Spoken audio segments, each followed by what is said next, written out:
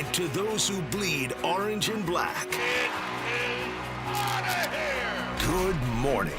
This is Murph and Marcus. Brian Murphy and Marcus the Waterboy Boucher. Streaming live at twitch.tv/The Sports Leader. Sponsored by Bigelow Tea. Grab a mug and tea proudly. Daly City Chapter 2. Let's see how this book turns out. Day 2, we did it. Or as they said in Spinal Tap, welcome to Spinal Tap Mach 2. This is Freeform Jazz Odyssey. Dude, we are here. We did it. It's our first full week launching after Friday's test run. We decided we liked the view of Marchbank Field so much. We're coming back for more after our John Madden tribute on Friday. Yes, good morning, everybody. The Murph and Marcus Show. Brian Murphy, Marcus Boucher. Look at your YouTube. Look at your Twitch. Look at your Twitter. It's brand new. We look totally new. It's the new me. It's the new you, Marcus. Good morning, brother. New studio, new city. Who dis? What's up, Murph? Glad to be back after launching our first show on Friday morning. And really, I'm just excited that I did not show up to the wrong studio this morning. I was stressing out all weekend long. I had to set reminders to myself. Drive down to Daly City, drive down to Daly City, drive down to Daly City. And we're back again on a Monday morning. Well, because people care about important things like our commute, I will fill people in after Chapter 1, where I missed the exit to John Daly Boulevard coming down 19th, because it is right off of 19th. Like, you come to that stoplight at Sarah, you better be on your game. Otherwise, you're going to miss that John Daly exit on the far right, which I did on day 1, because it's dark and it was new.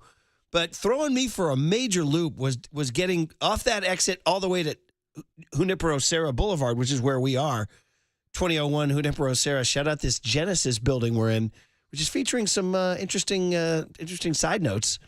Yeah, there you go. And shout out the people in the parking lot who I'm seeing. Shout out the scene in the lobby this morning too. A little bit of a different crowd. It's not Oppo hanging out in the parking lot anymore. Oppo, we miss you, buddy, and sorry about Inter getting smoked in the Champions League final, buddy. We were texting about that. He was a very gracious loser. I was rooting for Inter too. He said, "What can I say? Desiree Doué was too good." Wow. So anyway, but the point is you got to make a right and then another right and then another right and then another right. I almost biffed it. So I got here, though. I'm going to go ahead and say right now, 6 minutes longer. It's about 6 minutes longer. How's that sound? Now, real quick, I was trying to map it out. If you take a right and then a right and then another right, aren't you just essentially making a left? Pretty well. Let's see. I went right, right. You end up going left. Right. But you have to make that left. You can't make that left. Yeah, so you got to circle the block. I got to loop and then take a bunch of rights. Wow. It was very confusing. You got the right-handed roundabouts. You have the easiest freaking commute. You just you won. You won the lottery. I mean, literally, I see 2 or 3 different stoplights on my way to work, one getting on, one getting off, and then basically I'm here. How has it changed your mentality? It's nice. I'm not stressed out anymore. I told you, dude, those self-driving cars were driving me crazy. Yeah. Like, I you know me. Like, I used to make the commute from San Jose up 280, and I hated traffic at that early in the morning, and it led to a few altercations where maybe I had a few hand fistfuls full of pennies. Maybe I got pulled over for flying the bird at 5:15 in the morning or whatever the hell time it was. So it's nice just kind of getting on the road, not having to deal with any traffic. A little weird being back on the freeway that early in the morning, but flew down here in about 10 minutes this morning. My man is relaxed. He's tanned, rested, and ready. Life is good right now. Just like life is good, kinda, for the Giants, who when we signed off on Friday morning, we were distraught. They had been swept in Detroit, the off day and Thursday, and then down in Miami. And since we left them, they won the series. But I don't really know if they soothed fans' nerves by winning this series. Definitely not. I mean, you're like, hey, Giants won a road series. People are like, yeah, but. Big but. Because Friday, while that was fine, Kyle Harrison started, and they scratched out just enough runs. 2 runs, I believe, and a 2-0. Saturday, I think, was enough negative energy that it almost obscured the good vibes of Sunday's win. Absolutely. Because Saturday's game was like, bro, are you kidding? Are you putting up a blanket goose egg down here in Miami now? And even when you're trying to hit home runs, the Marlins are taking them back from the other field. It's like, and people weren't even mad at, Tyler Fitzgerald hit a home run that was taken back. And I think the main reaction was, dude, hit it farther next time. Hit the weight room, Fitz. Come on, man. Frickin' warning track power. And then that guy makes that, concussion catch on Jung-Hoo Lee. It's like, hit it farther next time. You're getting mad. And so that was just an incredibly That's what I said. I said on Twitter, I said, Melvin's got to flip the spread at this point. You got to go in and flip the spread. Well, when you see the results from Saturday, the fact that you actually had more hits than the Marlins, you had 8. You also had 4 walks. You had 12 guys on base, but you were leaving them stranded all day long. And then on a day where Robbie Ray's out there dealing, absolutely dealing, 7 innings strong, 1 earned run, 9 strikeouts. But that 1 earned run was too much because you couldn't get him any run support. And the Marlins got that 1 earned run only off of 3 hits. He got the full Matt Cain experience there, which Verlander was like, welcome to my world, you know? Verlander, who, by the way, they're continuing to pause, interestingly. Yeah, I haven't seen the actual projected pitching lineup for this week. As far as the last time I checked, it would line up again since Kyle threw on Friday to pitch on Wednesday, but I would assume that's where Justin Verlander would rejoin the rotation, but have not seen any news updates about whether or not Justin Verlander will officially rejoin the rotation this Well, we got weekend. Logan Webb tonight, which is good. Webby. Okay, Webby. And then we'll see what the Tuesday starters are listed as. We got a little Landon Root for Tuesday. There it and then we'll go is. to Wednesday, and we'll see who's slated on Wednesday. They say There Kyle it Harrison. is. It's Kyle, yeah. So that's how I thought it would be lined up, but we'll see if there's any news updates, any breaking news from Bo Mel and the boys this morning. And then Thursday day, Robbie Ray. Mm-hmm. Matinee Thursday. Day game. Yeah. Which is going to be one of the first negatives of moving down here to Daly City is that we can't walk down to the ballpark. Pretty big negative. Yeah. Pretty big negative. That's huge for guys like myself, Young Tony, and John Joe Curley getting fried out at those day games. Can we ask the Padres and Giants to play at Marchbank Park? I still, right here? we'll host them. Marchbank Field. Is it Yeah, Park or Field? I'm not sure. We'll do it live. Let's get Padres and Giants at Marchbank, 12:45 on Thursday. I'm here for Well, it. that's when you can do your smoking your meats and all that Yeah, stuff. I'm telling you. How was the rest of your weekend, buddy? How was My it? weekend was great Highlights? because on Saturday, I was dropping a few Opas down at the Greek Festival in San Jose. Give him one last one there, buddy. Opa! Oh, and man. dude, here's the thing. Shout out to everybody from the Creek Festival. My guy Elias, who's basically like the governor, the president of the festival down in San Jose. Georgia as well. She took us around, gave us the full tour. I'm talking beer. I'm talking wine. I'm talking different types of shots of different alcohol. I was drinking Greek Lightning the entire weekend. Go which is Greek Lightning. It's like they're they're burning up a quarter of a mile. That's what I'm saying. It's Yeah, like yeah. their Greek tequila. I was eating all types of all types of food. Excuse me. Don't wanna have a Freudian slip this morning, but I was eating some goat and some lamb and some other stuff. It was delicious. Goat? And then how about this, dude? My guy Elias swings me by like the main stage, the main table. He goes, all right, here's the microphone. Say something. I'm like, hey, what's up, everybody? It's Marcus from the Murph and Marcus Show. Just wanted to say hello, hi, and Opa! And the entire crowd dropped an Opa on us. Wow. So, yeah, it was a great week. You achieved Great full weekend. openness. Exactly. Did anybody from the building go down there with you, buddy? I was down there with 2 of my favorite coworkers, P1 Paul, who put it all together. So shout out Paul from He's the guy Pleasanton. doing those sit-ups in that Exactly. viral ad you seen there. 5-pack Yeah. Paul was down there, and then everybody's favorite, your favorite coworker's favorite coworker, Maria Lopez, made it down to the 408 this weekend. Opa. For Emlo. Yeah. All right. So, Good. yeah, Did it was she- a fun weekend, a lot of food. Had some saganaki, some flaming cheese, which was delicious. So where was the whole situation? Where was this? It was at the St. Nicholas Greek Orthodox Church down Is in that a San church? Jose. Yeah, like down the street from Bellarmine Prep High School. There you go, buddy. I know that area. Yeah, you know I've been down exactly there where for it's at. many a water polo tournament. Wow, that's outstanding. So now no more Opa? I don't more know. Opa? Not until next year when we bring him back down to San Jose. Sounds like we're going to re-rack the partnership. So stay tuned. There will be more Opas. What about you, my man? How was your weekend? It was chill. It was very chill. Like I was trying to think about that. I was driving. I'm like, God, what did I do this weekend? The highlight was a Rory's Juniors Pirates team continues to make a miracle run from the bottom of the bracket. Dude, the Buccos They are still knocked off. alive? They won the winners bracket. We're now in the city championship. It's a miracle run from the bottom of the bracket. They're is all the way. insane. So now we wait for the losers bracket to fight it out. We don't play till next Sunday. So yeah, they went 3-0. They knocked off 2 top seeds and 1 upset team. So that was fun. What was interesting was their game was scheduled for 4:30 on Saturday. So it was great. And except for the game before it started at 1 o'clock and played till 2 o'clock, 3 o'clock, 4 o'clock, 5 o'clock, 5:30. A 13, 14-year-old baseball game went 13 innings, Wow. dude. 4.5 hours. Wow. And Where's the pitch clock when you need it? I know. And they even put runners on second starting in the 9th inning. They went with the ghost runner? And nobody could crack through. And we had to start. Our game didn't start till like 5:45, so we had to finish like in the gloaming. And you had a little Rory on the mound to close it out. I'm like, bro, it's getting dark because if they call it for dark because we had to come back the next day, you better close this S out. And he did. 1, Got 2, the 3. job done. He did. 1, 2, 3. Atta kid. Candace had a huge weekend. Went down to her club swim team down in San Jose in your area. San Jose Aquatics was like her famous club swim team. They had a big. Who knew that club swim teams had reunions? There was like she was like all emotional. All these people came from 40 years, so she had a huge situation down there in San Jose. And the guy who hosted it is a listener. Ah. And I was supposed to go, but because of Rory's game, I couldn't go. So I want to shout out to Doug, the host. Apologies for not going. He said he had me. He was going to mention our show in his speech, but since I didn't show up, he cut the line out of his speech. Oh, we got 86 out of the speech, huh? We got 86, like getting bumped in the green room at Johnny Carson.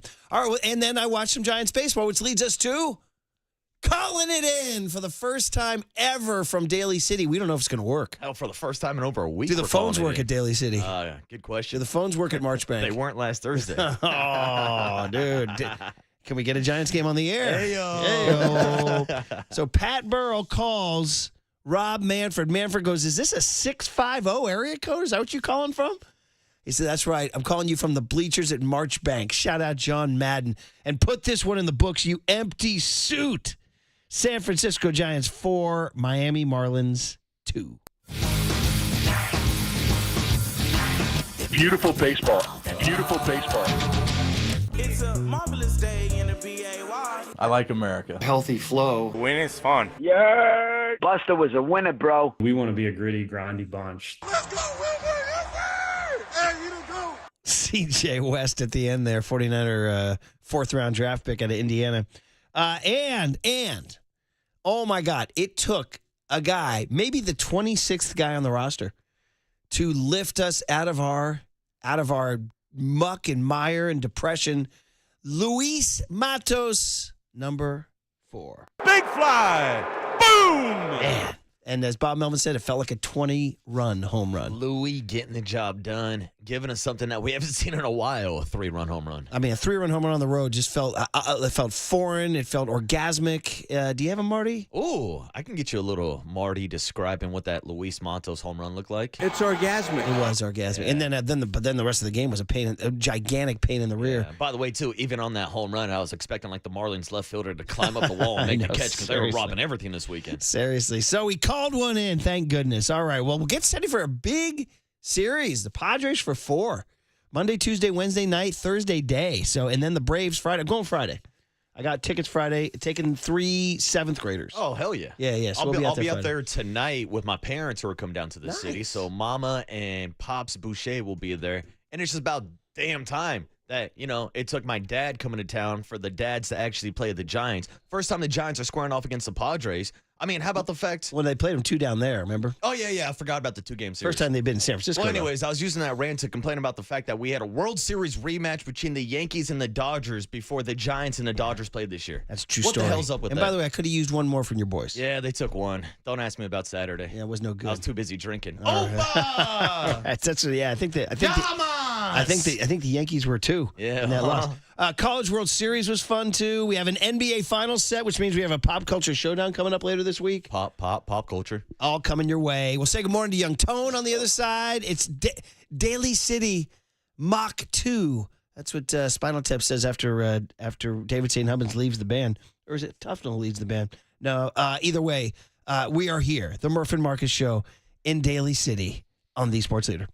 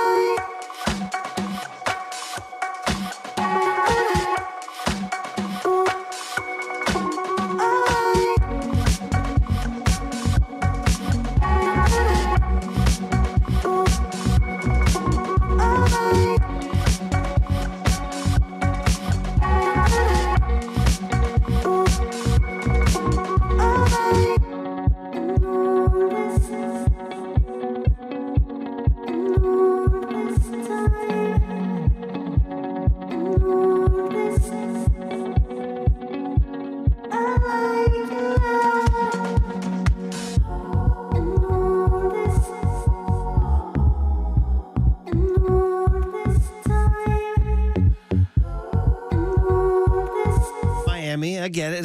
By the way, I particularly loathe that song. Really hate it. Have a deep hatred for it. Is that why you had young Tony pull the plug halfway through? No, I was letting it go, but John Joe Curley had this whole radio plan that the Giants scored 4 or fewer runs for I think it's the 15th straight game. Is that right? Maybe 14th straight game? 14th straight game? Yeah, I saw 14. But did you see the stat that hasn't happened since 1976? Feels like you're leading me somewhere. Well, John Joe said, how about if we do rejoins from 1976 to pay tribute to this offensive futility? Pay tribute, So in the middle of the Miami Sound Machine rejoin, I said to young Tony, I said, I thought we were doing 1976. He said, that's my bad. So he just seamlessly took you from Gloria Estefan in the Miami Sound Machine, trying to put you in South Florida, now putting you in 1976 for the number 2 song from 1976, of course. I like it. The iconic Kiki D and Elton John here, yes. And Murph, I feel like we can kind of view it and kind of experience it as the Giants took a trip out to Miami, but the Giants took us on a trip back to 1976. And that's the mashup you just got there from Young Tony and I'll on go a Monday 76 morning. all day. First of all, raise your hand if you were alive in 76. You're the only one, Murph. Raise your hand if you remember 76. Yeah, like it was yesterday. Hey, let's get political up in this speech. I'll tell you something about 1976. The bicentennial, we were all on the same freaking team back then. I'm telling you, we all got the Coke cans with the American flag. We loved the bicentennial, Democrat, Republican. There was no such thing as red or blue. We were freaking Americans. And what the hell's going on out there right now? What the hell is going on? The media said what? Thank you. This reminds me of of course you voted for Carter or Ford, whatever. You didn't hate each other and then have a station where everybody said Jimmy Carter's the worst thing ever and Gerald Ford's the worst thing ever on the other station, and then you hated each other forever. Murph, keep it moving, baby. Keep it moving. Yeah. But you're bringing me back to 76. We all enjoyed the bicentennial. There was nobody out there ripping the bicentennial. He screwed up the bicentennial. I hate the bicentennial. Here's what's wrong with your bicentennial Murph, celebration. Keep it moving, baby. Keep it moving. Well, I ask you this, Murph. For 1976, were they ripping the Giants' offense like fans are ripping it right now? 76 was a bad Giants year. The AstroTurf was bad. You know, it was that post McCovey, Marichal, Mays departure. They were drifting. The only thing was going on was a young John Montefusco and was a baby Jack Clark. No, he debuted the next year. Maybe did Clark debut in 76? Maybe, but it was grim times. Grim times in 76. Right. Other than the bicentennial with our Coke cans with the red, white, and blue flags on them. But so thank you, young Tony. By the way, there's a rich playlist from 76 that you're going to enjoy very much. But yeah, man. So listen, the futility thing is unbelievable. Like I said, they won yesterday and we're still pissed. Well, here's the thing. Everybody's focusing on the offense. And I understand that. They are struggling. We are giving you these stats for not scoring more than 4 runs for the first time since 1976. But Murph, I would ask you, how was the rotation in 1976? Were they going out on the road in Miami and only letting up 3 runs the entire weekend? The Giants' pitching staff is phenomenal right now, the starting rotation and the bullpen, but it felt like even in yesterday's game, people were waiting for the Jordan Hicks meltdown just so they had a reason to justify all the anger that they've had about the Giants for the last 2 weeks. Giants' top 2 players in 1976 were John Montefusco and Jim Barr, 2 starting pitchers. So it was kind of analogous. You know, it's funny. The pitching's been so freaking good that we were getting mad that the bullpen actually had to sort of sweat a little bit yesterday. They got it done. But they sweated, in particular, Jordan Hicks was terrible. But did I read that they scored 18 runs on the road trip, but only allowed 18 runs too? It's insane as we're talking about these struggles, Murph. They still went 4-5 on this road trip. I know it's not the 5-4 that you were looking for, but they got swept by the team in baseball that has the best record in baseball, the Detroit Tigers, and then they won the other 2 series. No, they didn't get the sweeps, but they won 2 out of 3 in both spots. So they sandwiched together some good baseball, despite the fact not putting up good baseball offensively. And they continue to be, I always go back to one of these signature moments was when we had Buster Posey on. And we had him on Thursday. We'll have him again this Thursday, by the way. And when we were asked him that 3rd straight negative question, he goes, guys, we're 16-9. And ever since then, I've used that as my sort of benchmark. And they're 17-17 since then. So, which isn't a disaster. Heck, ask the Colorado Rockies if they'd like to be 17-17. Hey-yo. Or the Oakland A's who've lost 17 of 18 games. The Sacramento A's, Murph. That's right. I just said the Oakland A's, didn't I? Yes, you did. Holy didn't even moly. think twice about it. Holy, I'm in, because you know what? I'm in a 1976 mindset. That's right. And I'm telling you, ever since the they were Oakland good in 76. Ever since the Oakland/Sacramento A's showed up in San Francisco and got a taste of the Bay for the first time when the Giants threw up that 415-510 banner and started playing Cool in the Gang Celebration after the game. They've been on a losing streak ever since. 17 of 18, you were saying? Yeah, 17 That's 18. insane. That is insane. A Taste of the Bay sounds like what you got at the Greek Festival. Oh, I got a taste of Greek, that's for sure. All right, let's say hello to young Tony Farias. You see him on your rectangle up there on the screen Young in our new studio as he's having trouble cueing the horns. Yeah, you know, like most fast food stations have like a Jack in the Box. Tony's kind of Tony in the box. Yeah, he is Tony in the box. Kind of sounds like he's a fast food Day worker, two, too. he can't play the horns. No horns. Don't worry about it, buddy. If they ain't there, move on. Look at that. Doop-doo-doo-doo. Just take your L. Oh, there they are. Opa. Yamas. Still working on some kinks there, kid? Yeah, all good. Just working through some issues, just like me, you know what I mean? Working through some things. Let's get technical issues up in this piece. Yeah, let's go. How was your weekend, buddy? Solid. Can't complain. Nice weather. Played a lot of golf. Played a lot Very of golf? relaxing. Yeah, very chill. You play well? Played decent. You got to keep playing, Murph. Not playing well enough. See, Scotty Scheffler keeps winning? I know. You guys- Guy's just like a robot. Did you guys see the stat that in the last 3 weeks, Scotty Scheffler has as many wins as the Colorado Rockies? Wow. Is that That's a hell of a stat. freaking insane? That's unbelievable. And that since the start of baseball season, the Nuggets have more wins than the Rockies. Nuggets. Nuggets aren't even playing anymore, bro. Nuggets. And they That's have more crazy. wins, yeah. So, but yeah, man. So, all right, well, good, man. What do we got today? All right, well, coming up at 6:50, if you missed anything over the weekend, we got your hums and your bums. Mike Kruko's going to join us, recap that series in Miami for us at 7:30.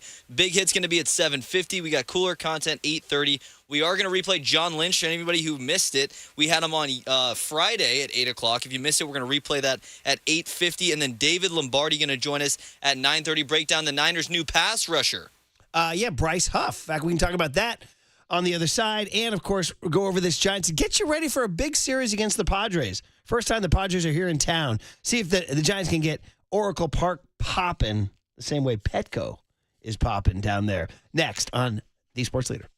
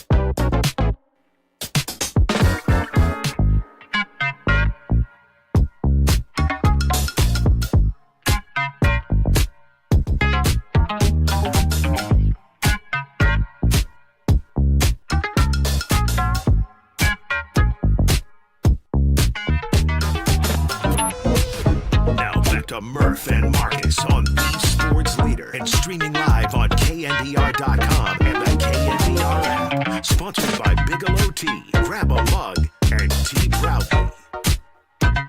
Our 1976 rejoins in honor of the Giants offense being as futile as 1976. Controversial.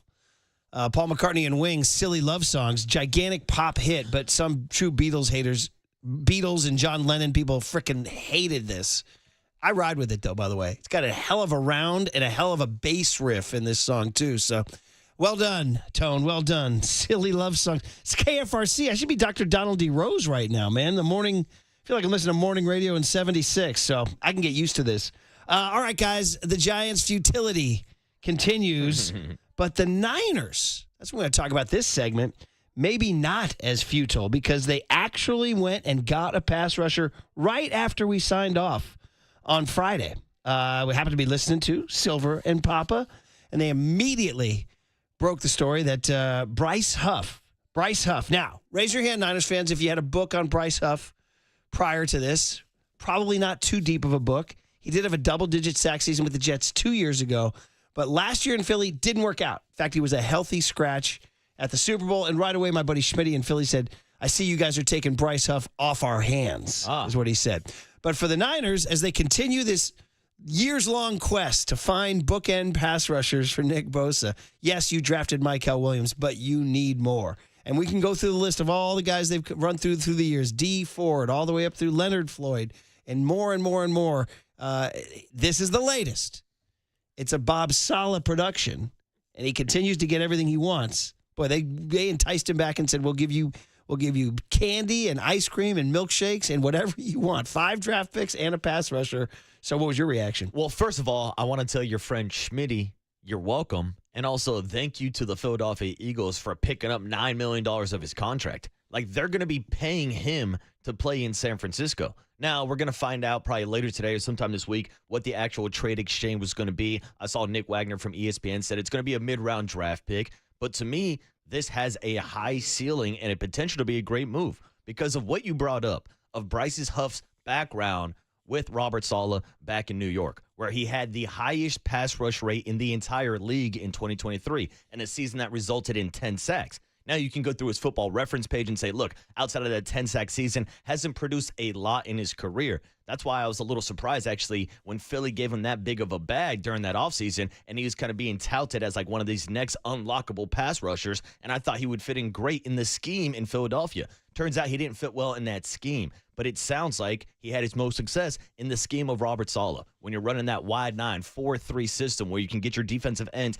to get outside and get to the quarterback. And I think what we saw in the draft was the 49ers focusing in the trenches specifically to stop the run. Now, that's not saying that Mykel Williams eventually can't be a great pass rusher as well, but I think he's more in the mold of playing on early downs for a second down, and then you're going to bring in a guy like Bryce Huff on third down potentially to get after the quarterback. Yeah, I mean, honestly, so it comes down to betting on Robert Saleh because, as we said, the guy did not succeed in Philadelphia. He doesn't have a huge track record, but he did with Saleh. So it's come down to his motivations, it's come down to his physicality. It's going to come down to his usage, as you mentioned, probably a specialist and moving Mykel Williams maybe inside on running downs too. So listen, man, they've had to remake this entire defensive line, and they're going about it. And they needed him. They needed something like this. They couldn't just. They're still were thin. If you looked at their depth chart prior to this move, they still were thin. Yetur Gross-Matos. I mean, it's a bunch of guys, man. It's going into the season. To be totally honest, I mean, it's going to be really interesting to see how Mykel Williams plays. Because they've missed on guys before, Javon Kinlaw and others. Drake Jackson, who just got released this offseason. Freaking Jackson. Perfect, yes. So, is there a guarantee Mykel Williams, Alfred Collins, and C.J. West were going to perform? Absolutely not. So you just need to keep stacking bodies. To be honest, I wouldn't mind picking up another one along the way too. So, but again, the message being, financially works out a little bit. Mid-round draft picks are, it depends. Big difference between a third and a fifth, but we'll see. I don't know. We don't know the compensation. We're going to have David Lombardi on later today. But they need a veteran. So just looking up Bryce Huff, the book on this guy, undrafted out of college, out of Memphis. He was a Memphis Tiger. And then wound up with Saleh and then blossomed. Led the NFL in pressure rate in 2022. had the breakout sack season in 2023, and then disappeared with Philly in 2024 for whatever the reason. Sometimes you sign a big contract. Maybe you're not as motivated. Sometimes there's a fit situation, but his year in Philly was not good. No, but Murph, we have to be careful mentioning the word pressure, because I know a lot of people get upset about quarterback pressures, because Nick Bosa the last couple seasons will be at the top of the league in quarterback pressures, but because he's not getting 20 sacks a la TJ Watt or a Myles Garrett or Max Crosby, people don't put him in that category. But once again, once you do tie this into the Nick Bosa bookend combination and talking about making life easier for Nick Bosa, and this makes life easier for Bryce Huff also on the other side, not getting the attention with Nick Bosa on the other side. It makes it better everywhere on the defensive line because they needed the depth after cleaning house this offseason. So Saleh, when Huff was with the Jets, his quote was, he's an elite pass rusher. He said elite twice. He said he closes games. He says people want to say, rush the pass. All he does is rush the passer. Saleh said, but all Mariano Rivera did was close ninth innings. Bro, so you tell me, if this guy is to pass rushing what Mariano Rivera is to closing, then it's a great signing. Okay. Perhaps a slight hyperbole there from Saleh. I know. Yes. Well, that was one of the questions this offseason. Who's going to carry the boombox without Deebo Samuel? Maybe it's going to be Bryce Huff, but only carrying in the boombox in the fourth quarter for Enter Sandman. Okay. Yeah, sure. Closing out the game. Will that? Are they even going to do the boombox without Deebo? Who knows? I mean, Trent Williams can still carry it. I'd like to see Demo take over that tradition. Seems like he would be a good hype guy to lead the team. I agree, too. I agree. David Lombardi of the SF Standard, who will join us later on today, talks about the money situation. And again, now we talk about like when you sign Brock Purdy, you can't sign anybody because you signed a quarterback. Well, yeah, you can. They just signed Bryce Huff, or they just traded for Bryce Huff. It's going to be a day. Well, according to Lombardi, it's a day 3 draft pick. Which means 5th round or later. Interesting. That's what he said. We'll have to confirm that with him later in the show. And he says, so for the Niners, it comes down to a day 3 draft pick and $7.9 million. For comparisons, writes Lombardi, that's less than the $8 million Samson Ebukam is now making with the Indianapolis Colts. Ebukam got paid. Guys go get paid. Huff went and got paid in Philadelphia. So yeah, one of the few errors that Howie Roseman and the Eagles have made. He didn't fit, I guess, Vic Fangio's scheme. He also tore a wrist ligament, which is a big deal. So motivation, it'll come down. He's 27, so the age is not a huge factor. It's going to come down to motivation. It's going to come down to health. It's going to come down to fit and usage. But, man, they needed a body. They needed and they got it. And most importantly, Murph, it's going to come down to a last place schedule. It will always. What did we decide on, by the way, for our last place schedule? Are we going Foghorn or are we going? Of course, we moved to the new studios. I don't even know if the last place sounder made it over. Yeah, I think we left the Foghorn in the old studio. I think it was. There it is. Hey, Bryce Huff, you hear you're playing the Cleveland Browns and the New York Giants? Yeah, there it is. I mean, it is a factor. When you are thinking about a last place schedule, that means that you should be up in the fourth quarter, which gives you more opportunities to get sacks to close out the game. Enter Sandman, enter Bryce Huff. Giving the ball to Mariano with the lead. Out freaking standing there. All right, well, definitely we wanted to hit that for sure, as we are. And if you're just joining us, by the way, we are in Daly City Day 2. We made it. We came Friday. We kind of explored around. It was like the, did you guys ever do the tactile dome at the Exploratorium? Everybody do that? The tactile dome. Done that multiple times. Wow. You guys do the tactile dome? Young Tony? I think I have, yeah. Yeah, you crawl in, it's pitch freaking black. Like you've never experienced pitch black. You never done it? No, I don't think I have. You have to find your way through this little dome. It's like I don't know, it's like a big dome. And you got to find your way through these tunnels in the pitch black. You can't see a blanking thing, bro. And you gotta crawl. You're on all fours.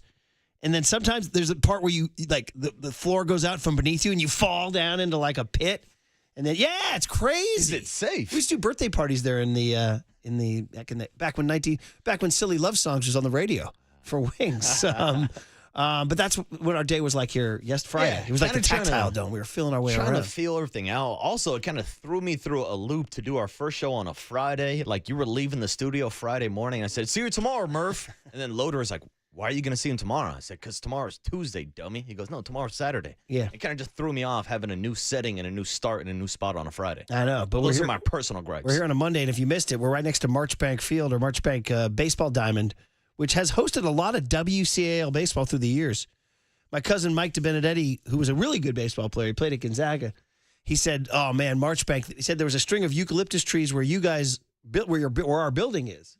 He said it caused a wicked shadow made it impossible to hit. He thinks his lifetime career batting average at Marchbank was like 212 because of the shadows there.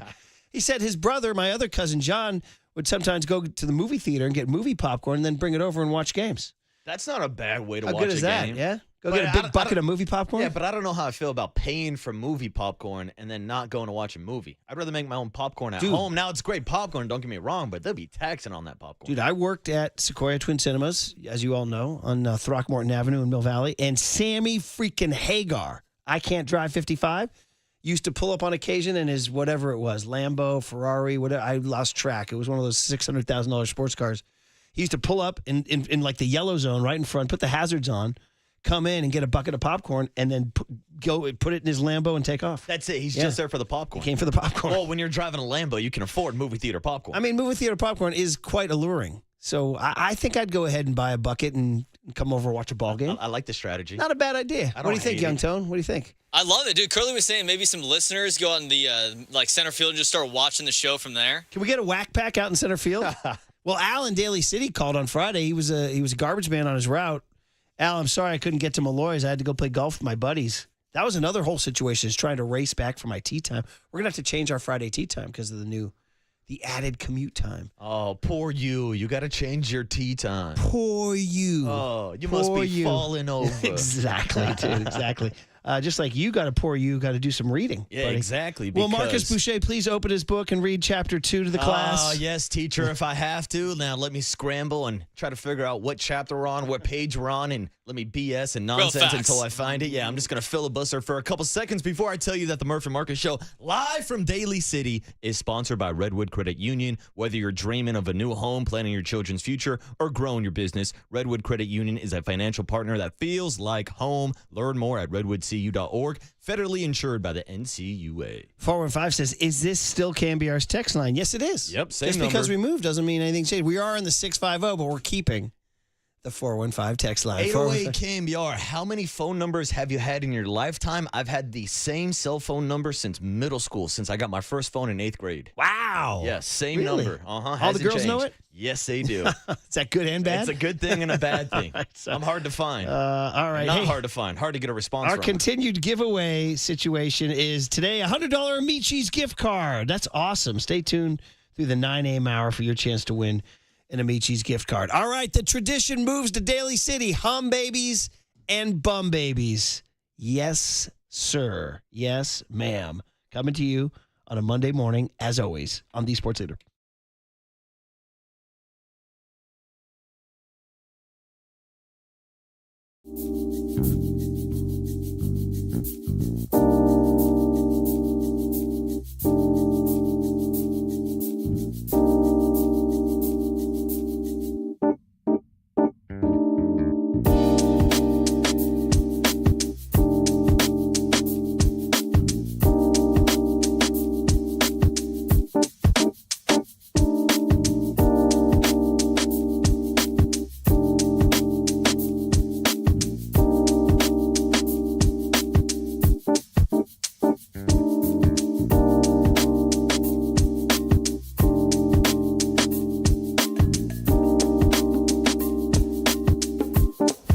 Time for traffic on the Sports Leader.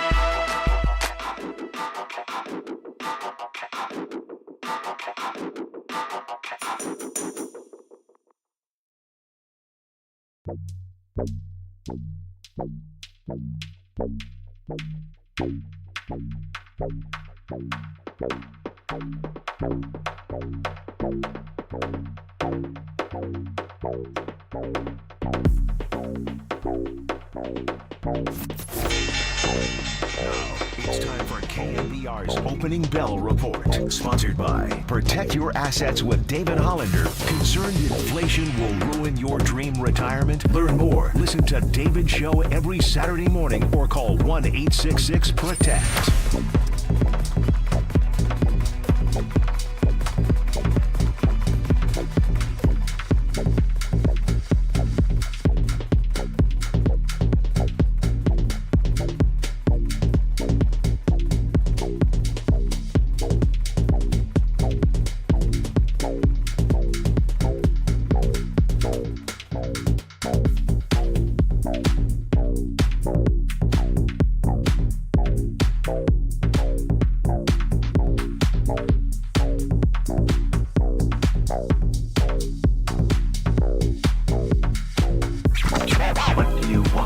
Same as you.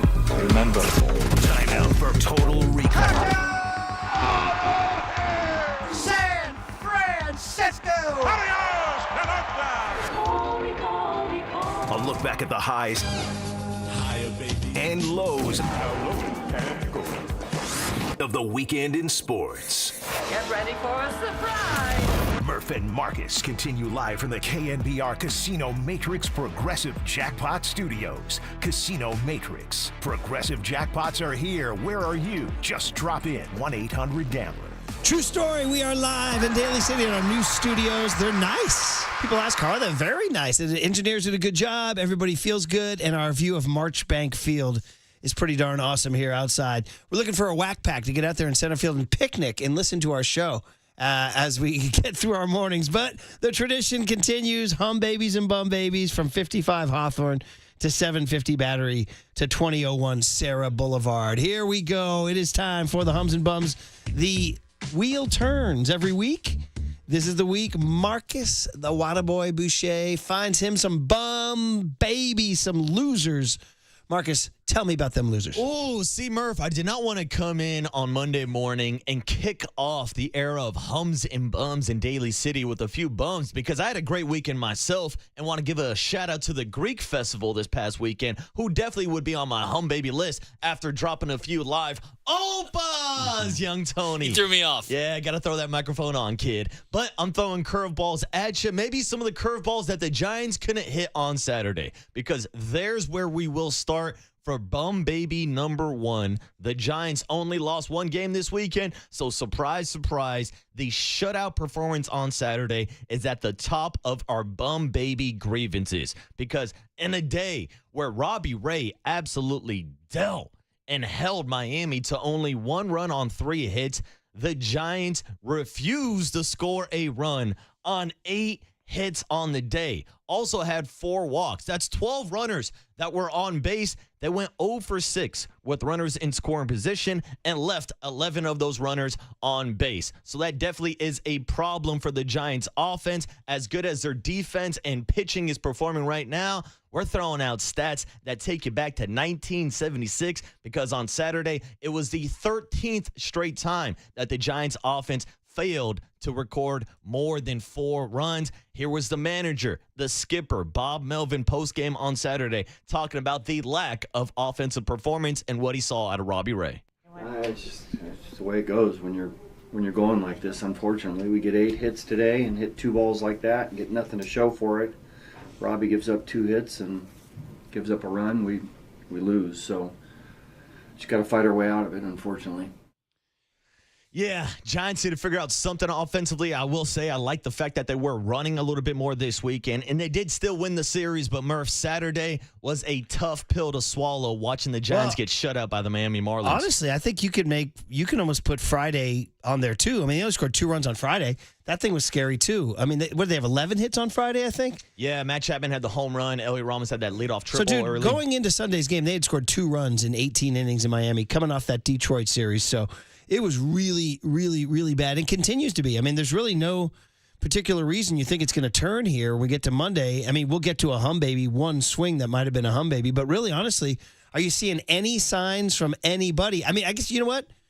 Honestly, Elliot Ramos finished the month of May as literally one of the best hitters in the league. Yeah, Elliot Ramos is definitely an encouraging sign. I feel like Matt Chapman over the last week or so has heated up also, but they just need more connection throughout the lineup. They need some of that production at the bottom of the lineup that we saw earlier this season. They got some on Sunday from Luis Matos. Stay tuned for a hum baby, spoiler alert. But yeah, overall Giants offensively this weekend, despite winning 2 out of 3, they still find them ways on the bum baby list. No, and 4 with San Diego, we'll have to get the bats going for sure. Can't win all these games 1-0. By the way, you're listening to KNBR AM and KNBR FM, San Francisco, the sports leader, a Cumulus media station. All right, who else you got, buddy? All right, moving on. Bum baby number 2.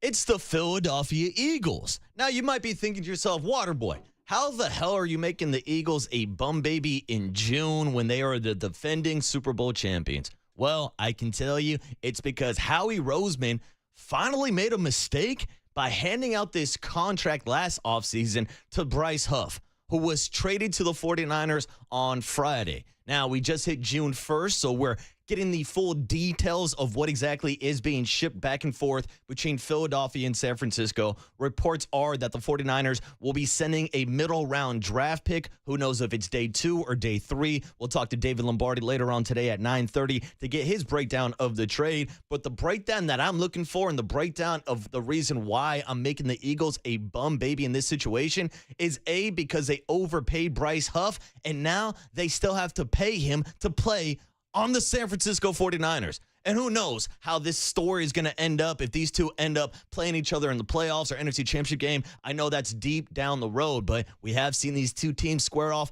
in 2 different NFC Championship games. So it is interesting to see that they are still doing business and making trades and helping the 49ers get some more depth on the defensive line. Bryce Huff is a guy who had a career year with Robert Saleh back when he was with the New York Jets, led the NFL in pressures, had a career high 10 sacks. So we'll see if getting him back in the right scheme with Robert Saleh can bring back that production from Bryce Huff. Here is Bryce Huff's former teammate, Brandon Graham, who also was a member of that Philadelphia Eagles defensive line, talking about why the fit didn't work in Philadelphia and why he thinks Bryce Huff will be successful in San Francisco with Robert Saleh.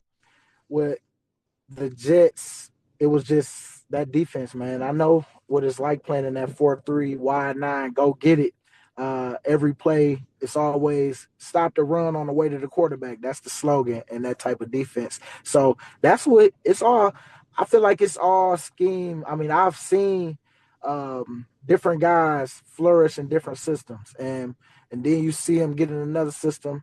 It's different. And what they asked of them this year, it just wasn't a great marriage, I would say, because I know Huff can rush. I see him doing all that, but sometimes it's just different with the type of scheme and what people ask of you and they want you to be able to do.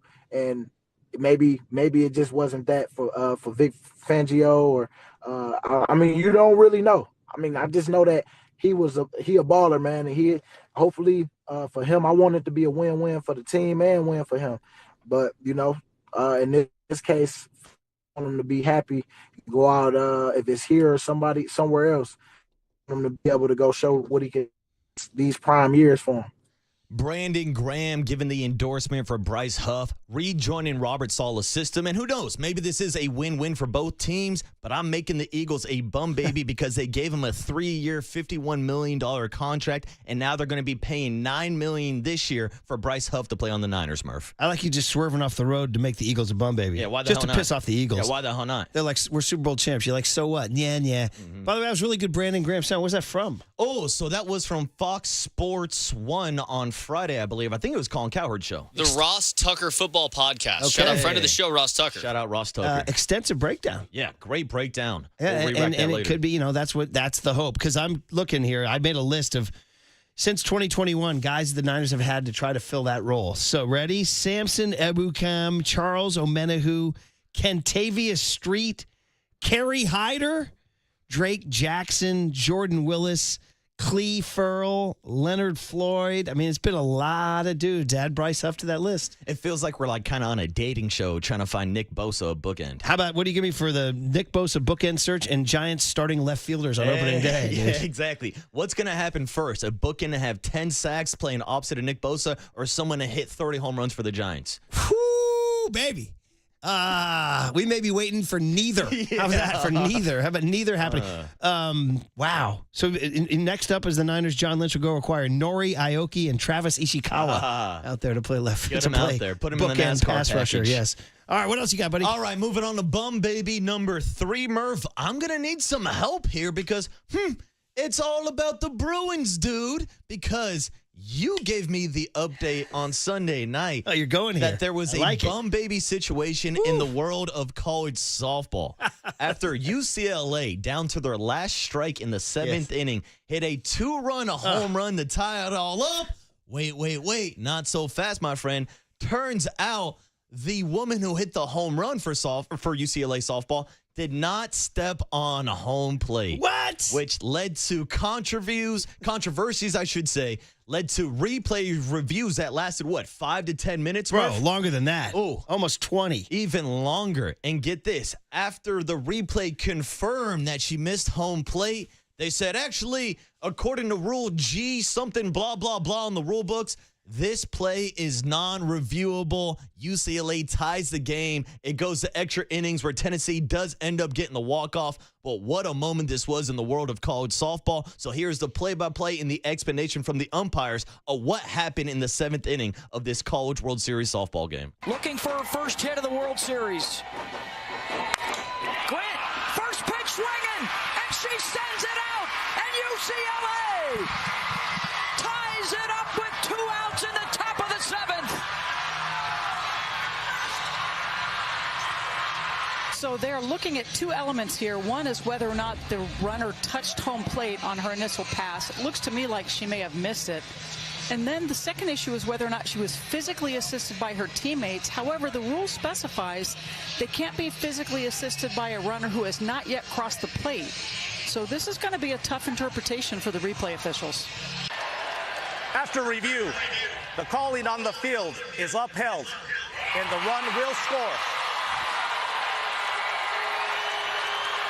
The runner did miss home plate and was assisted. However, that play is not reviewable according to Appendix G.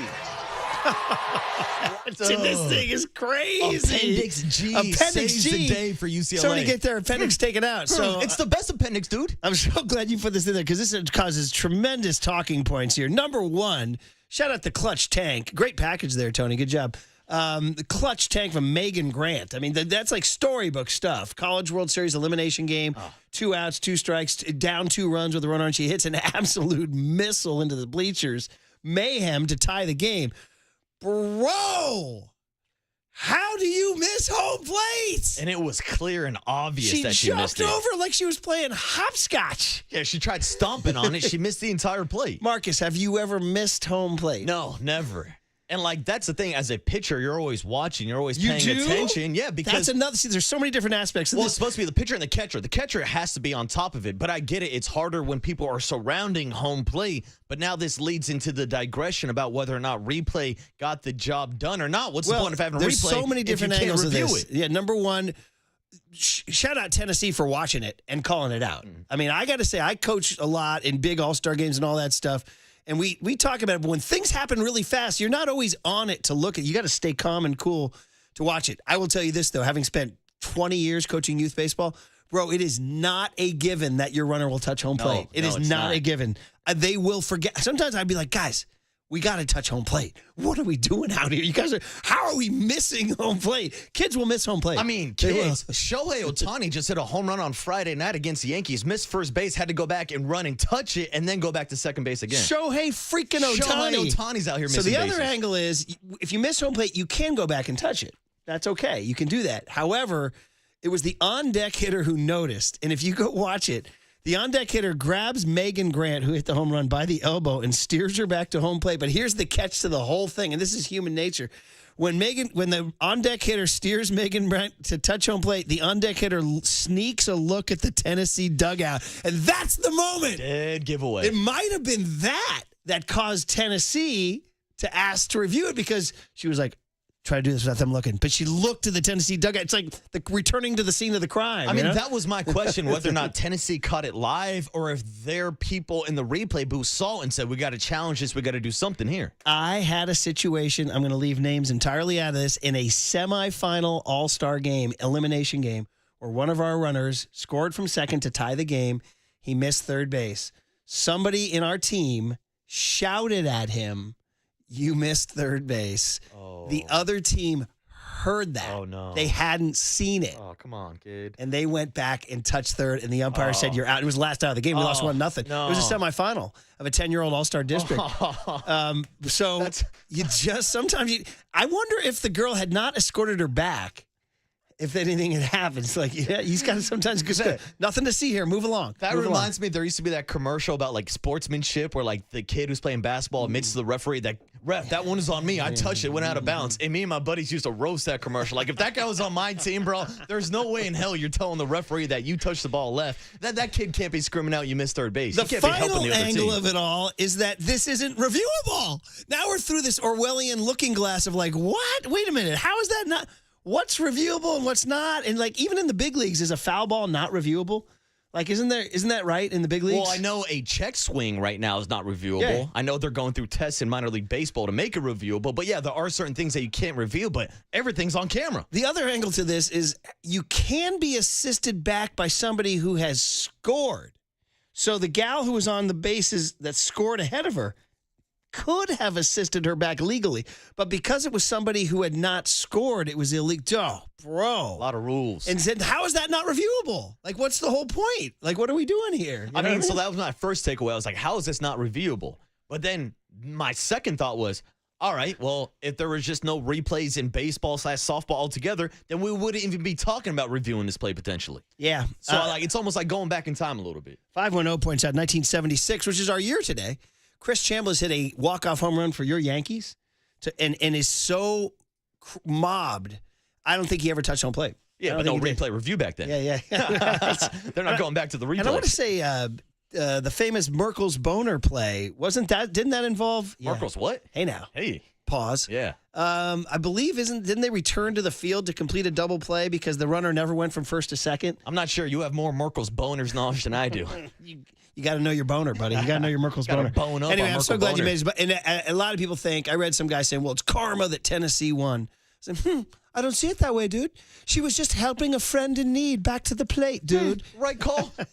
Nice call, baby blue. Chivalry is not dead, dude. She missed home plate. Debatable, dude. We play by the rules here, dude. All we were doing was helping us back, dude. All I said was call them both ways, Richie. All she did was help her back to the plate, dude. So anyway, UCLA eliminated from softball, but not from baseball. We won our regional. Shout out Jack Loader Jack Loader, Arizona State. They played us Saturday. He tweets out, it's going to be a very, very, very bad day to be a Bruin. We beat him like 11-2. I sent him that tweet. I said, bummer. Oh, man. Yeah, Make sure bummer. you tell him to wipe that cream cheese off his face again. Seriously. That one dude. rattled him on Friday. Oh, did it? Yeah, definitely. Yeah, well, good. He needs to tighten it up a little You can't bit. be a grown man talking to another grown man with cream cheese on your No, face. you cannot be doing that, What are we brother. doing? No. Put Anyway, him good on the bum bum baby babies. list. All right, we went long, so we'll do hum babies on the other side. A review of your bum babies again. Bum babies, Jack Loader with cream cheese on his face. UCLA softball in the scandal/controversy of not touching home plate. The Philadelphia Eagles for having to pay half of Bryce Huff's contract with the 49ers.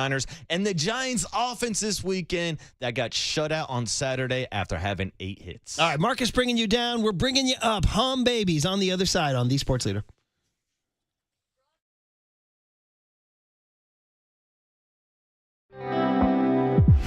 Time for traffic on the Sports Leader.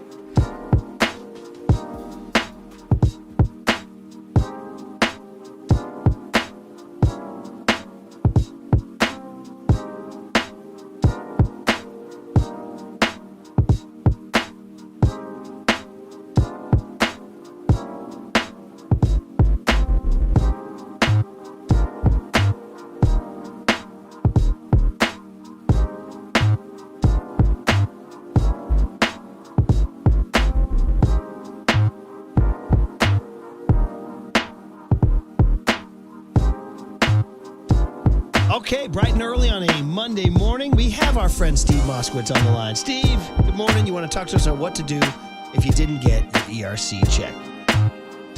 Well, a lot of people are waiting and waiting and waiting, and they don't even realize they're entitled to more than they thought because the government pays you interest. And waiting this long, a lot of people are getting big chunks of interest. But there's big worries. Will President Trump do away with ERC and his promise to do away with $2 trillion with a T of federal spending? Who knows? Why take that risk? There's 3 different ways we can hurry them up. And that's what we want to do. We want to hurry them up for you. We want to get you your money while this is still good law. Or if you got a letter that says you don't qualify for ERC, no ERC for you. There's a lawsuit right now alleging the IRS is using AI. They don't even know if you qualify or not, and you're denying people. So we want to appeal that. The bottom line is, if you haven't gotten your check or they said you're not entitled, you want to call us immediately. We do this as a top priority. We have a free consultation.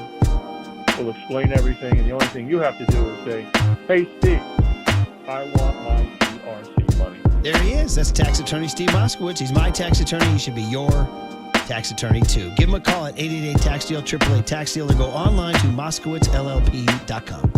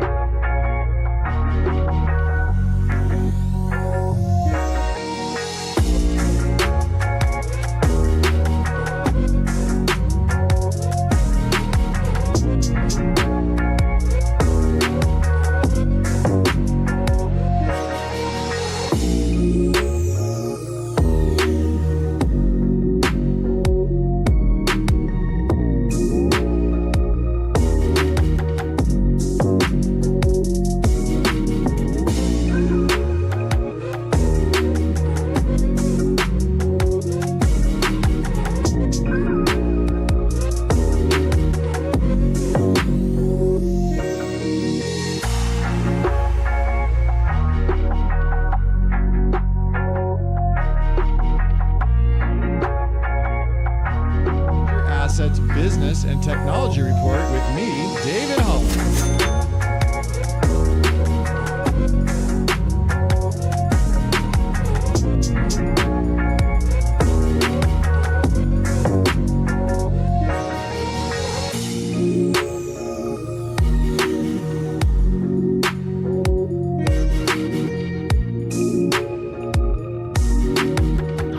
This has been the Protect Your Assets Business and Technology Report with me, David Hoff. You worked hard during your career to save money, but is your money growing the way you want it, or should you invest it differently? Let's talk about it. Join me this Saturday from 8 to 9 a.m. right here on KNBR for my show, Protect Your Assets. Or call 1-866-PROTECT.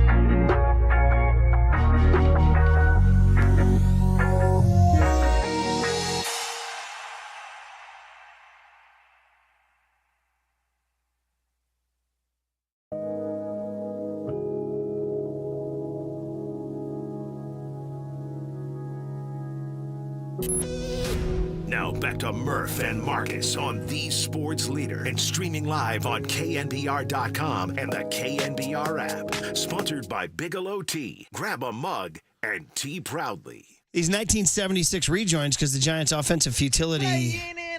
We don't really have we have so many different stats. I've heard 88, I've heard 85, I've heard 76. Doesn't matter. We're going with 76. Doesn't matter. The Giants haven't been this bad since before myself, Young Tony, and John Joe Curley were alive. Because the 76 rejoins are the most fun, yeah. When I was a kid, I was very startled because I thought they were swearing on the air. Play that what music? What? You can't say that. Come on, white boy, play Sure it. sounded like it. That sure funky sounded like stuff. it. Here it is. Young Tone, imagine being in third grade and hearing this.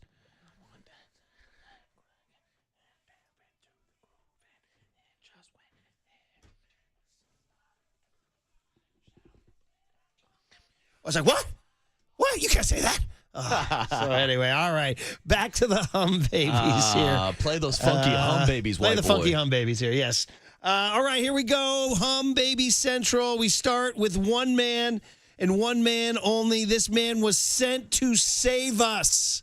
And he happens to be probably the 26th guy on the roster. He hadn't played in a Giants game in a week since Monday in Detroit. He's only played 4 times since May 18th. He's hitting in the 100s. And it was Luis Matos, who's Hum Baby number 1. He was sent to save us. Take it away, Hum Baby number 1. 2 on, 2 out here. The pitch. He hits a high drive to left. Stowers back. On the warning track, at the wall. It's gone! Matos goes deep. A 3-run homer. And the hit that's been sorely missing for the Giants makes it 4-0 here in the 4th inning. That's huge. I mean, the way we've been scoring runs, it felt like a 20-run homer at the time. Obviously, we had to grind at the end, and it'd be nice not to have to play that game every day, but a huge swing for a guy that works really hard every day, doesn't get to play a whole lot. Numbers gets called on a day like this when we're not scoring any runs and has the biggest swing of the game. So really hats off to Louis for working hard and being prepared for something like that. I mean, what a moment, guys. I mean, weren't you all just like stunned when it went over the fence? Marcus, you said earlier today, and I totally agree, I was waiting for a Marlin to climb into the stands and catch it. I mean, I literally thought the Marlins left fielder was going to climb up, stand on top, and start doing jumping jacks and rob that ball. I mean, he only has 76 plate appearances this year. I mean, Christian Koff and Sam Huff have fewer, so he's not, I say 26th man on the roster. You know, I'm just sort of debating it. I mean, Casey Schmidt only 47 plate appearances, but he's been hurt. But he's definitely somewhere between 23 and 26 on the roster. And he's only 23 years old, and he's out there and he's grinding. He's hitting $167. But you know what? He's got 4 tanks. Yeah. He's got 4 tanks in 72 at-bats, which not that bad, buddy. Yeah, and I want to say at least 3 if all 4 are against left-handed pitching. And it's something that we've talked about with the struggles this year against left-handed starters. Now, Luis Matos would also be a part of that struggling situation since he is hitting about $150 on the season. But if you're looking for right-handed bats, he's the guy to me just always feels like he needs more consistency. He needs more playing time. And it does seem like Yaz is coming back to life a little bit. So maybe it is an opportunity for Luis Matos to get some more coming back beats. to life, or you mean, or fading? Or fading back to, standards, kind of. You're saying coming back to reality. Yeah, back to reality. Back to life would be back like to life. Yaz is back to reality. Yaz is on a little bit of a cold streak, but he does play that great defense, and he is pretty solid and sound. But no, you're right. As of late, in fact, Yaz in his last 5 games is, I got the math for you right here, buddy. It's 12, 17, 20. He's 2 for 20 in his last 5 games. Yeah, I guess what I meant by that, he's coming back to real life. Like, it felt like he was playing above expectations early on this season. Okay, yeah, he's down to he's fallen down to 239. So I don't know. We'll see. What, 4 games against the Padres? I haven't looked to see because I'm not a very good radio host. Are the Padres throwing any lefties in this series? We'll have to do a little boning up on that. But what a swing, dude. What a swing. Oh, by the way, the game was still an unbelievable sweat fest, and the frickin' Marlins seemed to load the bases every inning from that point on, from the 7th inning on, which leads to our second Hum Baby of the Hum Baby segment, and that is the man who had not 1 but 2. Ready for this? Not 1 but 2 4-out saves. Now, for the old heads who remember Play That Funky Music, White Boy, and Silly Love Songs by Wings, 4-out saves, no big deal. Guys used to do 2, 3, 4 inning saves. Rich Gossage and Gary Lavelle and guys like that. Those guys had long saves back in the day. But these days, they like to give the guy the 1 inning save. Now, the last Giant I remember really logging those 4 or 5 out saves was your boy, Fear the Beard. Brian Wilson back then with the X. Throwing that up. Cost him his arm because he threw hard for a lot of 4 or 5 out saves. 2 Tommy John Yeah, surgeries. but Camilo Doval on Friday, a 4-out save, and the story was his mother was there to see him. And apparently it was a big deal to get her from the Dominican Republic to Miami. The story that the beat writers had was that it took about a year with visas, et cetera, and international travel and trying to get her there. Now, she had seen him pitch, of course, in the DR when he was growing up, but she had never seen him pitch in the big leagues. So it was a big old honking deal that his mom was there. She was pretty chill, by the way. She was filming the whole thing on her phone, which always makes me laugh. I'm like, Mom, there is 4K TV out there that has it all down always there. do it. Dude. They always do but it. they want it on their phone. And her name is Rosa Giron, Giron, Rosa Giron, Giron. She looks sweet, happy. There's a wonderful picture of the two of them after the game Friday. And then guess what? Bob Melvin said that was such a good story. We're going to do it again on Sunday. And he came in for another 4-out save, which, Marcus, I did my research. First of all, last year, he only was in a 4-out save 3 times in the entire season, and only one of them was a save. Now, 2023 is All-Star season. He did it a lot more. He did it 1, 2, 3, 4, 5, 6, 7, 8, 9 times, but never twice in one series. So this is the first time I didn't get back to 2022 and 2021. Yeah. First time that I can find in the last 3 years that he did it twice in one series. Yeah, and it shows utter confidence and trust from Bob Melvin and from JP Martinez that this is our closer. We will ask him to pitch more than 1 inning. I mean, it's been a night and day difference from the first week of the season where Camilo was struggling. He's now earned that closer role back, and he looks almost as good, if not better, than he did during that 22-23 All-Star season. So it's cool because he was an All-Star but has never pitched in front of his mama at the Major League level. So good weekend for Camilo Doval. And a cute picture of him and Mama Rosa in the Chronicle here. So here it is, Hum Baby number 2. Claro, eso es algo que siempre soñé.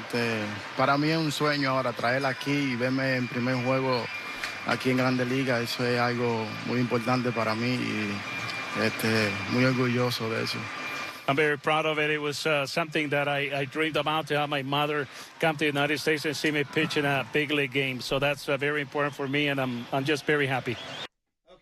Okay, Erwin Higueros on the translation, and just a really fun, heartwarming story. And Bob Melvin's like, yeah, you're going to go show your mom you can knock down 2 4-out saves. His stuff looks electric, absolutely electric, and he's throwing strikes. Mm-hmm. Everything's just arrow up right now for Camilo Doval. Well done, Hum Baby. And then finally, Hum Baby number 3. Sorry, honorable mention, by the way. I want to give honorable mention. PSG, Paris Saint-Germain, blows out Inter in the Champions League final. We did watch it. The Murphy family did watch that. And I was texting with Oppo, our great buddy from the parking garage. He actually sent me a text Saturday morning. He said, sir, you must watch this international football at its finest. I said, I'm locked in, Oppo. I said, let's go Inter. He wrote, Vamos Inter. He wrote to me. And then Inter got absolutely destroyed. But I said, Mark, I read to Oppo. I said, sometimes you win, Oppo. Sometimes you lose, with the shrug emoji. And he said, Desiree Doué was very, very good. And he was. He's a 19-year-old Frenchman, I believe, who's the next big thing. Along with, the kid Lamont, I'm going to screw up his name. Yamal? Is that his last name? 19-year-old Spaniard kid? I don't know about him. I know about him because Oppo told me about him. Yeah. Yamal is his name. We got 2 teenage kids, Lamine Yamal, 2 teenage kids who are the future of world football. But anyway, honorable mention to PSG and honorable mention to the Indiana Pacers for making the finals. We'll discuss that at a later date. But the third Hum Baby is neither of those. It is the end of the Inside the NBA run on TNT. That's right. Gotta salute it for all those years for being the most groundbreaking sports commentary show in the history of U.S. television. In fact, it's enshrined in the Basketball Hall of Fame. A TV show. It's never happened before, but a TV show has gone into the Basketball Hall of Fame. Now, this comes with an asterisk because they're coming back next year on ESPN, but it'll never be the same. You know what I mean? It's kind of like us moving to Marchbank Field. We'll be here, but it's different, right? We're not in San Francisco anymore.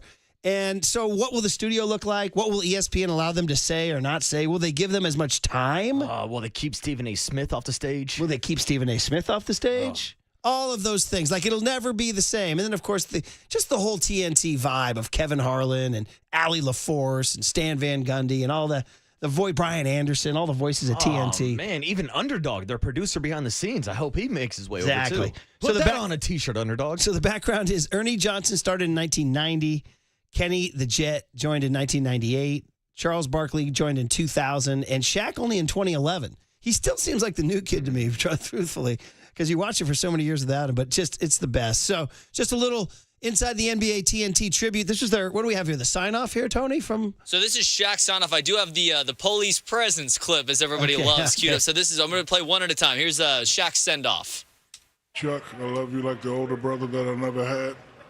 And if you say something, I will whoop your ass one last time on this show right now. It's been a great... Shaq, start with you. I'm the youngest here. It's been a great run. It's been an honor. Chuck, I love you like the older brother that I never had. And if you say something, I will whoop your ass one last time on this show right now. Ernie, you came to my house in 1989, 1991. It's a big honor. It's an honor for me to be sitting up here with you, Kenny. The way y'all embarrassed us in 94, 95, you and Akeem, you taught me what it was to be a champion, and we're a family. I'm glad we're sticking together. And like I said, even though the name changes, the engine is still the same. And to that new network we coming to, we're not coming to F around. And since it's the last show, I'm gonna say it. We're not coming to F around. We kicking ass, we taking names, and we taking over. Okay? I love you guys and I appreciate you guys, but hey, all right? Let me see that number one time for the number one show ever on TV. And we come over to take over that next network, too. Shaq is the best. That's a great sign-off by Shaq. Yeah, fantastic, man. Ever since David Ortiz kicked down the door in the 2013 Boston Marathon celebration, and then McAfee and everything, the F-bombs are flying. We should have been dropping F-bombs on Thursday. Probably should have. Leaving the 750 battery studio. Yeah. We're coming to Bonneville to take over. You say you have one more, Tony? Yeah, everybody knows about the police presence, right? Chris Paul and Blake Griffin got into it when they were the Clippers. Let's hear it. Here it is.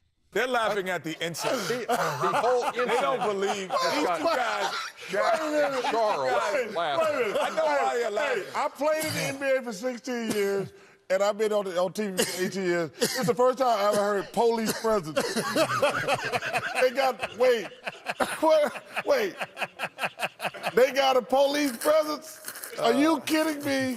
Wait, come on, man. Numerous social media reports that LAPD was called. LAPD was called.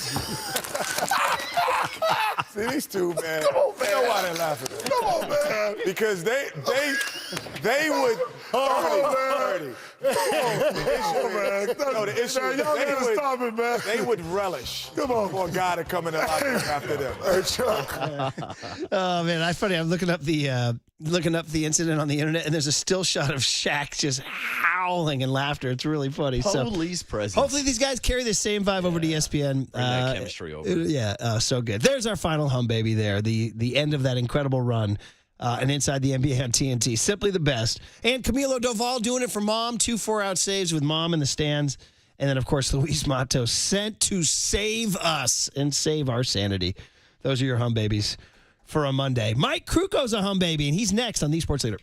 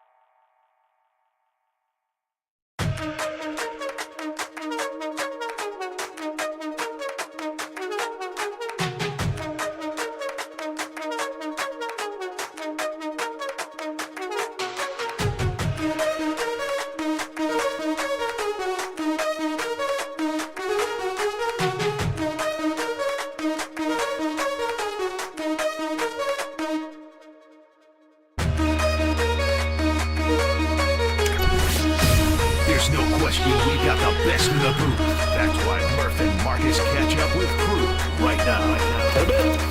On KNBR 104.5 FM and 680 AM.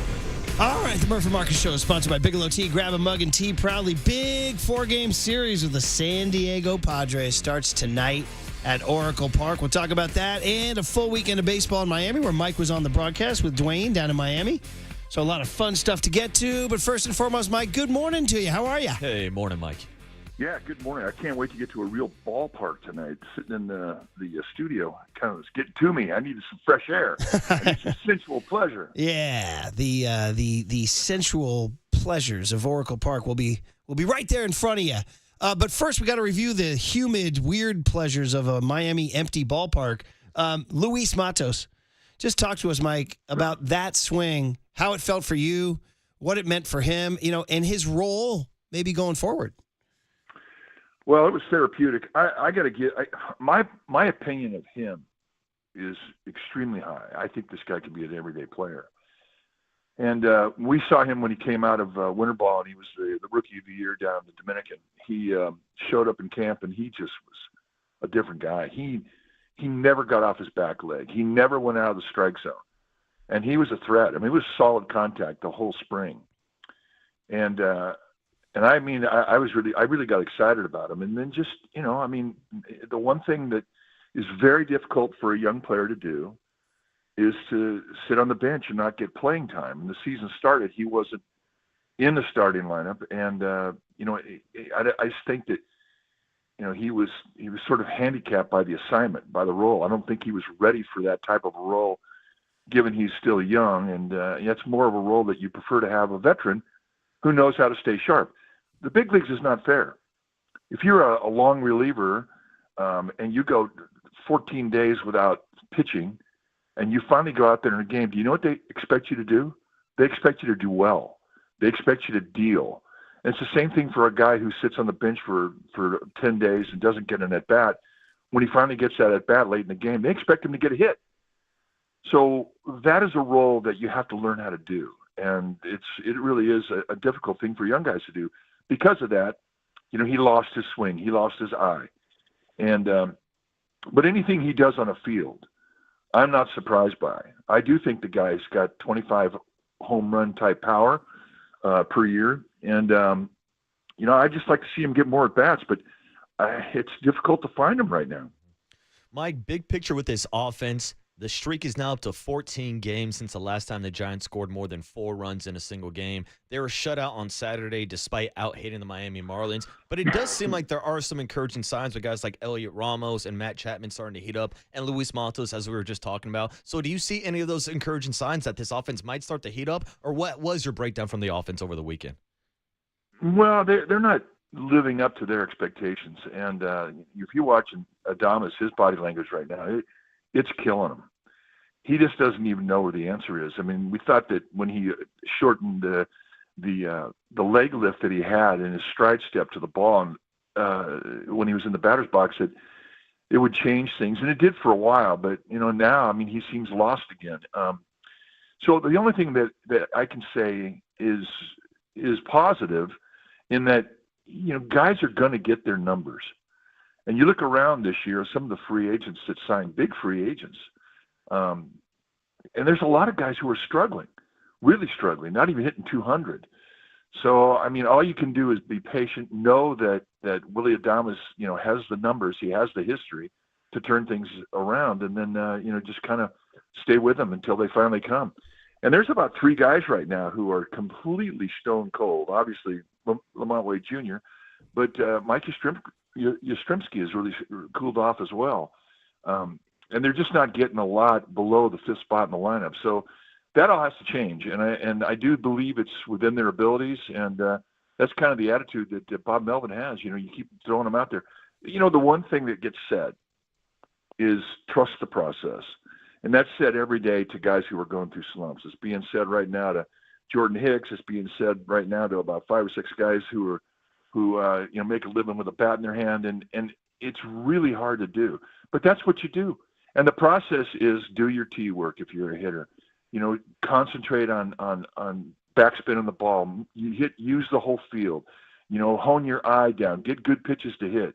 And for pitchers, I mean, it's trust the process of being able to make your motion compact and being able to control the whip snap of your release point. I mean, these are things that everybody searches for. And right now, there's some guys searching in that clubhouse.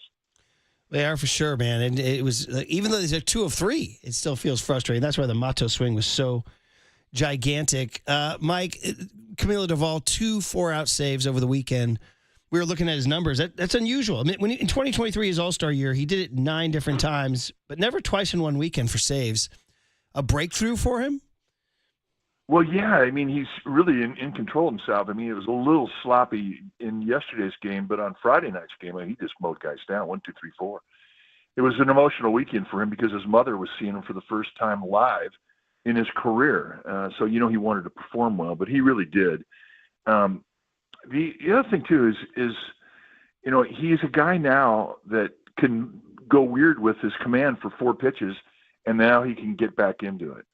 The one thing that was a bit odd yesterday was when they had runners at first and third, and he throws to first base on a pickoff, or I guess it was runner first base, and the runner was not being held on by Casey Schmidt. So he comes set, and then he goes to throw it to first base and realizes there's nobody there. I mean, those are little things he's got to clean up. I mean, it didn't hurt him yesterday, but in the long run, it will come back and haunt you. But I'll tell you what, I mean, he can't throw the ball any better. And so it was good. I mean, it's a 4-5 road trip, but they win 2 series. They win a series in Washington, which isn't easy to do, and they won a series in Miami, which isn't easy to do.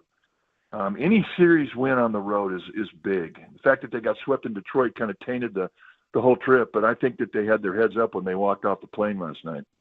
And Mike, to me, one of the most encouraging signs from the weekend is that they won the Friday and Sunday game behind Kyle Harrison and Hayden Birdsong. 2 guys that I think Giants fans are looking forward to seeing them for the next couple of years in the rotation, but there are also 2 guys who started the year in the bullpen. And we haven't got any official news on Justin Verlander, but it was initially reported that he would miss 2 starts before rejoining the rotation. So I'd love to get your thoughts from the performances from Harrison and Birdsong this past weekend, but also what the roles are going to be moving forward after Justin Verlander rejoins the rotation. They were fantastic. They absolutely whet the appetite. I mean, you saw Harrison too. I mean, he just abused guys. And that's the stuff that he had when he was coming up in the minor leagues.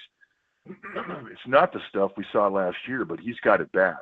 And not only that, but he's got some screw you in him. He's got a lot of presence out there, and he'll go right at guys. He'll tell them what's coming. I mean, he's just got that type of confidence.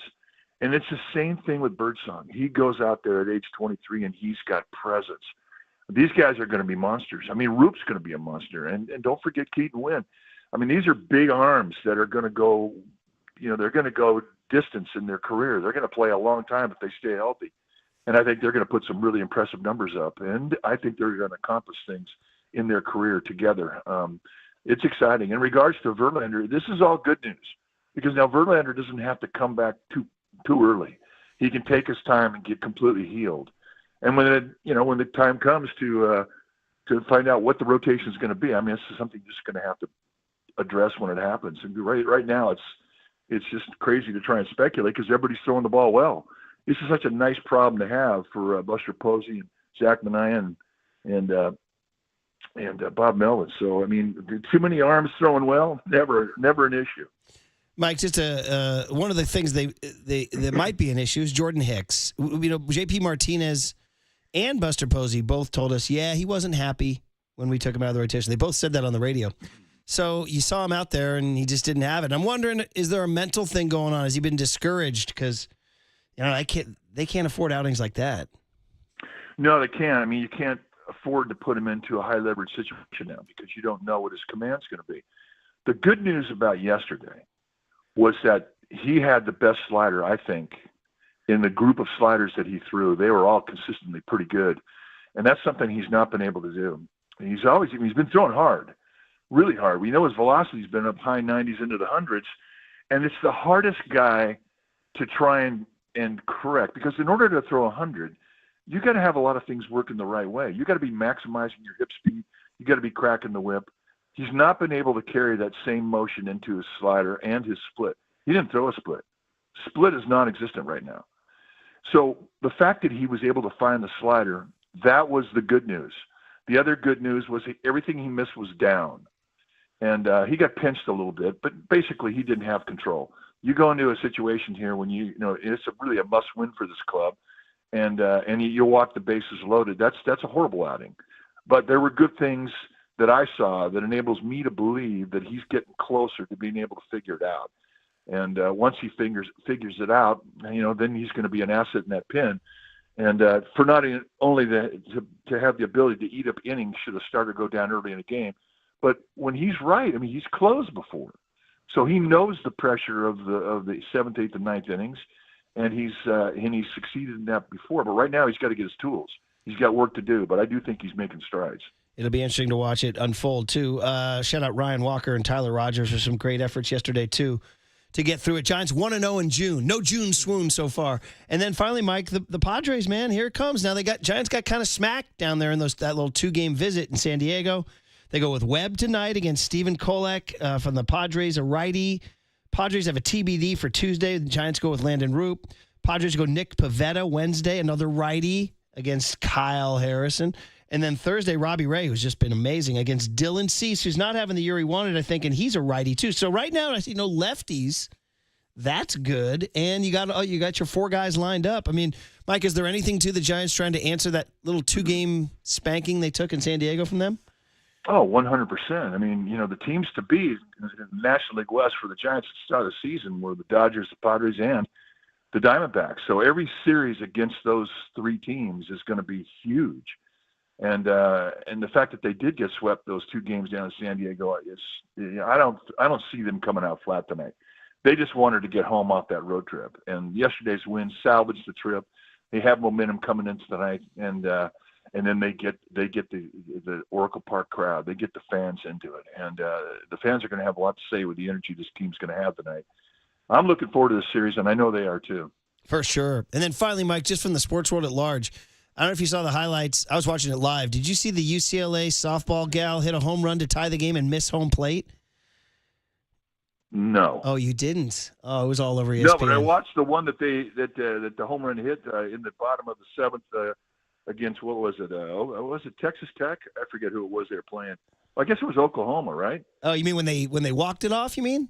Yeah, I saw that one. Oh, yeah, no, I know. You'll have to go look this up, and I want to get your take on this at some point. Do you ever see anybody hit a game-tying home run and miss home plate? Yeah, Chris Chambliss. Oh, yeah. He never touched it, did he? Never touched it. And if I was the manager in the other club, I'd have called it. You would have. You're damn right I would have. Yeah. The Tennessee manager called out UCLA gal for missing home plate. Incredible, Mike. Yeah, you forget to touch home plate. Come on. She jumped right over it. She was so excited. And one of her teammates helped her back to touch it, but the teammate touching her is illegal. So the Tennessee coach called it out, but the umpires after 20 minutes, they determined it's not reviewable, so they let the home run stand. That I missed. Oh, man. I think I was watching. I don't know. Probably Scotty Scheffler. You're probably watching Scotty Scheffler. I was doing a game. What the hell? Jeez, I was working. No, I think your game was over at that point. But anyway, you have to go back and check that out. And by the way, College World Series, there was some fun stuff. Cal Poly made a little run and then had to bow out. Yeah, I got to tell you, we're really proud of the Mustangs. The fact that they lost a tough game to Arizona in Game 1. They allowed 2 hits and they got beat 3-2. But then they go in and they beat Oregon in Eugene, which was probably I can't think of a bigger win for them in their history. And then they win the next game against was it Utah State? I watched the game last night and they were done. I mean, the Utah State game went 11 innings, but I'm proud of them, man. They did great. It cost me money to JT Snow. I lost. He's a Miles guy from the University of Arizona. So we had a big bet on it, and so I got to pay off now. And it's going to be painful. That's all I'm going to tell you. But I'm real proud of the Mustangs. They showed well, and they made all of us old guys who went there very proud. Well, you're more than welcome to join me and Brandon Crawford on the UCLA. We won our regional, so come on over. Crawford will welcome you over.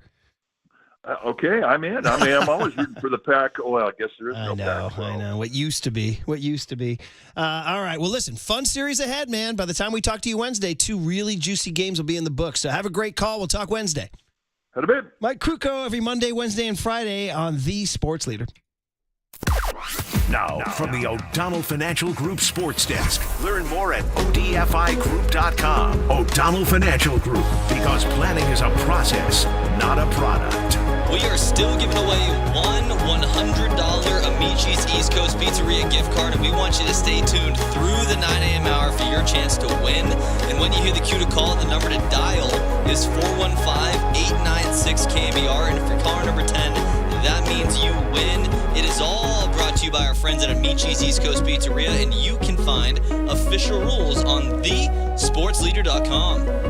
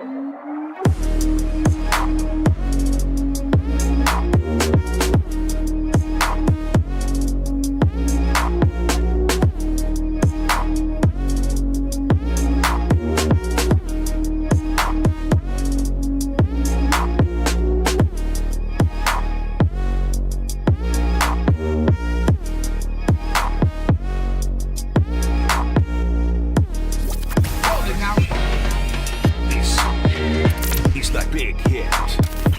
Sponsored by Benjamin Moore Paints. Experience the Benjamin Moore retail difference at their independently owned authorized retailers today or at benjaminmoore.com. On KNBR 104.5 FM and 680 AM. The sports leader, Murph and Marcus, is sponsored by Bigelow Tea. Grab a mug and tea proudly. Negative 16 yards. And they're losing more here. Bryce Huff with the sack. Robert Saleh loves this guy. And he comes up with the sack for the Jets defense on first down. Hurts, pressure coming, and he's sacked. Blasting to the quarterback was Bryce Huff. He went straight through the... Third down. Hurts. Flushed again, and this time the Jets get it. At the 20-yard line, Bryce Huff for the second time today. Well, go on, Bryce Huff. Go on. You are our big hit. It happened Friday after we signed off during Papa and Silver. Niners announced that they acquired a defensive end pass rusher. We will discuss it. 808 KNBR is the phone number. 415-808-5627 is the KNBR Golden State Lumber and Showroom text line. By the way, we're playing all the rejoins from 1976 to commemorate the last time the Giants had an offensive drought this bad. And by the way, this one, young Tone, Marcus, Disco Lady, they say move it in, move it out. Oh. Hey now. Hey now. What are you trying to say? I'm trying to say he's telling her how to dance. So to speak. Yeah, listen. Listen to these disco, these bass lines here. Where did a young Murph Diesel come down on disco music? Here. I'll move it around. Okay. Boy, hey now. I guess we all listen to it. I mean, Donna Summer, Last Dance, Saturday Night Fever, bro. Are you kidding me?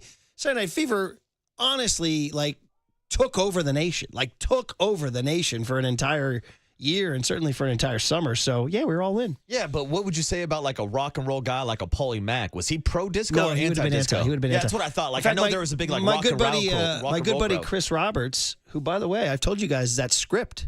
It's getting traction. Hollywood Nights. Stay tuned. I may be part of I might be like the fifth guy down on the ladder, but I might be part of a Hollywood production that my buddy wrote and is getting traction right now. And there's a character, ready? Murph is a character in the script. We got Murph on stream. Who's going to play me is the question. Who's going to play 1989 me? That's a great It's question. an incredible script written by my buddy, and it's getting a lot of traction. He's got a production company ready to launch it. But anyway, the point is his high school quote. Did you guys do quotes on your high school portraits? Yeah. I did not. Well, they did it. They started it the year after us, just like the 3-point line. Nice. So I don't have one, but my buddy had one. His was Death Before Disco. Wow. Yeah, Death Before Disco. That's great. That's a little bit better than mine because I remember just walking around the quad and someone yelled out, "Hey, Marcus, what do you want your senior quote to be?" And I turned back and I said, "Tell him I play ball." So I think the quote underneath my senior photo just says, "I play ball." That's pretty. Caveman, I play ball. I play Marcus ball. plays ball. Me and my boys, we just dropped all the time. You trying to play some ball today? Let's go play some ball. I play ball. What do you do? I play ball. I kind of like it, actually. I kind of like it. I play ball. Hey, you are listening to KNBR AM and KNBR FM, San Francisco, the sports leader, a Cumulus media station. Young Tony, did your yearbook have quotes? It did, yeah. It did have the superlatives, this guy's, No, but I mean, did you, a quote? Yeah. I think I quoted death, taxes, and something else my dad told me. I quoted my dad. It's been a while. The only things certain in life are death and taxes? Yeah, there's a third part of that whole quote. Death, taxes, and Tony not getting asked out to the dance? Is that it? I actually got asked to 2 dances. I got to another one, a rival high school dance. Sadie Hawkins? Sadie Hawkins? Yeah. We talked about this, Where the girl has to ask the guy. Correct. My yes, high indeed. school did not have a Sadie Hawkins, but I got invited to a Sadie Hawkins from Wilcox High School, and I got asked out after beating Wilcox High School in a baseball game. Woo! How about that? Well, that's the Mike Krukow line about when they beat the Phillies and they took the Phillies plane because the Phillies were loaded. And he said we kicked their ass, and then they drank the whiskey on the plane. He said we kicked their ass, we drank their whiskey, and we stole their plane. Remember that line after the 2010 playoffs? We had that on KNBR. You kicked their ass and stole their girl. That's exactly what I did. And you know why? Because you played ball. Because I play ball, Murph. Because I play ball. If only you had just added on the West Coast. We play some ball on the West Coast. Just like Bryce Huff will be playing ball on the West Coast. And there you go, guys. The zesty West Coast, as his former right. fan base likes to describe it. Well, my buddy Schmitty texted and said, thanks for taking Bryce Huff off our hands. And I was like, well, listen, here's the deal. The Niners have been doing nothing but trying to find that bookend pass rusher. Can I offer you Samson Ebukam, Charles Omenihu, Kentavious Street, Kerry Hyder, Drake Jackson, Jordan Willis, Cleve Furl, Len Floyd, and now Bryce Huff. D Ford, of course, would be that one, too, that I left off. But Bryce Huff is the latest, and it's a classic case of, are the Niners seeing something that the Eagles couldn't see in their scheme, or is Bryce Huff not that guy anymore? And we ain't going to find out, obviously, until September. But just for people who don't know, he was a pass rusher, undrafted out of Memphis, 27 years old, had his breakout year 2 years ago. Oh, wait, who was his coach? Robert Saleh. Who's the Niners D coordinator? Robert Saleh. The plays for a year with Vic Fangio in a scheme that's not the 4-3 wide 9. And so much of it is fit. So much of it is fit. And, in fact, Brandon Graham, who the recently retired Eagle, on a Ross Tucker football podcast, offered this pretty good breakdown of Bryce Huff. With the Jets, it was just that defense, man. I know what it's like playing in that 4-3 wide 9, go get it. Every play, it's always stop the run on the way to the quarterback. That's the slogan in that type of defense. So that's what it's all. I feel like it's all scheme. I mean, I've seen different guys flourish in different systems, and then you see them get in another system. It's different. And what they asked of them this year, it just wasn't a great marriage, I would say, because I know Huff can rush. I see him doing all that, but sometimes it's just different with the type of scheme and what people ask of you and they want you to be able to do. And maybe it just wasn't that for Vic Fangio, or I mean, you don't really know. I mean, I just know that he a baller, man, and he hopefully for him, I want it to be a win-win for the team and win for him. But in this case, I want him to be happy, go out if it's here or somewhere else, for him to be able to go show what he can these prime years for him. Yes, that's a good breakdown from Brandon Graham there. And, he's hopeful. He liked the guy. Obviously, he was his teammate last year, so he's not going to bury him. And the question is, will Huff be able to be that guy? It's yet another chance that they're taking here, Marcus. And I don't know, there's talk of maybe he comes in only as a third down pass rush specialist, and Mykel Williams could move inside, actually, and play the run. Definitely a possibility. And if I'm allowed to riff on a Monday morning, Murph, this now means that the San Francisco 49ers not only have a franchise quarterback, they also have, a system quarterback and also a system pass rusher. Hey, man, it'll work, too. Listen, Evan Anderson is there. That guy Robert Beal, they drafted out of Georgia, who has yet to sign, is there. Obviously, Nick Bosa is the guy you're trying to help out, trying to take some pressure off. Alfred Collins, they draft out of Texas as a D tackle. They got Kalia Davis. Guys, I'm just going through the roster right now. Jordan Elliott is on the roster, too. I mean, Jonathan Garvin out of Miami is on the roster. Kevin Givens, my guy out of Penn State, is there. I mean, Yetur Gross-Matos, as we've mentioned before. Taron Jackson out of Coastal Carolina, they picked him up. He's going to wear number 56. I mean, it's hard to have having two star pass rushers, dude, is like, having Shohei Ohtani, Freddie Freeman, and Mookie Betts in your lineup, right? It's also extremely expensive. Mm-hmm. And we know that the 49ers have had to invest money in Brock Purdy, George Kittle, Fred Warner, Demo. The list goes on. Sam Okuwana is another one. Go ahead. Yeah, yes. Mm-hmm. Shout out Sammy O. Mm-hmm. So that, to me, is why I'm a fan of this move, because you start thinking, all right, well, Bryce Huff sounds pretty damn expensive. I mean, the Eagles did sign him to a 3-year, $51 million deal. And I got to say, as somebody who watches a lot of pass rushers, as a guy that played some ball in high school as an outside linebacker and a pass rusher, I was kind of surprised that Bryce Huff was even getting that big of a bag with the Eagles, because as you mentioned, he was an undrafted guy, and prior to the season where he really busted out with Robert Saleh out in New York with 10 sacks, where he led the NFL in total pressures, before that he was racking up 2.5, 3 sacks per season with the Jets. So I thought maybe the Eagles were overpaying him at the time. Turns out he wasn't a good fit for that Vic Fangio system. And now the Philadelphia Eagles are taking on $9 million of this contract. So when you're looking at the price point for next year, and we'll get into these details later on with David Lombardi, but it looks like Bryce Huff is going to be on the cap for only around $7.7 million, which would be a smaller cap hit than somebody like your Tor Gross Matos. So for the value and for the potential of getting him back in Robert Saleh's system where he played his best ball, I think this is a good deal for the 49ers. Yeah, listen, they need a body. And so it's a move. They had to. If they don't make this move, I mean, the guys I named, Evan Anderson and Sam Okuano and guys like that, and then all the rookies who are unproven, I mean, there's not – that front seven remains a question. I mean, we don't know how the kid Nick Martin's going to be from Oklahoma State. There's a lot of hope. And, hope is not a strategy. You got to hope that they drafted correctly. So you're not going to knock him for adding a veteran pass rusher who has proven in the league that he can do it.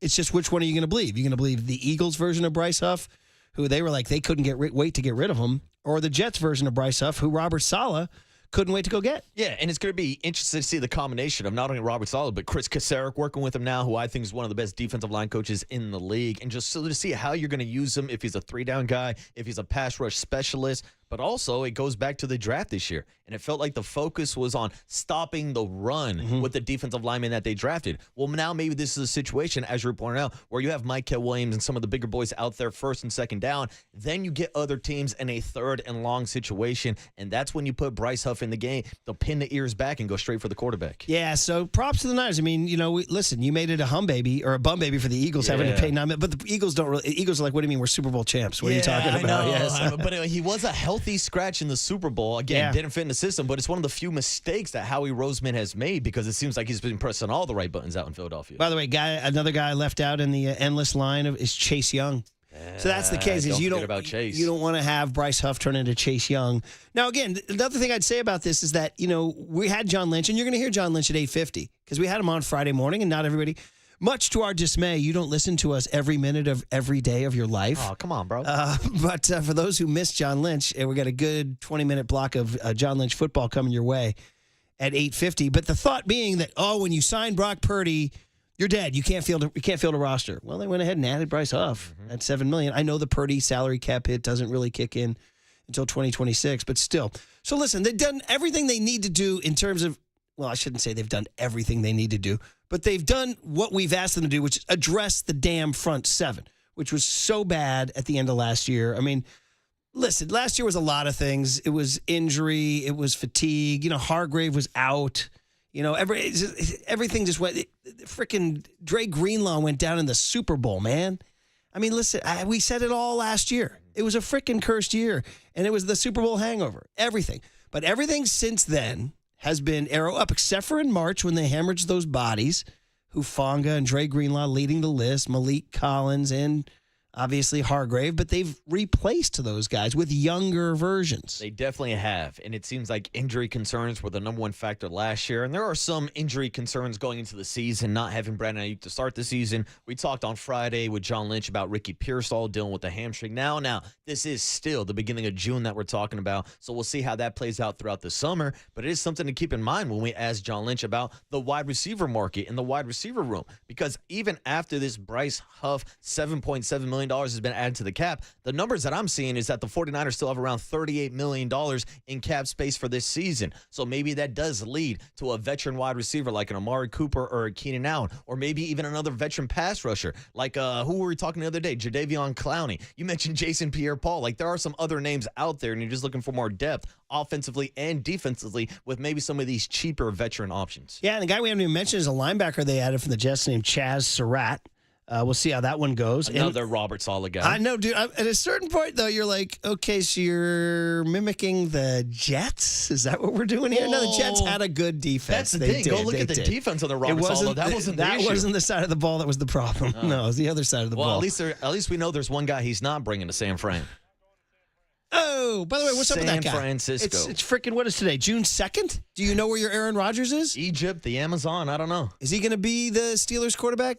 We don't need him. We got a very good guy. He's so coming handsome. up. Did you see Mason He's so Rudolph? handsome. Mason Rudolph show. Is that what he was saying? Yeah, he's like, oh, he's such a good-looking quarterback. Oh, my gosh. Anyway, I mean, honestly, so Rodgers isn't playing for the Steelers this year, is he? I would assume not, but who knows? Who the hell else is going to be? Is it Mason Rudolph? Is it Will Howard, who they drafted out of Ohio Are the State? Steelers tanking their season, man? I don't know. Mike Tomlin's never had a losing record, but he also has never gone into the season without knowing who his quarterback is. They've been so mediocre of late, for sure. Let me just end the big hit this way by asking you, when it's all said and done, and maybe the Niners do another ad, maybe they have room for one or two more ads, maybe a wide receiver, but really 90% of the roster's set, right? Going in.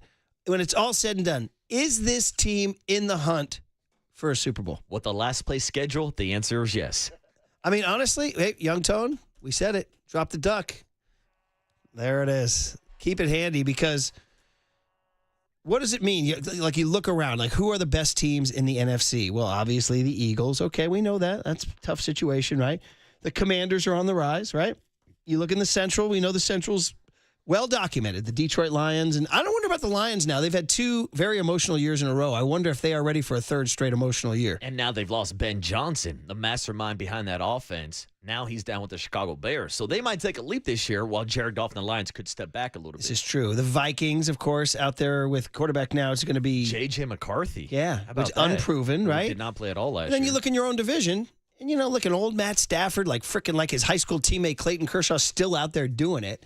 The Seahawks with Darnold, whatever. I just never like him. Every time I see him, I start to twitch a little Darnold bit. and Cooper Kupp is going to be a weird sight in that action green up in Seattle. God, Cooper Kupp is up there. Yeah, he's with the Hawks now, bro. Wow. Clint Kubiak, former Niner, is the OC coordinator. So listen, but are they in the hunt?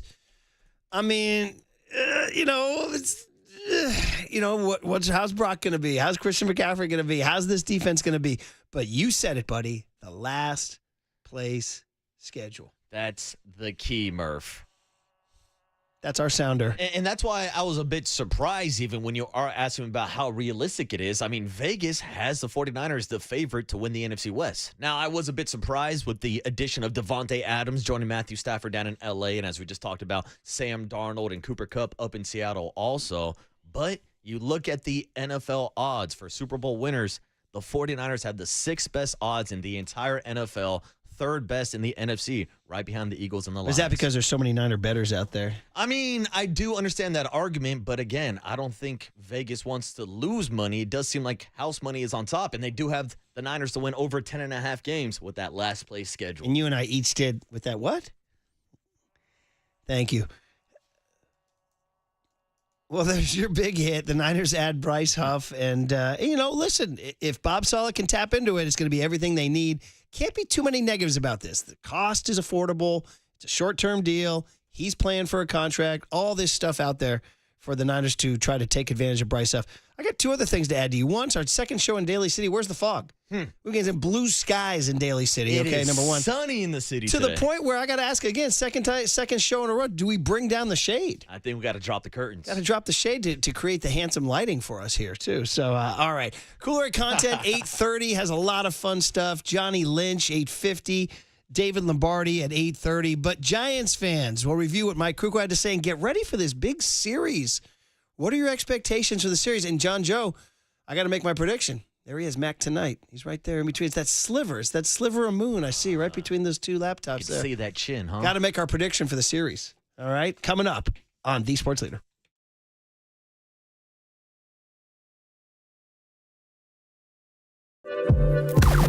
Now, from the O'Donnell Financial Group Sports Desk, learn more at ODFIGroup.com. O'Donnell Financial Group, because planning is a process, not a product. We are still giving away one $100 Amici's East Coast Pizzeria gift card, and we want you to stay tuned through the 9 a.m. hour for your chance to win. When you hear the cue to call, the number to dial is 415-896-KNBR, and if you're caller number 10, you will win. This is all brought to you by our friends at Amici's. You can find official rules on thesportsleader.com.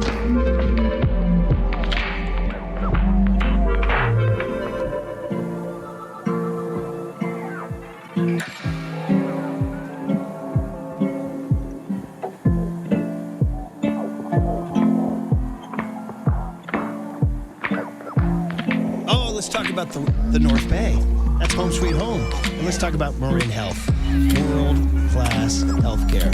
All right, not just the closest medical care, but the best. With a cardiology team that delivers treatment twice as fast as the national average, a world-class maternity care center with doctors and midwives available 24/7, an accomplished orthopedic team to get you back on the trail, and a partnership with UCSF that expands our world-class capabilities. It's all right here to get you closer to being at your best. Marin Health, world-class care, closer than you think.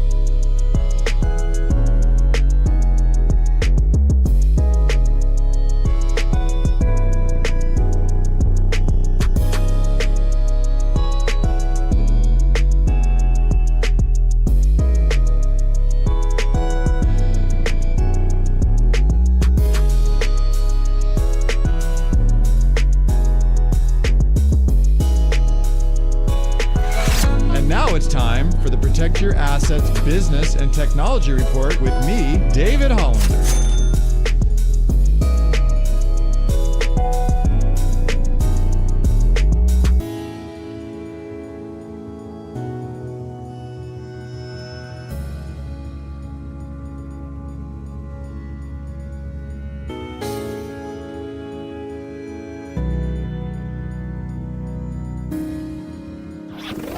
This has been the Protect Your Assets Business and Technology Report with me, David Hollander. While the economy is unpredictable, your retirement income doesn't have to be. A solid plan is the key to success and peace of mind. Let's talk about it. Join me this Saturday from 8 to 9 a.m. for my show, Protect Your Assets, or call 1-866-PROTECT.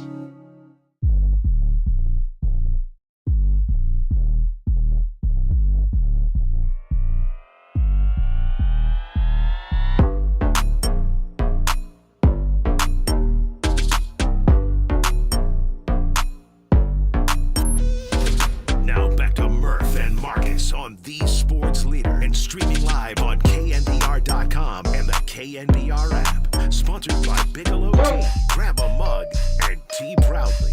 We're going this 1976 rejoins to honor the Giant. Last time the Giants offense was this tepid, 1976. Bro, go look at the season attendance for 1976. You guys will be blown away at how small it was.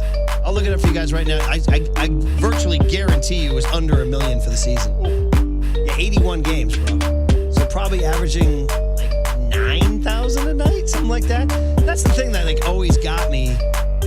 Is, you know, you Giants are the glamour team. The A's, we're scrappy. I'm like, what are you talking, dude? 626,000 for the entire season. Last in the National League, dude. And this is 626. Let's see, 868 divided by 81. 7,739 a night. Hey, otherwise, what the Marlins were averaging this weekend, am I right? Did they even get that? I know Kite was saying like 8 to 9 to 10,000. By the way, I was watching, they had NBC Sports Bay Area would show like out exterior shots, which is so depressing. Those people walking inside to see that game. Yeah. People wearing Giants jerseys. 808 KNBR Giants fans in South Florida. Who are these people? Are they people just on vacation? Like my boys, we've considered going to Miami on Dream Trip. We haven't done it. But, I mean, there's not, like, transplants down there. I mean, I guess because there's 7 billion people in the world, there probably are some transplants. Well, but I know a lot of people retire in Florida. Not Californians. Maybe. Not in South Florida. You go to the desert, you go to La Quinta, baby. Yeah, but they don't got taxes out there, Murph. Yeah, but you know what? Yeah. You can handle it. Yeah. You're surviving. Yeah, you got food on your plate. Yeah, I'm here. You know, I'm paying too much, I can tell you that. And the humidity and all that, and it's so far away and all that. I mean, yeah, I guess there's a few, but man, I saw some woman walking in a Lincecum jersey. It's like, look at that. Who's she? What's her backstory? What's she doing down there? Well, I mean, Murph, we just had one of our listeners' daughter repping the Giants in Rome at the Pope's funeral. One of the all-time great. And in fact, we didn't capitalize on that story nearly enough. I think it happened on a Friday, and then the guy wrote in. We needed to get that guy on the air. He texted in explaining why his daughter was wearing an incredible a Lamont Wade Jr. jersey of all jerseys at the Pope's funeral. It was one of the greatest stories of all time. We completely undercovered that story. And she was very somber about it and didn't mean to show disrespect either. No, she was like apologizing, like no apologies But the needed. dad said that the odds are that you're going to get her in a Giants shirt because she wears Giants gear every day. I love it, dude. Including to go pay homage to Pope, whatever his name was, Francis. Yeah. Unbelievable. Lamont Wade jersey. Yeah, unreal. Yeah. Lamont Wade Jr. Well, he's under the Mendoza. I guess you could say Pope Francis is under the Mendoza line, too. You know what I mean? So there you go. Yeah, he has risen, just not Lamont Wade Jr.'s batting average. Boy. But you're right. So you're right. If you're getting a Giants jersey in the Pope Francis morning line, then you're going to get a few Giants fans down in South Florida. Anything is possible. Anything is possible. Oh, man. So anyway, thanks for that 1976 rejoin. That would be just taking you inside the Murphy family home. Pretty much Candy Sue's favorite song of all time.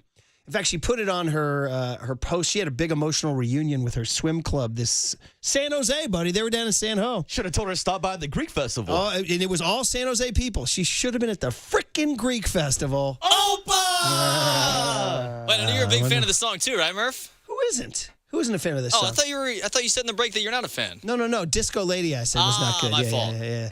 Move it in, move it out, move it around. This is one of the all-time happy wedding dance songs of all time. Yeah, she had a big 40-year reunion with her swim club, including some Olympians down there, too. It was incredible.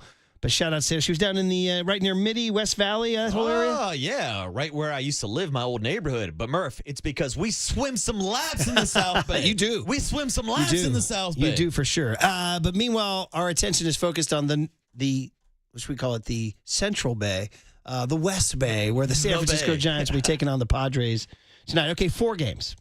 So here we go. They got spanked by the Padres twice down in San Diego. It didn't look good. Those were not pleasant games. They went down there, and I don't want to say it was a mismatch, but it just wasn't. It wasn't fun. And so that was the kind of thing where you started to wonder, like, are the Giants up for this? I mean, let's see. One of the games was 7-4 was a loss in that game. Logan Webb took the L in that one. He gave up 3 in the first inning. And then the second game loss to the Padres was 5-3. And in that game, Landon Roop got the L. They fell behind 4-0 in that game. They rallied back. Such a weird little 2-game pit stop. Like, it felt like you were there just for a cup of water, Giants were traveling between two different cities in between. I don't know. I didn't like the 2-game set. Yeah, I agree. It all happened in less than 24 hours. So Logan Webb tonight, he's got some avenging to do. He hasn't been awesome his last couple starts, right? I would say he's been pieced up more recently early on than what we saw earlier this season. But I will say what we're seeing this year from Logan Webb with the increase in strikeout numbers. I mean, he's still a dude, still top 5 in the league in innings pitched, but now he's also top 5, if not number 6 in Major League Baseball in strikeouts this season. So he's still your workhorse. He's still your ace. He's still the guy that we probably don't show enough love to as we talk about how good the staff has been all year. He's Mr. Consistent in this lineup, and he was getting Matt Cain since he was watching Matt Cain. Well, his last 2 outings, he only went 4 against the Royals, gave up 10 hits. Royals got on him early. And then against the Tigers, he gave up 3 early and then gutted out 6. That's it. They've been attacking that fastball early. So his last 2 outings, 10 innings, 17 hits. So he's got to have a little different game plan. I would agree. When he took on the Padres, he went 5 innings, gave up 9 hits and 5 earnings. So the Padres smacked him around a little bit. Those are probably the 3 worst starts of the season this year. Don't you remember there was talk that the Padres have ownage on him? Remember there was their career numbers were bad. There was a lot of talk that, like, do they know something? Is there a tell that they have on him? I mean, they have Fernando Tatis and Manny Machado. That definitely helps out. Throwing Luis Arraez and who's our all-star center fielder that I'm blanking now at the top Jackson of my head. Merrill. Yeah, Jackson Merrill we're talking about. Like, he's a great batter also. So, this is a big start for Logan Webb.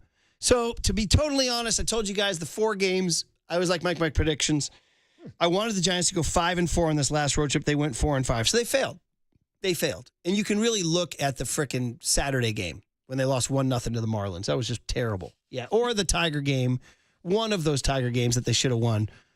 They won 2 of 3 series, but went 4 out of 5. You have something over there, buddy? Yeah, real quick. I was just going to give you an update that Logan Webb has faced off against the Padres 15 times in his career, is 4-4 with an ERA of 3.26 with 71 strikeouts. So not awful numbers. No, that isn't awful. Mm-hmm. Maybe it's recently. I think it was the last recency bias. I think it was the last several starts against the Padres they've been hitting him. So he's got a game plan to execute tonight. Yeah, over his last 4 or 5 starts, 5 earned runs in his last outing. Then going back to 2024, three earned runs, 2 earned runs, 2 earned runs. How many hits? Hits. Let me see if I got this on the stats. Yeah, I'll continue to vamp while you talk because then Logan. Here it is. So last matchup, 2025, they got 9 hits. Even in the game where he allowed 3 runs in 2024, 7 hits, and then 2 games before that, 10 hits apiece by this Padres lineup. So something's going on. So they are spraying the ball around. Something's going on. And he's going to have to – that's a challenge tonight. Absolutely. I mean, listen, these are important games. You know, it's kind of crazy.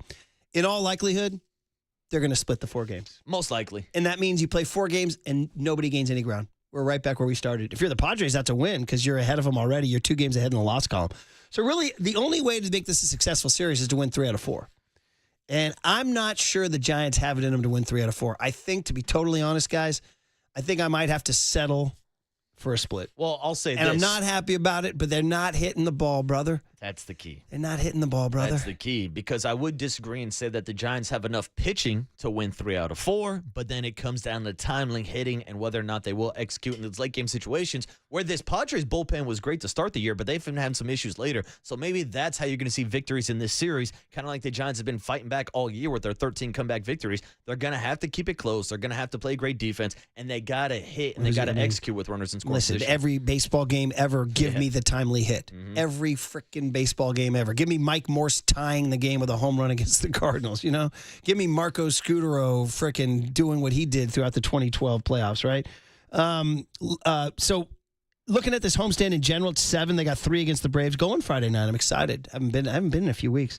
I'm going to go ahead and say take 2 out of 3 from the Braves. Ooh. Even though Acuna's back. Yeah, they've been playing a lot better. I'm going to go ahead and say, because the Braves maybe won't like our park, and I'm going to say, give me a 4-3 homestand, and I'll take it. Okay. I'm not like running through the streets of Daly City bragging about a 4-3 homestand, but I'll take it.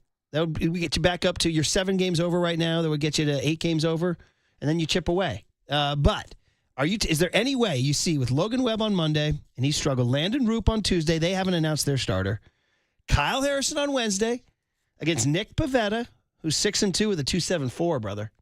And then Thursday, Robbie Ray, who continues to throw the ball. As I like to tell you, Marcus, the ball's coming out of his hand nicely. Against Dylan Cease, but Cease isn't having a good year this year so far.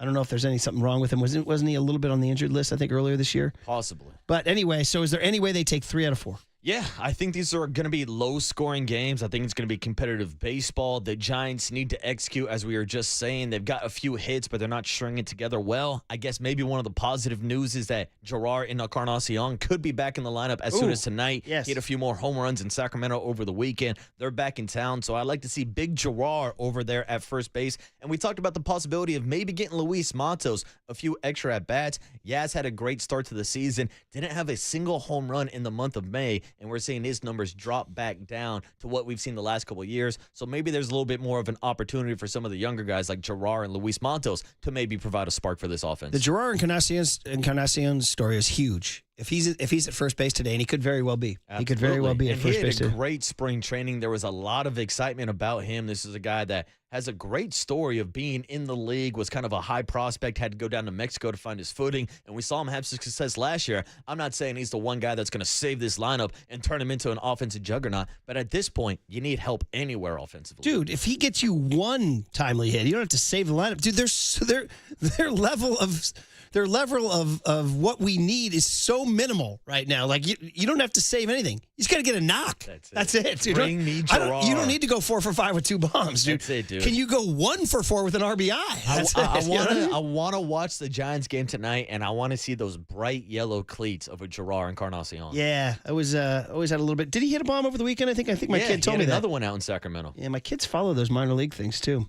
They told me. I think Big Deck is thinking Gerard's going to ride in on his white horse today. I like it. He's looking forward to it. He's like, Dad, Gerard, he's going to come save us. I'm like, okay, fine, let's do it. Come save us. Anyway, Captain Webby, Webby's got to figure something out. Different attack plan because these Padres have been hitting him. Yeah, I wonder if he's focusing so much on the strikeout where he's not pitching too much contact early, but they are making solid contact with him. So, yeah, maybe he goes with a little bit of a backwards pitching approach. Maybe set him up with the changeup earlier instead of going with those 4-seamers up in the zone. Okay, so new Webb game plan plus Gerard's return equals W tonight. There's the game plan right there. We solved it all. Cooler of content is fun on the other side, including actually a tribute to a San Francisco institution on The Sports Leader.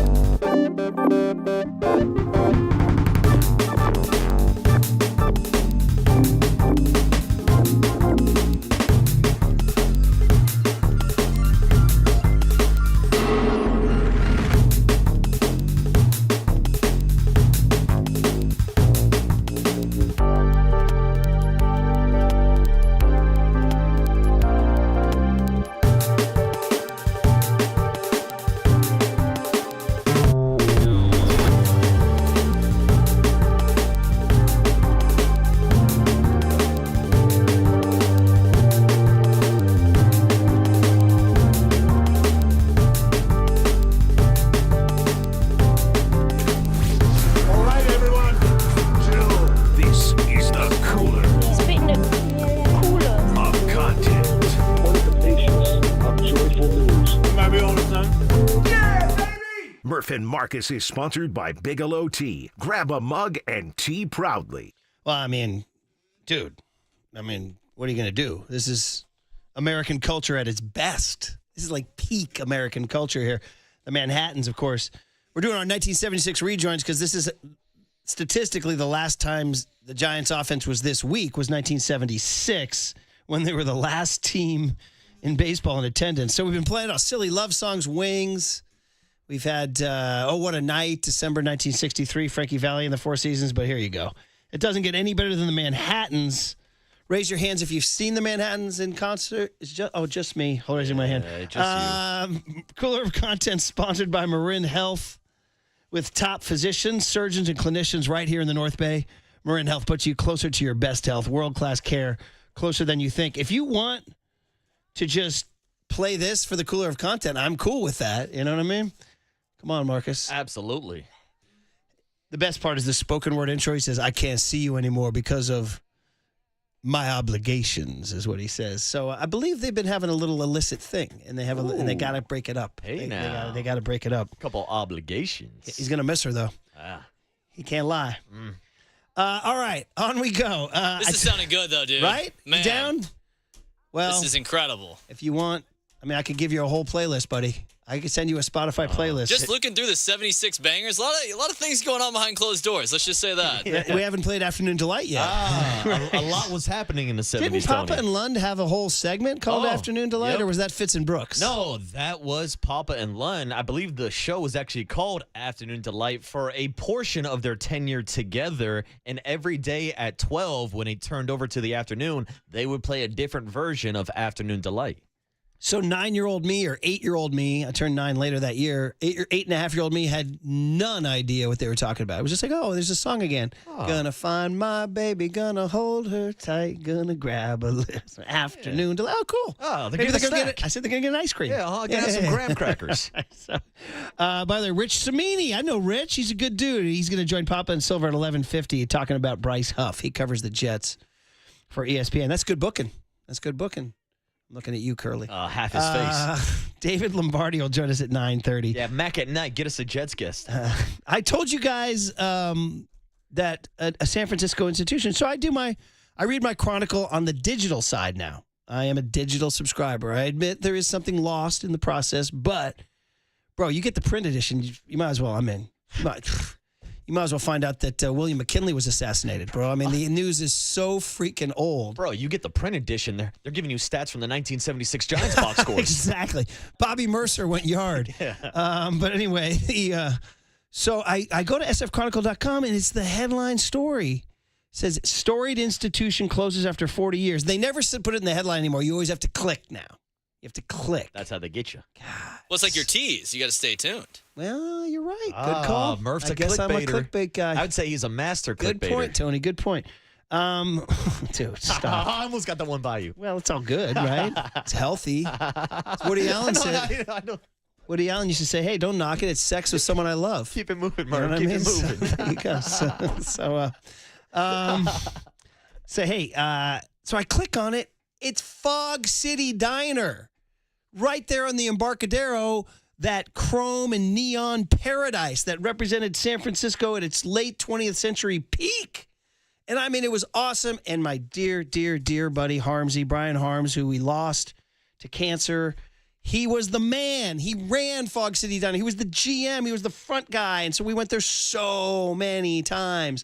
And it was the greatest place because they had cocktails and burgers, and it was buzzing, and it was a great location, and everybody was there, and it said no crybabies on the front door, and it was just a great vibe. And all the booths had little plaques of who sat there, and it was just a great San Francisco vibe. Now, last 10 years, it's kind of lost its way, and things happen, So they're closing it. But I said it's a chance for us to revisit one of the great commercials. Marcus, this was a Visa ad, a national Visa ad that used to play during NFL Sundays in 1990 when the Niners were great, off to win in Super Bowl. So I have this and then a funny story at the end of this. So this was the Visa ad that featured all these cool shots of Fog City Diner and waiters ducking and people cocktailing and cable cars going by. It was awesome. Along the edge of San Francisco Bay, just off the Embarcadero, you'll discover the Fog City Diner. Elegant as a formal dining car, yet friendly as a Main Street cafe, where people reserve weeks in advance to taste the red curry mussel stew or the grilled chicken with roasted peppers. So leave your troubles behind, but bring your Visa card, because at Fog City, they take things easy, but they don't take American Express. Visa, it's everywhere you want to be. So, yeah, it was all these cool shots and the chicken and the cocktails and the mussel stew and all that. So it was war between Visa and American Express back in the day, like Cheers and Gary's Old Town Tavern. So Visa was calling out American Express. They'd say, we don't take American Express, right? So it was like, well, all right. So Amex was like, whoa, you know what I mean? It's like a war. It's like they were warring for your credit, Marcus. And Fog City was on the front lines. With Visa. Yeah. So my buddy Harmsy, who was awesome, and he was the man. And so celebrities used to come in there all the time. Do you guys know the actor Kiefer Sutherland? Do you know the actor Kiefer Sutherland? That name definitely rings a bell. Young Tony, you down with a Kiefer Sutherland? I don't think so. So Young, the TV show 24? Yes. Did y'all watch 24? My parents did. Well, you would have been 10, 11, 12, right in your wheelhouse? Uh-huh. So I was like going to bed and I'd see them watching Curly 24? Yeah, I know who this guy is. Yeah, he was 24. He was a counterterrorist. It was after 9/11. It was all about him just fighting terrorism in a 24 hour. The entire season was 24 hours. It was cool. It was a dramatic show. He was also in some cool westerns. Was Young Guns back in the day. And then anyway, he was a movie star. Mm-hmm. And he's Donald Sutherland's son, right? So anyway, he's a pretty big movie star. He was with who was the gal he was with? He had a big time gal too. He had one of her. I want to say he was with Cindy. No, was he with Terry Hatcher? Ooh. Anyway, point is, he comes into the restaurant. He's a big deal. So he's charming him. Hey, da-da-da. And at the end of the night, Kiefer Sutherland, they present the bill. I don't even know why they're charging the guy. Usually they come. But Kiefer Sutherland put down an American Express card. Uh-oh. It's like, bro. Uh-oh. Like, are you riffing or have you not seen the commercial that's on every NFL Sunday? So my buddy Harmsy, being the funny dude he is, he picks it up between his index finger and his middle finger. He goes, ha, hey, that's pretty good. That's pretty good. And he chucks it against the wall like disgusted. So it hits the wall and then flattens against the wall and then slides down the wall between the wall and the permanent seats. Lost forever. For life. Dude, and Kiefer Sutherland's go, bro, what WTF, bro? Who are you? Why are you chucking my Amex card against the wall? And the way the magnetic strip hit the wall solid and then slid down. What are the odds that thing would have hit perfect? He thought it was going to bounce back on the table. Ha, ha, ha. We don't take Amex. You know that. Well, Kiefer Sutherland obviously either didn't watch the ad or was being a D, one of the two, or both. And Harmsy's, dude, the mortified. He's like, dude, imagine being the manager of a restaurant. Now, Kiefer Sutherland's Amex is now lost forever behind the wall and the seats, dude. So when I sent the news out to my buddies, my buddy Red up in Portland said, and when they tear it down, they're going to find Kiefer Sutherland's Amex card. Damn, they're finally going to get that card. Hell, that should have been the commercial for Fog City. Well, I mean, what was he doing presenting? Literally, they say, where we don't take American Express. So Kiefer Sutherland, big-time A-list guy, puts down the green card. And Harmsy goes, ha, ha, that's pretty funny. Chuck. Boom, hits the wall, slides right down. And I can appreciate the riffing nature of your buddy Harmsy trying to make the joke and like, hey, like he's probably in on it. He understands we don't accept those type of cards here. And Frog City was the kind of fun place where you chuck Kiefer Sutherland's card. Like, yeah, get that out of here. Hey, we're Frog City Diner, man.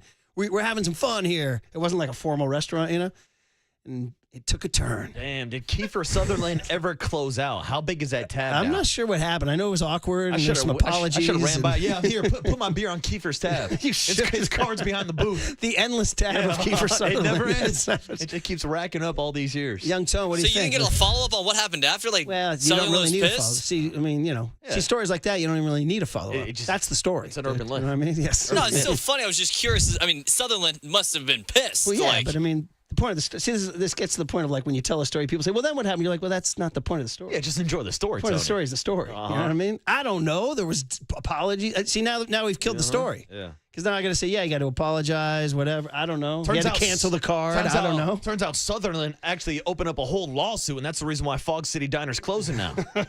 No, I don't know. I don't got to follow. This has always story. been a long-running thing with me and Candace, and it's like she would always like ask that extra question. I'm like, that's not the point. Like the story is the funny story. Like you now killed the humor. Yeah, I gave you the meat know and what I mean? potatoes. Like, yeah, exactly. Young Tone.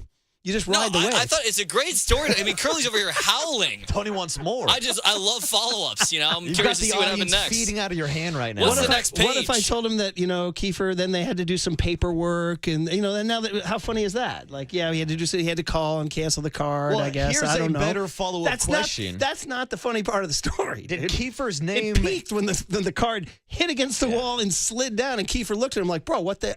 That's the peak of the story right there. I'm guessing Kiefer didn't have his name on one of those plaques of who sat at the bar, right? Very good. Yeah. He did not. Maybe he did just as a joke. They had it after he left. They might have, man. Have his card framed up there. Oh, man. C415 says Harmsy was the man, and Fog City back in the day was awesome. Thank you, 415, for loving him. But then what a funny story. He was trying to be the fun man, the fun GM. He was wearing his tie. He was wearing like shirt sleeves and a tie, just kind of moving around, cocktailing people up. He kind of moving fast. There was always a bustle going on, and no Amex card. Oh, no So cards. there you go, buddy. No cards allowed. Is that it for the cooler, or we got something else? You want to hit this Knicks song real quick? Sure, why not? For the end of the season for them? It's the guy Doug Less, is his name? Yeah, Douglas. So he writes a different song every game. Which, by the way, is that his actual name? Because it's spelled Dougles, and we've been calling him Doug Less. Is it Douglas? Is that just like Dougles? Is that just like a creative name to spell your name? I think it's like... It might just be Douglas. It's like my buddy, Declan's friend Hudson has a cousin who's a recording artist named Somber, Sombr.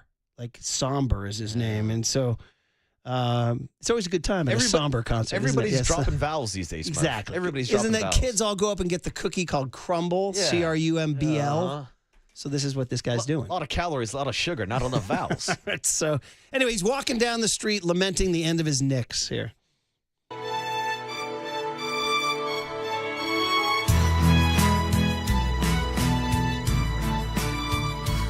It's so bittersweet way to end the season.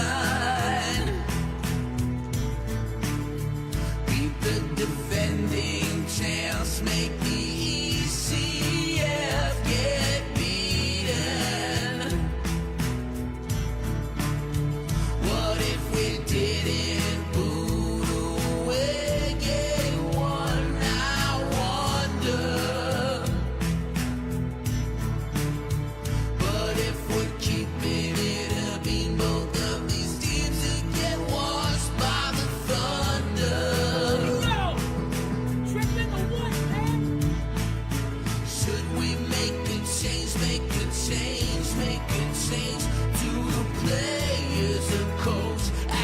Times of the post, we were a million different teams from one game to the next, but I won't change up.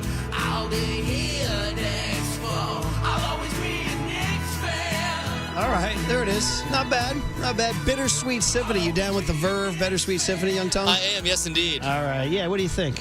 I don't mind it. It's a good song. I was expecting a little bit of trolling and taking shots at the Knicks, but it's nice to see some Knicks fans that are actually grateful because we were talking off air. You throw on sports talk radio today, and it's all about how the Knicks have to blow everything up and trade away Karl Anthony Towns. It's like, nah, let's take a step back here. And by Knicks standards, it was an extremely successful season. We saw how lunatic Knicks fans turned into taking over MSG and outside after winning a playoff series and taking down the Boston Celtics. Yes, they did not win the series. It all goes back to that game one, blowing that 20-point lead, and Tyrese Halliburton doing the choke 2.0. Yeah, and as he said, using a phrase I didn't know, keeping it a bean. I didn't know that. Do you know that phrase? I know keeping it in a book. Did you see that? He said, if I'm keeping it a bean, both of these teams will get washed by the Thunder. You guys ever heard that phrase? Is that an East Coast thing? No. All right, good. I'm glad I'm not the only one. Yeah, keep it a book. But he said, to be honest, either team's getting crushed by the Thunder. One thing I can tell you that there was no beans in the Ozu that I was drinking this weekend down at the San Jose Greek Festival. Opa! And that's how you end your cooler of content. Yamas. All right. John Lynch joined us, and for the people that missed it, you get to hear it next on The Sports Leader.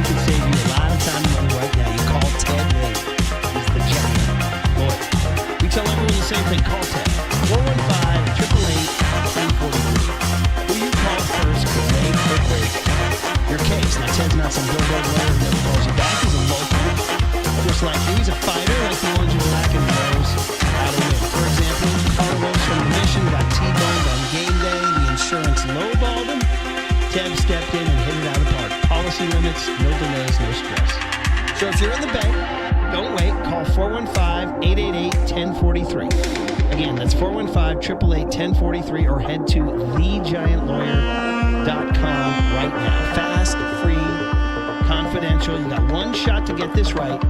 Make sure the guy fighting for you swings like a giant.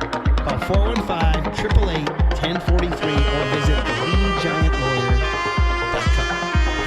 Time for traffic on The Sports Leader.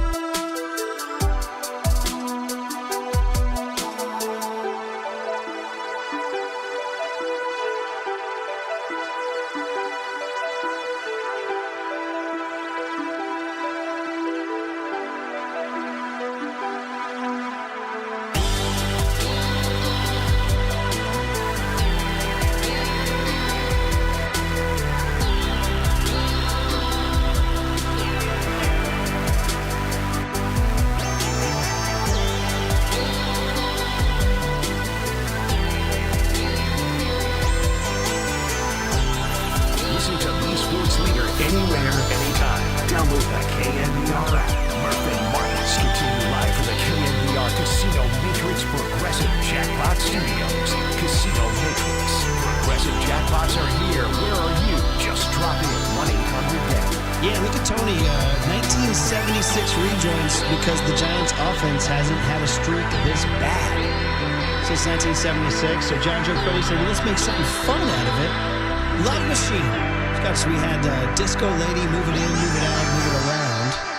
And now we got Love Machine. So we're knocking on the door of what eventually becomes explicit rap, where they just kick down the door and start describing it in detail. Like Megan Thee Stallion or Cardi B or any of these people. Here they just kind of hinted at it. I'm a love machine. Oh, really? Cardi B's like, I'll tell you exactly how I am a love machine. A lot of love in the 70s. You had Love Machine, Love Shack by the B-52s. That's Was in that the 70s or 80s? late 80s, yeah, a lot yeah. of loves in the 70s and Well, the 80s. love is the eternal emotion there, buddy. The artist, I couldn't give you the artist on this, though, buddy. The Miracles. Oh, interesting. All right. This would be straight up like Saturday Night Fever sound. You got Travolta out there doing his thing. Hey, Giants, why don't you, hit, like, I want to be playing rejoins from the early 2000s so we can mimic the Bonds-Kent offense, all right? How's that for an idea? What's future topic this week while we're a little slow? Right now sort of entering a post-Warriors, pre-Niners segment of the season, is these 25-year teams are being named. Did you see that? And it's like some guy did the best 25 games of the first 25 years of this century. 3 Giants games are in it. We'll talk about it later. And then Grant Brisbee did his all 25-year Giants team. Jason Stark did his all 25-year MLB team. It's one of these things. I mean, hey, it's 25 years. Let's do one of these things. I saw the Jason Stark one, and I know we're getting to our John Lynch interview, but I saw there was a lot of discourse and debate online about whether or not it should be Yadier Molina or our Thursday guest, Buster Posey. Okay, we'll talk about that. Hey, you're listening to KNBR AM and KNBR FM, San Francisco, the sports leader, Cumulus Media Station. But 49ers fans, you're getting a lot of content in the next hour because David Lombardi joins us at 9:30 to talk about Bryce Huff. And John Lynch, who joined us Friday, gets his shine right here as we give you guys some great stuff from the 49er GM. And we pick it up when Marcus asked the question. We heard the story. You called Brock Purdy when he was on the 17th hole at the lake course at Olympic Club. John, is that true? Tell us the story. People and John Robinson as well, 2 legends, and I can't wait to see that movie that everyone's talking about. Right. Oh, the Nick Cage as John Madden. What was your first take on your first reaction when you saw that? Not the guy I would expect to play John Madden, but let's hope it's good. He's a unique character. What was your Madden experience? When did you guys? When did you guys hang out, discuss, have beers, talk football? Yeah, John was Coach Madden. He was one of the first guys when I started playing well. My success, I ended up obviously having a decent career and ended up doing some special things. But kind of before I broke through, John saw something in me. And when we were first having our breakout in Tampa with Brooks and Sapp and 95 and 96, Madden started saying, hey, there's this safety in Tampa, and he'd invite me to his production meetings, and I just found the guy fascinating. There was nobody better to talk football with. He'd keep you in these production meetings for an hour and a half, and usually as a player you can't wait to get out, but with Madden he would mesmerize you, and you just wanted to stay, and he would take you on the cruiser, and it was just, it was awesome, man. It was good fun. We always take Jed takes kind of our senior leadership on a retreat to Cabo each year with our wives, and we happened to be down there, when the deal got consummated with Brian Hampton from our place. Did a tremendous job working with Kyle Strong and bringing that deal home. And I knew that day, checked in with Hamp, as we call him, and Hamp felt like we had a good chance to close it. We actually had gone out on a boat in Cabo, and so we were out there. Fortunately, we had service, and found out that I talked to his agent first and said, "Hey, we're good to go. Congratulations, thank you." And then, all right, I'm going to FaceTime Brock. I had no idea he was golfing at Olympic Club, and I wish I knew. Is that what I said last year? That's what you said. Yes. No, but I think these things all happen on a different timeline. Were we focused on getting these things done and not allowing them to potentially become a distraction? Sure. I mean, I think a 6-win season can do that to you. You look at everything, but I can tell you the year before we were very motivated to get that done. It just didn't happen. And so those things happen on different timelines.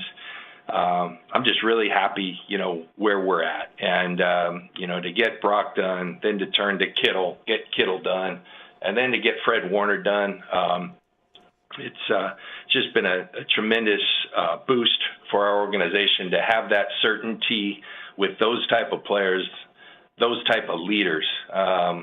George and Fred have been, just unbelievable for us. And then Brock has been tremendous at a really important position. And I think in all of those deals, these are win-win deals as we see them. And, appreciate our ownership always being willing to extend themselves and, giving us the resources to do things like that. I mean, people talk about this kind of being a reset year. At the end of the day, you can look at cap, but really I think the thing to look at is the cash that teams are spending. In what was supposed to be a reset year, Jed has reminded me of this a couple times. We'll be a top 5 cash spend team anytime you do your quarterback, and to that extent, that's going to be the case. And we've been consistently there, but really excited for our organization and where we're at right now and the prospects of this coming season. Just staying on Brock here, the average annual value, a lot of people make a big deal out of it, $53 million. Now, it seems like monopoly money to most of us, but what does it mean to you? Does he need to be in the top 10? Is he a top 10 quarterback? No, we tried to, of course there's markets, that are created, and a lot of quarterbacks have been paid. I mean, I think back to like Jimmy G, and I thought our cap guys did a tremendous job back then, and people couldn't believe it when we made Jimmy the top paid quarterback in football. Jimmy had come in, had a fantastic season. I thought it was great foresight because I think within a calendar year he was the 14th paid. So we forecasted that there was about to be a huge surge in quarterbacks. Well, in Brock's case, that had already happened. In the last couple of years, a lot of quarterbacks have been played. The market had kind of been set. We just got to work with his agent, had conversations.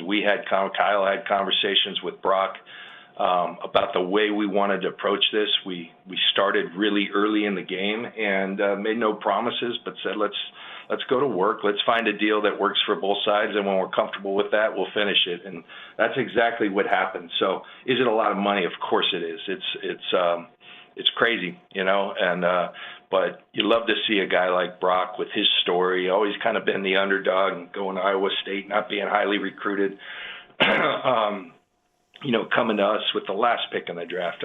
Unbelievable story, but more importantly is what he means to us now, and we're huge believers in what he provides to our team, the chance he gives us at no more important position. They're all important, but that's obviously a very critical one, and we're happy to have him with us for years to come. John, you mentioned the quarterback market and how it usually constantly resets itself every single offseason. And with that AAV right now, I believe Brock has the 7th or 8th highest contract in the NFL. But when you are planning that roadmap with a salary cap 4, 5, 6 years down the road, there's a possibility that Brock could drop down to the 14th or 15th highest paid quarterback contract in the entire NFL. So do you guys look at it from a standpoint where you could be talking about the Brock Purdy contract potentially being of value by the time that this contract extension is up? That's part of the deal. You know that as a player. Deals are, that's what happens. I remember, I think I forget the year, but I became the highest paid safety in football for like 27 hours one time. And then Brian Dawkins had to prices right me and beat me by like $100,000. And I knew it was coming. I knew, he was out who wanted to go first. And at some point it just doesn't matter. Let's get it done. Let's get on with the business. And so Brock was extremely mature as he's handled everything in an extremely mature way. His agent did a tremendous job. Our people did a great job, and we're happy to have it done behind us. And now you go back to work, and the work going on out here right now has been really quality work. We've had unbelievable attendance with our guys, 91 guys on our roster, and we had 91 here on day one, and we've had about that each and every day out here working. People here the first day of OTAs, we've been working for 6 weeks. Just OTAs just means you can work offense versus defense and do it kind of officially, but the guys have been really putting in the work, and excited for, when you have that shared sacrifice, you become really close as a team.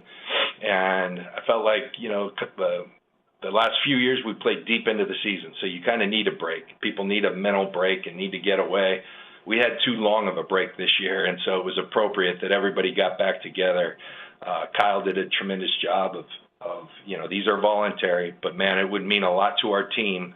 And then the leaders fell through and followed through and with action and said, hey, I'm showing up. You guys all show up. And so the work's been good. And what that does, that gives you a chance. And we got a lot of new players, a lot of youth on this team, but they're out here working and they're getting better. And that gives us a chance. One more on Brock and the salary cap, and then some other position questions. And that is, everybody says, well, 49ers, they had to pay their quarterback. It's over now because now you're in salary cap hell.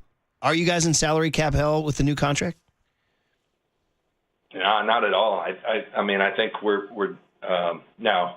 I've seen some stuff in the last couple of days that say we have the second most room. We always look at cap over like a 3-year window. So I would tell people, some of the room we've created for 25 is because 26 and 27 is going to be extremely tight. So can you roll over some of that to help us out in what we're forecasting to be some tight cap spaces? Yes. And so, but in general, our salary cap health is in a good place. You always, Jed and the York family and, has committed to being an aggressive team. And, we're appreciative of that. We'll continue to be that, but also mindful of keeping, our roster, our cap situation in good health. And I think we've done that. We've managed to do that. And now we just got to go win games. San Francisco 49ers GM and President of Football Operations, John Lynch, is the voice you hear this morning on the UMA Guest Line. And, John, one of the biggest changes since the last time we spoke to you back in January is your hiring of the defensive coordinator. What's it been like to have Robert Saleh back in the building with you guys? It's awesome to have Saleh back. Saleh just he brings a certain amount of confidence. He's a really good dude. He stands for the right thing in life. He's a great storyteller. He uses storytelling to motivate our guys, to bring our guys close together. And then he's a really good football coach. I remember the first time when Kyle and I, decided to work together, and Kyle was coaching a Super Bowl with the Falcons, asking me if I could interview Robert Saleh because those two had worked together in Houston. And he said, John, people aren't going to know the name, but I'm telling you, he's got the goods, and I want you to confirm it. So I brought him down to our house in San Diego, went to Staples, Linda Lynch did, and bought a grease board. And Saleh showed up and sweated for 3 hours on my patio and interviewed and drew up defenses. And I said, man, after I was done, Kyle, you're right. This guy's unbelievable. And he's gone off, had experience as a head coach that I think we even have a better version of Saleh, but he's really excited to be back here. His family's excited, and our players are extremely excited. Entire organization is, because he's really good at what he does and a huge value add for us. You guys gave him 5 Christmas presents in May. 5 straight defensive picks, John, for you too, right? Yeah, we needed to. We saw kind of I'm not going to lie to you. I think we've talked about this already. It wasn't easy in free agency, seeing a lot of good players go out the door, but somewhat intentional that, we needed to infuse some youth. If you're going to have this highly compensated of a core and this quality of a core, with really good players, the Kittles, the Warners, the Trent Williams, the Christian McCaffreys, the Purdy's, you have to supplement that. The draft is a way to go, balance that out. And we had 11 picks. We used every one of them, heavy on defense at the beginning, and really excited the way it stacked up. We think these guys all have a chance to really contribute, but now they have to go prove that. Once the draft's over, it's about the work, and those guys are doing a really nice job. Cool moment, yesterday I walk out there and Bosa and Michael. Michael's just a sponge, following Nick. Chris Kaceric's doing such a great job of like, hey, Michael, get behind Bosa. Watch how much, ground he's gaining with his first step. And the vets are really embracing these young guys. With young guys, it can take a little time. They're going to take their lumps, but young guys are important, and this league, it's a young man's game, and so we're excited with what the group, the 11 of them that we brought in, are going to provide to this team, and now those guys got to earn everything they get. That's what this league's all about. Last year, you guys used your first overall pick, or your first round draft pick, I should say, on Ricky Pearsall. And Kyle Shanahan did give us an update yesterday that he is dealing with a hamstring injury. But what have you seen from his offseason development? What are your expectations for year two? And overall, how are you feeling about the depth of the wide receiver room with the possibility of starting the season without Brandon Ayuk? Yeah, so Ricky's had a really good offseason. And, I know a lot of people learned yesterday. Kudos to Kyle. A lot of coaches this time of year, you don't have to give injuries. There's no secrets. We're not trying to hide anything. Ricky's worked his tail off this offseason. He and Jake Cowing have really approached this offseason, and they've attacked it.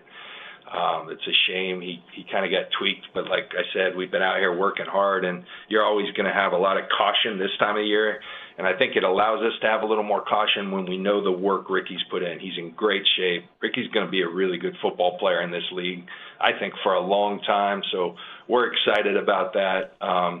I'm sure if it were regular season, we'd be pushing to get him back next week. It's not worth it right now. We want that thing to really heal up, and we'll get him healthy for training camp. But he's put in a lot of quality work. But the overall group, there's a lot of competition going on. We added Jordan Watkins in the fourth round. He's looking good. Junior Bergen, who we brought in as a returner, has shown some value as a receiver out here. Undrafted free agent Nair. We got DeMarcus Robinson, who we brought in. Hodgins. There's good competition going on. Jake Cowing, I think, is going to take a big step. He's got to go. He's showing that right now. It's OTAs, and now you got to carry that over to training camp and then onto the field. But a lot to be encouraged of. Obviously, when you're missing a player like Brandon Ayuk, there's going to be a hole, but Brandon's tracking, in a good way with his knee, and you just got to kind of let that play out. We're not going to put him out there till he's ready, but we're excited with our receiver group and where we're at. Do you have to add to it? You never close the door on that. I don't think we have to. Like I said, I think there's a lot of quality and a lot of competition, and you kind of let that play out. And if an opportunity presents itself to get better, then we'll always be interested in that. But right now, we don't feel like we're in a situation where we have to. Christian McCaffrey, we need your analysis. God, you want to talk about reporters and media? There's so much media hyperventilating over every cut, every move. What can you tell us? What's the John Lynch evaluation of his first workout? Well, I stand back there where I used to stand, just about 30 yards deeper, and it looks really good to me. That's what I'll tell you. He looks bouncy. He looks explosive. Christian likes the work. He's as talented as he is. He's a field player, and he likes to work, and he's put in the work. Believe me, he's as intense a competitor as I've ever been around. He's maniacal in his approach. And you talk about intense. I played with his dad at Stanford. His dad was extremely intense, and his mom was a soccer player, and she was extremely intense. And so Christian is the byproduct of that, and not happy with what happened with our team, what happened with himself. And I can tell you this: he's put in the work. He's looking great out here. Kyle said it yesterday. The biggest thing with Christian, sometimes we have to pull back the reins. And that's what you want to have to do. My old coach, Mike Tomlin, used to say it's a lot easier and better to have to say whoa than it is to have to say sick 'em. And you never have to say sick 'em to Christian. He's raring and ready to go, and at times you have to say whoa, but he looks great out here, and he's extremely motivated to have a Christian McCaffrey type year. And finally, Big Trent Williams has the excused absence from the principal, John Lynch, or you want to see him out there? Well, I mean, this is all voluntary, and Trent showed up here. He's been here periodically. Trent knows how to get ready for a season. And I think Trent had a season, marred and inhibited by injuries last year. And Trent is very prideful about not just playing, but playing the type of quality football that he's accustomed to. He's always told me that. He's not going to come out here and just be a guy. And so I've got a good feeling that Trent's going to come out and have a really good season. Good Lord, provided he can stay healthy and all those things that every player has to go through. But Trent's putting in the work, and you're always happy when he's on your offensive line, when he's on your team. Yeah. It's just great catching up with you. I know you got to go, all that. But do you own a bass fishing boat? I grew up in San Diego. My parents we're not fishers. So, no, I don't. I want to know what to do with a bass fishing boat. But, Maybe I understand Brock's in the market, so yes. If you're out there, you got a good one, you let us know. We'll take him to a garage sale. You don't need any help. Take him to a garage sale. Well, listen, everybody's in the building. Everybody, we've been talking about it. Like, we called it refreshed, refueled, and revenge in January. Then you went through the hemorrhaging and you lost all those guys in March, and now you're back adding guys, and you have Brock signed. So it feels like you guys are ready. We called it the bummer summer last year, John, with all the holdouts. We're going to call it the no bummer summer this year. How's that? I like it. All right, no bummer summer. We'll catch up down the road. Sure do appreciate you hopping on, and good catching up, and be well. Yeah, thanks, John. Thanks, fellas. All right, that was fun, John Lynch. By the way, while we were just in the middle of that replay, the Lions we were just talking about how the Lions were going to have a tough year doing it 3 years in a row. They just got bad news. You got the Fox chime there. All-pro center Frank Ragnow, who's awesome, has just announced his retirement. He said, I've tried to convince myself that I'm feeling good, but I'm not. And it's time to prioritize my health and my family's future. I have given this team everything I have and thought I had more to give, but the reality is I simply do not. Damn. Wow. That's a big loss for the Lions. Big loss. In an offseason where they're now losing their all-pro center after losing their all-world offensive coordinator, Ben Johnson, who's now with the Chicago Bears. He's only 29 years old. Damn. Old. Yeah. Yeah, so, man, another sign of just the ruthless life of the NFL. Retiring before 30. Says he just doesn't have anything left to give. Man. Wow. Big one for the Lions. Okay, we can react to what John Lynch had to say and get ready for David Lombardi at 9:30. We are here at Daly City, week one, full week one, but day two. It's going well. We like it on the Sports Leader.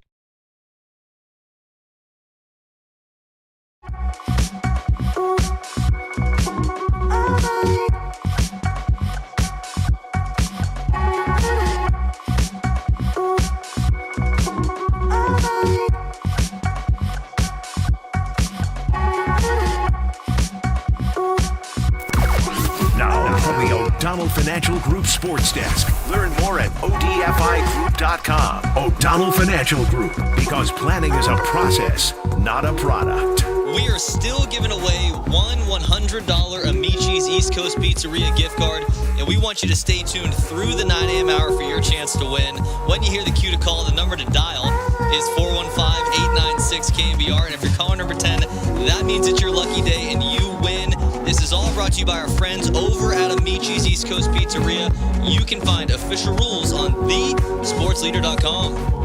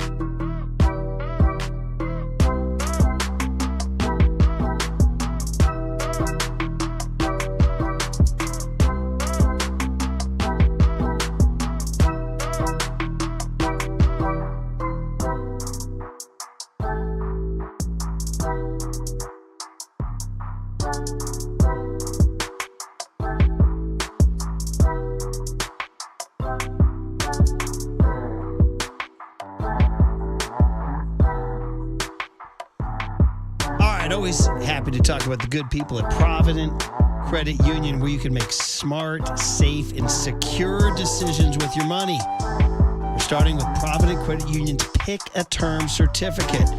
You can earn up to 4% annual percentage yield and grow your savings safely.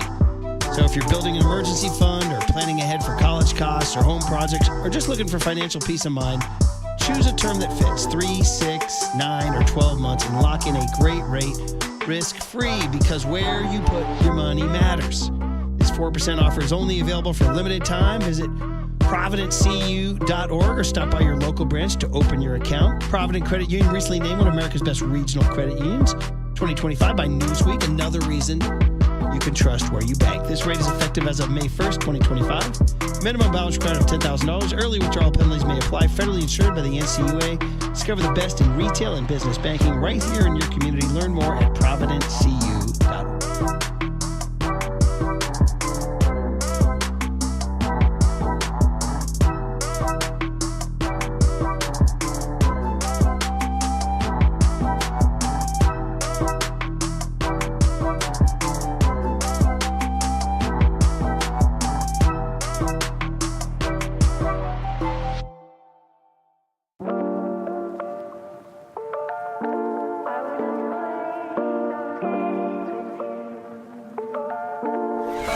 And now it's time for the Protect Your Assets Business and Technology Report with me, David Hollander.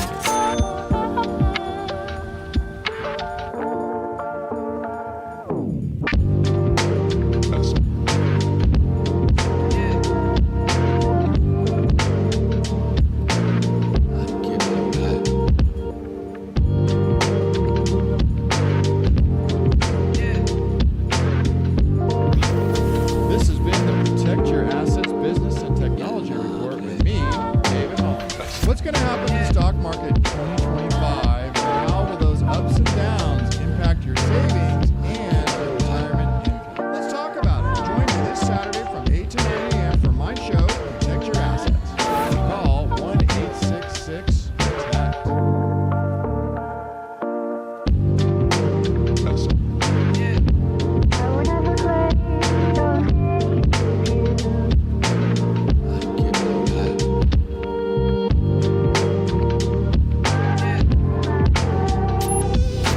Now back to Murph and Marcus on the sports leader and streaming live on KNBR.com and the KNBR app. Sponsored by Bigelow Tea. Grab a mug and tea proudly. These 1976 rejoins are really making me laugh. The reason we're doing it is because the Giants' offense hasn't been this bad since 76. And that was a bad year, y'all. They won 74 games. They only averaged 7,000 fans a game. Gary Wright, Love is Alive. Definitely a mediocre offering from 1976. Not nearly as epic as the Manhattans' Kiss and Say Goodbye. I was going to say this earlier when we were talking about the 1976 Giants, and you dropped the stat about their attendance only being around 7,000 per night. Well, at least they weren't doing the wave back in 1976. Great freaking call. Great freaking call. Don't need to see, but I'm going Friday night, and I was like, I've already thought, ooh, That's tough. That's a wave potential. It feels like it usually is a Friday night crowd. Wave potential on a Friday night. So You going to wear the shirt? You going to wear the shirt? No wave at Oracle? Sure. Why It says the hell it says no wave at AT&T Park. Shows you how old it is. It applies. I could, or I could wear my Willie McCovey 73 gamer, or my new Rod Beck gamer. Oh, you might have to go with Beck. Sorry, we're on opening day when they won. So, anyway, fun Monday, everybody. Giants get that win, 4-2. We did call it in. Luis Matos felt like a 20-run homer, said Bob. Melvin. They finished up a 4-5 roadie. I'm being realistic and thinking they're going to split 4 with the Padres. 3 out of 4 would be amazing. Losing 3 out of 4 is not an option. All right, not an option. That's funny because I think most Giants fans would say that it is an option the way that their offense has been playing right now. Well, Gerard Encarnacion. Here he comes Tonight? I'm in my Gerard. Here he comes. We haven't heard yet, but there has been all indications that he would be targeted. Yeah, and he's been back playing with the River Cats the last week or so. Hit another home run this weekend, so it's time to unleash Gerard in this lineup. What the roster move would be? That's a great question. I was talking about this with Greg Papa the other day. Now, a lot of people think it's as simple as just DFA and Lamont Wade Jr. I don't know if they're going to go down that road. Maybe it's finally time for Christian Koss to go back to AAA, but they like him in the clubhouse, so it's going to be an interesting decision for Bo Mel. Man, you just brought it up. Possibility of DFA and Wade. Yeah. Wow. Might not be too much more late-night Lamont because we really haven't seen too much of it this season. I mean, Buster was not very warm and fuzzy when we asked him about him last Thursday, and he also did. I think he only played once this weekend, right? I think you are correct on I that. think he only played once this weekend. Interesting. Interesting. All right, then they would have no left-handed option at first. I mean, that's the thing. It's like I like the idea of still having Lamont Wade Jr. as a left-handed bat off the bench. Now, again, the text line's going to clown me and saying, why do you want a 150 bat on the bench? It's just for having options, so they have those options moving forward, but I don't even know if Lamont Wade Jr. has minor league options, so who knows what they're going to do with him. There's a left-handed first baseman who hit another home run down in Richmond. Yes, he did. Doing his thing. Yes, he did. I mean, he just defensively is the only thing maybe that's keeping him. That's the key. Because the Royals just called up today, right? Jack Caglione? Yeah, Caglione? Jack Caglione, the two-way sensation from Florida who was in the College World Series last year. He was drafted just last summer. Yep. Yeah. Mm-hmm. So, I mean, there's no rule that says you can't now Eldridge from high school. It's different. A little different, but if we are talking prospects for a quick second, the Giants did spend a first-rounder on a college kid last year, James Tibbs, who now has 10 home runs with the Eugene squad up in Oregon. I'm surprised he's still in Oregon and not joining the lineup with Bryce Eldridge out in Richmond, but who knows? Maybe with Gerard moving up to the big league level that we're expecting, maybe they make the move from Bryce Eldridge from Richmond to Sacramento. That opens the door for a Tibbs spot on that roster. Who knows? A lot of moving pieces that we might find out about today. Marcus running the minor leagues like Randy Wynn. I know, dude. Me and Randy. What do you want? You want a Walker Martin update? By the way, 831 with a pretty good text says, you guys need to go look at Giants transactions for May of 2025 and then go look at the amount of transactions for May of 2024. He goes, it's absolutely worth talking about.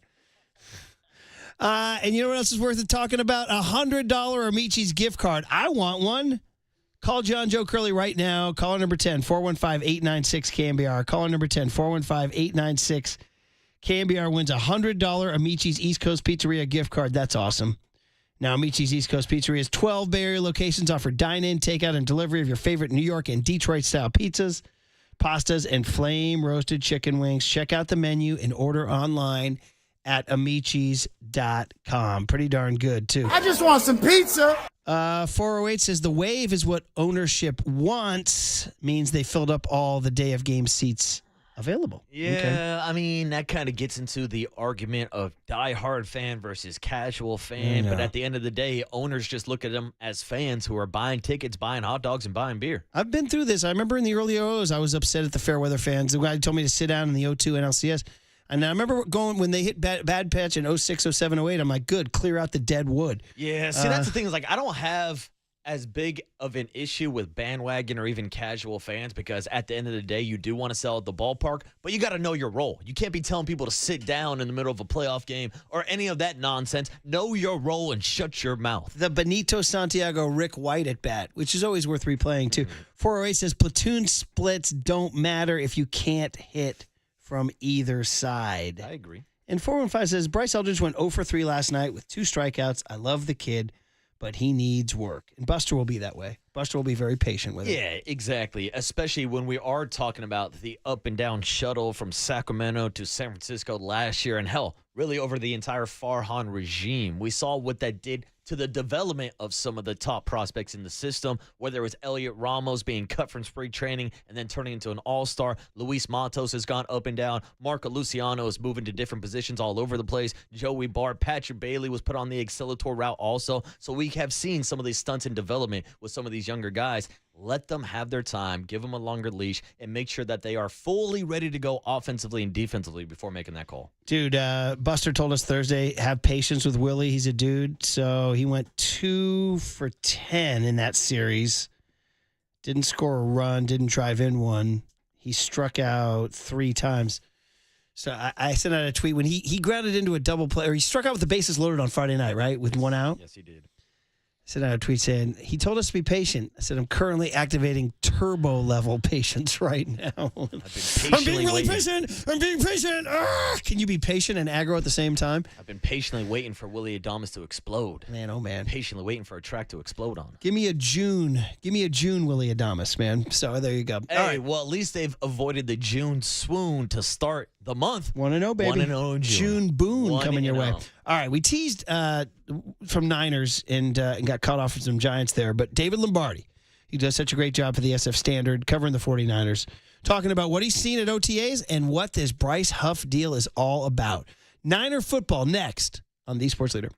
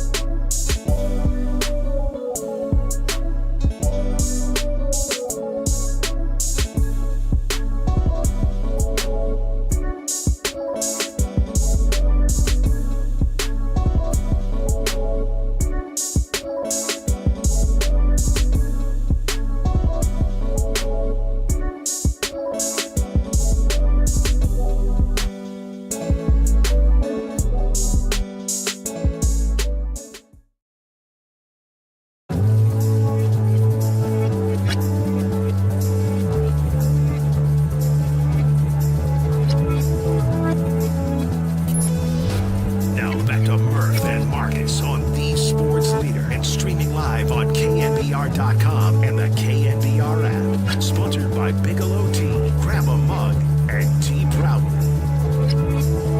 There it is. We've been waiting all day. Ever since you said the 1976 rejoins, we've been waiting for this one. This is as 76 as it gets. You're like, what's going on in your car or whatever? It's because there's a streak that the Giants haven't had a streak this week offensively since 1976. Spoiler alert, they were not good in 1976, but we had some fun with some rejoins there from 76. This was it, man. This thing rocked the summer of 76. Back when I told you we were all in on the bicentennial. Nobody was yelling at each other. We all were all in. We had a team effort there, Marcus, back in the day. Hey, we are sponsored by Marin Health with top physicians, surgeons, and clinicians right here in the North Bay. Marin Health puts you closer to your best health. World-class care. Closer than you think. All right. David Lombardi does such a great job covering the 49ers for the SF Standard. We have the connection made on the UMA guest line. David, good morning. How are you? Hey, what's up, David? Good morning. How are you guys? We're good, man. We're good. We'd love to hear your analysis of the Bryce Huff move. When it went down, kind of like, what was your first reaction? That was the guy that seemed like an obvious fit for a long time, but I just couldn't get over the money part because he was owed $17 million. It was fully guaranteed this year, so I thought that might make it challenging. I thought that it was really cool that two of the best front offices in football were able to figure out a cost split that made sense. And the 49ers and the Eagles really are probably the two most forward-thinking front offices when it comes to how to manage the salary cap, and they understand cost efficiency. They're the two teams that most aggressively use all these void years to keep cap hits down, and they take on dead money on purpose, and it confuses a lot of people, but it's actually really smart because they're just kind of surfing the wave of the rising salary cap. So that both of these teams are kind of setting the standard for the league financially. So I thought it was really neat that they executed a trade where they found the right cost split. The Eagles pay $9.05 million and the 49ers pay $7.95 million. And it seems really fair to me. Like, the Eagles obviously made a mistake in signing a guy that doesn't fit their system, but they don't have to eat all $17 million this year. It's still an expensive mistake. They're going to end up paying Bryce Huff $25 million for one really ineffective season. But the 49ers get somebody who was, the NFL leader in pressure rate under Robert Saleh just 2 years ago. And even if he doesn't work out, they're only paying $7.95 million for him this year, which is not nothing, but it's definitely, I think, worth the swing, worth the ceiling, right? So it seems to be a move that makes sense for both sides. Obviously, the 49ers coming at this from a winning angle, and the Eagles are just trying to salvage something, but it makes perfect sense given the history with Robert Saleh, who, by the way, has compared Bryce Huff to Mariano Rivera before. So, I mean, Robert Saleh loves this guy, and I think that Robert is having a lot of influence on who the 49ers pick, and given his track record, even in New York, they had top three defenses. And obviously, what he did with the 49ers, you've got to trust what Robert Saleh brings to the table. He knows how to build a defense. David, I know we're still waiting for the exact details of the trade package, but is there any insight about the draft capital that the 49ers are sending over to Philadelphia? And then above that, the salary cap implications, not just for this season, but moving forward with Bryce Huff? It's a day 3 pick, so mid-round, but I don't know exactly where, but it's not mid-round as in round 3. It's going to be rounds 4 to 7, so we'll see exactly where that's at. There might be a conditional tag on it, which is why we don't know yet. It might depend on how Bryce performs for the 49ers. Sometimes you put a sack number total on there, and then you see if he hits it or not. The 49ers, this is another big plus for the 49ers. They get two years of team control here. So 2025 is the only year with guaranteed money. 2026 is a team option that they have to pick up by March 15th, and it's about $15 million. So if Bryce Huff, say that this hits the ceiling and he performs the way that he did the last time he was with Saleh in the system for the Jets in 2023, and he has 10 sacks, $15 million is a no-brainer. In fact, you probably would face a contract situation with him next year to where he'd probably want more, entering a lame duck year. But that's a problem that you would love to have if you're the 49ers, right? Because if he doesn't perform, if this is a repeat of last year, if for whatever reason he's just fizzled out of the NFL level altogether, nothing's guaranteed past this year. So you just, you let him go after this season, paid him $7.95 million, and it didn't work out, and it didn't break the bank. Talking to David Lombardi, the SF Standard, explaining the details of the Bryce Huff move, which seems to be sort of financially split for both teams, and the draft compensation, as he says, likely between 4 and 7, but could be contingent on playing time. We'll continue to follow that. So maybe a good deal for both teams, maybe a win-win. I'm looking at the list of players that they've had trying to be out there to help Nick Bosa. Just a short list here. You go Samson Ebukam, Charles Omenihu, Kentavious Street, Kerry Hyder, Drake Jackson, Jordan Willis, D. Ford, Clee Furl, Leonard Floyd, Chase Young. Does it seem like an endless? It's almost like we compared it to the Giants' search for a left fielder since Bonds. What do you make of that search? And really, only one of those guys was a true third down pass rush specialist, and that was D. Ford. And then the injury issues happened. But when D was healthy and they had a true third down speed rush specialist that would just come in for those big money down situations, this pass rush was awesome. Now, Leonard Floyd, he was about as light as D. Ford, and you could argue that should have been the extent of his role, but they needed him to be more of a three-down player last year. And that was the bigger problem for the 49ers, is that they didn't have a chance to rush the passer with leverage the way that they need to, because the run defense was so bad, right? So what they did over the draft this year was focus on run defenders. Like Mykel Williams, that's an edge setter. They think he's the best edge setter coming out of the 2025 rookie class. CJ West, one technique. I mean, look at that guy. He's one of the premier run defenders in college football. He transformed Indiana's run defense, helped them to the college football playoff. And Alfred Collins, that's a pillar of granite. That guy's huge and also really good against the run. So they spent the draft working on the run defense. And then that one piece that they needed, and it's, it hasn't really been a position of the guys that you just named, that the whole list of guys the 49ers cycled through, because a lot of those guys were doing a bunch of different stuff.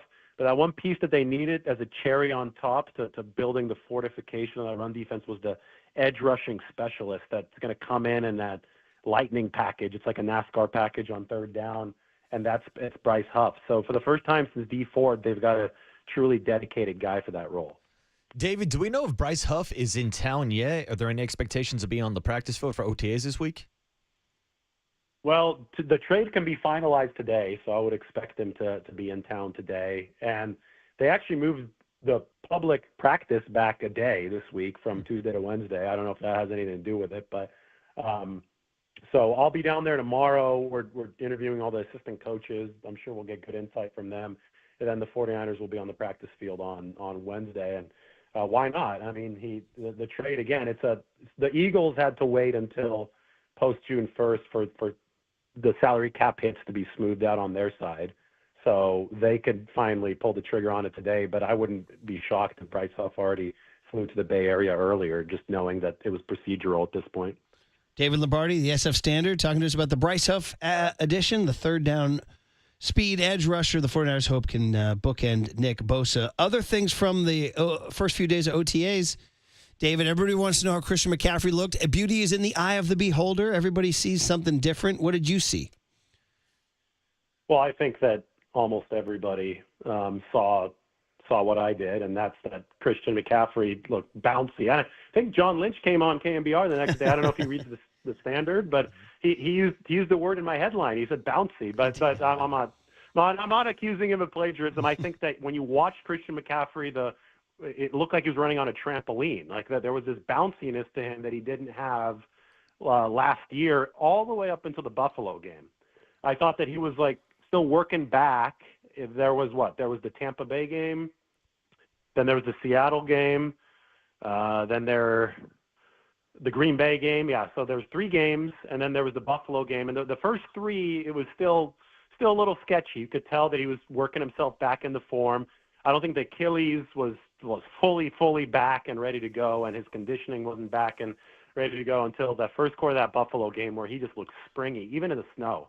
And then he got tripped up by the shoestring, and he hurt his knee. The knee slammed into the turf there, and we didn't see him anymore. So we only saw a very, very brief glimpse of the old Christian McCaffrey last year, and I think now we saw it on that practice field. He does look way, way different than the majority of last season, when he was obviously coming off the Achilles injury. So I'm sure he's motivated too, and rest has been huge. A lot of these guys, it's almost feel that they're working so hard. They play these 20-game seasons because the 49ers went so deep in the playoff runs, and then you know how hard Christian works in the off season. So you just imagine the mileage that he puts on those legs. The fact that he was able to step back, never saying an injury is a good thing, but he was able to step back when he got hurt the second time and be like, okay, wait, let's make sure everything is rested, ready to go. I think he's been able to get all his ducks in a row, and you can tell now when you see him on the practice field. Yeah, David, we were having some fun last week going back and forth with the back and forth reports about Christian McCaffrey and whether or not he looked bouncy or springy or not. But, David, I got to say, there might not be a beat reporter on the beat that's more bouncy and springy than you are, because I saw you did the Escape from Alcatraz swim before going down to cover a 49ers OTA. How was that experience for you? Yeah, we're working on a cool little project for the San Francisco Standard. So I wasn't actually doing the Escape from Alcatraz triathlon. It was just me swimming. So I don't know if that's better or worse, if there's any wildlife interested. But well, I had a boat following me, so it was good. But right before heading down to practice on Thursday, hopped in. I had done that swim before, but with a wetsuit, and I was like, we're going to do it without a wetsuit this year, because I've been swimming in the bay now for a while without a wetsuit. I built up the layer of yellow fat that polar bears have, and I felt warm the whole way. It was good. I was slurring my words a bit when I got out, so I guess it was a bit colder than I realized, but I got in the sauna, and I headed down to practice after. It was great. Dude, that's incredible. No wetsuit. Man, when Escape from Alcatraz Triathlon, they wear wetsuits, right? You can, yeah, because for triathlons, you can wear a wetsuit and it still counts, but for an open water swim to be officially certified, you actually can't wear a wetsuit unless the water temperature is under a certain level, and the bay is actually too warm for that. So it's possible to do without a wetsuit, which it is. You got to do it without a wetsuit. Did you get a temperature on the bay that day? I think it was in the high 50s or the low 60s. It varies from place to place. So as you're swimming, and it took me about half an hour, it was actually warmer. It was weird. It was warmer out by Alcatraz when I jumped in. And then as I'm getting closer to the city, just because of the way that the ocean currents work and everything, I just hit like this cold patch all of a sudden. You're like, whoa, what's going on? So it could be in the high 50s somewhere and the low 50s somewhere else. And I'll tell you that 1 degree makes a big difference in water. Man, you don't realize it in air, but in water, 1 or 2 degrees is a big, big difference. Man, that's awesome. And jellyfish or no? No, there's not anything. There were whales. We spotted some whales on our way out. I guess there's big gray whales in the bay that apparently are. My wife looked it up and she like freaked out after, and she's like, "Did you know that they're the size of a school bus?" And I didn't know that. I didn't see how big they were because you only see the top of them. So I guess, and there are sharks, and there are a lot of seals, like a lot of seals and sea lions. I've actually had a seal many times swim with me in aquatic park. Like one time, I'm just swimming, doing my thing, and something just like rams me in the thigh. Like it hit me hard, and you're like, that gets your attention, and I like stop swimming. I'm looking around. You're in a panic for a second, and all of a sudden the seal pops up and just starts looking at you. It's like a dog, and it just wants to play. Yeah. Uh-huh. And you're like, okay, well, it's just a seal. So then you start swimming, and the seal will actually swim with you. Like it will actually for like this. It was like a 10-minute thing. The seal was just swimming next to me for 10 minutes, which was really neat. The seals are nicer. The sea lions are kind of like bar bouncers, to where the sea lions can weigh like 600 pounds. So, and they're kind of like bar security in that if you try to like mess with them a little bit, they can get you, right? Man. So, they won't mess with you if you're smart, but I'm a little bit more careful when I see a sea lion. I mean, we could go down. I know we're out of time, but like the difference between a seal and a sea lion is very difficult for the average person to tell. But you got the difference? Size, right? Is that it? Size, yeah. The seal is going to be about my weight. Like a seal will be.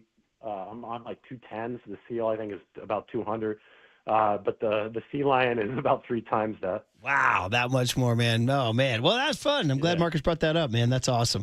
We'll look for the piece in the Standard. All right, man, we appreciate it, and always love talking Niners with you. Keep reading you. Thanks, David. Yeah, thanks, David. Yeah, thank you. Appreciate it. Yeah, David Lombardi, the SF Standard, and the Bryce Huff thing, just, minimal risk for the 49ers in terms of financial and all that. So just go get production, and the Eagles dump a guy that wasn't fitting their scheme. And it's funny, the Eagles and Niners doing business. We haven't even talked about that angle. Yeah, it's weird. Rivals doing business. It's weird for guys who are just facing off in NFC Championship games to cut a deal like this, knowing how successful Bryce Huff was with Robert Saleh. Saleh's back with the Niners. Now they're reunited. Interesting that Howie Roseman decided to make this decision. The Eagles confidently take him. So we shall see. That could play out in the playoffs there, buddy. I mean, who knows? He might show up in San Francisco with a layer of that yellow body fat.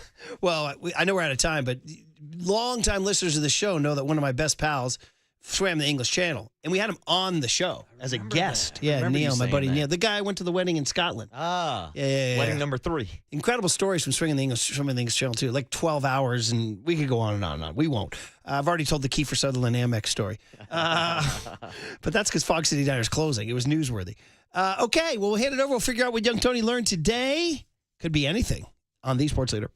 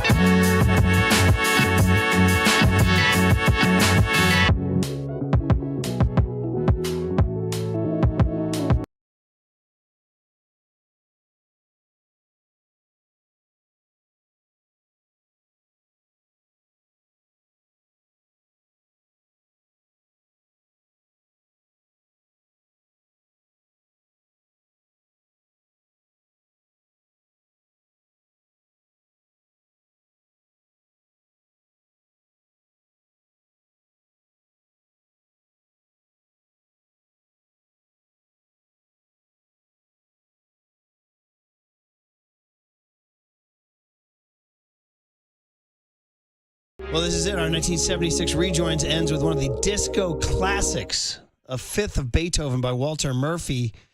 I hate, though, that the Dodgers now use it whenever they strike out somebody at Dodger Stadium. Play that start again. It's just the worst. So it pisses me off. It's better than that damn dance they do on second base. Yeah. This is the Dodgers do this now when they... Oh, dude, that dance...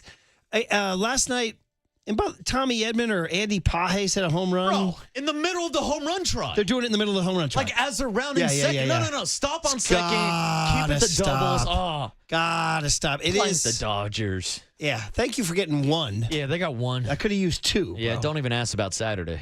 Oh. Yeah, but you could have won Friday. Yeah, could have won That was Friday. the inning that Ohtani and Judge each homered on the first pitch they saw. I mean, as a baseball fan, how cool is that? Just Wasn't watch him Chief go Papa back to down back. there? Papa was there on Saturday. He was there for the 18-2? So he saw the blowout Oh, loss. my God. I know. Papa was down there Saturday. Oh, man.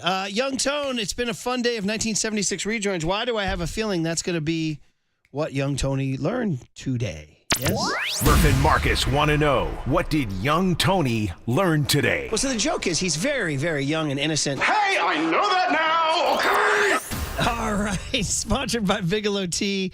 Grab a mug and tea proudly. And this is the number one song from 1976. And young Tony says he's never heard of it. Do you know the band Wings, young man? Okay, wait. Now we got to the chorus. Now it's starting to jive. I got you. All right. Do you know that this is Paul McCartney after the Beatles broke up? I did not know it was. I didn't know it was called "Silly Love Songs" or "Wings." Controversial song because it was number one, and it was an undeniably catchy toe tapper, no question. But there was an army of like John Lennon Beatles people who were just burying McCartney for writing.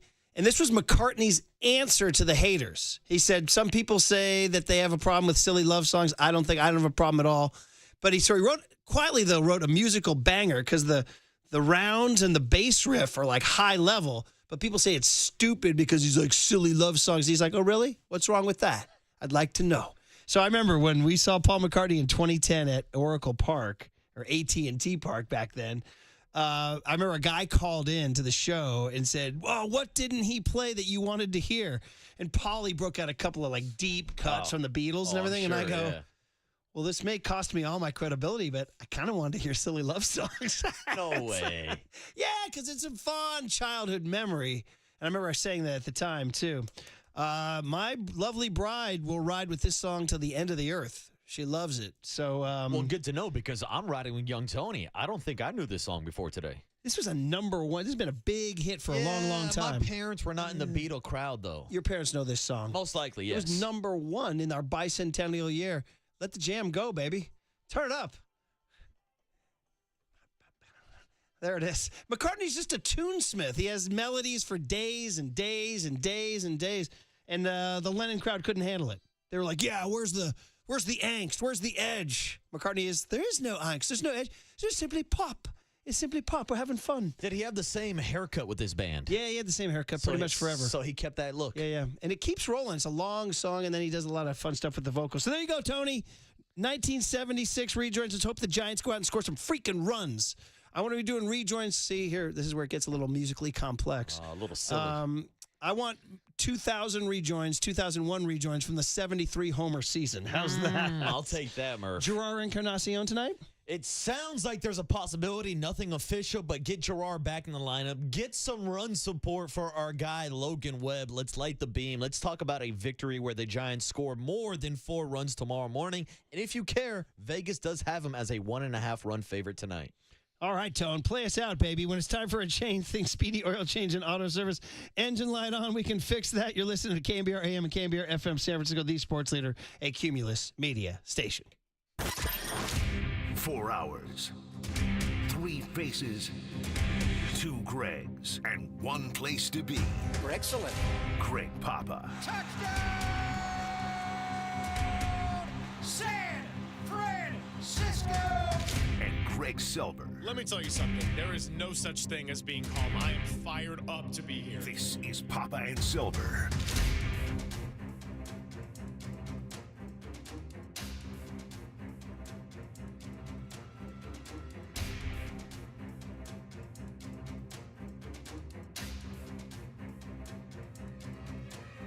Go wow.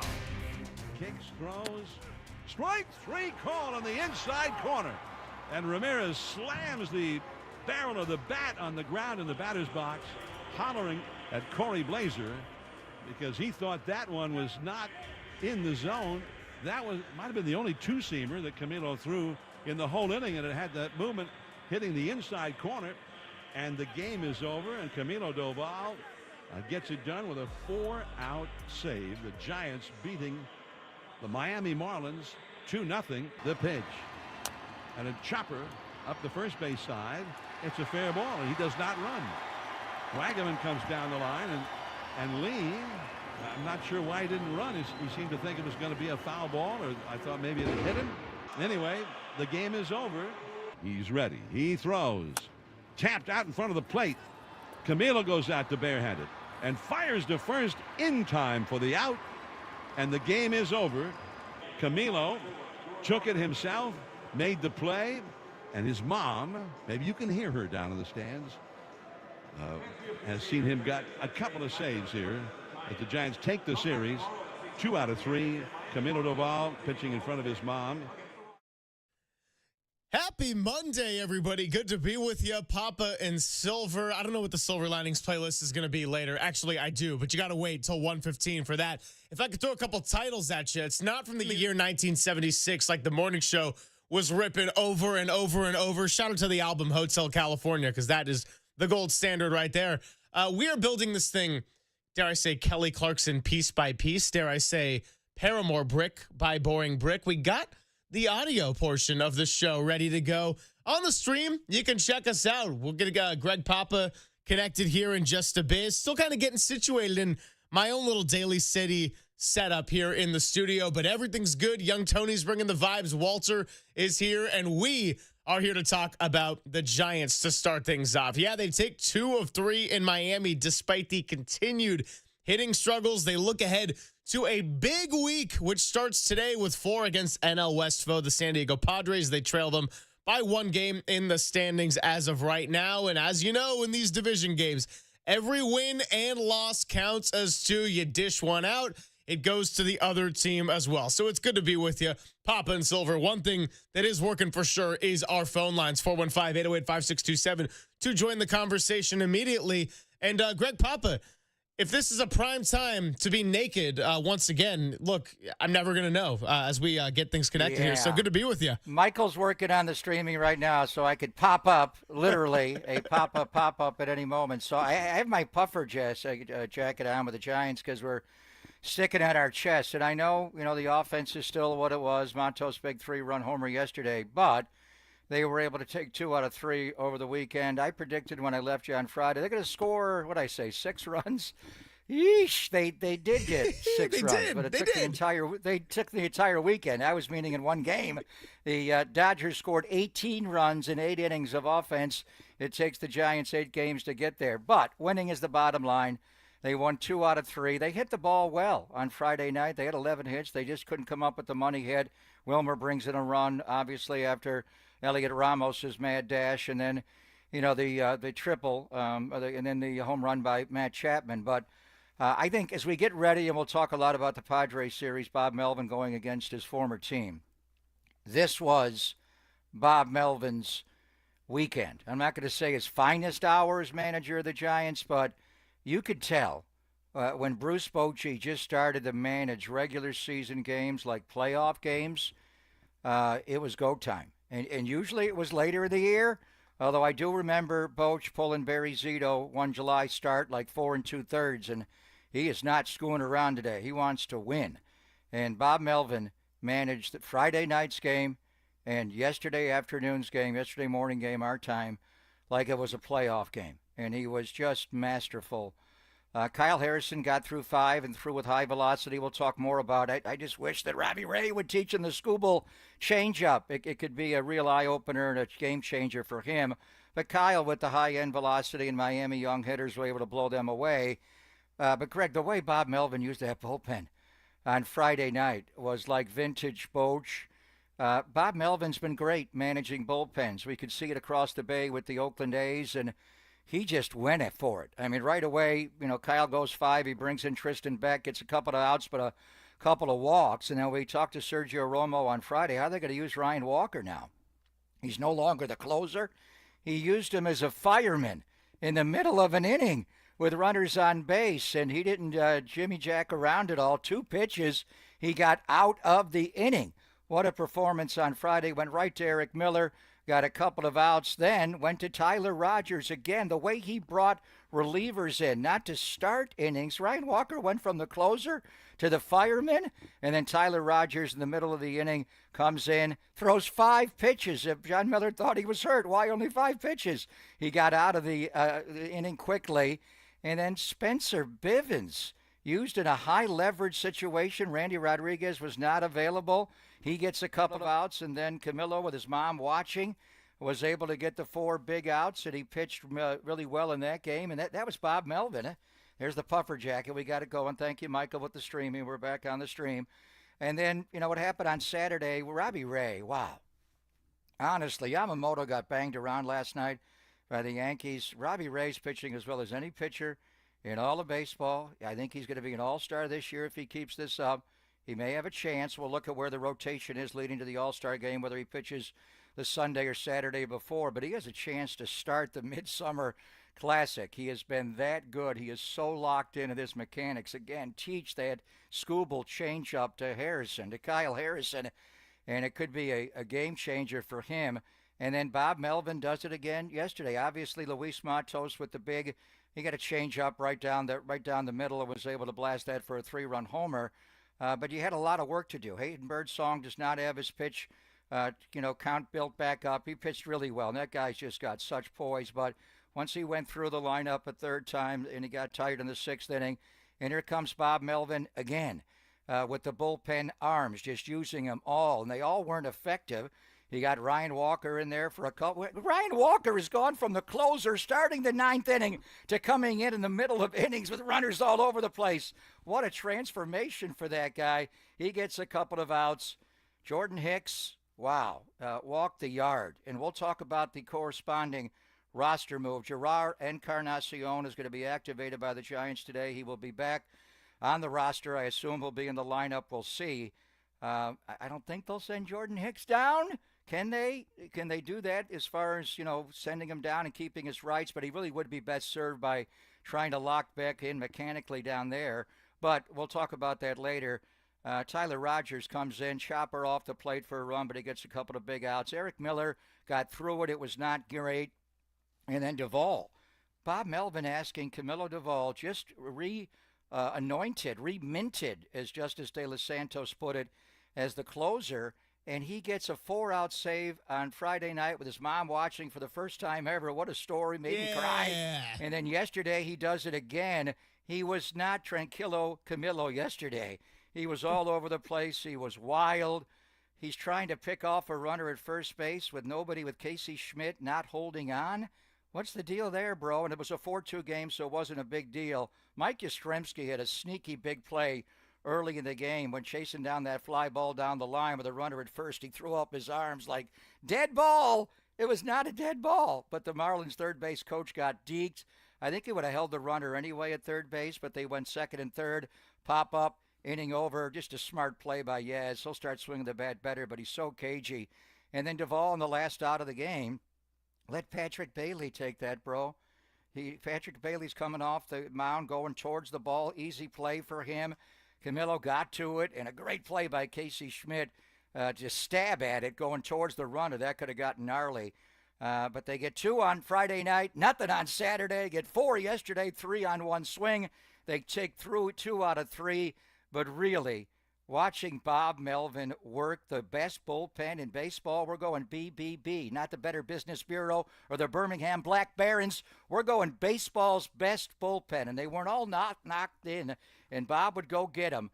But, man, that looked like Bruce Bochy late in a playoff push drive in the regular season, and even more so like it was a playoff game. Bob Melvin managed his ass off to get a couple of wins in Miami this weekend. No, there's no question about that, and it's the Elite 8 for the bullpen, as you dubbed it. Not all 8 were elite, but they had a lot of arms that really came through, and the bullpen actually a little bit shakier yesterday than normal. Hayden Birdsong didn't give up any walks, and the bullpen uncharacteristically gave up 5 of their own, and the Giants got a little bit of a streak going. That's right. They have failed to score more than 4 runs for 14 straight games, the longest streak since 1976. So you want to look at it in the glass half full or the glass half empty way, because in those 14 games, they are 7-7. So you're thinking, how in the world have they pulled off 7 of those with this pitching and defense that has been the backbone of this team? Or you're thinking, you got to be kidding me. Come on. Padres coming into town. They can heat it up in a hurry. That offense got going, and they actually, like the Giants, had a very much needed way to end their series against Pittsburgh with the comeback yesterday. They come to San Francisco feeling good. They got a lead on the Giants. A split 2-2 would keep the Padres on top, but so much to get into here on Papa and Silver. 415-808-5627, the number to chime in. And coming up on the other side, as a little bit of a tip of the cap to the end of the NBA on TNT. And yes, I know they're going to ESPN. Those 4, the quartet of Kenny Smith, Charles Barkley, Ernie Johnson, and Shaquille O'Neal is not breaking up, but still a little bit of a commemoration of the network and TNT. Charles Barkley's famous, I got 2 words for you. Steve Nash and Chris Paul, must-see TV. That's more than 2 words, says Ernie Johnson. Well, I got 2 words for you. We're going to do this as a way to describe Friday, Saturday, and Sunday, recapping the Giants weekend. It's something that we might be implementing on Mondays going forward. It is Papa and Silver, only here on the Sports Leader.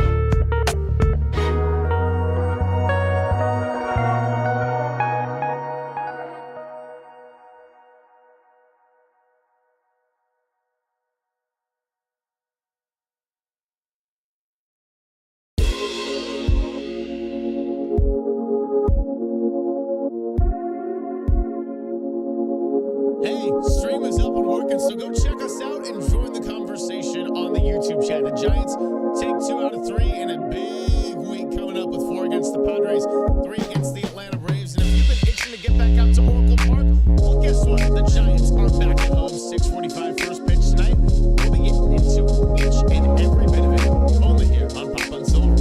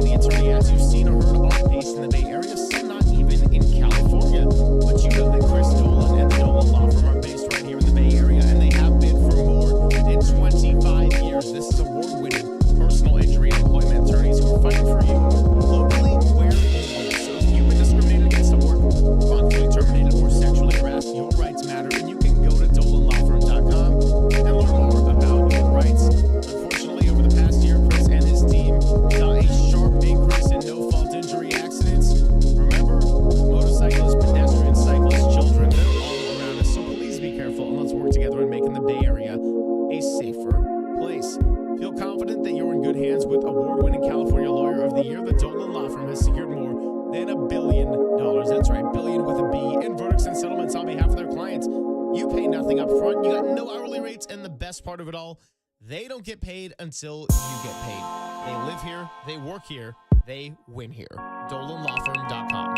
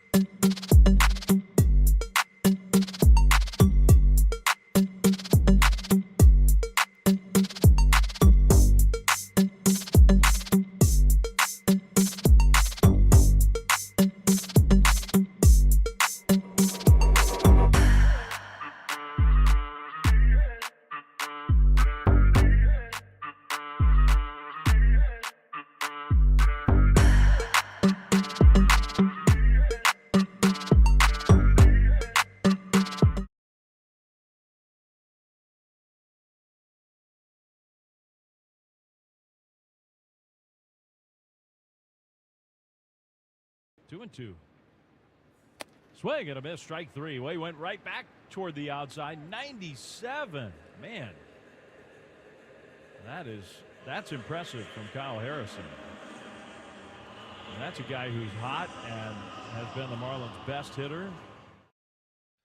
How about it from Kyle Harrison on Friday? We weren't sure exactly what to expect in his second start of the year, just a couple hours after we signed off following our first show in Daly City. But Kyle Harrison goes full shutout, 5 innings, just 1 hit, 5 strikeouts, and 3 walks. So a nice statement from him. And was also announced over the weekend that Harrison's going to get at least one more start. Justin Verlander will not be coming back in time for this series. So we'll catch Kyle Harrison against the San Diego Padres. Thanks for hanging out with us, Papa and Silver. Good to be with you.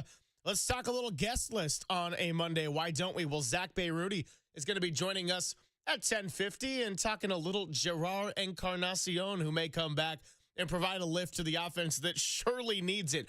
Rich Cimini covers the New York Jets for NFL Nation, ESPN. He's going to be joining us at 11:50 after Bryce Huff ended up getting traded. That news broke during our show in the 10 o'clock hour on Friday. He'll be coming to the Bay Area. Official details on that trade should be released now that it is June 1st. Kirk Reeder going to be joining us at 12:50 to talk about pitching. Robbie Ray got his first loss of the year. And to quote JT Snow, baseball is stupid because he gave a stellar 7-inning performance. And that's the loss that you get. So lots to get into. And before the break, I told you to honor Charles Barkley, the NBA on TNT. I got 2 words for you. Well, let's do 2 words for you and go game by game. The reason we come in with Friday is because that's where we're going to start. And Papa, my 2 words, statement start. That was Kyle Harrison's first one of the year. Again, the full 5 innings, just 1 hit, 5 strikeouts. ERA now down to 2.51. And most importantly, the Giants won 2-0. Kyle Harrison was a big headliner. Why? Not a lot of margin for error from the pitching staff these days. Kyle Harrison didn't really have a whole lot of error to work with, and the Giants were able to get the first one and ultimately 2 out of 3. He has one of the best pitches in all of baseball. Landon Roop's curveball, and he's throwing it less and less. I mean, there's some pitches out there. Tarek Skubal's changeup, Robbie Ray's everything, really. The fastball changeup, knuckle curve, slider combination. He's so locked in. But Kyle Harrison's fastball is one of the best in baseball. The way he comes from the side, 27-degree arm angle. It looks like it's an upshoot. He's got his hip drive, and he's throwing harder than ever.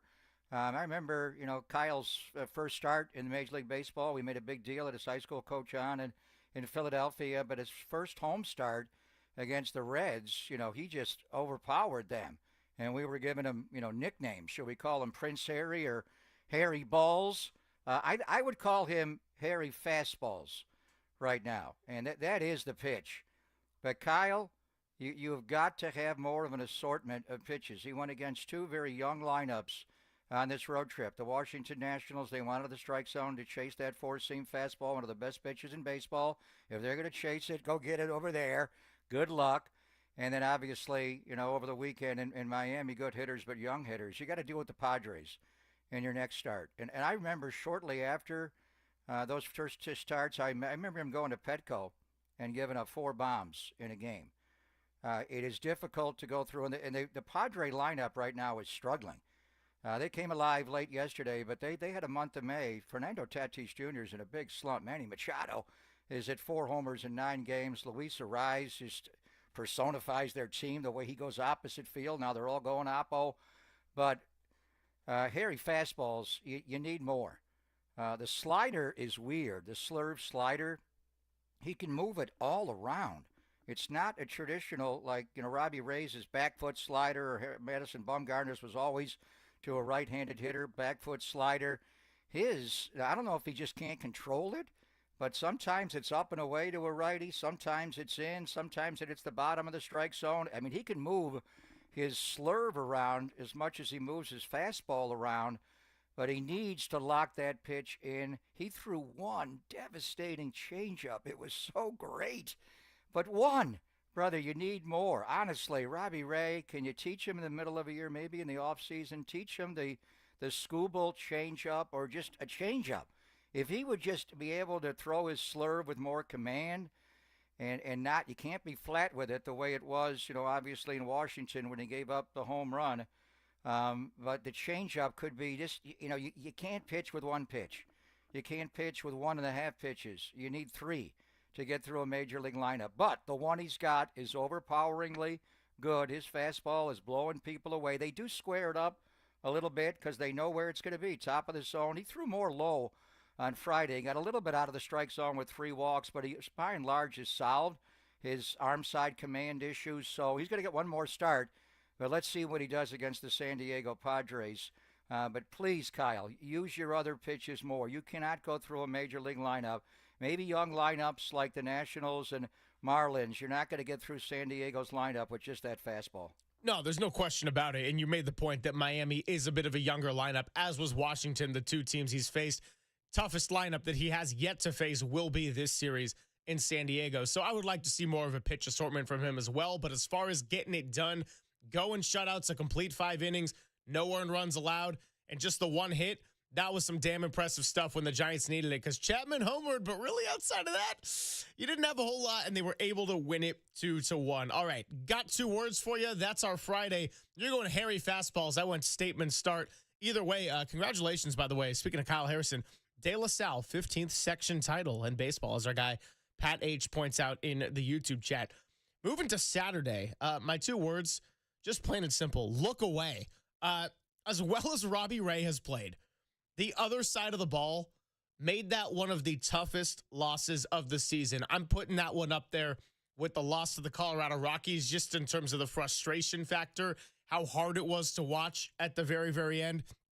To be top of the first inning, bases loaded, 1 out, and then not score at all, not just in that inning, but the entire rest of the game, is absolutely brutal. And like I said, Robbie Ray gets his first loss of the year when he goes the complete 7 innings just for giving up the few hits.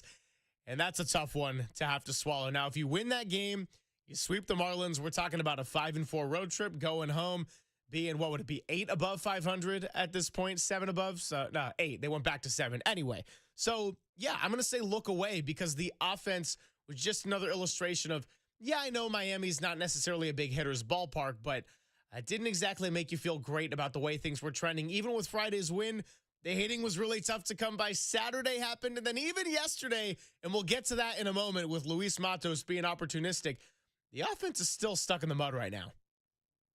Well, they didn't score, and they lost the game 1-0. But they out-hit them. They just were not coming through with runners in scoring position. They had 8 hits. They put pressure, and to me, this was the Miami Marlins literally stealing the game with their defense. The catch Hernandez made in left field off of Tyler Fitzgerald, that would have been a 2-run homer. And the way he went back on the wall, he didn't have time to get back and get to the wall and then jump up. He just kind of stumbled back, and damn, what a catch that was to climb the wall. But that wasn't even the best catch that they made in the game. Dane Myers' catch against Jung-Hoo Lee later in the game, wow. And he took a weird track to the ball, but it was stung, and he kind of contorted his body back and slammed into the wall. I mean, that's one of the best catches you're ever going to see. So Miami, you got to give them credit. They made 2 great defensive plays to win that game. Fitzgerald's could have been a 2-run homer, and Jung-Hoo's was the last out of the inning. It would have scored a run, and he would have had at least a double or maybe a triple. But But they, obviously Willie Adames, and we'll get into his situation. Thought he was coming out of it a little bit, and just the inability. The guy, on top of the 32 homers, he had 112 RBIs last year. He's supposed to be a run producer, and now he just does not even know how to make a proper out. He's striking out where just a out in the right spot will score a run. He's not able to put the ball in play. We'll get into the offense. Encarnacion is coming. I do have a trade target that the Giants have got to go after. He is a Baltimore Oriole. I was watching him all weekend, but we'll watch Encarnacion. We got to brace for what they're going to do with Luis Matos. And I think the 3-run homer yesterday, going to send the guy down after a 3-run homer. Then is it Lamont Wade Jr.? Jordan Hicks really needs to go to AAA and tighten up his mechanics, but how do you get him through to do that? We'll see what the corresponding move is. But Gerard Encarnacion is coming. And then they lost the game 1-0, and Robbie Ray, wow. Is he just a joy to watch? I mean, Kyle Harrison is what Robbie Ray was years ago. When Robbie Ray, and we saw him a lot against the Giants with the Arizona Diamondbacks. It was 4-seam fastball, high in the zone. That's all you're going to get.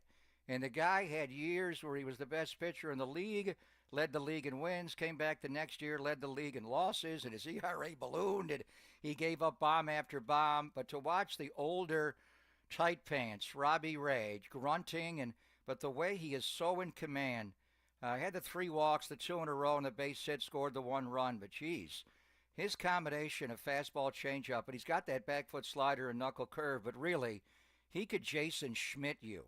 Just get you out with a fastball, a high 4-seam fastball. We'll ask Kirk Reeder about it. And then the changeup on top of that. So it was a tough loss. They had chances. Miami made great defensive plays. When you had a chance to just make a proper out to score a run, you couldn't get it done.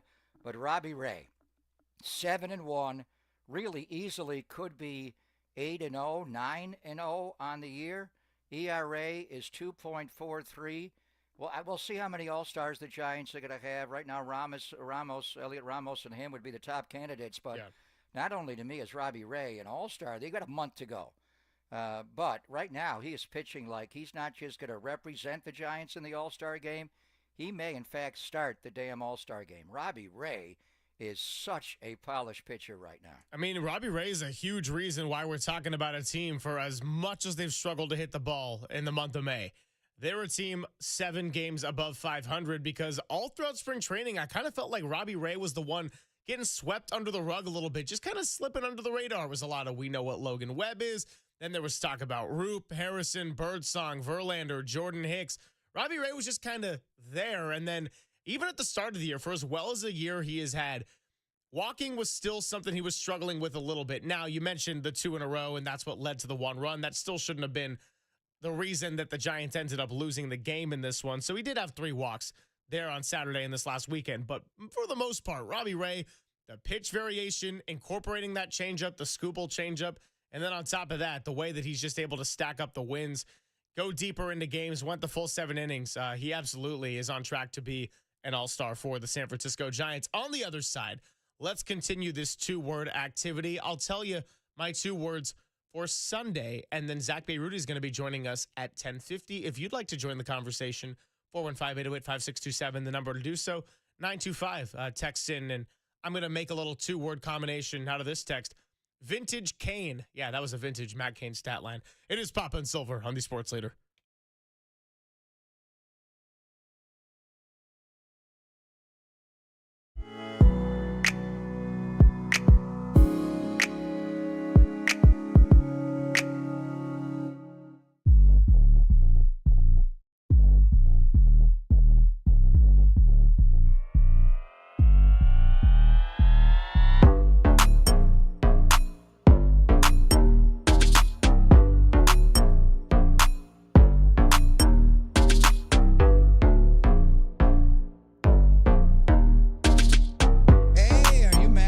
Credit card, struggling with high interest debt, you could pay it all off in days with Loan Pronto's Rapid Equity Line. Hey, it's Greg Papa. Get cash out now without touching your low-rate first mortgage. No appraisals, no waiting, no BS. The Rapid Equity Loan Program at Loan Pronto is amazing. One Loan Pronto client should get $300,000 approved in under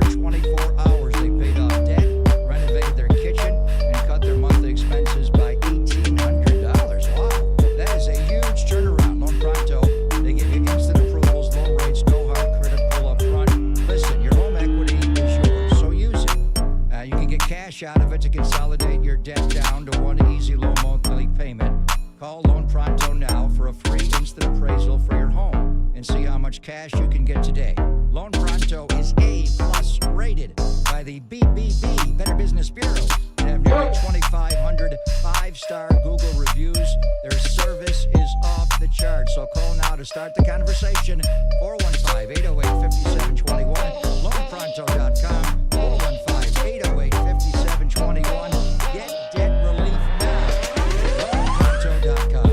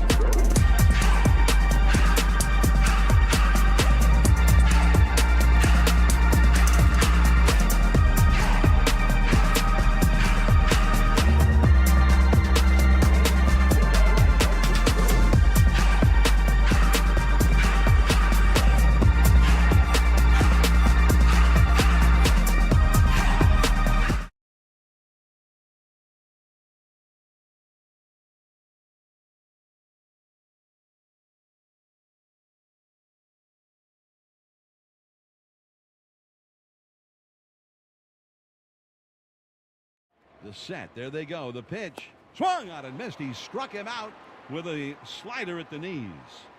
Great work there by Ryan Walker, stranding those two runners, the two of the Marlins' most powerful hitters. Big juncture in the game yesterday. Giants raced out to a little 4-0. Luis Matos had the 3-run homer, but then bullpen had to do some extra work. And how about the work from Ryan Walker, which brings us back on Pop and Silver. Good to be with you, 10-2.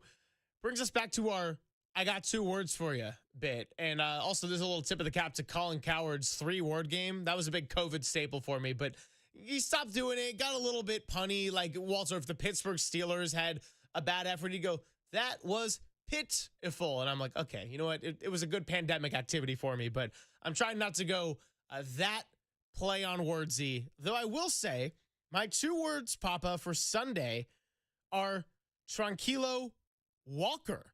And I do want to tip a cap to Camilo Doval for getting 2 4-out saves in the series after reclaiming the closing role. Of course, mom in attendance, first time she got to watch him pitch in the major leagues. And as Dwayne Kuiper said on the postgame wrap, which just made me laugh, he's like, her heartbeat's even slower than his. And they're talking about Erwin Higueros running into Camilo Doval after he found out he got the 9th inning. And he's like, dude, I thought he got traded or something. And he's like, oh, I guess I got the 9th again.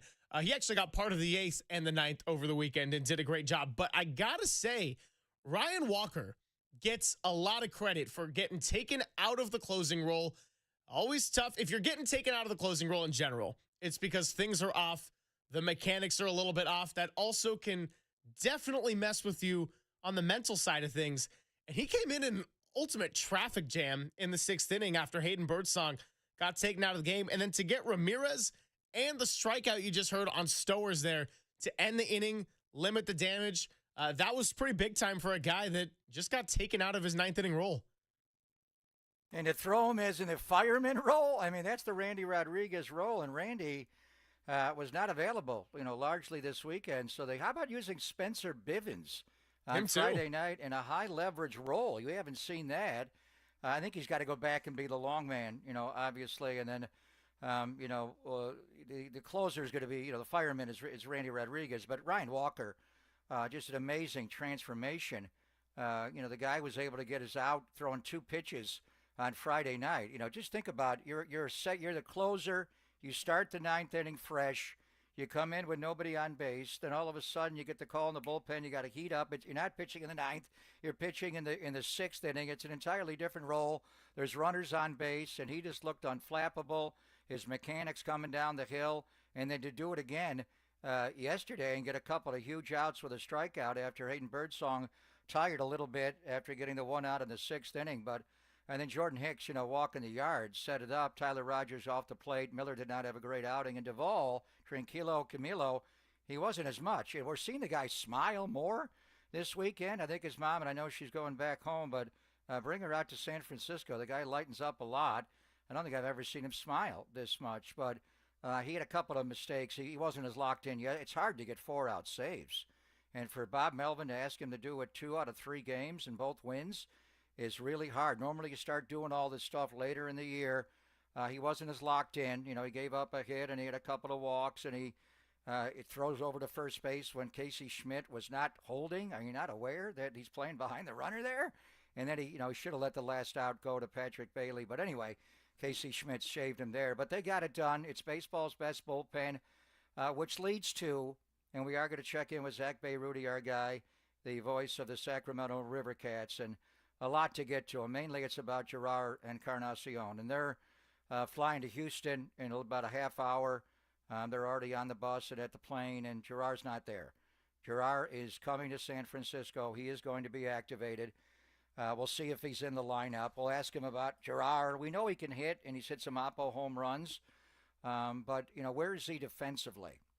They don't want Wilmer playing a lot of first base. So can Gerard Encarnacion play a serviceable first base? I haven't seen him. He's mainly been a DH outfielder since I've seen him.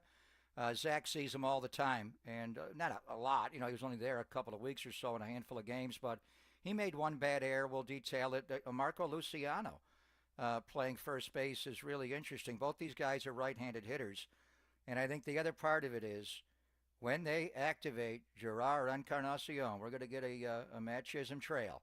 We're going to get an email or a text or alert sometime today, probably after we're off the air. They activate Encarnacion to put him on the 26-man roster off the 60-day IL. What's the corresponding move? What do they do? And I think yesterday, before he hit a 3-run homer and a changeup right down the middle, it could have been Luis Matos that went back. Totally. He's just not playing. Now, should he play more? Mike Yastrzemski, and that was a cagey deke on that ball down the line to keep the runner at third, and that runner never. If that run scores and it's a 4-3 game going to the 9th, it may be a whole different outcome for Duvall. But he has made the play, but he's not hitting. He had a terrible month of May. He couldn't wait to shave off that mustache in May and get into June. Should Matos be playing more just in right field, right on right? So do you send the guy down after he just hit a 3-run homer to win you a game? And then where are we getting with late-night Lamont? He did not play, obviously, yesterday against the lefty. He was not in Friday. Really struggling. I mean, there's just no other way to say it. But he's a veteran guy. Do you DFA Lamont Wade Jr. and take him off the roster? I don't know. I mean, you're going to have a glut of first base DHs between Encarnacion and Wilmer, Casey Schmidt. I don't think Casey's going down. He's really gotten better. He's your best defensive first baseman right now. If you need to make a sub at the end of the game to win a game, I want Casey Schmidt playing first base. We'll see how good Gerard is. But what is going to be I mean, to me, and I don't even think he can do it without losing him and just send Jordan Hicks back down and get him right. He needs to lock in, teach him how to pitch back in the short relief role like they did with Camilo last August when he blew the save in Washington. But I don't know if he could even do that and maintain his rights. You may expose him, so I'm not sure logistically how that would work. That would be the move, but are they going to do that and bruise the guy's ego, take him out of the rotation, and then bullpen, and then send him down to AAA? Harsh, but I mean, what are we bracing for here? What are the other alternatives to get Encarnacion back on the 26? No, I was thinking about this heading into this morning, actually, with Gerard Encarnacion. He's going to be coming. That's a move to be on the 26, and then what's the corresponding move here? Well, when we talked to Susan a couple of weeks ago, we were talking about maybe Casey Schmidt being the logical option. And at this point, I'm thinking, I don't know, because Lamont Wade Jr. has not picked it up. Casey Schmidt, to your point, is your best defensive first baseman, even though that was not a natural-looking position at all for him. And as I kind of think about, I don't know, 23 through 26 on this roster, Christian Koss, what do you do with him there? Sam Huff would be in that category, but he's not going anywhere because he's your backup catcher, and he's going to play 2 out of every 3 or so. And the way Patrick Bailey's hitting, and Sam Huff at least gives you the potential for some power, he's going to still be on the roster. So then the other question mark becomes what you just said. What do you do with Lamont Wade Jr.? Has his time in a Giants uniform run out? How long is that leash?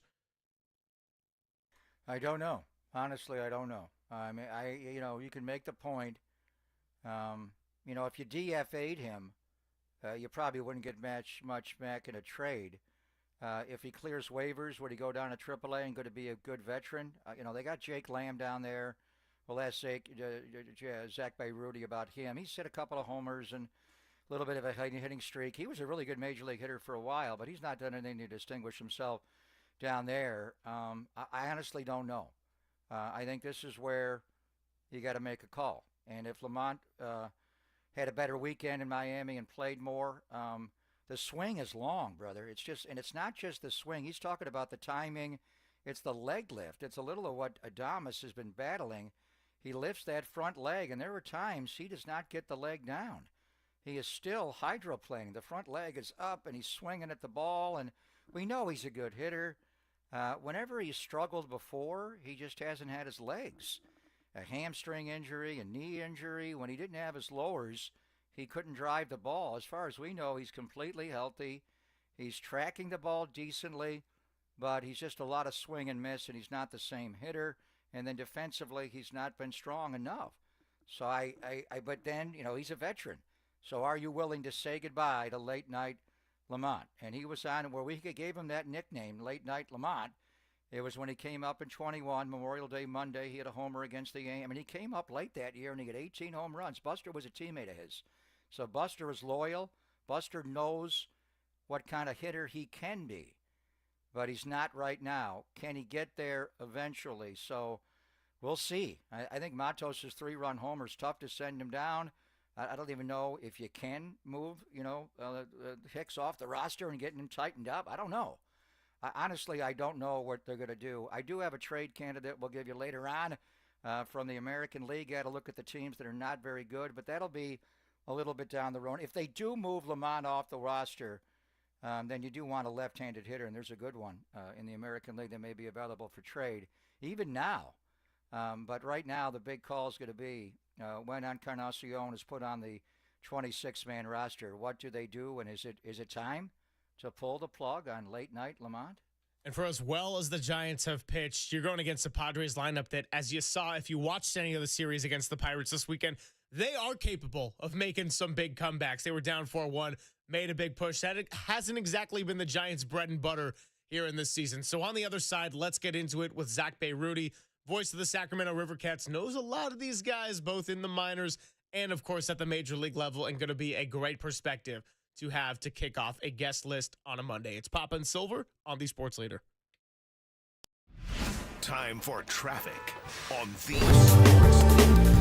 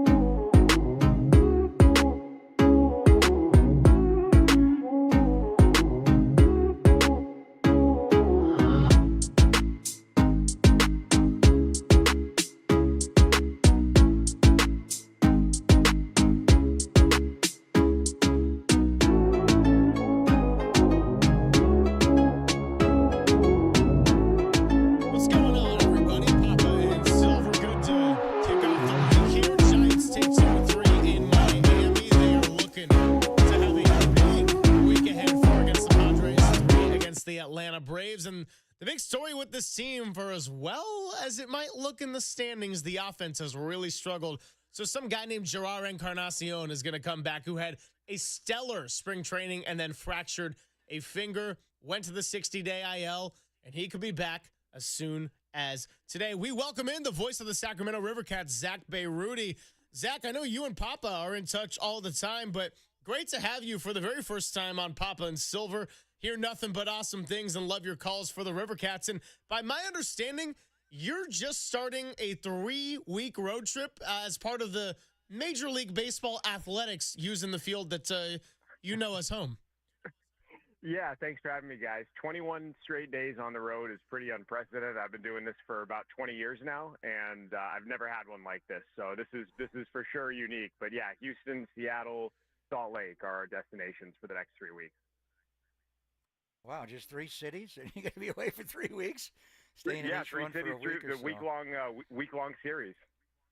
Unbelievable. Thank you for your time. I know you're through TSA and right to the bar, and then wheels up and you take off. And let me ask you about one guy that is not on the trip. And you and I have been going back and forth, and Zach is good enough to send me the daily lineups for the Rivercats and tracking him. Gerard Encarnacion was down there for 7 games, started to hit, and then was pulled back, had a little soreness. But overall, he had 23 at-bats with you guys. He had 8 hits, was a .348 average. He was drawing some walks here and there as well. He was driving the ball. You told me about the opposite field home run, and he hit a couple there. So just offensively, and we saw him last year when he came up, obviously great power to right center and straightaway right field. What are you seeing from Gerard's swing right now, Zach? It's great. It's everything you want it to be. He one-handed a ball out the other night on Saturday night at our place. And to tell you the truth, I'm a bit surprised he had that little setback. He joined us a couple weeks ago in Tacoma, and I chatted with him, and he said that he felt really good. And after he swung the first couple of days in the cage before he got game action, he said he was really feeling good. So he had a little setback, some soreness, and I know they're being really careful with him, but best I could tell, there are no ill effects from that hand injury right now. He's hitting home runs, he's hitting the ball the other way, and he's playing a little bit of first base too. So it's really encouraging to see. Talking to Zach Bayruti here, another surprise headline, at least from my perspective, was Marco Luciano playing first base for the first time last week. I don't know if you got the chance to chat with him much about it, that kind of transition, but it seems like with the lack of production at that position, the Giants at the major league level are desperate to find answers. So Marco Luciano, who's been hitting the ball well down in AAA and has always had that potential to be a big bat, now getting some reps at first. I mean, from his perspective, I do find it fascinating because he's kind of been moved around in the outfield. They tried him at multiple infield positions last year. Now he's getting a crack at first base. I mean, how do you think he's embracing doing something new yet again for the first time? He's really embracing it, and yeah, he's been a man without a position anyways, so why not try him over there, right? I talked with Holbert Cabrera, who's our fundamentals coach, who played in the big leagues, and I talked with him at great length actually before our day game Wednesday about Marco, that was the day Marco was going to play first base for the very first time, and I wanted to get Cabby's insights because he's been working with him. He goes, I've been working with him for a couple of weeks, and he said the thing about Marco that you have to be impressed with is that he's willing to be uncomfortable over there, and it takes a certain measure of humility to do what Marco's doing and to kind of do it in front of everybody. He's never played first base ever, and so I was talking with Holbert about it, and he said that he's most concerned with imparting the instincts of a first baseman to Marco. He said it's just instincts that I'm worried about. He goes, it's going to look a little weird at first, but the athleticism is there. It's just a matter of getting those instincts down. And as you guys know, you go to a different position, you got to think differently. And that's kind of what they're working with Marco. But the fact that he's working with Holbert Cabrera, I don't think there's anybody better he could be working with over there. You know, it was a year ago, Memorial Day. I remember that series in New York and that whole road trip where he was here with the Giants and starting at shortstop, and he made just about an error a day, and usually in the 9th inning at shortstop. And he really lost his way, and then they took him out of there. Tried him at second. Rich Aurelia was talking, moving to first base last year. And Richie's best friends with Randy Wynn, so maybe a little slow to get there from left field, but he's got 9 homers. He's got the pop, but he's got a hit for a little better batting average. So as far as Gerard, as far as a hitter, he is ready. But he, too, is playing first base a little bit, and Mm-hmm. that's unusual. And we saw him last year, Zach. I saw him strictly as a DH outfielder. Give me your thoughts on him at first base specifically. I know he had an error last week where first play of the game, he went down to field a tapper at first and whiffed on picking up the ball, and that led to a couple of unearned runs. But how would you assess, what's the scouting report on Gerard Encarnacion as a first baseman, Zach? Greg, I think he's going to be fine. That error may be just an anomaly. It was the first play of the game, and maybe just kind of getting locked in. He literally went down to get the ball and came up and just didn't have the ball. And he's just a big dude. He's 6'4", 260, and if you've never seen him in person, like he's so striking. So you wonder, that big frame, he just kind of bent down and came up and didn't have the ball. But he stretches over there. He is agile over there at first base. And something about Gerard, he doesn't run fast, but he's quick on his feet. He's kind of like, if Giants fans remember Pablo Sandoval playing third base, and you ever wondered, like, how does this big guy play third base? Well, Pablo is light on his feet, and Gerard's kind of light on his feet in that same way. He actually stole a base the other night, which was a sight to behold. But I think he's going to be okay over there. I really do. I've seen him stretch off the bag. I've seen him move well. He's got the instincts, which, in contrasting with Luciano, Lucy looked clunky on Wednesday, but he didn't commit an error, but it looked odd at times. Like he was trying to feel for the bag certain times when they're throwing over. And Gerard doesn't really have that, right? He seems to have those instincts. So I think he's going to be pretty capable over there. And if they can stick him over there, and obviously the bat plays, then they'll really have something. Great to have Zach Beirudi, voice of the Sacramento Rivercats, on the UMA guest line with us. Zach, with Gerard Encarnacion, we know all about the power and the potential there. And I think that any Giants fan is itching for that element in the offense. But I also want to just dive a little bit deeper into the plate approach and the quality of at-bats you've seen since he's come back and kind of worked through his rehab process. I mean, when spring training was going on, and he was a big reason why the Giants were finding success, a lot of our discussions here on the show were not so much, the Giants are winning games, 19 wins, winning the Cactus League. It's like, yeah, whatever. That's not the point. But a lot of what we were analyzing was the plate approach, the quality of the at-bats, the situational hitting. And they started the year as a team doing really well in that regard and have since cooled off in a way that has made fans really eager to get Gerard back. So as he's kind of gotten back into it, coming out of the injury, the fractured finger, and just working through rehab, what are you seeing as far as the pitches he's taking, the patience, and everything in addition to the obvious element of the power he can provide? That's a great question. And usually guys that hit for that type of power are big swing and miss guys. And Gerard's just not. I mean, he consistently slaps the ball the other way. In fact, the first couple of hits, if I'm remembering correctly, up in Tacoma, the first round of rehab he had with us, everything was hit the opposite way. So he's not up there looking to just either homer or strike out. He's up there looking to put the ball in play and make contact. And it was funny you mentioned the Giants putting an emphasis on that. I was struck when I was in one of Bo Mel's scrums in Scottsdale in March, and he got asked about points of emphasis this year, and he said just putting the ball in play, getting him in, getting him over, and that's exactly what Gerard's up there looking to do. The strikeouts are not he doesn't strike out a ton. I mean, he puts the ball in play. Sometimes it's actually softer contact than you might imagine being so big. He's 6'4", 260, and sometimes, like the other day, he one-hands the ball out of the ballpark. So there's a lot going on there, but it's not a ton of swing and miss, which obviously is really encouraging. Yeah, Giants, when they were winning and scoring runs early in the year, Zach, they were doing a lot of that, situational hitting and making the proper route. They haven't as much.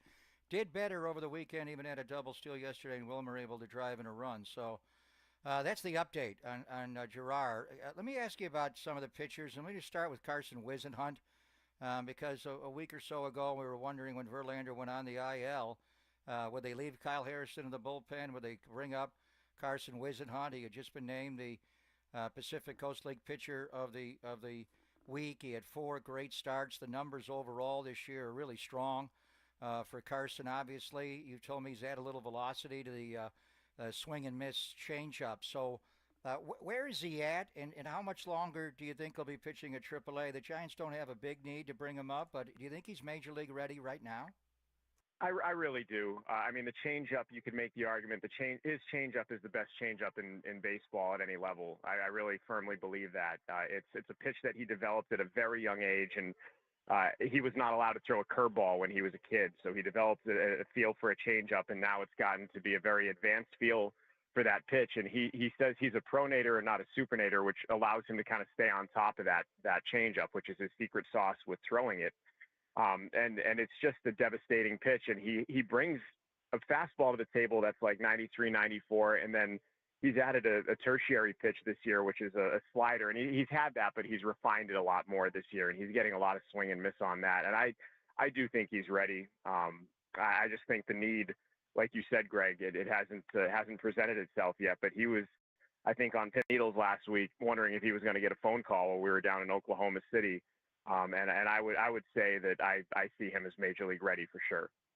Zach, if Carson was to come up, do you think that he would be best suited to just come in and start right away? Or do you think it would be what we've seen with Hayden Birdsong and Kyle Harrison initially to start the season, getting reps in the bullpen? I think as a lefty, when you think about the shortage of lefties in the bullpen, you got Eric Miller, and then we'll see if Harrison ends up going back there when Justin Verlander gets off the IL. That's one case to be made. On the other hand, he's put together some pretty complete starts, and I know that it's a very different level of preparation, the amount of pitches you throw, even how you warm up, if you go from starter to bullpen and back and forth. So I kind of wanted to just get your assessment on that part of it. For me, I think he needs to start. He went 4 straight outings going 7 innings, which in the Pacific Coast League is ridiculous. Like, it just doesn't happen in this league because it's such a hitter's league, and you go to these parks at elevation in Albuquerque and Vegas and El Paso. And for him to put together 4 straight starts where he goes 7 innings speaks to how he's conditioned to be a starter. And I think he's got the 3 pitches that all play. And I think it would just kind of be a waste to take a guy who's built up to be a starter, who's shown in arguably the toughest pitchers league in the minor leagues that he can start and go deep into games. I think it would be a waste to put him in the bullpen. So I think he needs to start. I would love to see him start when he gets up there. You got to be one thing with you. We often call guys by their first names. Harrison's Kyle. Carson. You got to be careful. You got a whole staff of Carsons. This has to be we got 3 of them. Professional.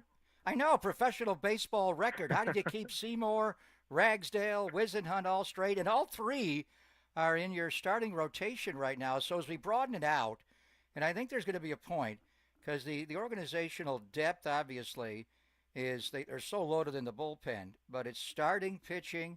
It is young starting pitching with Landon Roop and Kyle Harrison and obviously Hayden Birdsong arriving, and then all the Carsons, and you got a bunch of other arms down there. Just give me a feel for what's down there, because there may be a point this summer where Buster's got to make a call about putting 1 or 2 of these arms and making them available to go at a bat, Zach.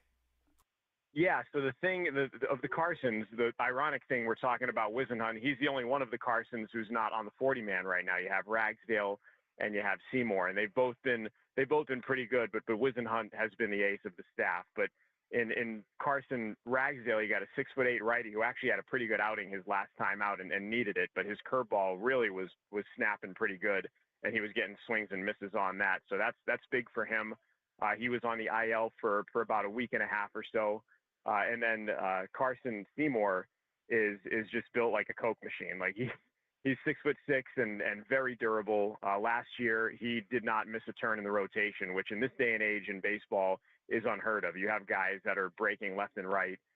He really conditions himself well, takes super good care of his body. And he has shown that he can get 98 miles an hour this year, which he didn't have last year. So big time stuff. A 2-seamer that will just crush you. So all the Carsons are guys you need to be talking about right now if you're Giants fans. But funny enough, Wisenhunt is not on the 40-man roster. He's the only one that isn't, and he's probably the most major league ready. Yeah, no question about it. We got Zach Beruti here for a couple more minutes as he makes his way through TSA for the start of a 3-week road trip, I should say, which is just pretty ridiculous all around. But hey, that's what happens. I'm trying to make my way to a spicy bloody, actually. Oh, good. Well, what are you waiting for, brother? Make it a double. Make it a giant orange. Giant orange, buddy. Yeah. We'll let you get to the spicy bloody in just a second. Did want to, before we let you go, also ask you about Tristan Beck. That's kind of been one of the bullpen surprises for me, at least. And who knows what's going to happen as far as when Gerard comes up and then Verlander comes back and how the roster is going to shake out. But Tristan Beck, obviously an incredible story with everything he had to go through personally to be able to pitch again, but he's come up and seemed to really not require much of an adjustment period. Kyle Harrison can only go so far into starts right now, having been in the bullpen and working his way back into that form. And Tristan Beck's come in relief and looked really solid a couple of times. So did it surprise you at all, given what you've seen from him in AAA? Not one bit. Whenever Tristan Beck entered a game for us, I called it an embarrassment of riches that we had in the bullpen, because you have, Tristan Beck and Sean Jelly, for that matter, in the Sacramento bullpen, or you had Beck, as it were. And Beck was outstanding. I mean, scouts were asking me why he's still in AAA, and it was just the need, right? It was the need at the major league level that kept him in AAA. But I had no doubt that he was going to go up and just do his thing. And he's had that setback with the injury. If you know Tristan Beck, you know that his makeup is exceptional. He's a fantastic human being, super smart guy out of Stanford. And he just pitches and stays within himself, and his stuff just plays so well. So it does not surprise me whatsoever that Beck went up and is doing what he's doing. It's great to see. And he's piggybacking right behind Kyle Harrison with the different arm slot, the lefty from and he was 27 piggybacking degrees. here too. Yeah, was he right over the top? Tristan Beck's got really good stuff. So I'm looking at the weather, and you're on your way to Houston to play Sugarland this week. Not bad. You go to Houston in early June, Beyrouti. You're thinking triple digits, but I'm seeing 90 degrees all week. Yeah, we were Not there bad. 2 weeks ago. Dave Brundage, our manager, and I were just talking about 2 years ago, rather. We had a 2-week trip, Sugarland, Round Rock, and the heat index was 117 at its height, and it was just miserable. And we'll never forget that 2-week road trip as long as we live. We chuckle about it all the time. So we'll take 91 with 75% humidity. That's totally fine. Now, I remember that. We had Brundy on right then when you were on the trip, because Kyle Harrison was making his major league debut in Philadelphia right at that time. So that's right. Yeah, this Matos, your first I think, bloody got of the called up morning? there too. This is your first one, bloody Greg. of the Yeah, morning? Yeah. You're going to be kicked out of the broadcaster's wing. What's going on, bro? You should be on number 4. Hey, man, this is our only off day of the week, and we usually have one off day a week, and we got to use it on travel. So, and this is a 3-week road trip, so I think we're earning the bloody this morning. Enjoy. Yeah, brother. go Great get to trip. it, Zach. Safe We trip. appreciate you coming by, man. This was awesome. Appreciate you guys. Thank you. Thank you, Zach. Zach Beyrouti, voice of the Sacramento River Cats. Always good. I was going to say always good catching up with him, but that was actually a first for Papa and Silver. Certainly will not be a last, and good to get his insight on everything, including Luciano at first base, Tristan Beck a little bit, but then the big one, Gerard Encarnacion, and what he could contribute to a Giants offense that is itching for some power and some hits. We'll continue this conversation on the other side. And Pop, I want to revisit your little trade candidate from out in Baltimore. Get into that subject on the other side. It is Papa and Silver on the Sports Leader.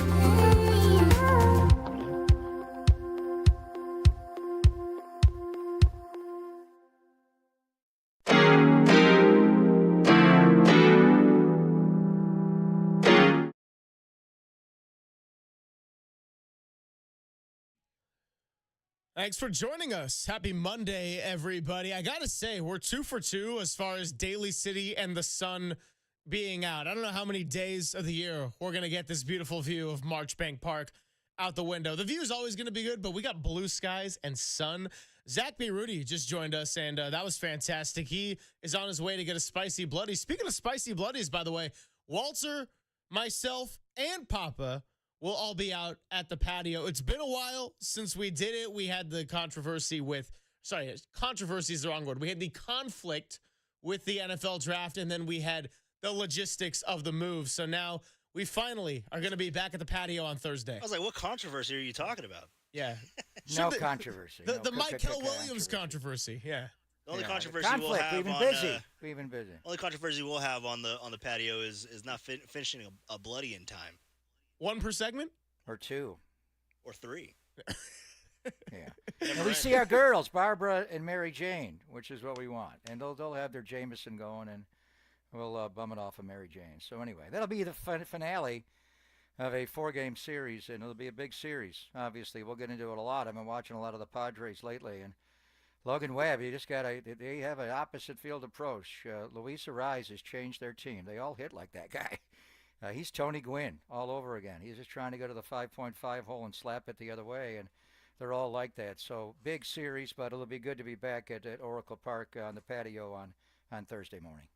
Yeah, it's going to be fantastic. And I kind of teased this before this segment. Walter's in my ear. He's like, will the Giants be avoiding the sweep? I'm like, stop putting that energy in the air right now, okay? Pitching and defense. You haven't even thrown a pitch yet, and you've already got them losing. San Diego's vulnerable right now. They're not swinging the bats that well either. Fernando Tatis, I think he had 183 in the month. Yeah, 183 in the month of May. Yeah. You got to deal with Machado. So we'll get into it. Their offense is not like it's been, but I've seen them, give up 6 runs. The guy going tonight, Kolek, gave up 6 runs his last start in the first inning, and they came back and won the game. So they can detonate. But we were talking earlier, and Gerard Encarnacion is going to be put back on the roster. And what's the lineup move going to be? What's the roster move going to be? And we were talking Jake Lamb. Zach did send me a note. They have released Jake Lamb off the AAA team, which is interesting. He was the veteran left-handed hitter. He got a couple of homers and a little modest hitting streak going. Are they opening up a spot for Lamont Wade Jr.? With Lamont, if they DFA Lamont and he clears waivers, would they send him back to AAA? Would they trade him? But if they do what we think they're going to do, and that is put Gerard Encarnacion on the roster, then you've got a glut of right-handed hitting, first base, DH. Your best player so far offensively is Wilmer, and we've talked about Wilmer making the All-Star team, but honestly, in the National League, a DH with Shohei and Schwarber and Marcell Ozuna, it don't matter if he makes honors like that, but you got to get him off his feet a little bit. How much can Encarnacion play? Do you keep Casey Schmidt around? Do you make Christian Koss go back to? I don't know what they're going to do. But if they do remove Lamont, or Lamont's just got to start hitting late night Lamont again, you need a left-handed hitting complement at first base. So this weekend, when my eyes got bleary from watching Bryce Huff rush the quarterback around the edge, and we'll get into that, what we're seeing, that guy is pure bull power. He's got a little twitch and shoulder dip, but really he is just power to speed. We'll break him down. So what you look at is the standings now, and it's early June. We're 2 months away from really a trading deadline in late July. So who realistically is going to do business with you as far as making a trade the other way? We talked about Rhys Hoskins earlier in the year. Milwaukee's one of the hottest teams in baseball. They just went into Philadelphia and swept them. They've won 7 in a row. They're right behind the Giants. They're a game and a half out. They're not going to make any moves. So you look at Colorado at 9-50, historically bad. They fired Bud. Would they trade? They typically don't strip things down. They just kind of ride it out. Ryan McMahon would be the one guy, but he's a third baseman. Could he play first? He's a right-handed hitter. He's not having a good year. You look at Pittsburgh's roster.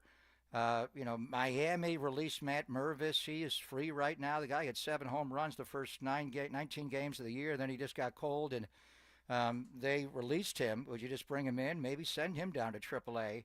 But in the National League, it's Colorado. Do you want to do business with them? Pittsburgh and Miami. Who would make a trade right now. When you get into July and you have more clarity, then more teams come in. So then over to the American League. The Athletics, and Susan mentioned some names, but Soderstrom's their first baseman. They're not going to move him out. He can play the outfield as well. We talked about Rooker, where would he fit here? So the Athletics are somewhat of a candidate. Keep an eye on the Angels. The White Sox, obviously, but do you get into the Luis Robert Jr. situation? You've already got too many outfielders right now. I mean, he would help you, but I'm not sure that's the need. So the team that I'm looking specifically at this point for a first baseman and a left-handed hitting first baseman. And then you go, ding. The Orange and Black needs to do business with the Orange and Black. Mike Elias, the GM of the Baltimore Orioles, they fired their manager. They were a playoff team a year ago, one of the up-and-coming teams in baseball. I don't know what's happened to them, but they are 22-36. They are 9 games out of a spot in the wild card. They've obviously got the Yankees to deal with in the American League East. What is realistic for them? So would they do business now? So can we have a conversation, Mike, about Ryan O'Hearn, who was the guy? One of the and this guy, he's affordable. He does not make a lot of money. You do have a club option, on him for, he avoided arbitration last year. There was a club option on him for this year at $8 million. So next year, he's a UFA. So if you're worried about, Bryce Eldridge coming up, he's not going to block. So you're making a trade for a rental, which would mean, Mike, I'm only getting the guy for a couple of months here. I'd like to have him in June, July, and August and September. What are you going to do? You got to get back into the American League race? You're going to start selling off your pieces here like you probably should. So can we have a conversation about him? Now, we're not the only ones. He's one of the hot hitters in all of baseball. Ryan O'Hearn is a left-handed hitting first baseman. I watched him DH yesterday. He's been a good hitter throughout his years. 2023, 289, on base 322, slug of 480, so his ops 802. Last year, 761, mixed in 15 homers. But this year, he is the third base ops, on base plus slug in baseball. It is 951. The Joker's hitting 329 with 416 on base, slugging 535. Left-handed hitter. I watched him on Baseball Savant, all of his bombs. He doesn't have to pull the ball to Camden Yards. He can go out the other way. Now, it's a different ballpark, obviously, in San Francisco. You look at all of his analytics on batting. He's in the very top percentile in all of baseball in everything. And then defensively, he's not bad. His range is valued in the 59 percentile. His arm, and first baseman's arms, can be very important. It's great to have an arm like Casey Schmidt, but Mark McGwire did not have a very good arm. You can get away with a bad arm. The guy runs well. He runs 27.7 feet per second. That's a 63 percentile sprint speed. He would be a rental. You're going to have to compete with other teams to get him. There is no doubt. Baltimore has had probably the most disappointing year of any team in all of baseball. Are they ready to strip it down? Do they want to re-sign him to a long-term deal and make him a centerpiece around Holiday and Henderson, Gunnar? Maybe, but maybe the word is that he may be available via trade. Again, he's going to cost you a lot. That's why we asked Zach Beirudi about the Carsons, not Wisenhunt. Would you give up Wisenhunt? Would you give up Harrison for this guy? Is he that good? He's only going to be here, you would think, for a couple of months, make it 3 or 4 and not 2. But, what if you just don't think that Bryce Eldridge is a first baseman? You want to play him in the outfield. Yes, his deal is up. You could move Ramos to right, play Eldridge in left. I don't know.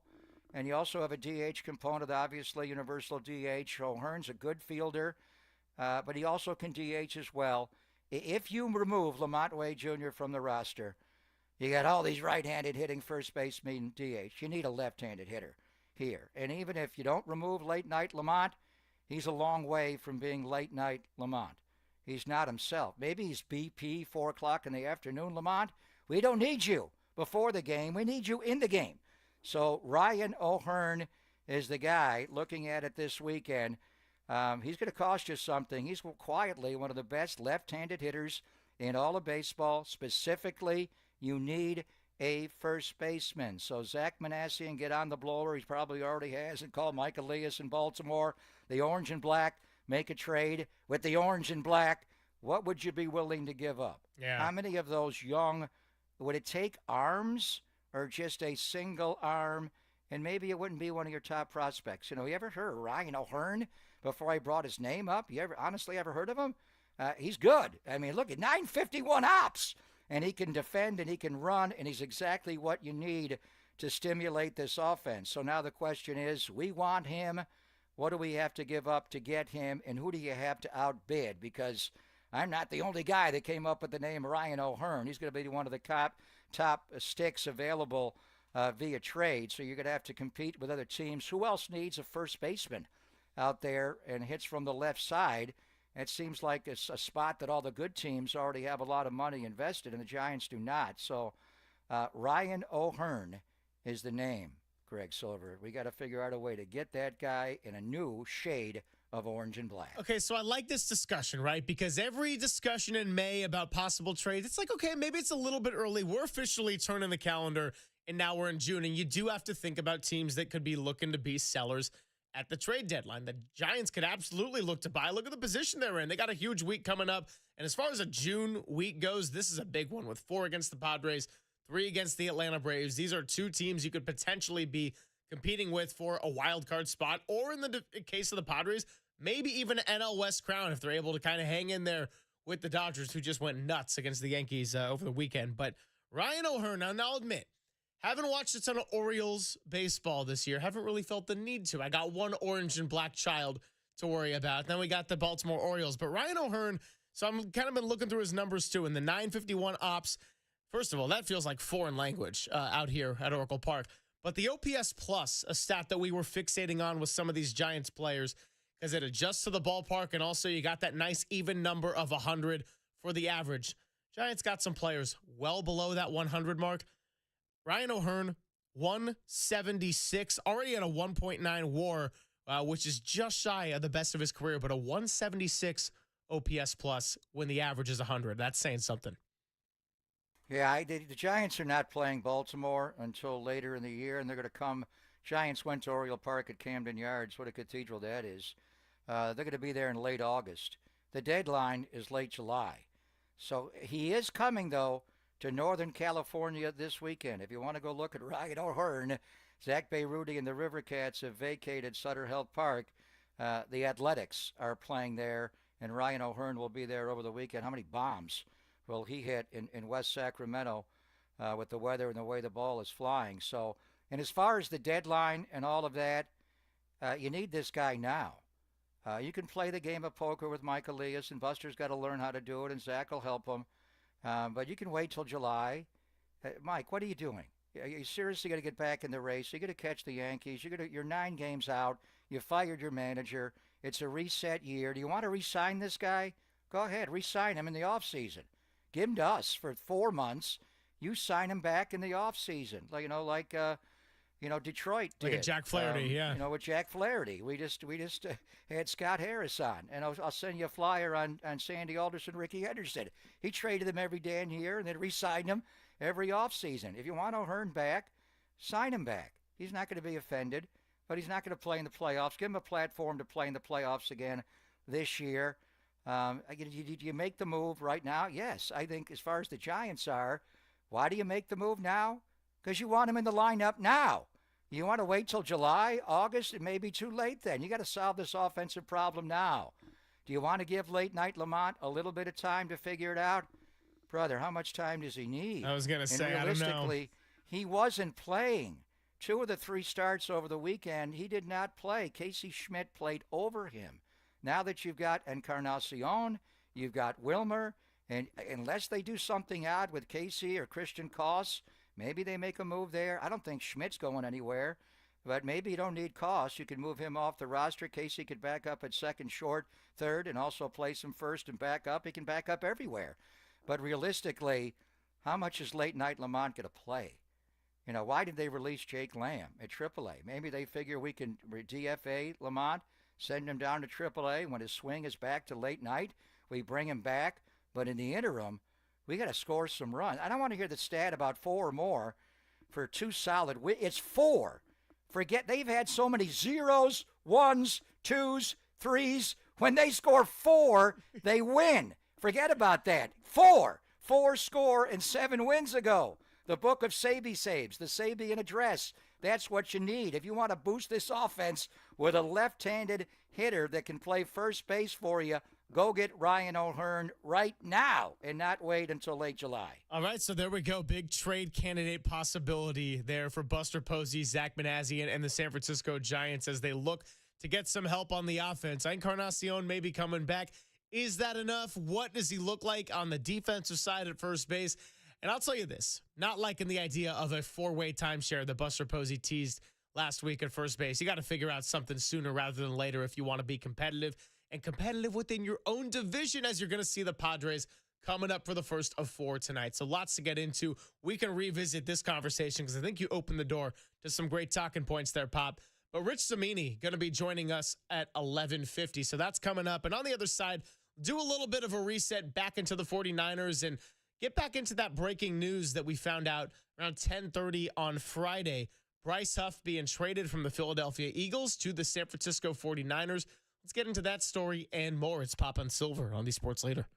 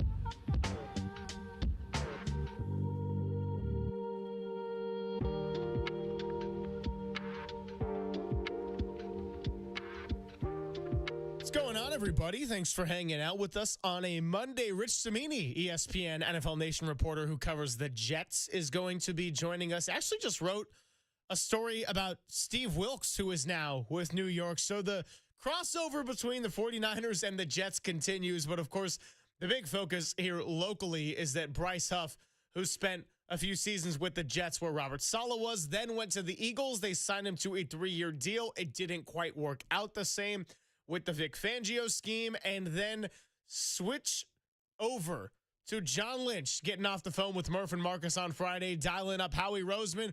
They've agreed to a trade where Bryce Huff can join Nick Bosa opposite bookend. Larry Krueger, who we'll catch up with at some point, was very approving of this move, said that thinks this is the best bookend Nick Bosa has ever had. I haven't watched enough Bryce Huff, and it's something I did a little bit over the weekend, as I know you did in depth, but it's, I'm thinking healthy D Ford, probably 2019 Gold Rush. Either way, it's a nice little piece for someone that had good success in 2023 in a Robert Saleh defense, now reuniting here on the West Coast.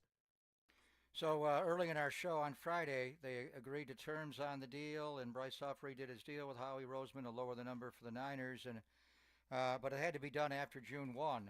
Not just June 1, it had to be done post-June 1. Today is June 2. So the trade can happen really at any time, and the 49ers are back on the field this week. They actually have OTA practice number 4 coming up in a little bit, and they'll be on the field like they are all week with activation at 12:20, stretch at 12:30, and they go for about an hour. But they're meeting now, so we have not gotten confirmation the trade is official. But it's very possible Bryce Huff is in the building and saying hello, holla at Saleh, his boy. And it was Robert Saleh that obviously wanted to bring him here, and we'll ask about the relationship with Rich Cimini, our friend from Syracuse, has been covering the Jets forever. So obviously we know Bryce Huff. He played against the Niners in the pandemic year, had a couple of sacks that year, and then we opener, last year was against the Jets, and we watched a lot of Bryce Huff to get ready for the opener, even though he was no longer a Jet. They made the trade to get Hassan Reddick from Philly, and they let Bryce Huff go, and he signed the huge deal in Philadelphia, and he just didn't fit there. The one thing watching Bryce Huff, and I watched a lot of his snaps, the good ones, the bad ones, the indifferent ones, all of them, he is a 4-point stance guy. He gets down, and I mean, he really gets down. Some guys, like Chase Young kind of did it. Chase Young had knee situations. Leonard Floyd didn't like it as much. They let him to play up at a 2-point, but with the wide 9, you can do it whatever way you want to do it, but it is more effective just to go from low to high and come up, and he likes to get down. 4-point stances where both hands are down. Obviously, the other 2 points are your feet. He is just a 4-point stance guy. I saw him very seldom play at all. In Philadelphia, though, he played a lot because Lord Fangio plays at 34. The outside edge guys are up in a 2-point stance. It just simply was a scheme mismatch there. I'm wondering, when you buy a guy in free agency and give him a 3-year deal for $51 million, do you not know that? Do you not look at him and say he's a 4-point stance guy? But you think, we can make him a 2-point guy, and it just didn't work out. So anyway, they moved on. The Niners want him. He fits. The wide 9, he loves being out wide. I thought he had a little more twitch to his game. I watched almost every single one of his 20 snaps in the NFL. McGlinchey in Denver, he did give him a little shoulder dip and came around the edge. He does have some bendability, but mainly he's just power. He had a sack and a half game in 23, his 10-sack year against Jalen Hurts in Philadelphia. Lane Johnson, their right tackle, didn't play in that game, but he went right through Jack Driscoll, to get to Jalen Hurts. Then later against that, one of the biggest players to ever play pro football, Jordan Mailata, their left tackle, he got into him with a bull rush into the shoulder pads, and then he just has eyes.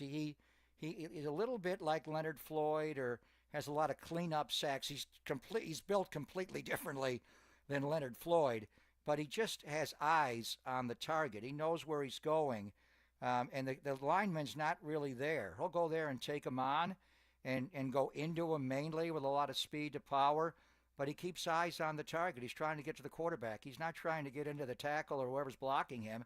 He's trying to get off that guy. I do wonder why he's not a better run player.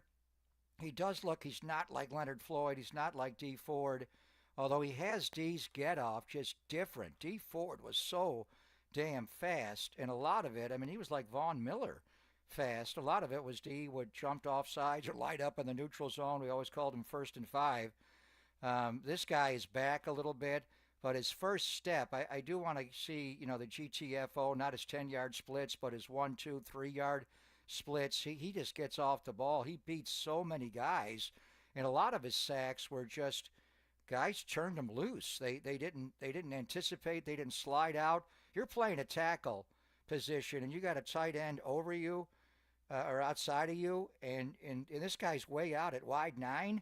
A lot of times the tackle just couldn't open up the gate to get to him. He just was gone. He was just by him. So he's incredibly fast. Does have some bendability. I thought he had more twitch. We'll ask Rich about him. But I do wonder about his run play, and that he just didn't play the run well enough for Lord Fangio. He's thick. He's got big, thick legs. He goes 255 pounds. I don't know if it's a lack of technique or effort or what it is, but he's not been a good run player. I think they can teach him here. And I think just, Kasarik has a different way. We'll get into Rich and their D-line coach that Salah had there, but Kasarik's just different on how he gets guys to play off the ball and, turn and burn and chase down from the backside. But you want him to be a better run player. And even if you bring him in on 2nd and long and 3rd and long, there's no guarantee that they're not going to draw you or, you're going to have to be able to play the run a little bit better. But obviously he does fit, at least in the turbo package, what I call the gold rush, coming in on passing situations. You got all kinds of options there, moving Gross Matos and Michael inside, and you got Bosa and this guy from the outside. I mean, D. Ford was special. He came here with a long list of years where he was one of the best edge rushers in football. Kansas City didn't want to play him. They traded him. They brought in Frank Clark, and they signed him. And Frank, despite all of his problems, got him a Super Bowl. So we'll ask Rich about it. The bottom line is, Greg, Salah loves the guy. He coached the guy. He says, he's Mariano Rivera. Seriously? That ability to rush the quarterback on 2nd and 3rd down and get off the field. He's a closer, I think, is what he's talking about. But he had 10 sacks that year. Curiously, they decided not to pay him and let him go and bring in Hassan Reddick. So you see the role for him. But can he do more than just being your turbo, your gold rush, your pass rush package? And why exactly does he not stop the run well? But the guy's got pure power. You put Bosa on one side and him on the other, he's going to be single-teamed a lot. And he has power to go through some of the most powerful offensive linemen in football. Had his best year with the Jets in 2023. Last year, just limited to 12 games, had a wrist injury, and then was declared inactive for the Super Bowl, in which the Eagles' defense, without him, completely dominated Patrick Mahomes and the Kansas City Chiefs. So on the other side, let's talk to our good friend Rich Cimini. He joined us for the Greg Slint mock draft, correctly selected Armand Membu, but now we'll ask him about the defensive side of the ball as well. And, of course, he knows a lot about Robert Saleh, having covered the Jets for many, many years. He'll join us. It's Papa, Silver, and Cimini on the other side on the Sports Leader.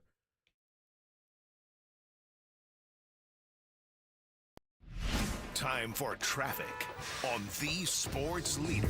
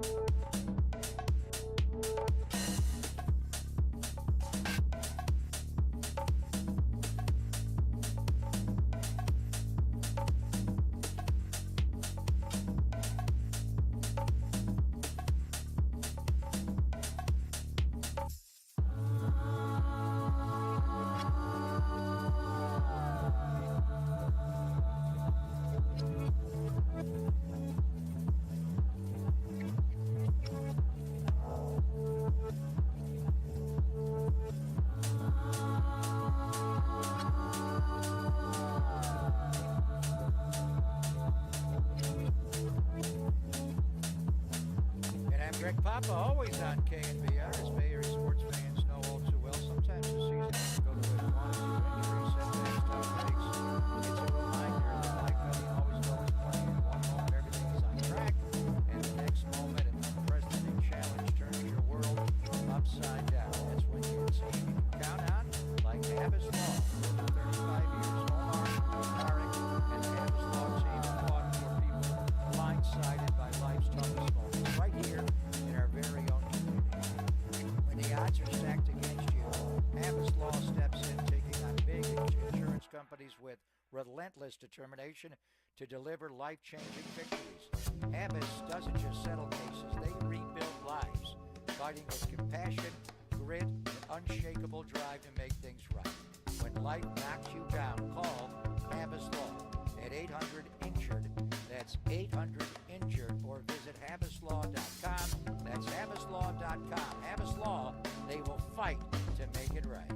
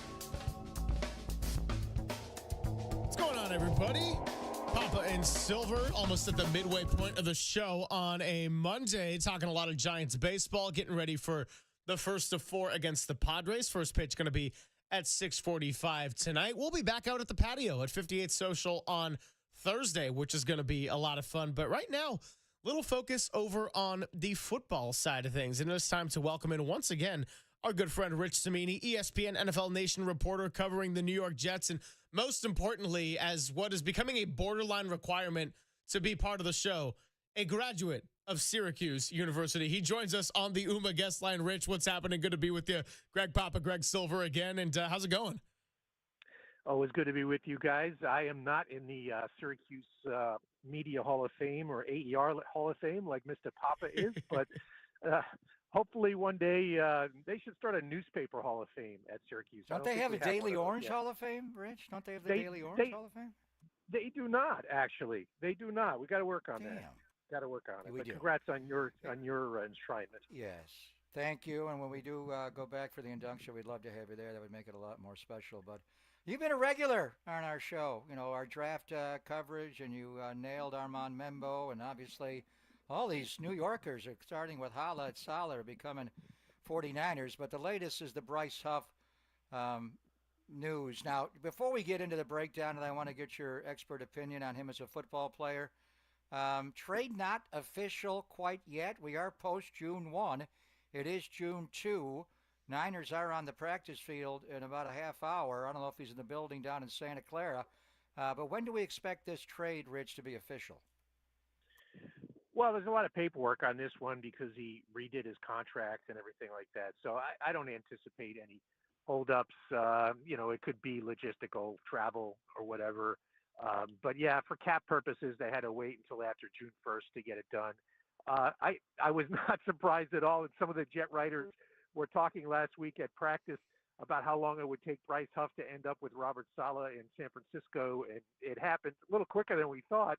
But, that's a good addition for the way he wants to run his defense. Rich, before we get into Bryce Huff and Robert Saleh and all the crossover, I think just the general theme is that there's a lot of crossover between these two franchises and between Robert Saleh, Mike LaFleur, et cetera, a lot of players and personnel as well. But I was reading your most recent piece you just put out about Steve Wilks, who was formerly the 49ers defensive coordinator in their Super Bowl year, and then now going to be with the New York Jets, joining Aaron Glenn, who he spent a lot of time with. There's also a little nugget in there about the wide receiver room and the mantra, no block, no rock, which we know very well out here in the Bay. So just kind of tell us about some of the culture change. Obviously, Aaron Glenn did not come from the San Francisco 49ers organization, but you are getting Steve Wilks. You are getting a lot of a similar mentality, and just kind of what you're learning about this new regime as they kind of shook a lot of things up here in the offseason. Yeah, it's a completely different culture, just a different way of coaching. Even in rookie mini camp, Robert Saleh was a believer in not putting the draft picks out on the field, just for injury prevention's sake. And here you have a completely different mentality. The players were out there immediately, all the draft picks, right up until, number one pick Armand Membu. The way they practice in OTAs is different. I think it'll be a little more hard coaching. I think Saleh, one of the things that he'll learn maybe when he gets a second shot at being a head coach, and I do think he will someday, is just being a little tougher on the players, showing a little more accountability. And I think Aaron Glenn is trying to instill that right now. So I think that would probably be the biggest difference. Yeah, a lot of 49er vibe at Florham Park, but so much gangrene down in Santa Clara. Not just Saleh, but Brant Boyer and Chaz Surratt and Thomas Morstead and Greg Joseph. And I want to ask you about all those people in some form coming up. But we got to start with Bryce Huff, assuming the trade comes down and he becomes a 49er. The one big year he had was the 23 year when he broke out. He's had 20 sacks in the NFL in 4 other years, and 10, half of those came that one year. When I watched him extensively over the weekend, Rich, I thought I would see more bend. There was a little shoulder dip and around the edge, but man, his get off out of the 4-point stance is impressive. He gets off quickly and a lot of power. It's speed to power. He just moves right through blocks. So you watched him, his 4 years or 3 years, 4 years, I guess, with the New York Jets. Just give me your thoughts on the scout on one Bryce Huff. He's an analytics person's dream, because that's where he made his money. You mentioned the 10 sacks. I think he also led the league in pressure percentage that year. You mentioned his get off. I do believe he was right at the top or near the top in average get off time. It was some ridiculous, fractional second before he crosses the line of scrimmage. And a team like the Eagles, who are very into analytics, made a very, strong offer for him, 3 years, $51 million. Now, it didn't end up working out there. He just didn't hit it off with the defensive coordinator. And so they moved on from him after a year. But, I think 10 sacks is probably his ceiling. I don't see him as going higher than that. He's not a run player. It's one of the reasons why it didn't work out in Philly. They required him to play the run, and he really is not an every down player. But if you put him in on third down, he can close. If you get a lead in the fourth quarter, he's the guy you want on the field rushing the passer. Robert Saleh was heartbroken when the Jets lost him to the Eagles. He really wanted to keep him, and then it led the Jets to making that ill-advised trade for Hassan Reddick, which turned out to be a disaster. So Saleh I know he's very happy to getting him back, and he'll fit right into that defense. It's not as they have Bosa, obviously, he's their number one rusher, but, Huff can be your number 2 or your number 3 rusher. Rich, what about Bryce Huff it has caused him to struggle against playing the run because the 49ers defense lacked a lot of things this last year. I mean, that's why you go 6-11. It wasn't just missing one or two pieces on that defensive side of the ball, but not stopping the run was a big part of why they really struggled and had to play from behind a lot. And there are a lot of fourth quarters where the 49ers had some ill-advised turnovers or were playing with a deficit, and it was a big problem when other teams could sort of control the clock and control the pace with their runs. So what is it about Bryce Huff that's kind of had that be kind of a struggle of his game? Yeah, he's not very big, and he I think he played outside linebacker at college. He's a really good success story. He was an undrafted guy who worked his way up, gradually. Actually at the beginning of, I think it was the 22 season, he might have been inactive for some games, and then kind of worked his way into the good graces of the coaching staff, and they kept him on the field. But he's not very big, and I think that's probably the reason why he doesn't set the edge as well as, you want from some of your defensive ends. That's why I think the familiarity with Saleh works well, because he'll know exactly how to use him. I don't think he's going to put him in situations that are going to create problems for Bryce Huff. He'll use him, like I said, he'll be your nickel rusher, and he'll be, if they're rushing, with a lead in the fourth quarter, he'll be out there a lot. Yeah, I mean, the year before Saleh became the head coach during the pandemic year, Bryce's rookie year, he played 30% of the snaps is all. In Saleh's first year, Rich, and Bryce only was healthy for 9 games that year and started 7, but he was on the field for 51% of the snaps, then down to 20, and then the breakout year, amazing that he had the 10 sacks playing just 42%, 480 overall defensive snaps. I mean, to say a guy, and I understand that he's not huge, but he has big, thick legs. It looks like, and what they teach him with the wide 9 is just turn everything back inside. Did Saleh in 21, when he was healthy, give him a chance to play the run? Because he played 51% of the snaps that year. Yeah, they had a lot of injuries on defense that year, and he actually was discovered by Greg Williams, the defensive coordinator. The previous staff under Adam Gase was the one who signed him and really fell in love with him. So you got to give a shout out to Greg Williams there, and Saleh inherited him. And I think they realized what he was good at. He had a great analysis. When we were talking to Saleh, it was right after they had lost Huff to the Eagles. So you could tell Saleh was heartbroken. He compared Huff to Mariano Rivera. And he said, people say all he does is come in and close in the 9th inning. Well, that's all Bryce Huff does. He comes in and closes in the fourth quarter. I think that's probably a little bit of an exaggeration to put someone on Mariano Rivera's. It's a great line, though. Great line. Level. It's a good line. I get where he was going with it. Bryce Huff is not that kind of closer, but, he can be of that ilk, if you know what I mean. Rich, a little bit outside of the box here of just the 49ers, the Jets, and Bryce Huff, but everybody's favorite offseason discussion, Aaron Rodgers. Are we going to get a QB swap matchup here in week 1 between the Jets and the Steelers? What do you think happens there? Oh my God, Rodgers is just, I would have thought he would have come in a while ago. I mean, I still think it'll probably happen, but it's like enough already. I mean, they're about a week out of minicamp, right? I think mandatory minicamp for the Steelers is next week. Maybe he's got another trip to Egypt planned. I don't, last year, of course, at this time, it was like 1 year ago this week, I believe, that Rodgers did not show up for minicamp. He was fined $100,000. He had a pre-planned trip to Egypt. It created this massive distraction for the Jets, and he downplayed it, the whole thing, no big deal. So here he goes again. I don't know. I mean, if I were someone in the Steelers locker room, I would be getting kind of annoyed. Everyone else is out there, working, trying to get ready in these OTAs, and he's on his own timeline. So I do suspect that he will probably show up, and that'll be the opening matchup. It'd be it'll be Justin Fields against his former team and Rodgers against his former team. That'll be the first time in NFL history that 2 starting quarterbacks are swapping teams and starting against each other in week 1. So that'd be kind of a cool thing. So just a quick follow-up on that, because the reason I wanted to ask about Aaron Rodgers, and obviously the QB swap story is a fascinating one, but I did kind of want to get into that and just kind of hear your reaction and the general tone, because a lot went wrong with the Jets season and everything, and Robert Saleh was a great defensive coordinator for San Francisco, coach of the Jets, and things just sort of imploded there. So how much blame does Aaron Rodgers deserve for kind of the whole implosion of what the last year and a half was?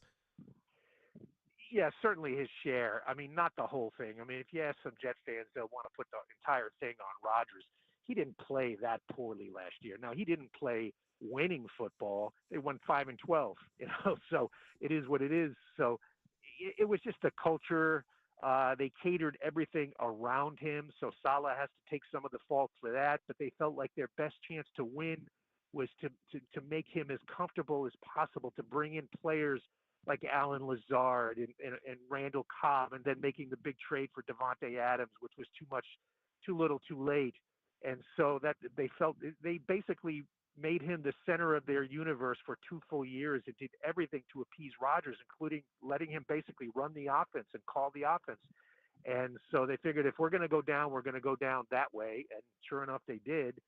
And so he takes a lion's share of it. I think just talking to people around the Jets now, you just get, there's just a easier feel. It's like a sigh of relief. There isn't that Rodgers tension around there. That it's a different culture. It was Rodgers' culture, and now it's the Jets' culture, and I think they're happy for that.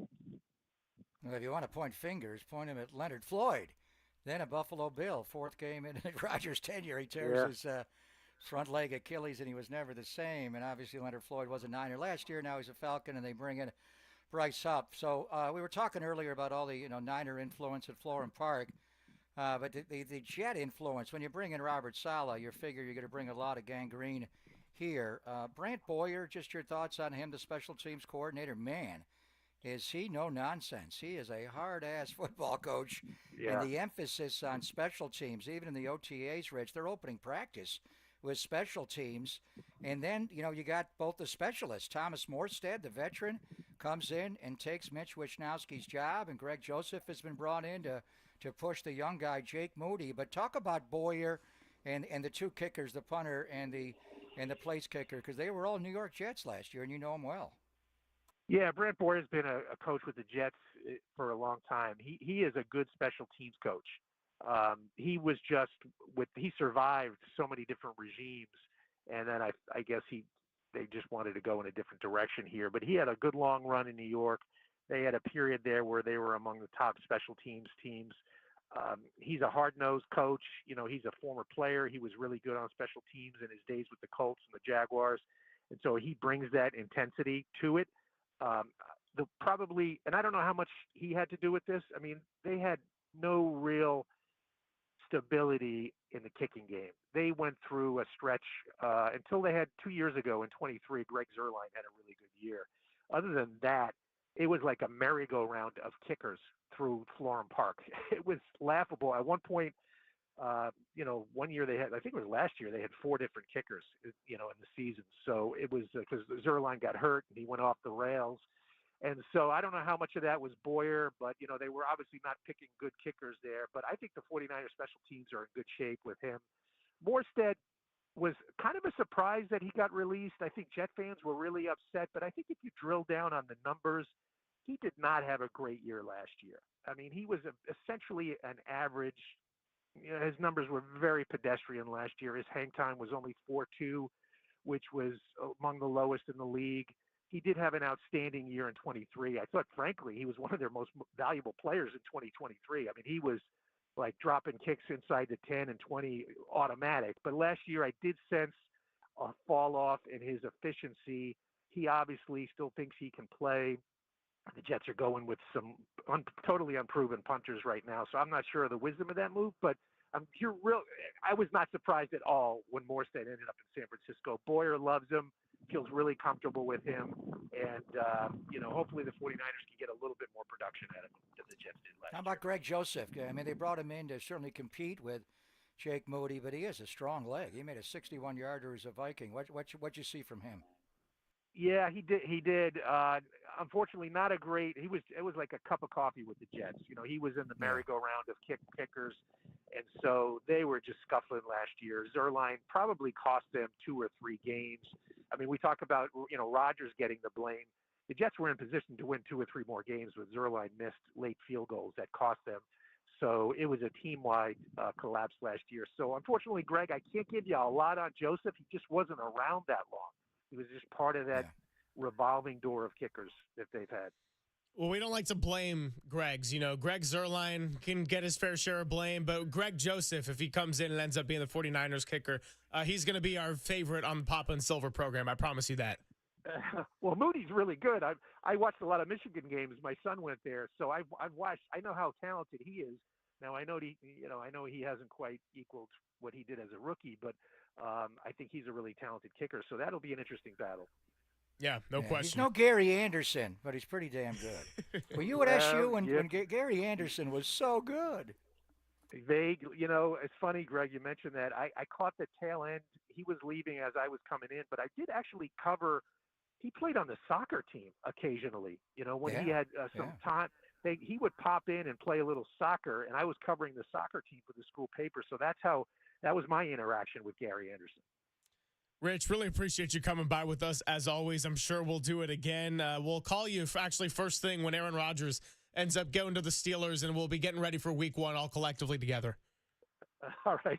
Well, let's not hold our breath, but, I think it'll happen eventually. Thank you, Rich. Yeah. All right. Take care, guys. Thank you, Rich. Go Orange. He is Rich Cimini, ESPN NFL Nation reporter, longtime of the New York Jets, and has had to endure all the ups and downs. And now it's the Aaron Glenn era, featuring his good friend Steve Wilkes, who we know from the Bay Area. So coming up on the other side, let's get into some Giants postgame sound that we did not get the chance to play yet. And also got a couple of questions for all of you as we can sort of open up the phone lines before Kirk Reeder joins us at 12:50. If you want to join the conversation, it is 415-808-5627. It's Pop and Silver, only here on the Sports Leader.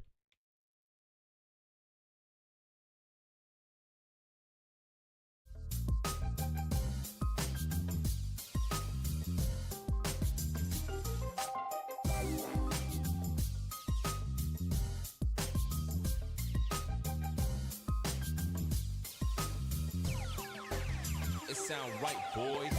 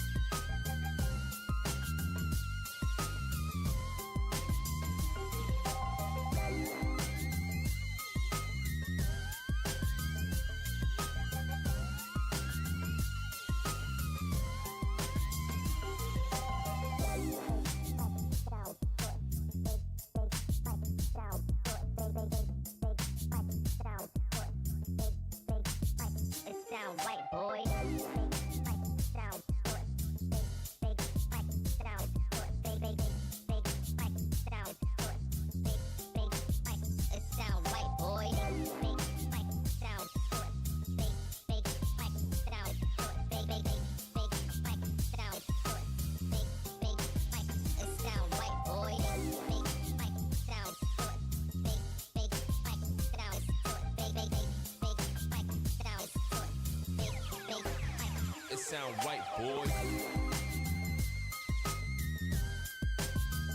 Kirk Reeder going to be joining us at 12:50. Going to be great to catch up with the former Giants pitcher and talk all about the success on that side of the ball, as well as the challenges that they have to confront against the San Diego Padres team that can score and do it in a hurry. Catch that at 12:50. Keep it right here on the Sports Leader.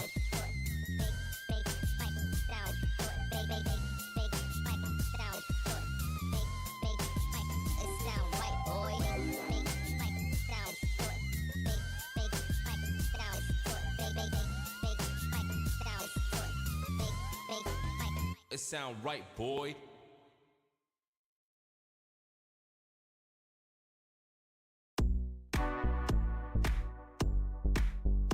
Hey, it's Greg Papa here, getting you ready for the Golden State Warriors tonight in Minnesota. But a word about Golden State Lumber and Showroom. You may recall they recently promoted their stylish doorknobs and locks. But what about the doors?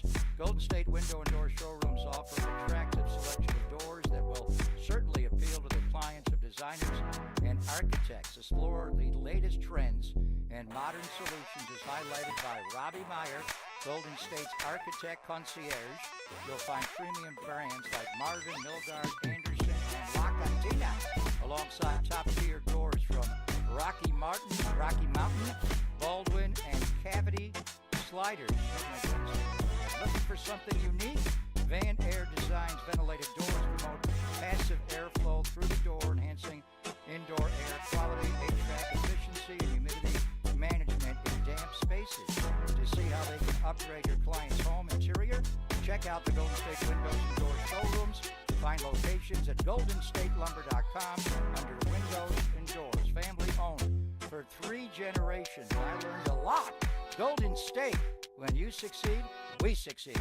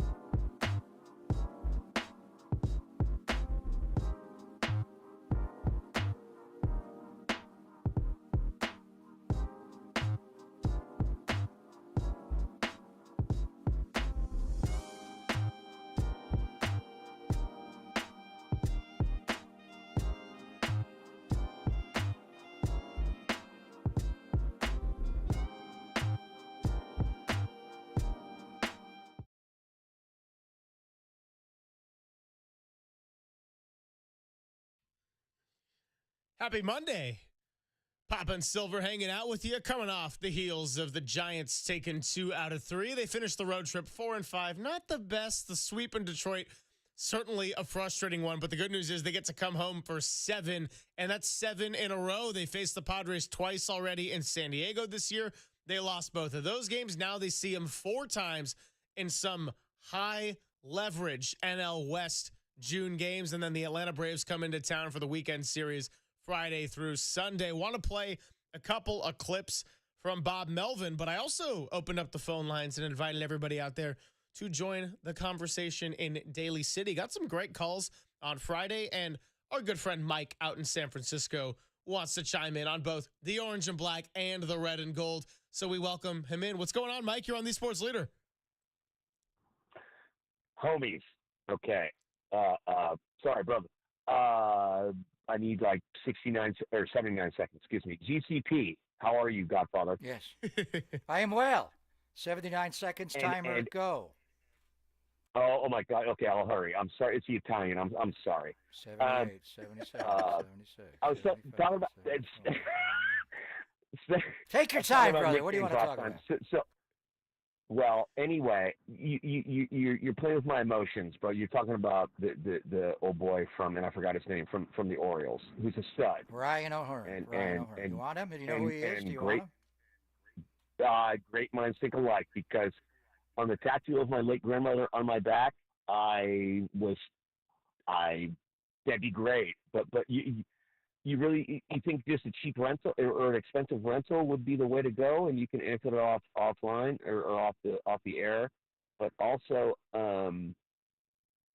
I just, and one more comment, just off the air too. The new boy that Saul likes. Bryce Huff. Gosh. Bryce Huff. Yeah, thank you. Just think if I haven't had a drink in 9 months. Just think if I was drinking. Anyway. You guys are the bomb, and you need to drink more, brother. You need to drink the way to overcome this. Hey, have a good one, guys.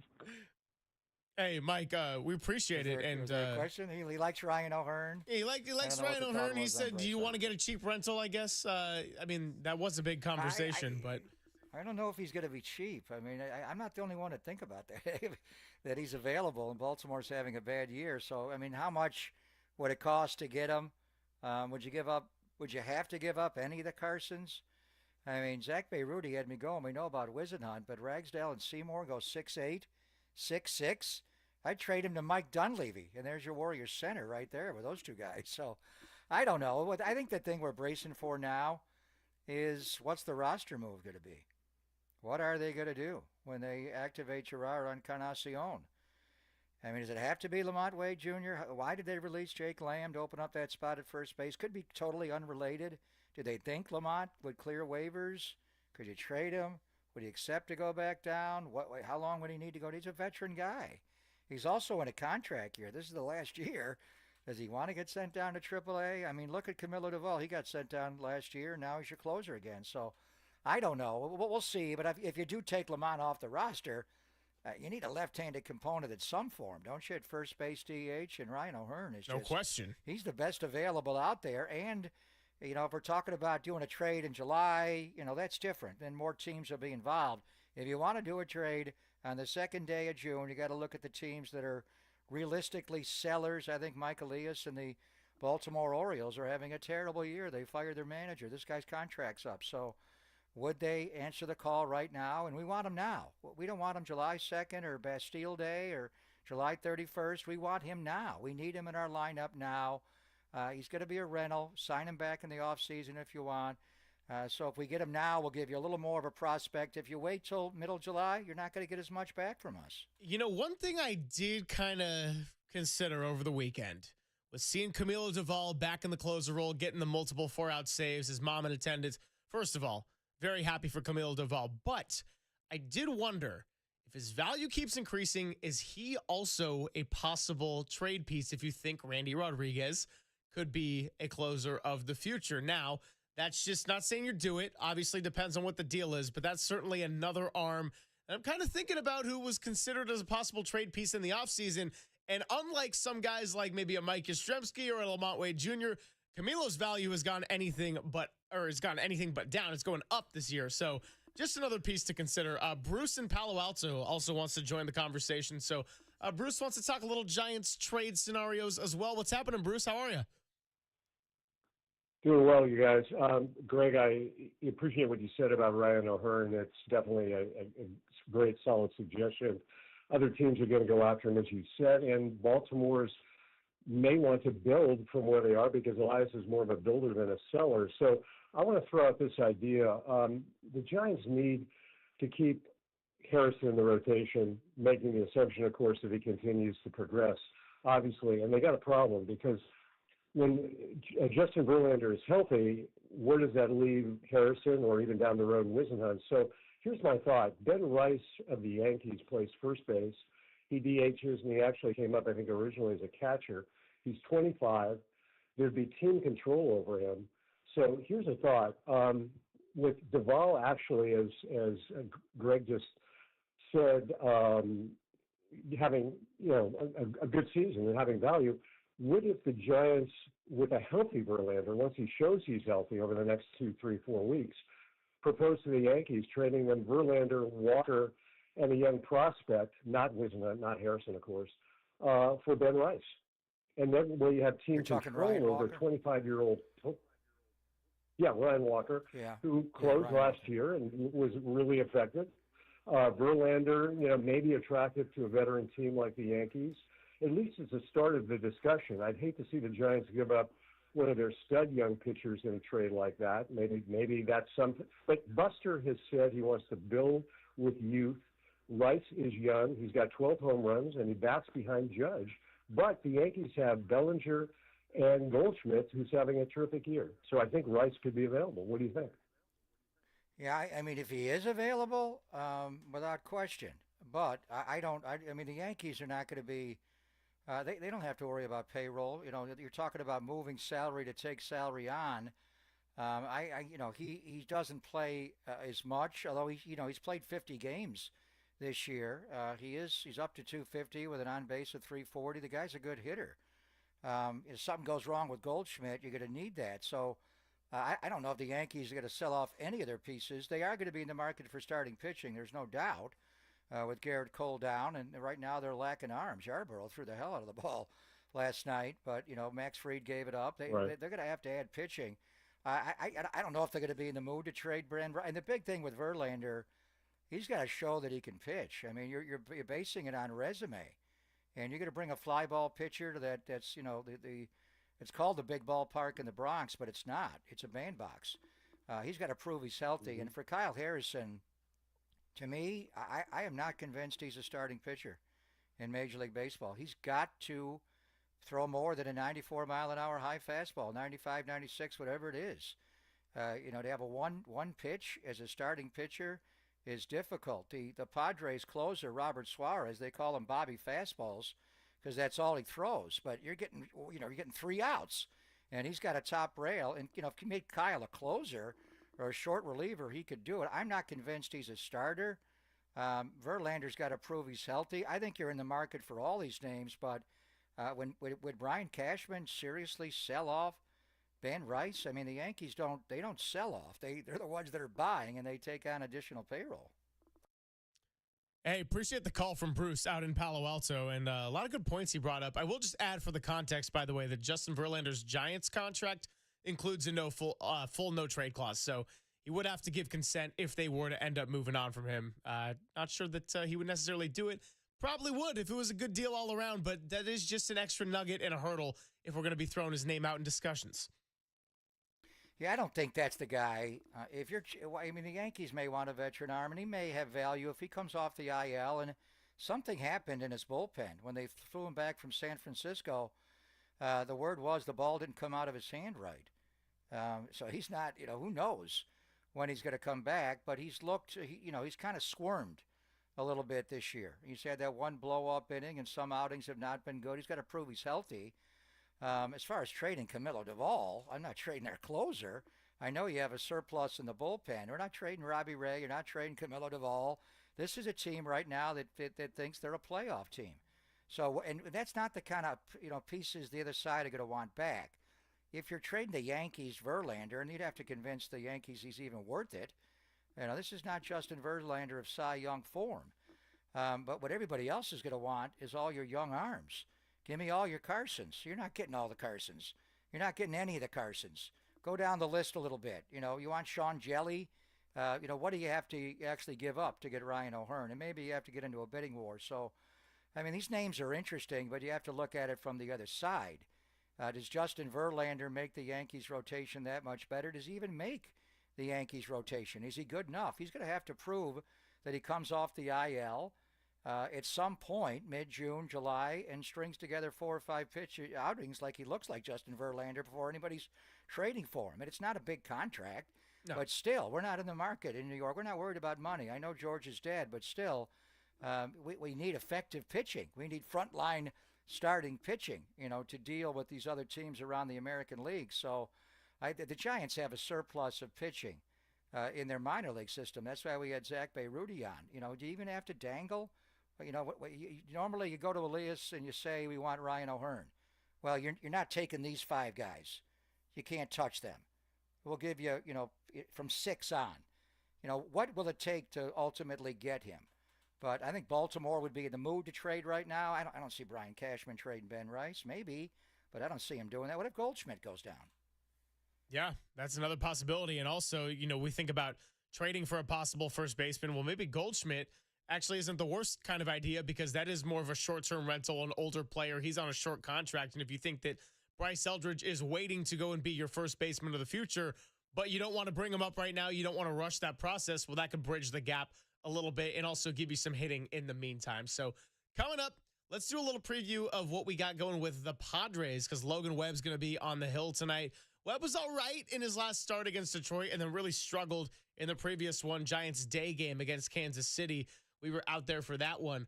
Want to play a couple of cuts from Bob Melvin about finishing the road trip and coming back home. We'll do that on the other side of this Pop and Silver on the Sports Leader.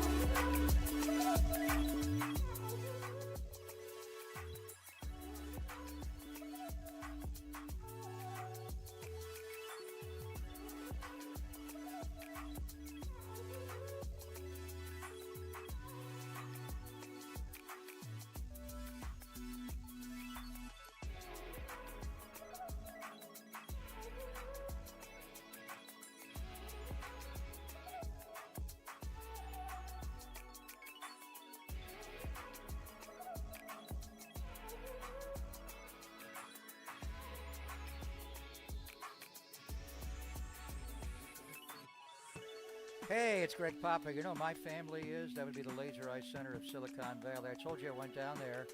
It was the summer of 2022. I could write a poem. And Dr. Craig Mindy and his staff from the Laser Eye Center perform what is known as CLR, Custom Lens Replacement. It has been a game changer for me. I went from 20/80 vision in 20 minutes in the chair to 20/20 vision like that. I used to have to wear distance vision glasses and readers and bifocals and everything. Now I don't have to do any of that. So if you struggle with distance vision and now you actually need reading glasses, they do not look good, not very fashionable when you get older. Or even wear bifocals, who wants to do that? Look down, look up. You can get rid of all of that, and CLR is your permanent solution to readers, bifocals, glasses, contacts, and you'll never develop a cataract the rest of your life. So don't wait until you're older like me to see great. Do all the things you love to do with perfect vision right now while you're young. They perform tens of thousands of vision correction procedures at the Silicon Valley Laser Eye Center, and Dr. Craig Bindley and his staff down there, they are incredible. So cordial, so skilled, and they can tell right away if it's your right time. They'll give you all signs of test to see. There's many different procedures you can have. Maybe it's not CLR, maybe it's LASIK, but they'll tell you right now if the time is right for custom lens replacement. They make it easy. Start with a free virtual consultation at lasereyeclr.com. They'll discuss with you your vision goals and all the different lens technologies. No readers, contacts, glasses, or cataracts. What are you waiting for? lasereyeclr.com or call 877-GET-2020.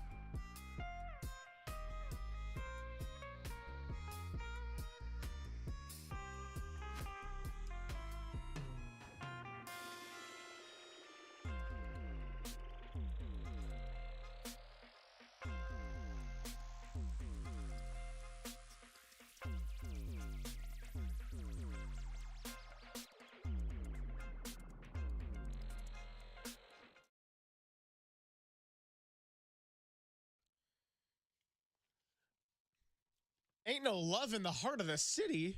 What, Daly City, Walter? Jeez, all right. Well, thanks for joining us. Papa and Silver spending some time with you. Kirk Reeder going to be joining us coming up in 15 minutes. Wanted to play some Bob Melvin postgame sound from yesterday. The Giants got it done 4-2 to take 2 out of 3 against Miami. Wasn't the prettiest game, wasn't the prettiest road trip, but they still are just a game back of the San Diego Padres, 3 back of the NL West lead to the LA Dodgers, and they face the Padres tonight for the first of 4. Logan Webb's going to be on the hill.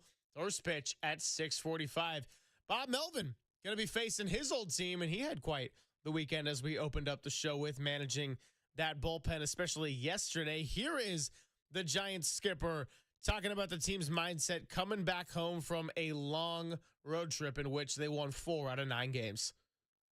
Yeah, anytime you win a series on the road, you have to feel good about it, especially the way, we've been scoring runs. So we'll take it. Like I said, it'd be nice offensively to break out some and put a little distance in some of these games. But look, at the end of the day, we played a lot of close games on the road trip, one game under 500, and it felt like worst coming into this game, but just because of the games we play. But it was nice to pull this one out. Now we go home for a little bit of an extended period.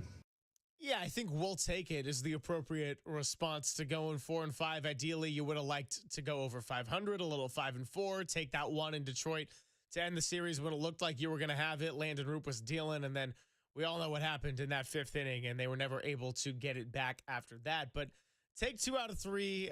Again, winning a series on the road, even against a team like Miami, that's something you'll take. And if you can consistently do that over the course of a season, you'll be in business. Now, here's the catch. And something we've alluded to many times on the show, Papa. Starting right now, the schedule gets very tough for the Orange and Black. Well, starting tonight, and you win 2 out of 3 in Miami, and you score 6 runs in total the week before in Washington. You win 2 out of 3. You just had a tough time in Detroit. So it's a fine road trip, long road trip. You did have a day off between Detroit and Miami, and you had a day off before the trip started. So it makes it a little easier to roll right back into a series tonight. And we've been talking about this homestand. Padres, obviously, for 4 starting tonight, and then Atlanta over the weekend. We'll worry about the Braves. But San Diego, we have not seen this team since the last 2 days in April. Nick Pivetta pitched that first game on Tuesday. He's going to pitch later in the series. Dylan Cease will go Thursday when we're there. And then they won both of those games. So the Giants are getting their first look at the San Diego Padres at home, and their first look at them, since late April. For the Padres, this too is a big week. The Padres have not played the LA Dodgers or the Arizona Diamondbacks at all this entire year. It's unbelievable, the schedule, that finally in the month of June we're getting heavy in the National League West. So they got a road trip starting tonight, the Padres, where they got 4 at Oracle Park. Obviously go to Milwaukee for 3. Next week they go back home and they get the Dodgers for the first time. Then they go back on the road and they got to deal with Arizona for 3. And what's going on with Corbin Burns? Did he tear his ulnar collateral ligament yesterday? What did the MRI show? He walked off the mound. Yeah, I didn't get an update on that. That was brutal, though, when he just threw a pitch and immediately just waved himself off. So I didn't see the latest on that one. That stunk. The MRI's coming out today, but that is huge. And Arizona's not playing well at all. Brandon Pfaadt, was he tipping pitches on Saturday? He got shelled in the first inning. And then then they got the Dodgers as well. They'll be at Dodger Stadium. They got the Royals to close the month of June or late in June as the calendar turns to summer. So San Diego's schedule is really hard. The Giants got these 4, and then the Braves 3, Colorado next week, and they hit in Colorado. Then they go to Dodger Stadium for the first time. Cleveland, Boston, Miami on the next homestand. White Sox, one of the worst teams in baseball, back down to Arizona. The Athletics on July 4th, and then leading to the All-Star break, Philadelphia and L.A. So, but first things first, both teams have challenging schedules. They're both right on the heels of the L.A. Dodgers. And San Diego is just, we're talking about the Giants and their offensive, and they had a month of May where they had one of the lowest ERAs in baseball and still had a sub-500 month of May. It was not good. San Diego's May, maybe not as bad as the Giants, but not great. They scored 4.54 runs a game in the month of May. They're on base 12th in the National League out of 15 teams. The runs per game are 7th. Extra base hits tied for 11th. Batting average 12th. Fernando Tatis is leading off, as we know, and Luis Arraez hitting behind him, leading to Machado. Tats Jr. is in a real funk. He had a terrible month of May. Arraez, to me, is the guy. He has changed their entire team. They remember when Bob Melvin managed there a couple of years ago and they couldn't win extra inning games? Situational hitting was lacking because Machado and Tats were trying to buggy whip and pull the ball. You bring in the 3-time batting champion, Arraez, and he's the second coming of Tony Gwynn. Left-handed hitter, just trying to go 5.5 hole between the third baseman and shortstop. He had a base hit yesterday, and there come from behind win where they tied him up inside. He was quick enough to get his hands through. You get to 2 strikes with this guy, and now it's go time. Now he puts the ball in play, but because of him and their hitting coach and their change in philosophy with Mike Schilt, they're not all trying to pull. They go the other way all the time. Even Machado, even Tats, Cronenworth, Jackson Merrill, they'll pull the ball, but Arraez has changed their philosophy, and that's the worry. We'll talk to Kirk Reeder coming up, but with Logan Webb, when he has struggled, and he had a bad start against the San Diego Padres earlier this year, it is when teams have thought the other way against him. Look down, sinker, slider, change, down, and away, and they just take them away. And this team, they have more opposite field hits than any team, and a lot of it is Arraez, because just about, has he ever pulled the ball? He's always slapping the ball the other way. And just getting hit after hit after hit. He's like Ichiro. But Sandai is crazy.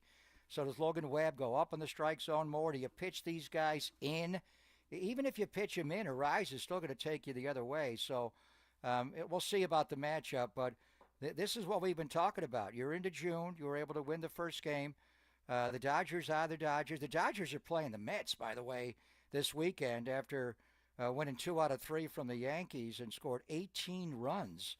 On Saturday night, they finally lost last night. They have a 2-game lead on San Diego and a 3-game lead on the Giants. Arizona's 3 under, and they're ravaged by injury. What's up with Burns? They can't pitch. After a good start, they've been miserable.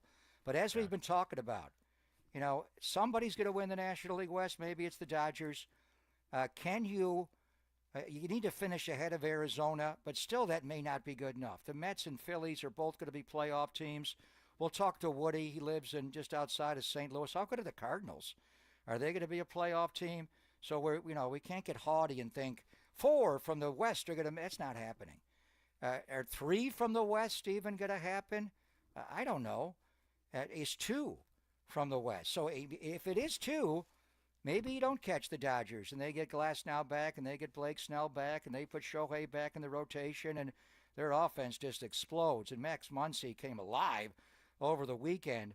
You have got to finish ahead of the San Diego Padres. If you have a real shot to make the playoffs this year one way or the other, you got to eye the Pods. You got to beat the Pods. And now you got them in your home yard for 4, starting with your ace, Logan Webb. So April and May have been fun, but now it's National League West go time, and it's time to get the Padres. Well, May could be one of the less fun months if the Giants can get some bats waking up right now in the month of June. They are undefeated in June. The bats weren't perfect, but Luis Matos certainly opportunistic. And, hey, he's on this team primarily for the reason of he can hit some lefties. Now, he hasn't hit well average-wise against lefties, but 3 of his 4 hits, as John Miller said on the broadcast yesterday, have gone out of the yard. It was a 3-run homer, and that was what they needed. It's sometimes about when you face an opponent. And the Padres, after losing 6 in a row, have taken 2 out of 3 in 3 straight series. They did it against the Braves. Then they did it against the Marlins, and we discussed that with Craig Minervini. He said he thought the Marlins left a couple on the table, and then they had to come back yesterday to take 2 out of 3 against the Pirates. But if there's one thing that this Padres lineup can do, it is hit the ball. So the Giants pitching is going to have to show up, but they're also going to need to get more offense than they just showed on this road trip. And even in this 2 out of 3 they just had against the Miami Marlins. But pitching is the focus. That's what the team's identity is. And Kirk Reeder is going to talk all about that with us next. On the other side, it's Papa, Silver, and Kirk Reeder on the Sports Leader.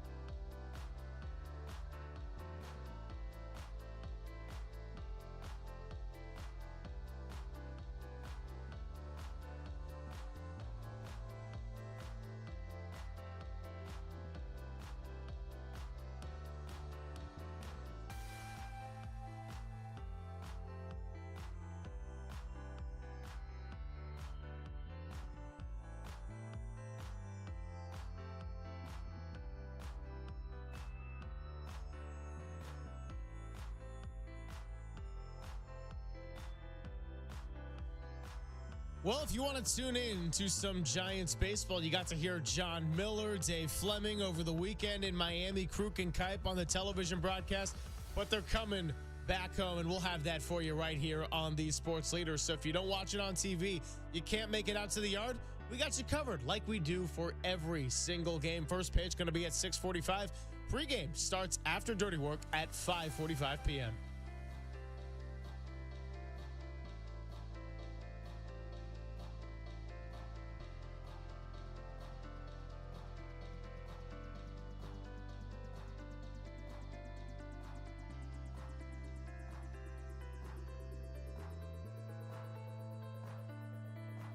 Hey everyone, did you know that many of the attorney ads you've seen or heard aren't based in the Bay Area, some not even in the state of California? Well, Chris Dolan and the Dolan Law Firm are based right here in the Bay Area, and they have been for more than 25 years. This is award-winning personal injury and employment attorneys who are fighting for you right here where you live. So if you've been discriminated against at work, wrongfully terminated, or sexually harassed, your rights matter, and you can go to DolanLawFirm.com and learn more about your rights.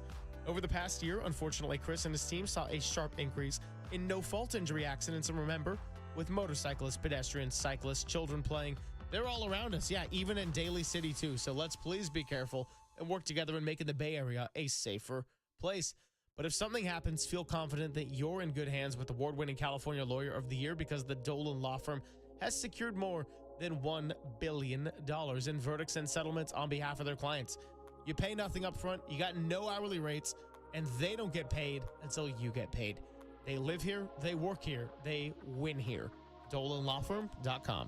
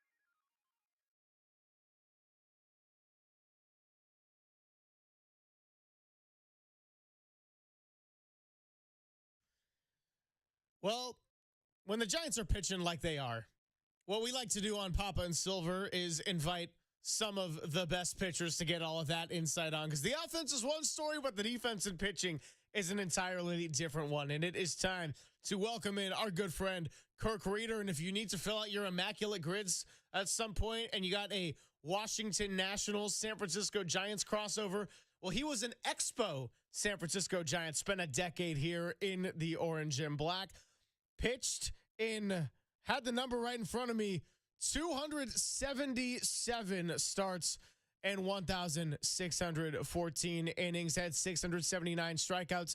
And he joins us now on the UMA guest line. Kirk Reeder, Greg Papa, Greg Silver, hanging out in the Bay Area. How's it going with you, my friend? Good to have you. Oh, it's going good with me. Good to be on. We appreciate your time coming on with us. And I guess we'll just start with the Giants and their pitching and everything that's kind of kept them afloat and what has been a tough offensive month of May. And they now look to get some of that Mustache May curse off of them, get the razors out, have new life here in June. So I guess just your impressions of the pitching staff as a whole. I mean, Logan Webb is the workhorse. Justin Verlander had some decent outings, now dealing with injury. You're getting this influx of youth. And then kind of the guy that wasn't talked about a whole lot too much in the offseason was Robbie Ray, incorporating that changeup. And even though he just got his first loss over the weekend, I mean, he's looking like he's going to be a Giants all-star at this point in the season. Oh yeah, I mean, well, and he's been a Cy Young, so you always just look at track records too. And I was excited just in the off season with their rotation, how it was shaping up, and obviously when you add a guy like Verlander, that's just going to trickle everything down, and he can help everybody so much with his experience. And then like you said, you got Webb to lead everybody, and I like Birdsong. He's kind of from my neck of the woods. He went to Eastern Illinois, and I couldn't go to Eastern Illinois. They didn't want me coming out of high school. So I got a soft spot for him because he's from Eastern Illinois, and like I said, I love his stuff, and I think he's going to be a great addition to the rotation. Yeah, Murray State was fine for you all the way. For a long time, you were the winningest lefty in the history of the Giants in San Francisco. Then a guy named Madison Bumgarner came along, and we look at these young guys, and we don't want to go Lincecum, Kane, Bumgarner. We got to slow our roll.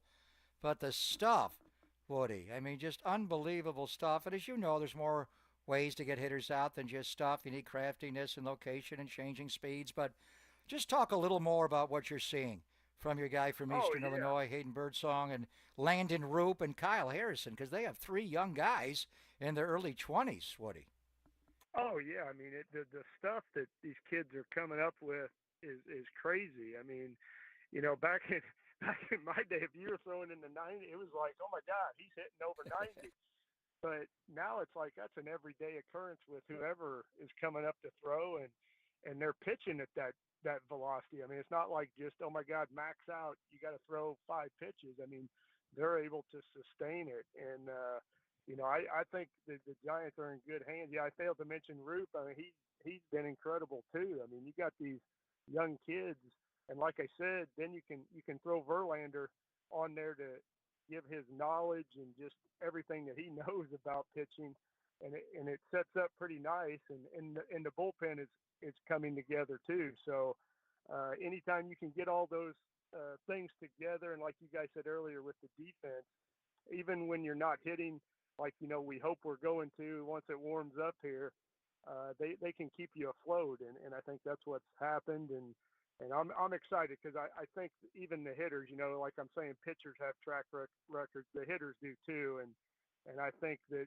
the guys, the weather warms up, I think that the bats are going to wake up too, and you know, we'll see how that goes, but I'm excited for the hitters too.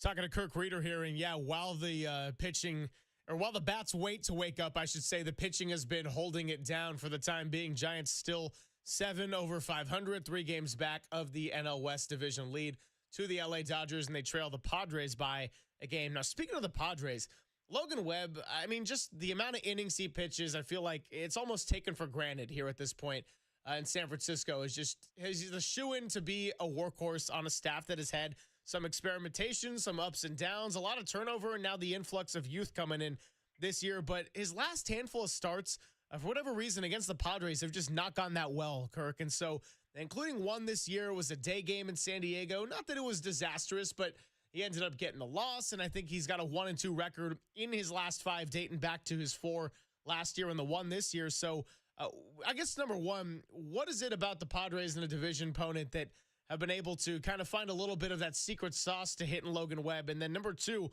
what's he got to do tonight to shut down this Padres lineup as the Giants look to get back on track here on the at home?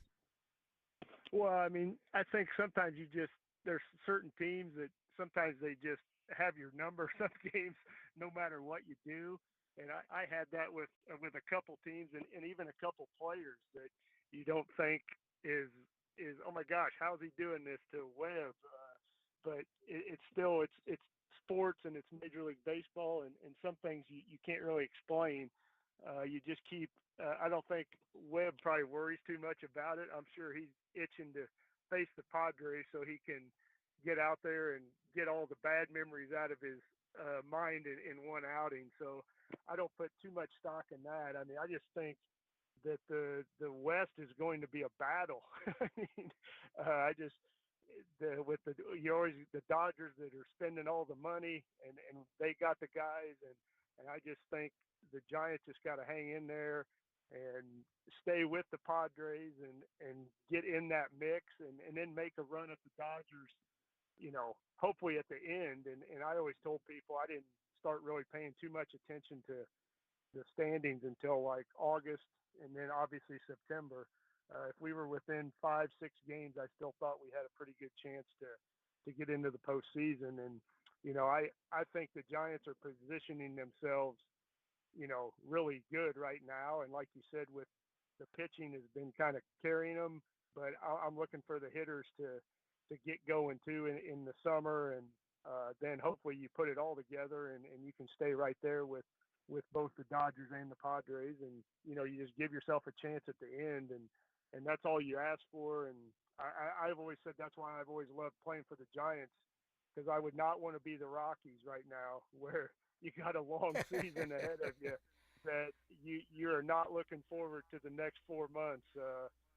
That's not an easy task to accomplish when you got to get through the summer and you're not on a great team that's looking for the postseason. So, I'm excited for the summertime with the Giants, and I'm looking for them to get into the postseason. And like I said, and you guys have hit it on the head. I think pitching, they've got it, and that's what you need because it plays anywhere. And even if the hitters aren't, scoring runs, you can still win games 2-1. And I think they have a good chance to keep doing that. And there's more ways to make the playoffs, Woody, than your era. Obviously, you guys had to win your division to get in. Now there are 3 wild card teams. So the Mets are a great team. Philadelphia's a great team in the East. They're probably most likely going to make it. Cubs are having a great year, and you got the Dodgers, and you're going to have to beat out San Diego. I'm going to ask you about, because the Shed is nearby to St. Louis. Whenever the Giants roll through there, you always bring the guys over. The St. Louis Cardinals have the exact same record as the Giants at 33 and 26. They have a good lineup. Their shortstop, Mason Wynn, one of the best players in baseball, and Sonny Gray pitched really well over the weekend in beating Texas. How much are you watching the Cardinals? And I know you got to, deal with San Diego and the Dodgers and Arizona in your own division, but it may come down this year who has a better record as far as making the playoffs between the Giants and Cardinals. Are you watching the Cardinals much this year, Woody? Yeah, I mean, and they started out like the fans were almost ready to, not go at all here in St. Louis.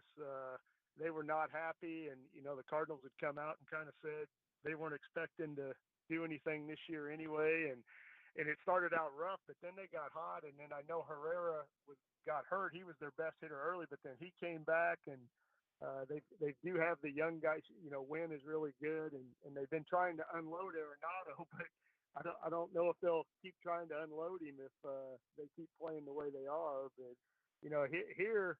And it's hard for me because obviously I'm not a big Cardinal fan, but the fans are a little more excited than they were like a month ago for the Cardinals. But hopefully they'll cool down a little bit, and the Giants won't have to go against them to get into the postseason. We can push them to the side and get in without the Cardinals having to be a player in it. But yes, you are correct. I looked at that the other day with how many spots to get in the playoffs.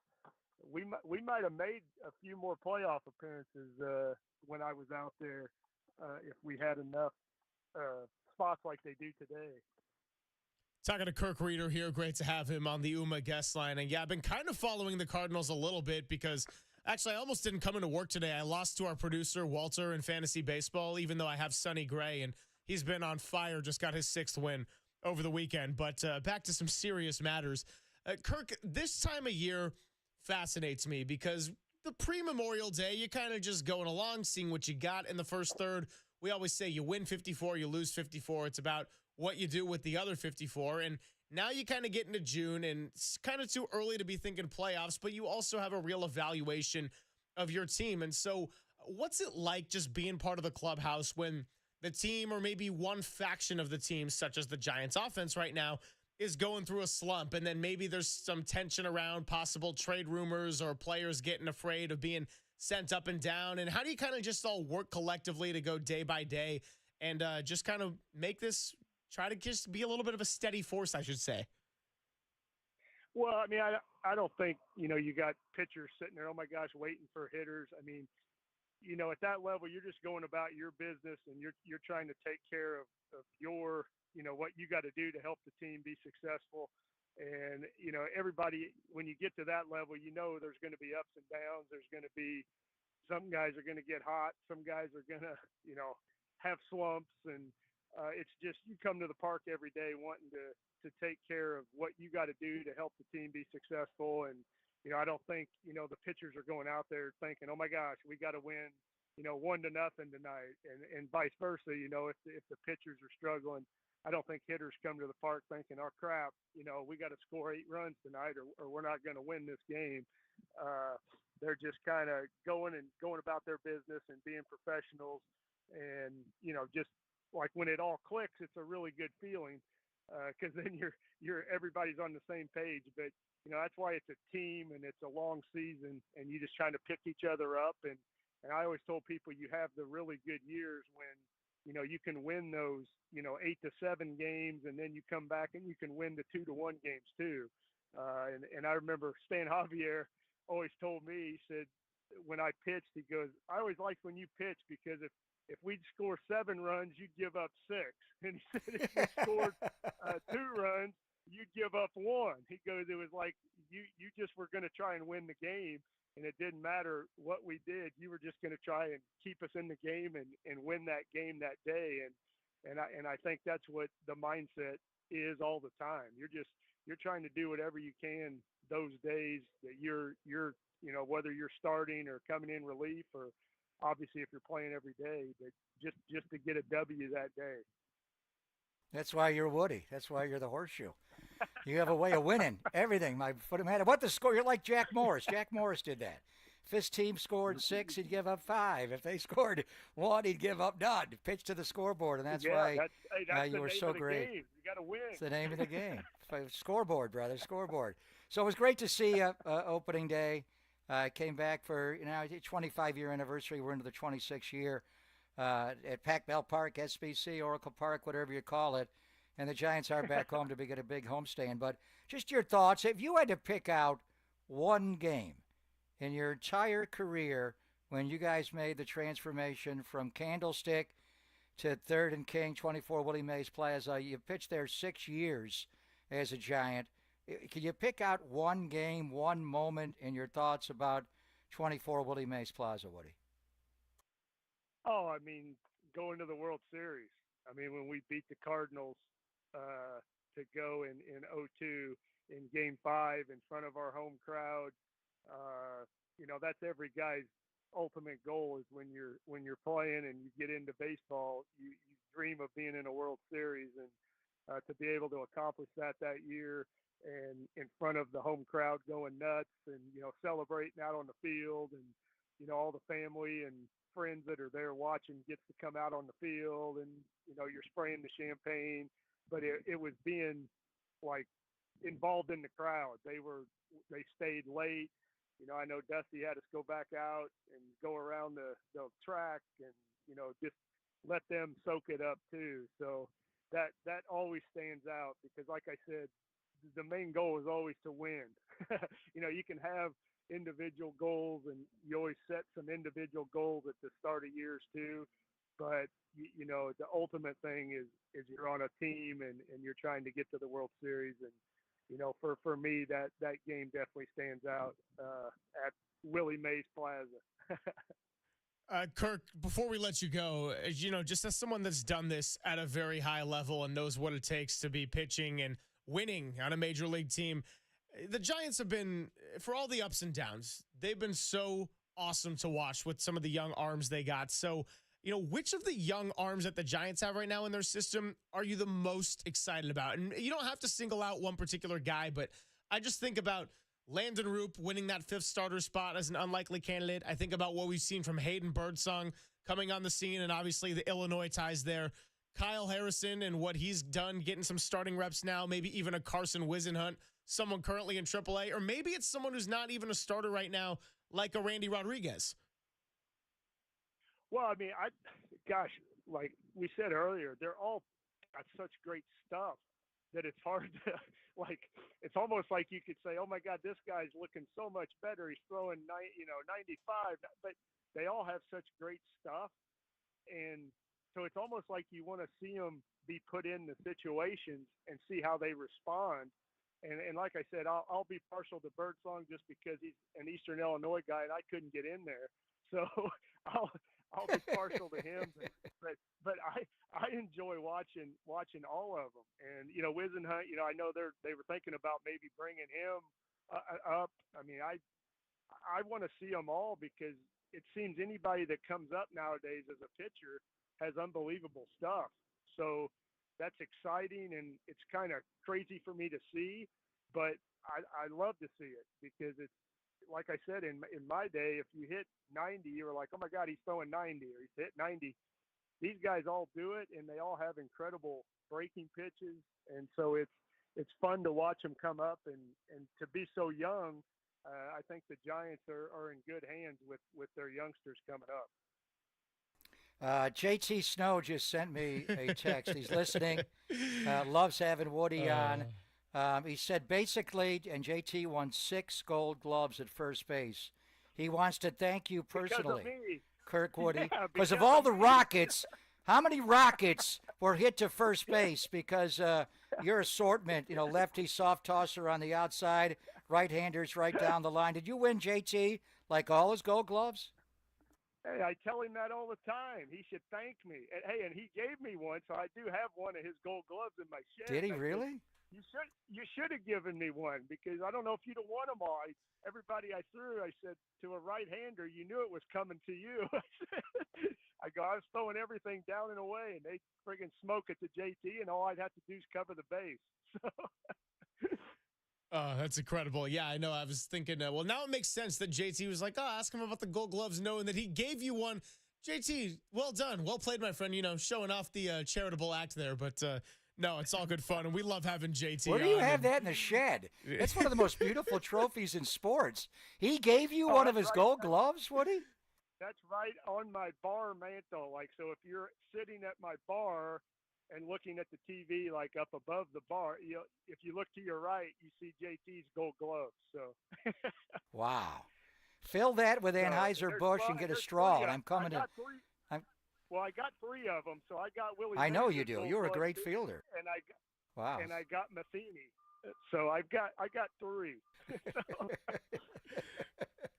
That's incredible. Kirk, thanks so much for coming on, and we'll definitely not make this the last time because this was a very fun conversation to have, and always good to get your perspective on pitching as well because Giants are certainly doing that to a very high level right now. No, it is. It's great to see and always good to be on with you guys. You can have me anytime. Appreciate it. Thanks, to infinity and beyond. Greatest nickname ever. Woody from Toy Story. Mike Krukow, so many great lines. Is that the best, to give Kirk Reeder the nickname Woody? One of the best nicknames of all time. Spot on. Yeah, but I feel like the Woody quotes are like, what is it? There's a snake in my boot, or, if you got one of those little wind-up Toy Story tours. Either way, Toy Story franchise, one of the greatest ever. Shout out to Pixar. So, yeah, great to have that conversation there with our version of Woody in the orange and black. And coming up, we'll do a little playlist action as we recap the Giants weekend, then play some sounds of the weekend and get you ready for Dirty Work at the end of the hour. It is Papa and Silver on the Sports Leader.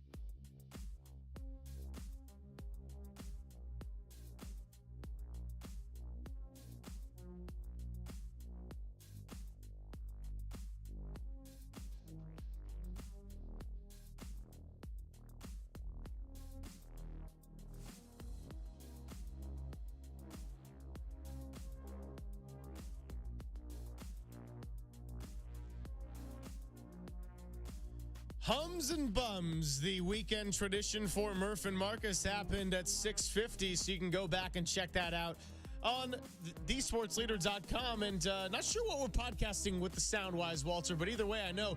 Go to YouTube and Twitch, scroll all the way back, they'll have it for you. And by the way, as a little tease, lesson for all the young baseball and softball players out there, if you make it around the bases, touch home plate.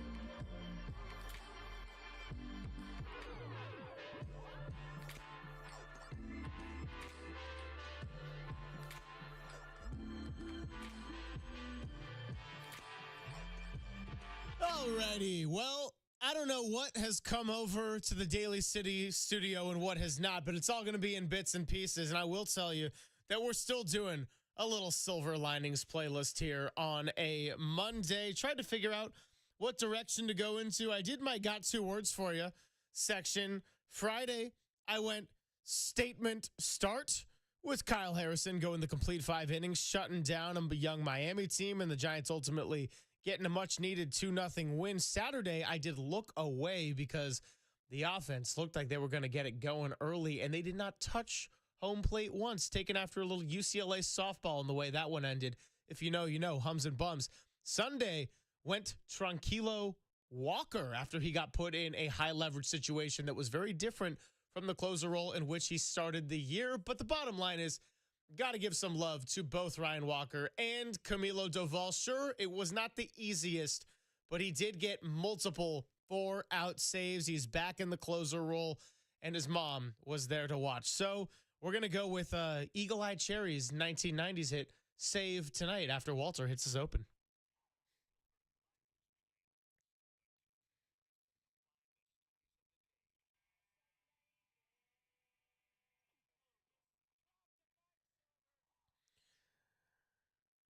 So there you go. Kind of gave it a little bit of a tease already, but Tranquilo Camilo, whether it was a little dicey or nice and smooth, he got the 8 outs that were needed. The Giants bullpen does the job, and they get 2 out of 3. And look, the bottom line is this, Papa.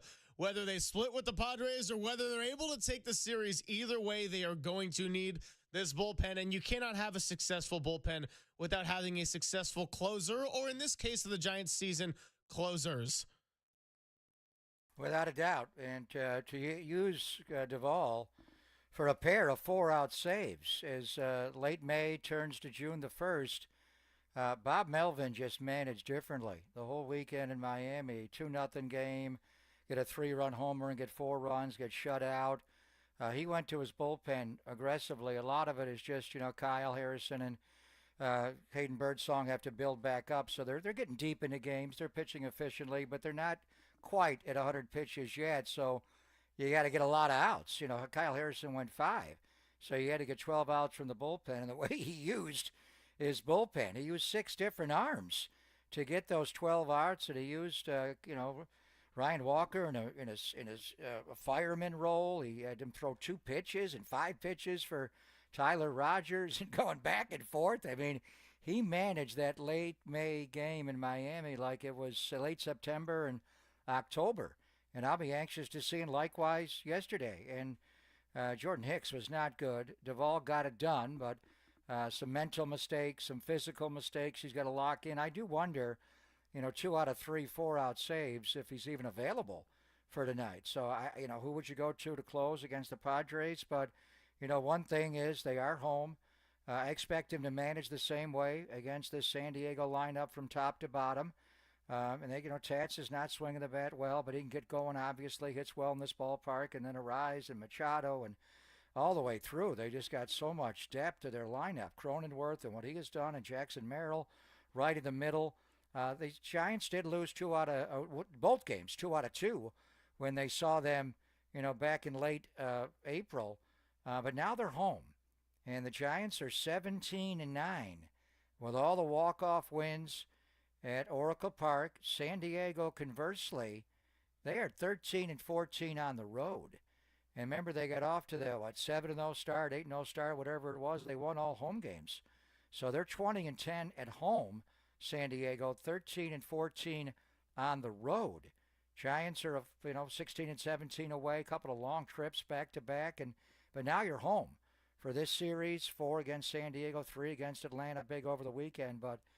The Giants playing at home, different. San Diego on the road should be an advantage there, and they almost have the same records. This division is just loaded. I mean, the Dodgers and what they've been able to do with 36 wins, but to have San Diego have 33 wins, and the Giants have 33 wins, you have 3 of the top 6 teams in the National League in your same division. So this is going to be a fun series. We'll see what kind of turnout. A lot of people are done with school. Elementary schools are finishing up, and high schools as well.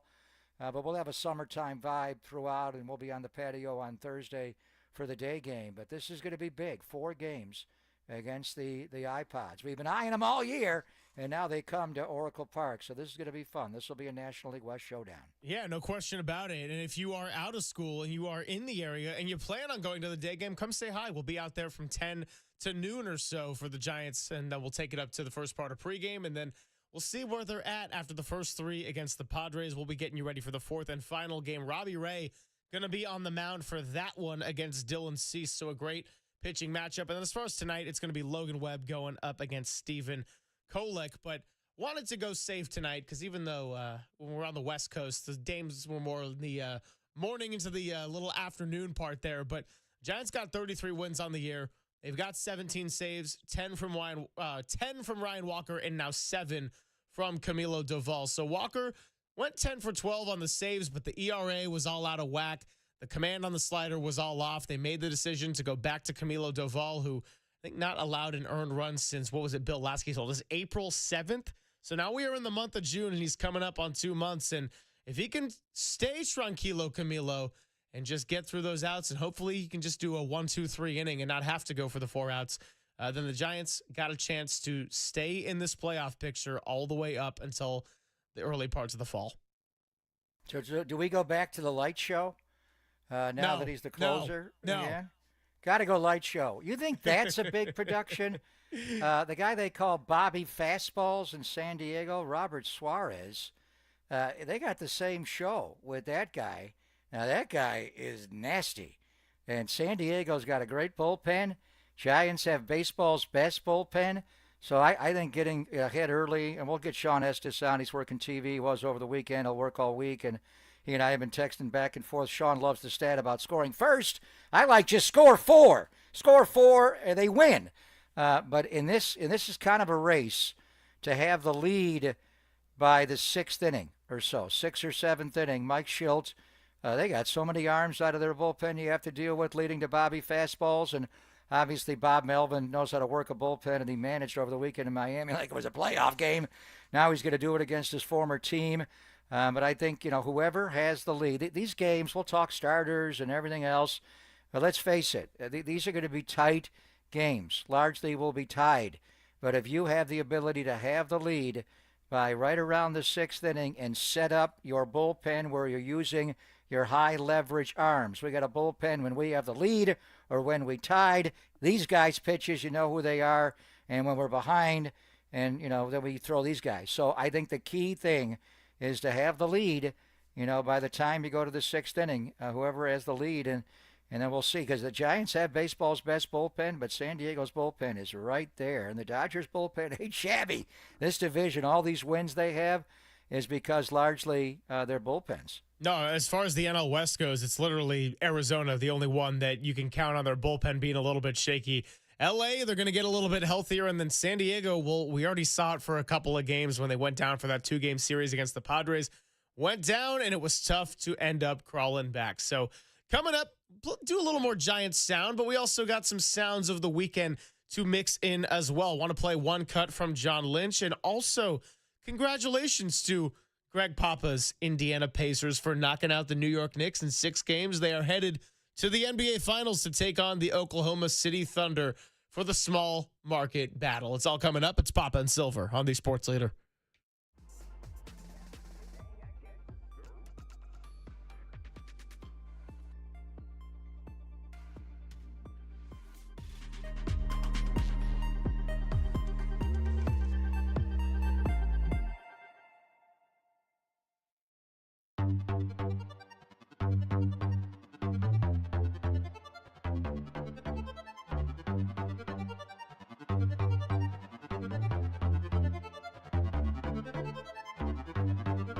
Greg Papa here, and making the transition from work life to retirement can be jarring and disorienting, but it doesn't have to be. Greg O'Donnell and the team at the O'Donnell Financial Group are dedicated to achieving a smooth transition into retirement life, and they can help you prepare to retire at a time that works for you. Sooner than you think, you may have an entirely different lifestyle, but it doesn't have to be in one giant leap. The experts at O'Donnell Financial Group will help you craft a plan tailored to your desired timeline. Transition into retirement confidently and on your own terms. So don't wait. Contact Greg O'Donnell today. He's the CEO and founder of O'Donnell Financial Group for a free review of your financial situation. Call him right now, 866-496-2300. That's 866-496-2300, or visit him online at odfigroup.com. That's odfigroup.com.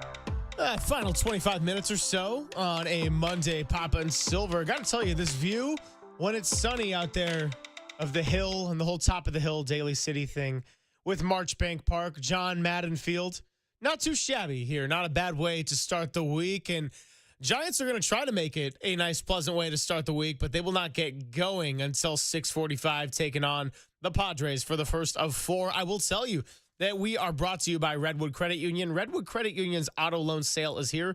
Save 0.75% now through April 30th, which seems incorrect given the date, the fact that it's June 2nd. But I will tell you anyway that you can ask for RCU financing at your dealership or apply online at redwoodcu.org. What, they got outdated printers in Daly City too?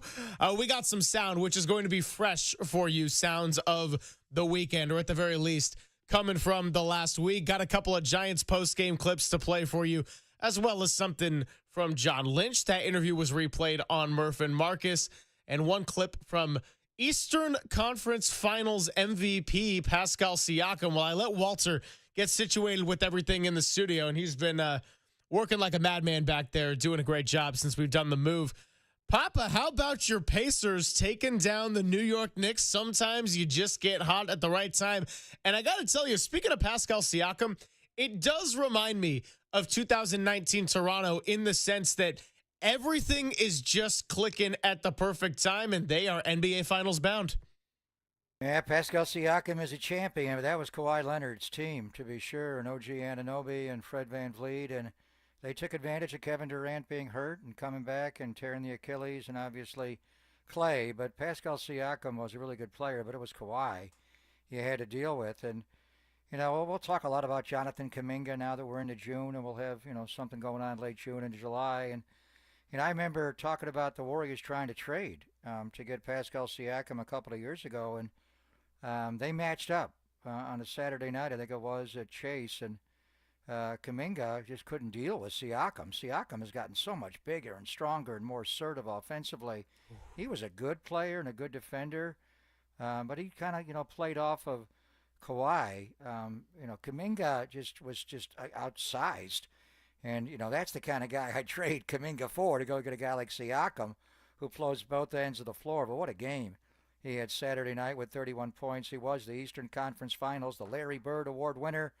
Halliburton made big plays, but the best player from start to finish clearly was Pascal Siakam. We'll get into the finals coming up on Thursday, and I think they can beat Oklahoma City. But this is the second time the Indiana Pacers are going to the NBA Finals. Mully was on that team in 2000 and lost to the Lakers, didn't have a great going of it. They were a great ABA team.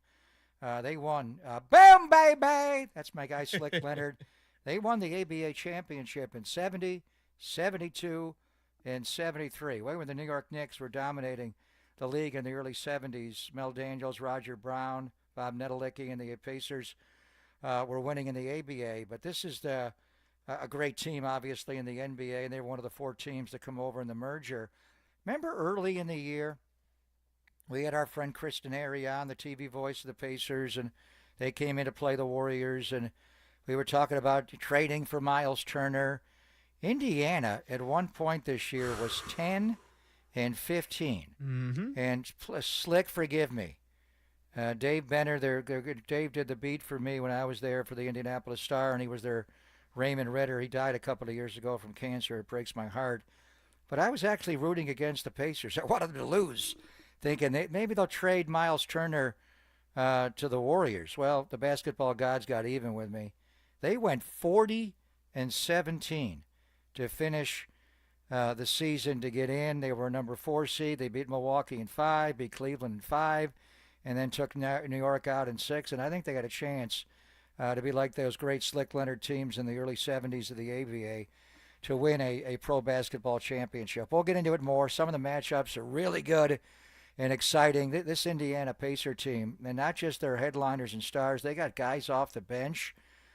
Thomas Bryant, the way he played, Obi Toppin, the former Knick, T.J. McConnell, the way he plays, they got a lot of guys. But I grew up a Knicks fan. I mean, I was a Buffalo Braves fan, but we weren't good after being an expansion team. So I love the Knicks, but they were playing my Pacers. So, boom, baby! Now let's go win an NBA championship. Points off turnover is a big reason why both of these teams in Oklahoma City and the Pacers are in the finals. New York could not stop Indiana this series, plain and simple. Outside of Game 5 when they were down 3-1, and outside of the fourth quarter of Game 3 when they were also fighting to keep their season alive, and Karl Anthony Towns went for the 20 points. But, man, watching Pascal Siakam, I think about that and how that was a name that was a possibility for the Warriors to try to go after. Who knows what they would have had to offer and if it would have ended up happening. But I got to say, as I've watched him in his time in Indiana, I'm thinking, man, I would have traded Jonathan Kuminga for that guy in a heartbeat. He is incredibly skilled, plays both ends of the floor, so polished on offense. And we saw it all the way back in 2019 when in Game 1 of the finals and Toronto took it.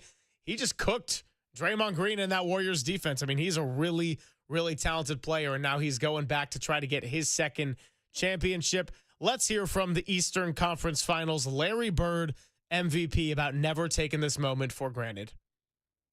It means everything. Yeah, I always say shout out Chad, KP. When they brought me out here, this was the reason why, So we had these conversations, and I'm just so happy. Like I'm blessed to be in this position. Like I always say, I'll never take it for granted. The love that I've received from my teammates, the fans, the whole organization has been amazing. And to be able to go to the finals, I mean, obviously we got another job to do against an amazing team, but I'm happy right now. Yes, you got a lot of Pacers Gainbridge Fieldhouse crowd noise as they are celebrating their finals appearance for the first time in 25 years. This time they're hoping for a bit of a different result, but they're going to have to go through an OKC team that has now won 80 games, 68 in the regular season, 12 more in the playoffs. And going back to the Warriors, Siakam just didn't want to come here. I don't think that trade ever really was honestly discussed. He wanted to sign with Indiana. He was a free. I mean, how many people say that? He was traded from Toronto, a cosmopolitan, one of the great cities in North America, and he went to Indianapolis, and he just fell in love with it. So congratulations to my former boss, Herb Simon. His brother, he and Mel owned that team for years and years, and Herb and his Pacer sweater with the blue blazer over the top, and he's 90 years of age. Longest running owner in NBA currently. So congratulations to the Simons, and hopefully they get their first championship. Yeah, going to be a fun one to watch. That series starts on Thursday, game 1, and Thursday, by the time we'll get there, it'll be ready for game 4 of Giants versus Padres. Let's hear one from John Lynch, as he was with Murph and Marcus to end last week, but it feels like, 2 weeks ago with all that we've had on and the chaos moving parts here. We talked about the possibility of receivers. Ricky Pearsall tweaked his hamstring, probably not going to be back till the start of training camp. Of course, Brandon Ayuk went out week 7 with that knee injury, and we'll see what his status is as the offseason continues to progress along with his rehab there. Gabe Davis came in for a visit, former Buffalo Bill, and then 1 year with the Jacksonville Jaguars. But John Lynch was asked if he needs to add another wide receiver to the room, and just says never close the door on this one. You never close the door on that. I don't think we have to. Like I said, I think there's a lot of quality and a lot of competition, and you kind of let that play out. And if an opportunity presents itself to get better, then we'll always be interested in that. But right now, we don't feel like we're in a situation where we have to. So, short and succinct answer, but the reason I like bringing that up is because the wide receiver position is always an interesting one in today's NFL when it's so heavy on the pass, but also Brock Purdy just signed for a big long-term deal and now is going to have some weapons he's got to throw to. Deebo Samuel has departed. Brandon Ayuk going to be working back from injuries, so you got a Ricky Pearsall. You've got maybe like a guy like a Jacob Cowing, but then also Jawan Jennings proved he could be your ex-wide receiver last year and kind of the guy that hasn't gotten a lot of talk here in this offseason because he's just sort of been the steady force. But all the reports out there, and you got to see it in person, Jawan Jennings looking really good in this OTA start. Yeah, right now he's the leader in the group, but there are a couple of players that you have big question marks on. And Jennings proved that he could play the ex-wide receiver with Brandon Ayuk down last year. So Brandon Ayuk suffered, the ACL and the MCL injury against Kansas City on October the 20th. By the time the swelling subsided, they didn't have a surgery until November the 15th. So, just do the math on the months here. The season will start in September. What's the timeline on Brandon Ayuk? What are the Dustins telling you? Would he have to start the year on PUP? Physically unable to perform. I think he'll start training camp on PUP, but as you transfer to the start of the year, will he have to start the year on PUP and miss the first 4 games of the year? That's how he's healing, and that's the timeline there. So if you get, some positive thoughts on that, maybe he misses the Seattle game and he's able to come back after that, that would be optimistic. But it was a bad injury. It was ACL, MC, and others. So damage around that knee. So what do the doctors say on when Ayuk can come back? If he can come back in a week or 2 and not maybe 4, 6, or whatever it is, maybe you're fine. And then the Demarcus Robinson situation. He had a situation last year at the end of a Rams game where he got pulled over and he was driving under the influence. Well, what are the real details on that? We don't know. Not all of these situations are ideal. They're not ideal. They're not all the same. Will he face a suspension by the commissioner? Will it be 3 games? I know guys that have done a hell of a lot worse in off seasons. Rashee Rice, and he was never suspended. So I don't know. We'll see. So if you lose Ayuk and the doctors tell you he's going to start the year on PUP and he's going to be out 6 weeks, then okay. And then you get a call from the league and they really can't tell you what's going on with DeMarcus. That has to be all hush-hush. When do you get the word on that? If, in fact, they tell you DeMarcus Robinson's going to be suspended for 3 games, so now you're down, 2 of your top 3 guys. Ricky would be one, Ayuk would be the other, and Demarcus Robinson would be the other. You got some young guys. Cowan can make progression, and Jordan Watkins, and you know the names. So I think that's what John's talking about. We don't know yet how Ayuk is going to heal. That's just his body. And then how is the commissioner going to deal with, and how are the authorities in Southern California? I don't even know where that's standing. So if Ayuk and Robinson are both out multiple weeks to start the year, then that's a decision you make in July. Yeah, no question. So something to monitor as far as the important 49ers offseason headlines go, now that all the potential drama ones with their big contracts seem to be taken care of and everybody's satisfied and participating here in OTAs. Good to play a couple of sounds. We'll break it up and to give you a couple of Giants cuts on the other side. One from Camilo Duvall, one from Hayden Birdsong, and then we'll get ready to prepare for a little Padres game 1 and hand it off to Dirty Work. It is Papa and Silver wrapping it up on the other side on the Sports Later.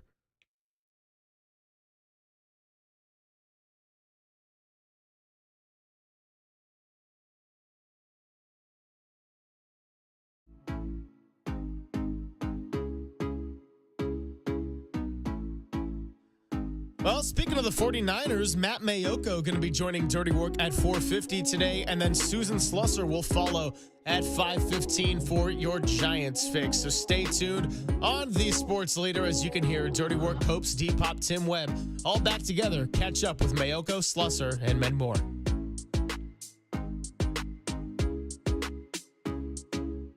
Hey, it's Greg Papa here. You know when it comes to pizza, there's one place that I always will recommend among any others, above any others, and it's Tony's Pizza Napolitana, the North Beach. Tony Gemignani and his team have been ranked #1 in the world, and once you taste it, you will see why. You will taste why. From Neapolitan to New York, Detroit, Sicilian, and Grandma-style pizzas, every slice is crafted with the finest ingredients and baked to perfection. But Tony's is more than just pizza. Their fresh pastas are out of this world, and I encourage you to try their spicy bucatini, one of my all-time favorites. And while you're in the North Beach, don't miss Capo's for deep dish pizza lovers and Toscano Brothers Bakery for their luscious breads. Plus, Tony has Slice House locations throughout the Bay Area, including at Chase Center and at Levi Stadium.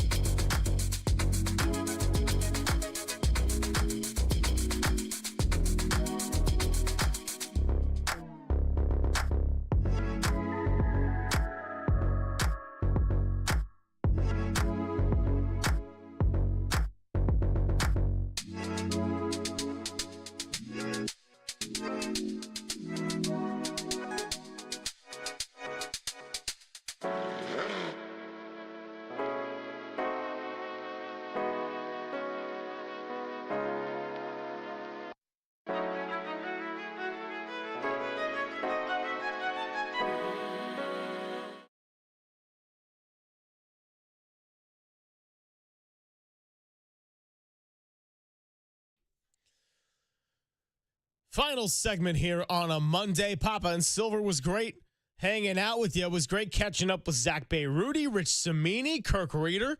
I would say you can go back and catch those interviews, but I actually got to go find out what we're capable of after the show here. So either way, what I know you can do is go check us out on YouTube and Twitch and go scroll all the way back.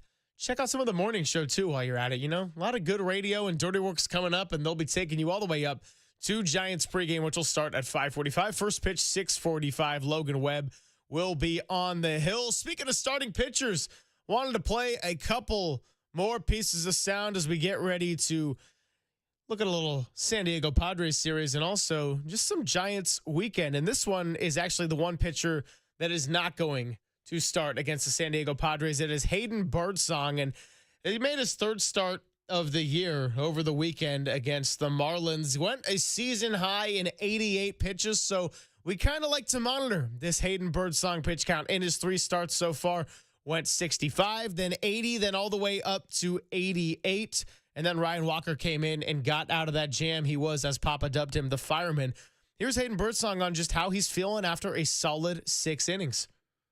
I actually felt good today in the 6th.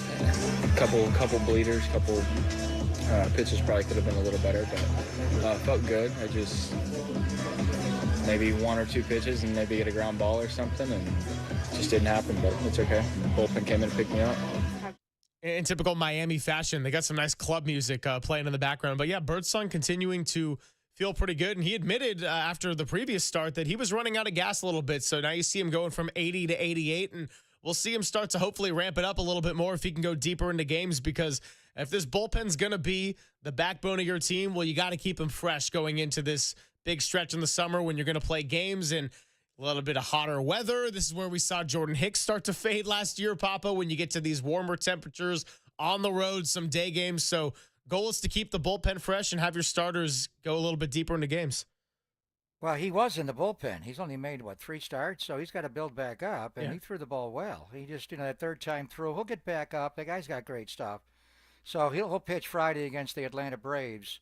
So the Padres series tonight, Logan Webb, Landon Roop. Tomorrow night, Wednesday night, Kyle Harrison. And then we'll be out on the patio at 58 Social for Robbie Ray against Dylan Cease. What a matchup that's going to be.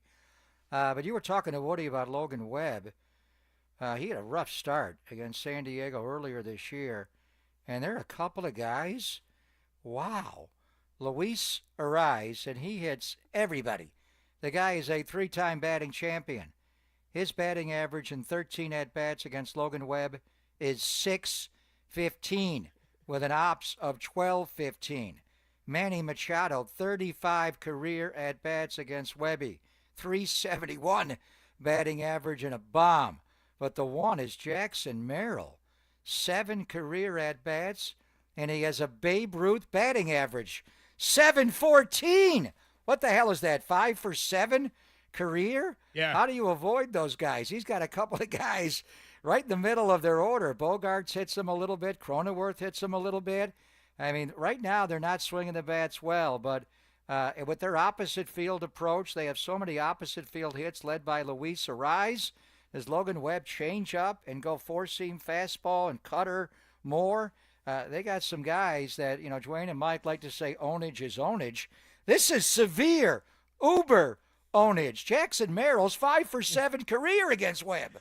And Manny Machado, arguably more impressive because he's got 35 at-bats, .371. Although Tatis, who has been struggling, we noted it in the month of May, went just .183 at the plate. He, in 26 at-bats, is just hitting .192 against Webb. So maybe he'll at least have an answer for the right fielder of the San Diego Padres. But, yeah, ownage is ownage. You'd like to kind of eliminate that because when I was looking at Logan Webb's game log against the Padres, well, earlier in his career, actually fared pretty well against them, but really dating back to last year and then the first start of this one, the guys you're mentioning, a Jackson Merrill, a Luis Ariz, have certainly made him pay. And right now, this Giants offense hasn't exactly been in position to make up for that, and they're not pulling these multi-run comebacks like you saw San Diego do against Pittsburgh yesterday.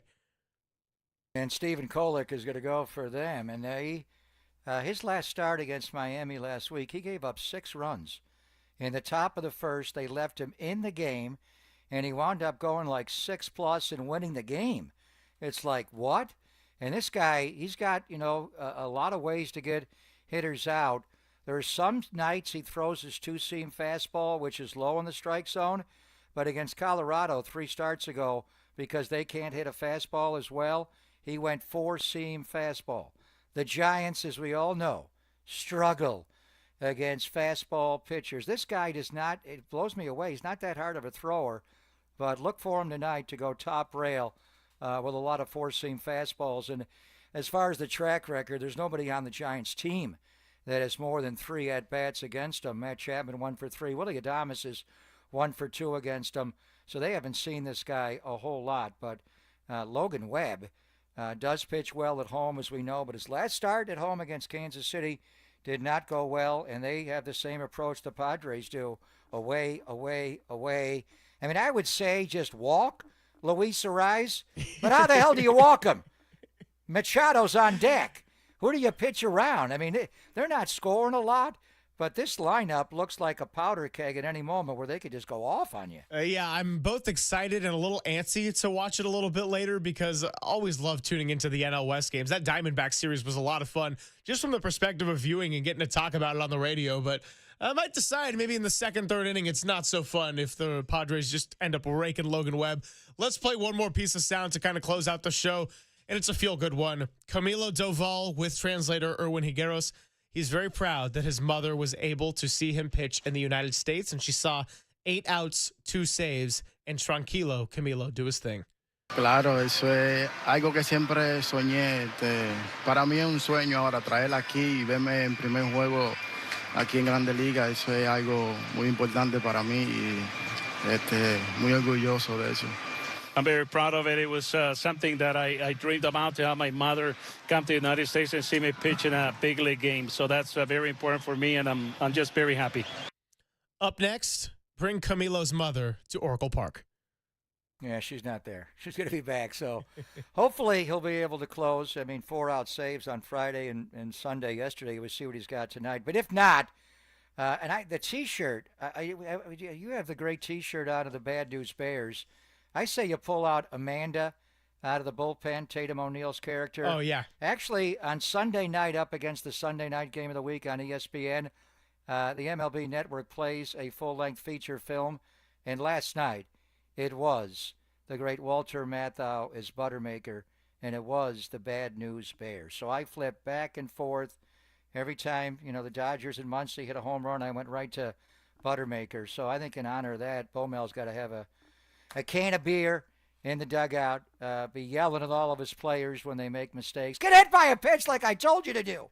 But the Bad News Bears, absolutely classic, one of the best. Well, maybe I'll be repping a different baseball team tomorrow. We got the Bad News Bears, we got the Savannah Bananas, and I have another extra item of clothing in the tank. Either way, we'll be back at 10 a.m.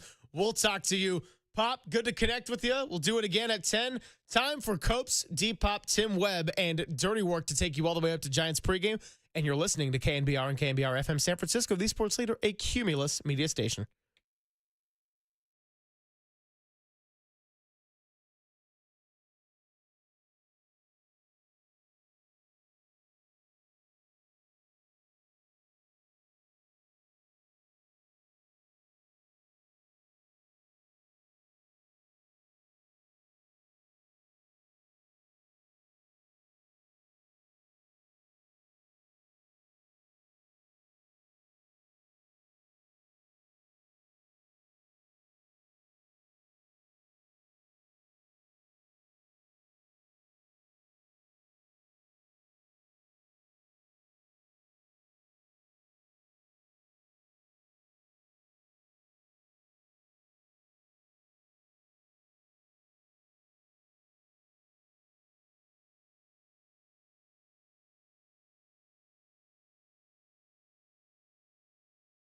It's Dirty Work on a Monday afternoon. Adam Copeland, Depop. Tim Webb with you. Walt's ass already out of the chair. Hell yeah. There's a lot of standing going on back there, actually. So I don't know if Walt's ass was ever in the chair. We got a Monday show for you, and almost a full one as the Giants return home after a 9-game, 11-day, 3-city road trip. Sees them go 4-5. 12-4 is how they started. They're 21-22 cents. Very Warriors-like. Very much so. Very Warriors-like. We'll see the turnaround. I think this is the next few weeks. is where we're really going to know about the Giants. We're going to know if they're a really good baseball team or if they're just a so-so baseball team. I would say they're kind of where we thought they'd be, and we'll talk more about it today in terms of how Giants fans are feeling. Like you guys do the dong pool every day, much like, and we've talked about this on the air. Derek, you've left that dong pool, huh? I left the dong pool shortly after it began a couple of seasons ago. I can see why. It's very annoying. It's an annoying pool. It's sort of frustrating. It's not as fun as the Sharks pool. You're not a dong man. Well, the Giants aren't dong men. If we're they're being, not. No, they're not. If we're going to be frank, like our guy Jack Loader today. He got the first pick of the dong pool, and he chose no dong, which I think is appropriate. That's where I was going. They're facing a guy the Giants started today, Kolek, who nobody on the Giants has ever homered against him, but only 5 guys have faced him in their careers. And what I said was, you went no pick for which. Basically, the pool is everybody gets to draw a number out of a hat, and you have to pick who the first Giant is to hit a home run in the game. Right. And or you can go no home run. You can pick no home run in the game for the Giants. I think it was a smart play, but some people in the dong pool are like, that's weak. It's not weak. I said the Giants are weak. Well, I said it was weak with the Your first. Crane's weak. With the first pick. It's a Seinfeld reference. Yeah, I got you. I knew where you were going. Careful. I thought it was kind of weak, and then I looked at the numbers for Giants against Kolek, and I'm like, yeah, they're not hitting a lot of home runs. Yeah. I would still go like Ramos as my top guy. I would still probably take him if I were going to take somebody to go yard. He had a huge month of May, 347, went yard a few times, but they're just not hitting for power. I mean, yesterday, an unsuspecting hero in Luis Matos, who gets very little playing time, gets the one big home run for the Giants, and they almost let it get away late. But they've gone now 14 consecutive games without scoring more than 4 runs. How about that stretch? Since 1976, it hasn't happened for the old G-men. What, did they win 14 straight without scoring more than 4 runs in a game? Oh, yeah, it was a whole thing on the morning show today. They played rejoiners from the 1976 heydays of just, tunes from back in that yesteryear. Sounds like a morning show thing. Yep. Since Alex Pavlovic put this note out the other day, since that Wilmer Flores game against the A's, where he went off and he had the 8. What do you have? 8 RBIs. 8 RBIs in that 3 home runs. 3 home run game, Yes. the Friday night game. Here's what they've done in the game since, the 14. Let me hear it. Run totals. Okay. 1, 3, 1, 3, 4, 4, 0, 3, 1, 1, 3, 2, 0, 4. You following along, kids? They've only scored 4 3 times. Yeah. They've gone like about 500. I think they've gone 7 and 7 in that span. So if you want to learn how to count, if you're a young kid and you love baseball, I would suggest watching another team if you want to go up behind, more than 4. If you want to get to 5, 6, 7, 8, 9, 10, watch some other teams. Well, here's what I would say about the Giants, and we'll get everybody's thought on this today at 808 KNBR. We'll get to some of your calls and your anticipation for where they can go. What's so funny is how down so many people were prior to the start of the season. Yes. Right? And that was my whole thing was you got to give room for growth and development. How many people said to us leading up to the season, same team, same roster, same team? It's not the same team. It's not. They're one of the best pitching teams, if not the best overall pitching team in baseball. Agreed. Which we'll talk Verlander in a little bit, too, because he's going to miss another start. And I've actually liked what we've seen from Kyle Harrison. He's looked pretty good. A lot of swing and miss stuff. The pitching's not the problem.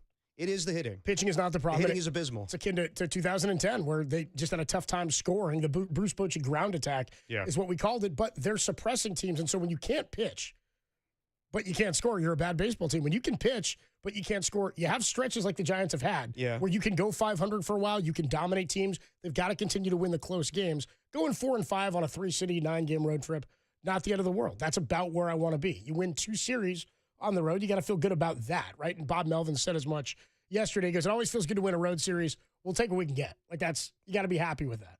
Yeah, but I get it. And, they won 2 out of 3 against the Marlins, but Saturday was very glaring. You're watching that game, you're like, God, Robbie Ray's pitching his ass off right now, and this team just cannot buy a hit.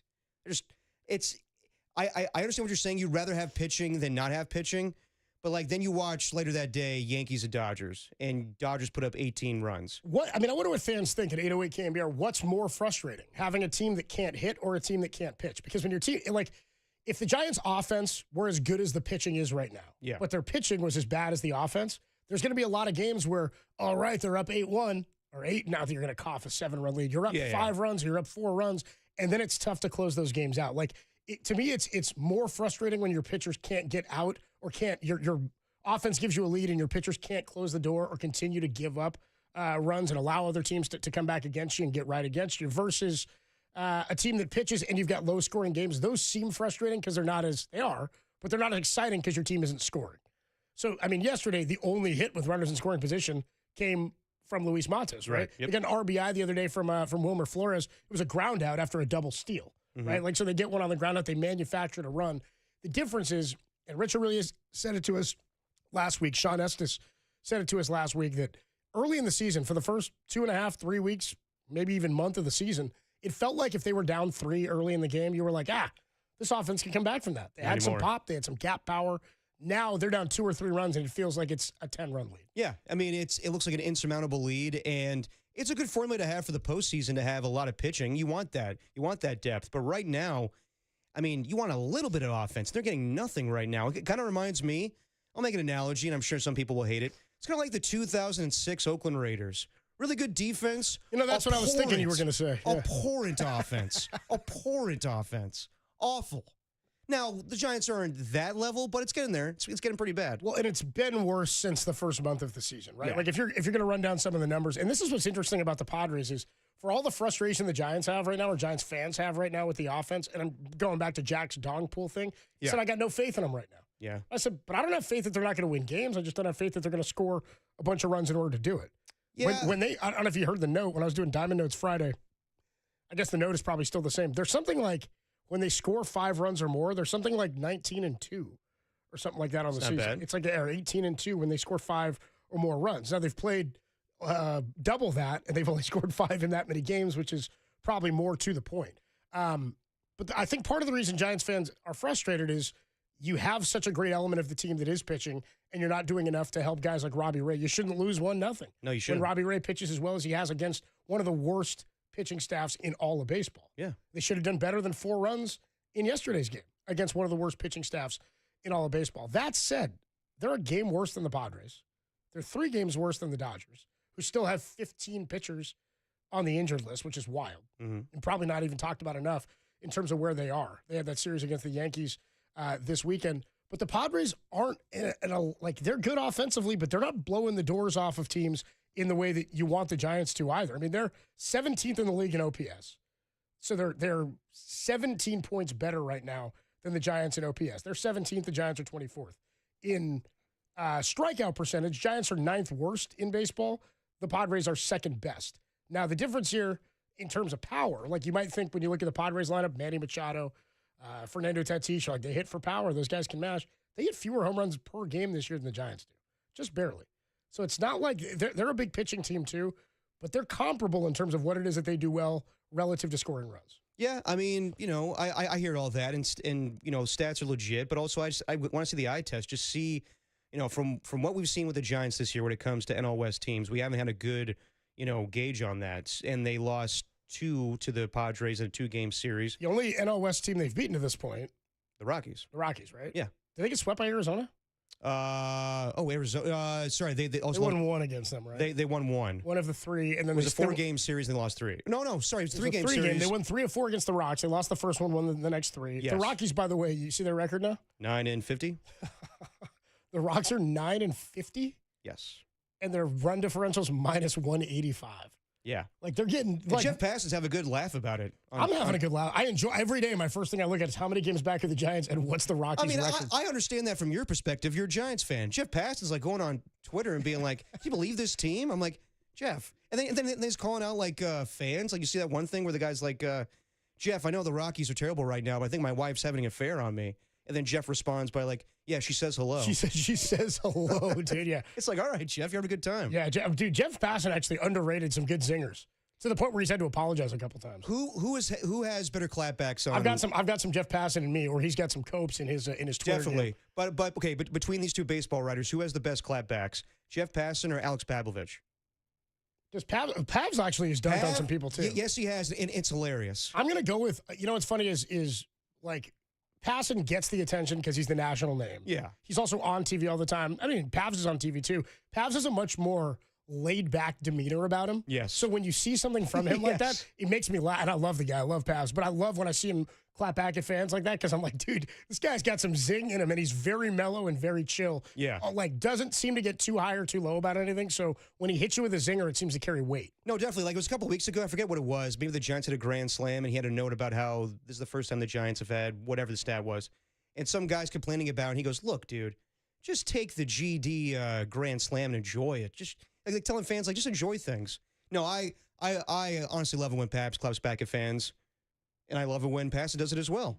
And I guess the fans do too. Fans love it. Yeah, the fans love a little it. crowd there. We got Tim back in, dude. After Tim, how was the wedding? Yeah, dude, how was the wedding this weekend? You have a good time on Friday? Man, had a great time. It was a. You say a grape time, like your toe, or a great time? The toe is not swollen anymore. Amazing how that happens. Okay, did you grape toe? Dude. Did you let the toe out at the pool? I did. So did it was anybody say anything? A balmy 97 in Napa on Friday. Good pool weather. Good we pool made weather. it to shout out our guy Barry. Made it to field work ahead of time, and then we were in the pool. Nice. And spent the majority of the day in the pool on Saturday as well, and it was very nice. No sunburn to report either, so it was a good time. And the grape toe went away. Lathered up. Dude, took the shirt off and everything? Oh, the whole deal, bro. There you go. Lather up that mayonnaise. No, I was wondering. Yeah, dude, mayonnaise, Tim. I was wondering this. We're 2 suns out.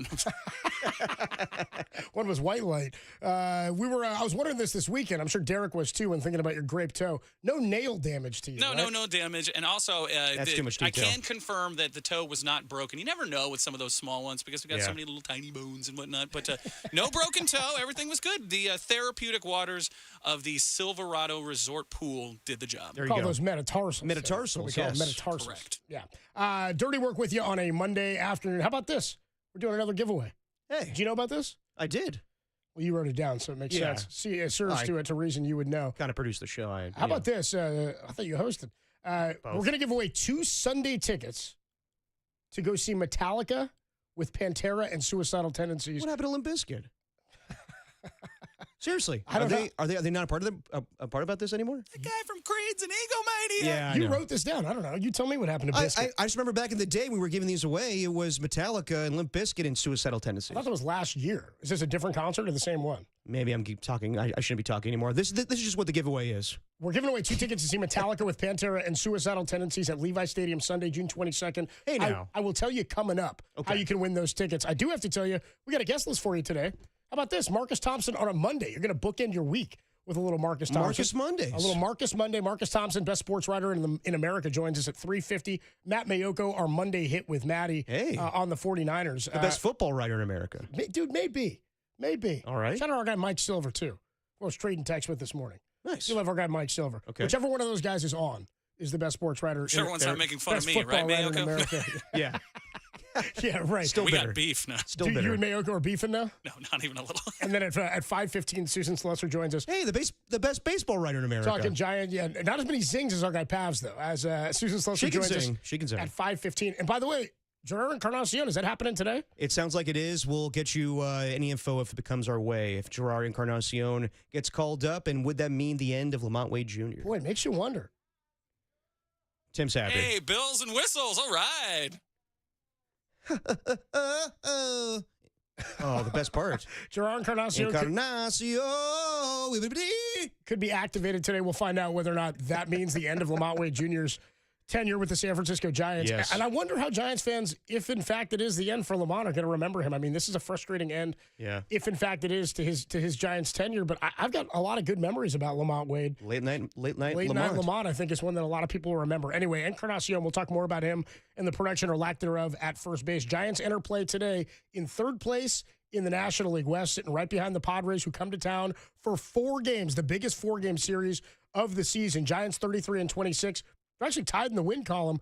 Can't make up losses, though. Giants 33-26, Padres 33-24. So they can gain some ground on the Padres and the Dodgers with a good series this week. We'll talk more about it. Dirty Work, it's the greatest show in America when we come on back. More on the Giants weekend that was and how fans are feeling about him. I mean, we said at the start of the year, a lot of people thought, hey, this is the same roster as last year. There's obviously been growth. There's obviously been development. It's clearly not the same team it was last year. We know Ramos is kind of who Ramos is. Fitzgerald is kind of hold and serve on what he did. Not as much power as last year, but he's been a fine everyday second baseman. Will this week tell us how good the Giants really are? We'll do it next. Dirty Work, greatest show in America. It's a Monday, a sunny Monday on the Sports Leader.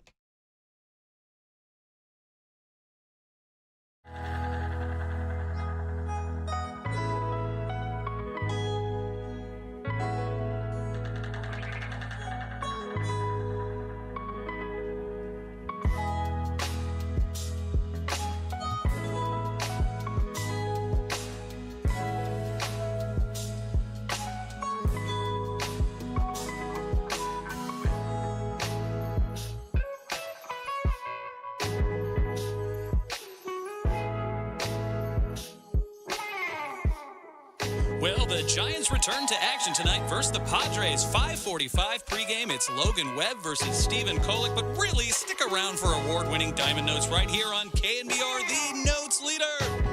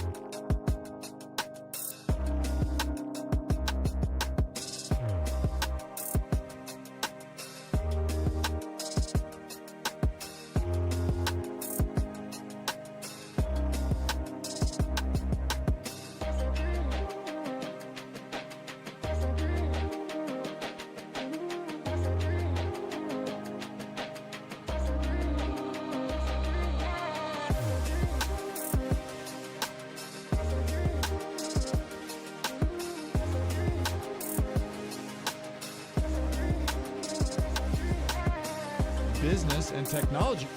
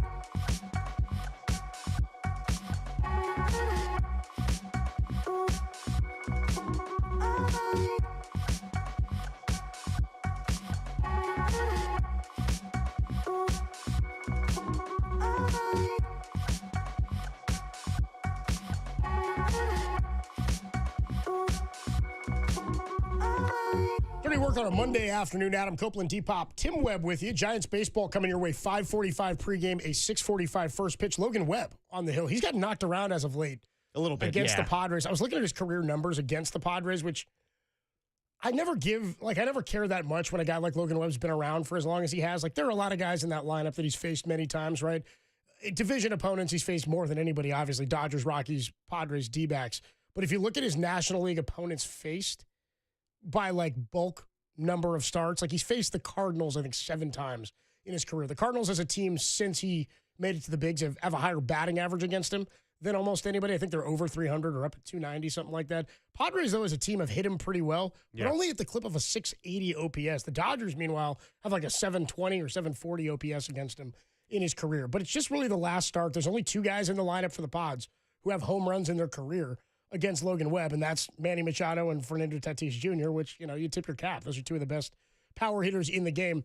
The guy who really owns him, Luis Arias. In like 13 at-bats, he's hitting over 600 against Logan Webb. So, I mean, that's a guy that nobody gets out there. Yeah. You know? Well, yeah. And I would say also that Logan Webb, maybe it's the last 2 starts. The start he had against the Royals and then the Tigers, he had that one bad inning where he gave up 3 and then kind of rebounded to have 10 Ks in that game. But, yeah, I think this whole week is going to be very telling about the Giants. We know what their pitching is. It's just a matter of the bats right now. And, you know, if this was any other market, I think, like, if this was on the East Coast, we were doing sports talk radio on the East Coast, we'd probably be taking Willie Adames to school as one of the worst free agent signings in all of baseball, but it's just different here. And I think that I agree with Buster Posey. You have to give it time. You have to give it patience. But also, you don't want to wait too long. I mean, and I keep hearing everybody say, like, he gets hot in July, and that's just, you know, can't wait that long. Can't wait for everybody, really. So we'll see what happens. I'm with Richie. I don't think Gerard Encarnacion's going to, you know, save the day. He hit, what, 5 home runs a year ago? Like, he's going to improve the offense, but if you're banking on him to change things, then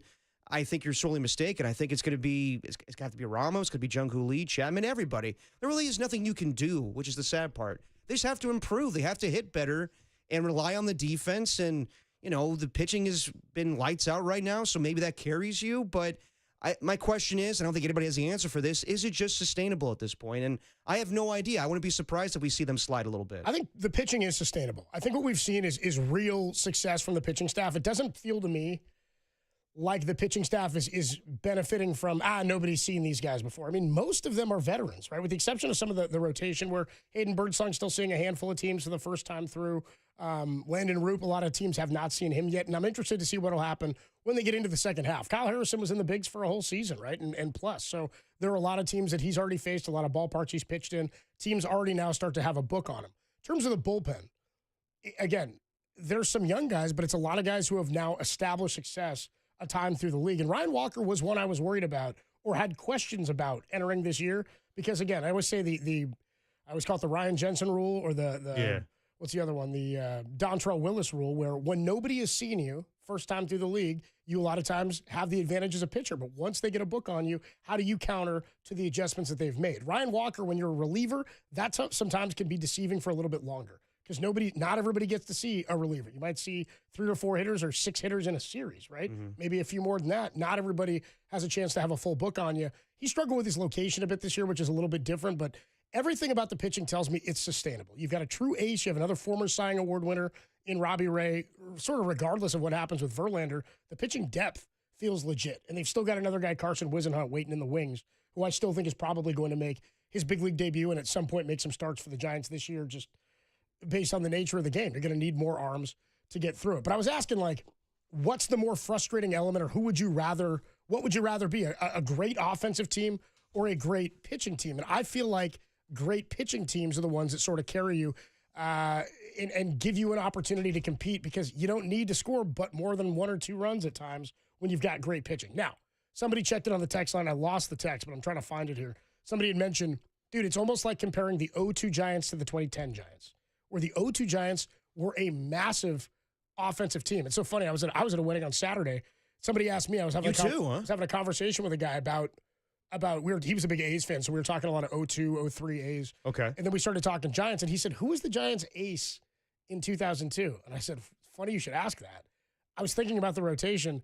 Opening day starter that year, I believe, was Livan Hernandez. He went 12-16. He was the losingest starting pitcher in all of the National League that year. Wow. And they had him set up to pitch Game 3 and Game 7. Kirk Reeder didn't have a phenomenal season and didn't have a great postseason, but he did win that Game 4 in San Francisco in the World Series. Okay. Jason Schmidt started the year on the injured list. The Giants opened that year, speaking of Ryan Jensen, with 2 rookies in the rotation.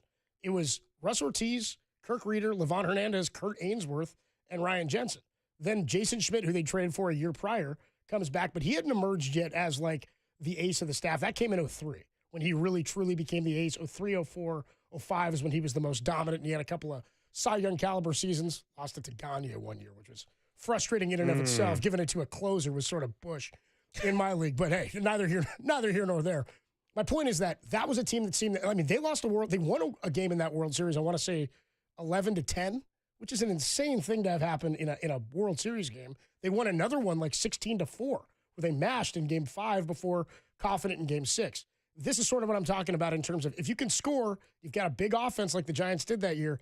It's fantastic. But when you can't keep runs off the board, Game 6s happen. Yeah. 7 outs away, 5-run lead, those types of things happen. 2010, it was all pitching and you had to figure out the offense. I would rather have the defense be able to keep runs off the board and the pitchers be able to keep guys off base and give your offense a chance to apply some pressure. Now, it's not as exciting. Having a great offense is far more exciting.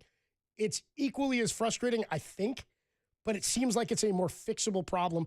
In my mind, you can be victorious more often than not when you can pitch it versus, and again, I don't know if this is statistically true. This is the feeling for me. You're giving your team an opportunity to stay in games versus if you're a great offensive team and you can't pitch, you may be out of it before your team has a chance to put up some runs. No, I hear you. As far as asking, is it sustainable? Of course the pitching is sustainable. It's just a matter of winning games with how the offense is. And yeah, you have the better formula to win. And also, shout out to Bob Melvin for the way that he managed the bullpen on Friday night and Sunday night. With Robbie Ray, he pitched a marvelous game, just didn't get the win. But the way that he was able to use his bullpen on Friday and Sunday with the amount of guys he used, a lot of guys give Bob Melvin crap for the way he uses his bullpen. I thought it was great. But yeah, as far as, the offense and everything, when you say it's a much more manageable problem, it is if you have confidence in your guys getting better, and I just don't see it right now. maybe you get improvement from Elliot Ramos and Chapman and Jung-Hoo Lee, the guys that you're, expecting to hit. But, yeah, I just don't know. When you say, like, it's a manageable problem, I guess I just don't know how you improve it without just saying guys get better. It's like with the Dodgers and their pitching situation, guys will come back from injury. With the Giants, you're just hoping guys can hit. So I hear you on that, but I guess to that point is, why do you believe the guys who are hurt will come back and be the form of that they had prior? And why do you believe that Willy Adames is just stuck in this for the remainder of the year? Like, to me, Willy Adames, I would like to believe that he'll be able to reach some sort of the form that he's had in the last few years. And I know this is year 1 of 7, but history will tell you this isn't who he is all the time. He's in a new situation. I mean, I don't know how long we give him that rope. I mean, people are frustrated now, and the team needs him to hit. Well, he's going to get that rope because he signed a 7-year contract. They're going to have to give him the rope. He's getting 7 years of it, right? Yes. He's not bottomed out to the point where he's unplayable, but he's definitely not contributing in the way that you paid him to contribute. I'm not saying it's going to stay like this. I just think for right now, I think fans are like, what the hell do we do? And I think Buster basically told you last Thursday, there's nothing we can do. This is what's going to happen. The most he told you was that Lamont Wade Jr. most likely will not be part of this team going forward. He didn't say that exactly. He didn't say that verbatim. That was reading the tea leaves. What he was asked about from the morning show. Of course. Was about whether or not, what the plan was for first base. And he said, well, when Encarnacion comes back, he's going to play there. Wilmer will. And he mentioned Casey Schmidt. Right. So then we go, well, what about Lamont Wade? And he said, it's nice to see him get that hit, but we need production out of that spot. And it's saying something without saying something, in my opinion. And they had him out there yesterday against a lefty, didn't they? Did he play yesterday? Maybe I'm thinking about Saturday's game. Yeah. I believe he was not out there yesterday. I could be wrong about that. But beat a lefty, though, Ryan Weathers. How about that? Yeah. I mean, we'll just see what happens, man. Like, I would anticipate that maybe the corresponding move when Gerard Encarnacion comes up. But, look, I think just my question to Giants fans is, when is it to the point where your hopes are up already? Like, you and I talked about it at the beginning of the season. A lot of fans thought this was the same old team. It's going to be the same old thing. And then some people have the different view of it where it's Buster Ball and they're going to improve. They're going to be better. But have you already bought into the point now where you expect playoffs? If it's playoffs or bust for this season. If it's not, then the season's a disappointment. Can there be other things you see as far as growth to look forward to and for the years to come? Or is it just simply, if the Giants don't make the postseason, then this season's a failure? I'm a Sabian-era Giants fan. Every season is make the playoffs. Yeah. Like, you're expected to make the playoffs. Like, it's been too long. The fact that we are, at this point, further removed from 2014 than we were from 2002 and 2010 means there's been a dead spot for Giants baseball in the Bay Area. Yep. And that is not something I'm used to. It's not something Giants fans of my era are used to. Giants fans of the 70s, certainly used to that. And into the 80s before things really turned around. The Giants fans of the 70s are familiar with the baseball they're playing currently. Yes, that's kind of offensively. Yeah, back to 1976, akin to what we were talking about. Dead ball era. Or, Giants baseball, 14 straight games without more than 4 runs. So, yes, it's frustrating. And I think Buster Posey views it that way. I don't think Buster Posey thinks not making the playoffs is acceptable. He's from an era where you compete for the postseason. And to your point about that, I remember the press conference when he was introduced as president of baseball operations saying, you got to have pride in this. You got pride in this. And this is days removed from the season ending and the Dodgers going to the postseason, the Padres going to the postseason. He's like, I'm not comfortable with this stuff. At the same time, I don't know, and this is something we'll be talking about until the trade deadline, I don't know what that means for him as far as, well, I'm going to improve this team to make sure we make the postseason. We all got to see how he is as a general manager, not really a general manager, but president of baseball operations, as an executive of what he's going to do to turn things around. I would like to believe that Buster Posey's not going to sit on his hands and just say, well, this is what it is. I also think, I do believe he's going to make some moves, but I can't be sure of that at this moment. Well, and again, you can't make a move to make a move. We keep talking about trades and when you make a move and is Buster going to be aggressive, he's going to sit on his hands. It doesn't necessarily mean any of that if they don't make a trade that improves the offense. Right. Because they've invested in the offense. They invested in Jung-Hoo Lee. They invested in Willy Adames. They invested in Matt Chapman. The guys they've paid have to show up and hit. We'll talk more about that because Gerard Encarnacion could be activated today, and he was hitting pretty well in his stint in AAA. 7 games played. You'd rather have him hit the way he did instead of saying, hey, this guy can help the lineup, and he's hitting 200 coming off an injury. Yeah. He hit in spring. He's hitting right now in the minor leagues. 808 KNBR, 415-808-5627. Do you have high hopes for the Giants this season, or have you already, are your hopes higher than they were at the start of the season, or are you just looking for improvement from where they are now? Are you okay with missing the postseason, or do you see the talent on the roster and say they have an opportunity to make the postseason and they've got to improve to do so? 808 KNBR, 415-808-5627 is the number to call and to text. We'll get to your thoughts next Also, how you can win tickets to go see Metallica with Pantera and Suicidal Tendencies. These are 2 Sunday tickets found out from the text line, Derek. Yes. And we got to the bottom of it. Golden State Lumber and Showroom text line. Limp Bizkit's on Friday. So we did give away those tickets. Baby Huey just texted me and saying Limp is Friday. Limp Bizkit on Friday with Metallica and Suicidal Tendencies. Never want to limp Friday. We're giving away Sunday tickets to see Yes. Pantera, Suicidal Tendencies with Metallica. All you got to do is listen between 3 and 6. We'll give you the cue to call. Be caller 10 to the studio at 415-896-KNBR, and you will win. All furnished by Live Nation. Get the rules at KNBR.com. Tim, what's the cue to call? What's up, Metallica? Need a lift? We don't take rides from strangers. I'm no stranger. Remember this? Metallica rules! Oh, yeah. Springfield Arena 97. Row XX, seat 64. I was about to quit the band when I saw your lighter. You saved me that night. All right, when you hear Otto talking to Metallica on The Simpsons, 415-896-KNBR, caller 10, the tickets are yours. We'll take a quick break. We'll get to your calls. Are your hopes already up? Are you thinking the Giants are better than you thought they'd be? Or are you just looking for improvement on last season? Playoffs are bust in your mind? Your call's next on The Sports Leader.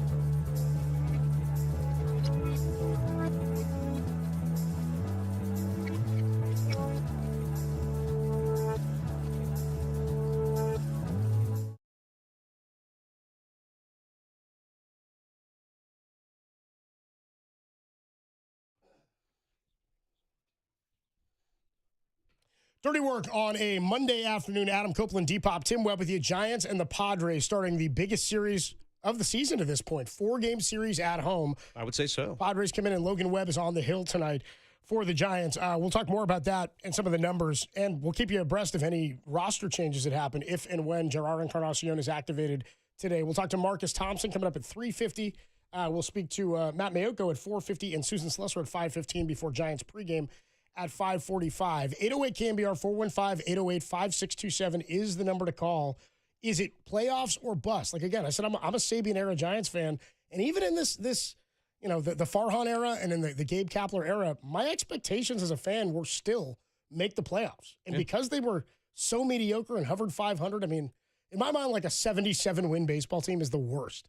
It's the worst because you're not good enough to be in it, and you're not bad enough to really be rebuilding, and you might have a couple of pieces that are worth having, but you've got to progressively be getting better. And the Giants in the Farhan era never seemed to make progress in that field. Not that they didn't fix the organization's depth in terms of tools or weapons that they had coming up, because there are players that are from the Farhan era. There are also players here from the Bobby Evans regime that were here right before that. I mean, there are guys like Ryan Walker's a Bobby Evans find.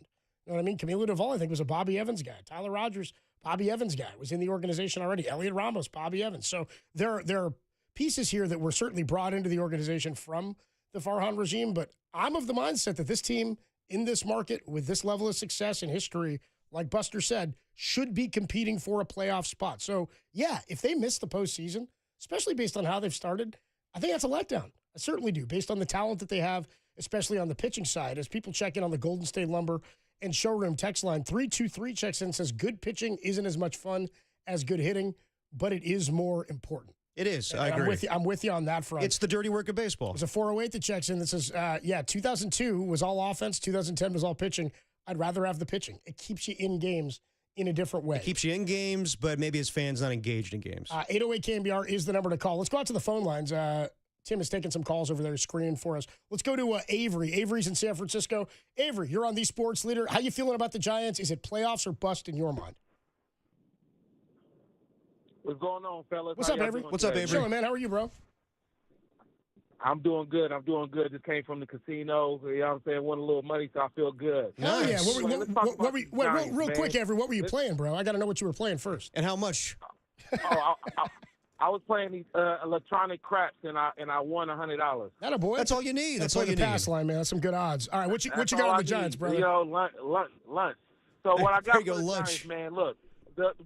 My expectations is always, I'm with you, is playoffs, man. Like, what are we watching the sport for if we're not trying to go for the playoffs? That's number one. Number two, with Melvin and Buster Posey at the helm running operations and him managing the team, I definitely felt like, okay, let's at least improve on our defense, because our defense was atrocious last year, which they did. Let's improve on pitching, which they did. Mm-hmm. You know what I mean? Now I feel like with hits, it comes and goes. Look, we haven't had a big bat in our lineup since Barry Bonds. I've always been preaching that we need that fear in the middle of the lineup, but Giants don't want to do that. So, yes, okay, we got Willie Adames, we got Lee, we got Chapman, but I never thought that those guys were like fear hitters. They were more so like get on base type players. So I feel like let it come around. I agree with Buster. These type of things happen, you know what I mean? You have laws in the off season, during the season where, you know, you just can't hit nothing, you know, and then they heat up at the most random time. So I feel good. As long as we can get to about 90, 92 wins, I think we're good. I'm with you. So are your hopes higher now than they were at the start of the season? Because I think like in general, I felt like there was a group of fans, and we took a lot of calls on it, who thought, no, they weren't optimistic about it. It's the same roster, and they didn't bring in enough new talent. And even with Adames pitching or hitting as poorly as he has, the pitching has kept them around. They've had some timely hitting, but I have higher expectations and hopes now that I've seen him for 2 months than I did at the start. Yeah, no, I definitely do. Like, I didn't think that our pitching was going to be this solid, to be completely honest with you. I didn't think that Ray would be pitching like he is, you know, with a winning record, 7-1. I would take that all day. So my expectations are a little higher for them to go deep into the season and make a run at the playoffs. But let's be honest, man, we're in the hardest division of baseball. We have the freaking Dodgers in our division. Like, I mean, I'll just be happy with 90 wins and creep into the playoffs. get blasted, and then let's build on that for next year. Let's go from there. Andrew, That's fair. appreciate the call, man. No, that's fair. That's more than fair, and I think that a lot of fans feel that way now. I would just say, like, this is my viewpoint of it. It's not playoffs or bust for me just because you're building on something. And I think still Buster Posey views this as an evaluation season, but you don't want it to go down the tubes like it did like the last 3 seasons with Farhan. You want to see some growth, and you're seeing that in the pitching. But yeah, I would say just because if they do not make the playoffs, and I don't see it as a failure. I think you're setting yourself up for the future and seeing what you have. There's a lot of ball left. It depends on if you were to miss. It depends on how it happens. Did you bottom out? I mean, do they have a month? There's a lot of factors at play. Do they have a month where they really, really hit the skids? You know what I mean? And things go poorly, because the month of May was not. I had the month of May record in front of me here.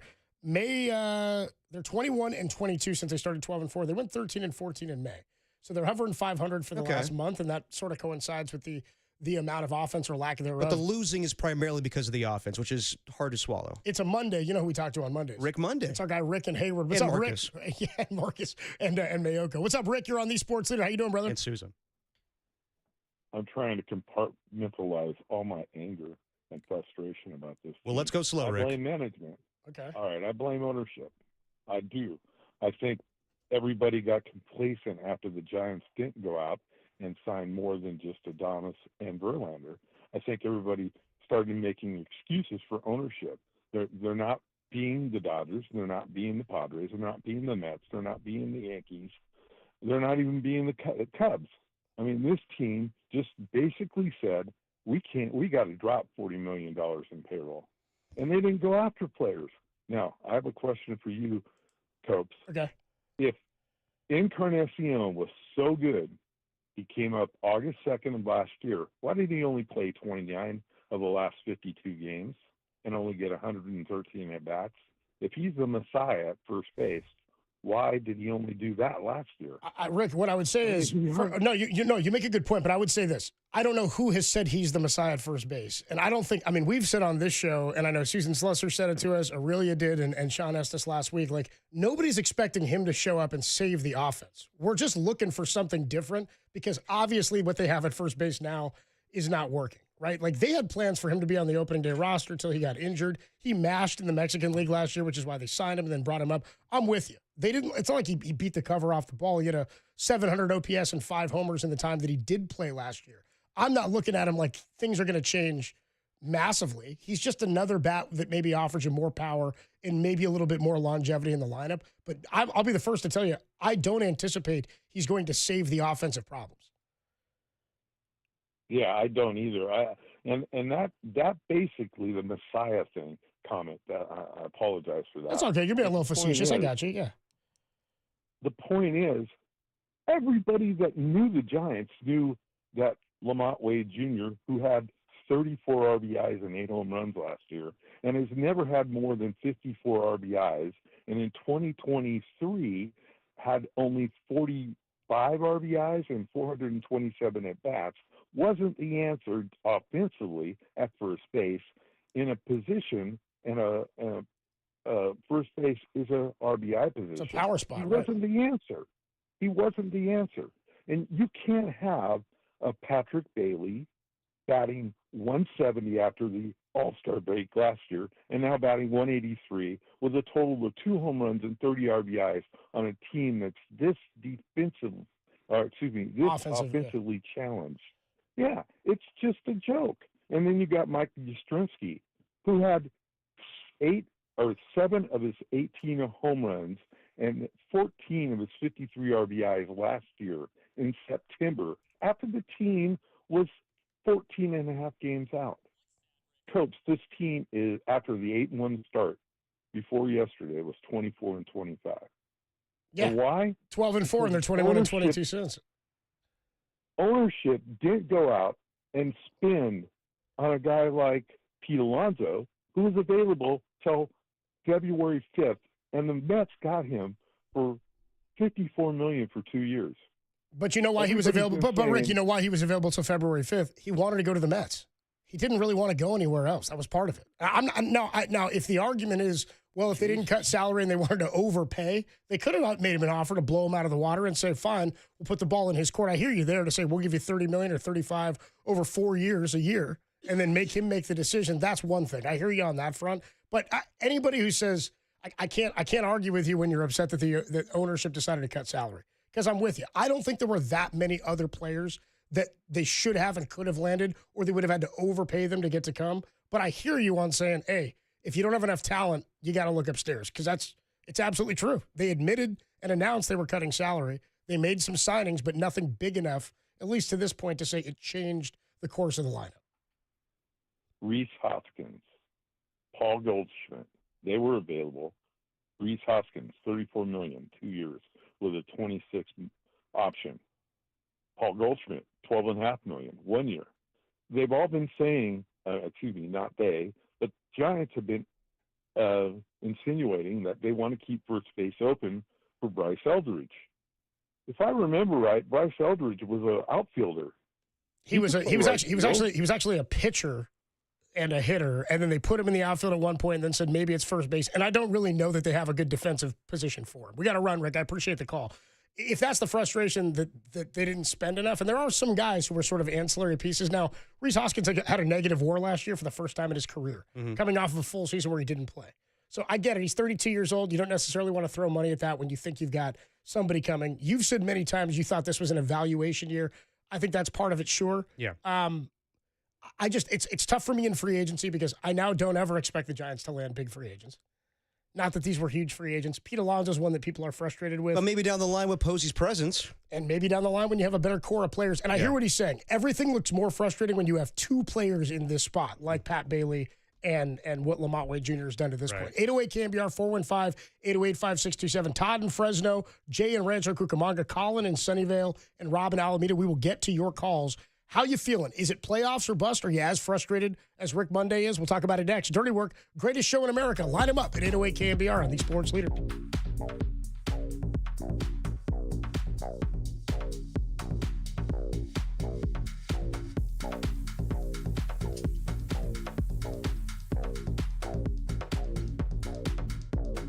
Well, Giants legend Kirk Reeder joined the Gregs today to talk about all things pitching and all things Sheds. Check out that podcast and all of our podcasts at KNBR.com and the KNBR app.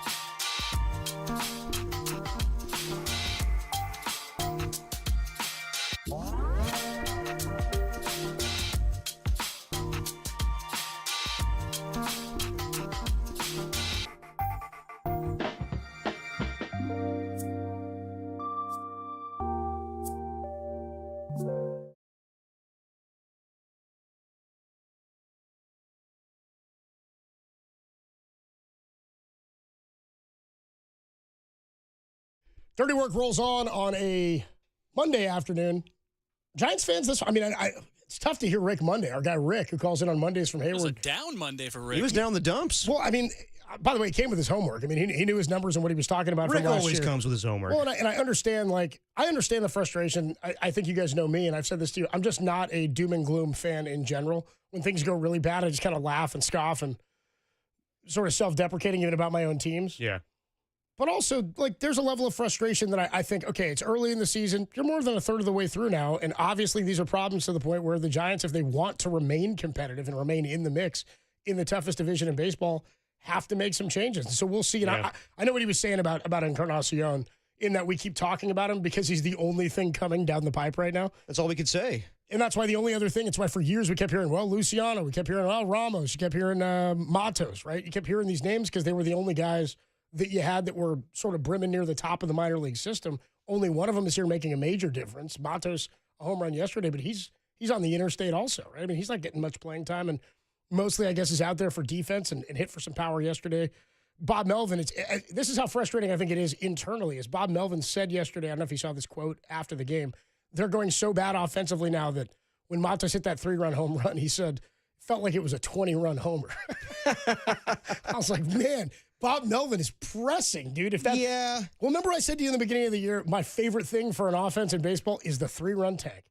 It's the most devastating thing that can happen to the opposition in baseball. Because you're either one out, 2 guys on, you're thinking, hey, maybe a double play ball will get us out of this thing. Or you maybe got 2 away, you're working a count, you're going, all right, let's get out of this jam.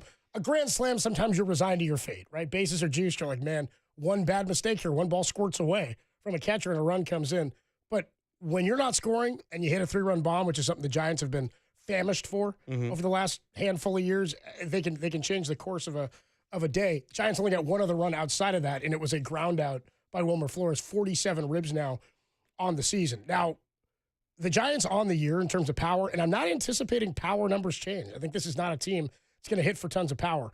On the season, they actually hit more homers per game, barely, than the Padres do. Giants are averaging .97 home runs a game. Padres are averaging .93. That's 21st and 23rd in baseball. How frustrated are you, and are you still feeling like it's playoffs or bust? 808 KNBR, you feel better about the team now than you did at the start of the season. Let's go to Todd in Fresno. Todd in Fresno's been waiting a while. What's up, Todd? You're on the Sports Leader. Hey, thanks for taking my call. Of course, Can you Todd. hear me? Yeah, we got you. Go ahead. We got you. Yeah, thanks for taking my call. I lived through the 1970s Giants, so frustrated. These are different times. Right. The problem that I see being around baseball for so long, when they started changing to analytics and you can't hit the ball on the ground and all that stuff, really screwed up hitting because the hitting's really, really bad. And I look at Matt Chapman. That guy's too good of an athlete to hit 230 every year. He is. He's too good of an athlete. And, I know that pitching, I'd rather have pitching than a bunch of offense, but you got to hit a little bit. Yep, if you look of at course. the Dodgers, 274 as a team. The Giants hit 274 as a team right now, they'd be running away with it. No, you're right. I think bottom line is the Giants have all their talent on the pitching staff, and the Dodgers have all their talent on the offense, and they've found ways to win. They've hit for more power. They have a higher team OPS, higher team batting average. Go ahead. Yeah, and we keep going to OPS, which is great. But if you look at all the players of yesteryear that hit for high batting averages and hit home runs, they had a high OPS. I think they need to go back to, you know what, you got to hit at least 270. Will Clark says it all the time. He goes, 220, you never made it to the big league. No, I'm with you. We've lowered the standard. We've lowered the standard of what is a good hitter. OPS, I don't care about exit velocity. I can tell off the bat that it went hard. Who cares if it's 100 miles an hour, it's 95. Find a gap. It's kind of what Derek just said, Todd. Derek said, I'm good with the numbers and all, because I gave him some numbers, same thing. I said, the Padres' OPS isn't that much better than the Giants. It's the eye test. And Derek said, what about the eye test? And I'm like, yeah, that doesn't lie. Yeah, that doesn't lie. And look, Lamont Wade, you're going to go to the World Series with him? Probably not. Probably not. You're not going to do well with him. I think Patrick Bailey, I said this to a buddy of mine that played in the big leagues the other day. We were talking about Patrick Bailey. I go, all they ever talk about is all the strikes he steals. What about the ones that are called balls that were strikes? Does he get blamed for that one? Because I don't care that you can steal strikes. I want the pitchers to throw strikes but that's a very minuscule thing. And then when you're coming up in the 8th inning and you're batting 183, you're an out. I mean, what's the difference between him hitting and a pitcher? I mean, I'll take a Bumgarner. Hey, Todd, I'd kill for a Bumgarner at bat. You know what I mean? I'll take one. Oh, gosh. Yeah. Oh, absolutely. Hey, I would kill for a Rick Wise at bat who hit 2 home runs. Yeah, dude, give me a Sean Estes with the bases juiced. I feel good about that. Barry Zito, jeez. Well, I won't go Atlee Hammaker, but yeah. So that's my. Hey, but you know what? You're right. You can't be all bummed out because they're better than what I thought. They're better, and they're just a few pieces. Maybe they go and do a deal, or maybe Encarnacion does do something different. But they've got to make changes, and they've got to get rid of all the guys that are hitting the $120.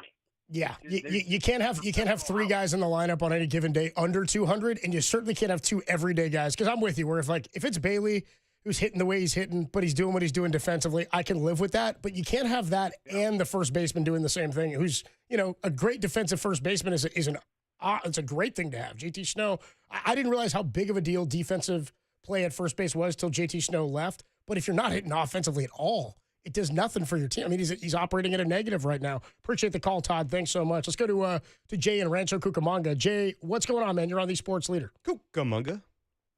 We got you, Jay. Hey, guys. What's up, brother? Milpitas today, by the way. All right, down in Milpitas. Congratulations. Nice, man. Bringing me back to the Bay Area. I got a couple things.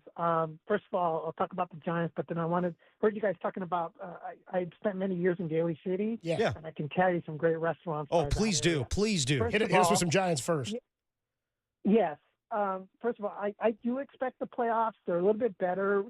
One thing I'm a little concerned with, and maybe it's just me, but it's Logan Webb. I know he's called the ace of the staff, but lately, I don't know if it was your show or the other person, he's getting more of the title. He eats innings, which is not something I want.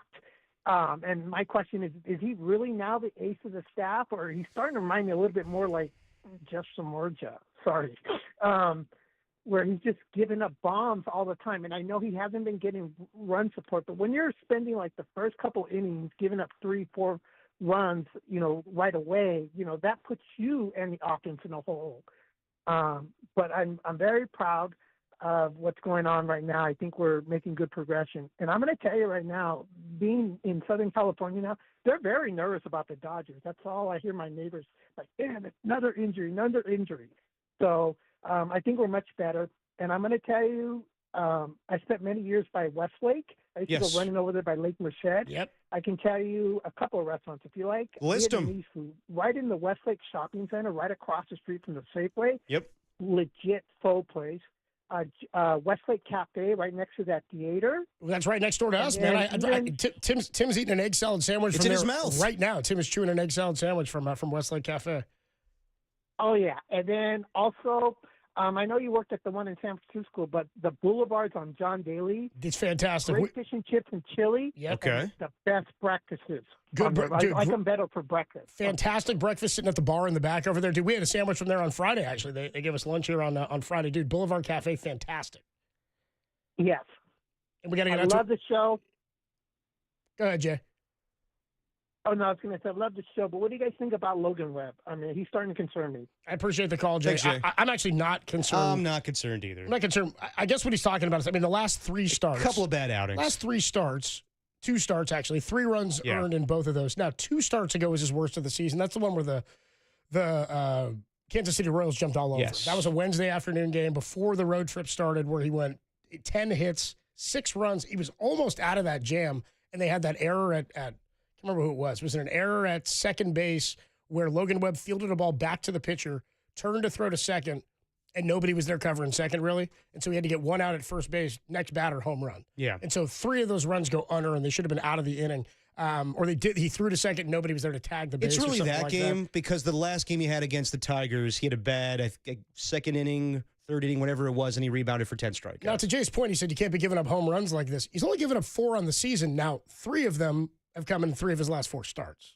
Yeah, I'm not concerned at all. I'm not concerned with him either. And again, to say he's just an innings eater, he's still the ace of this team. I think that's a little bit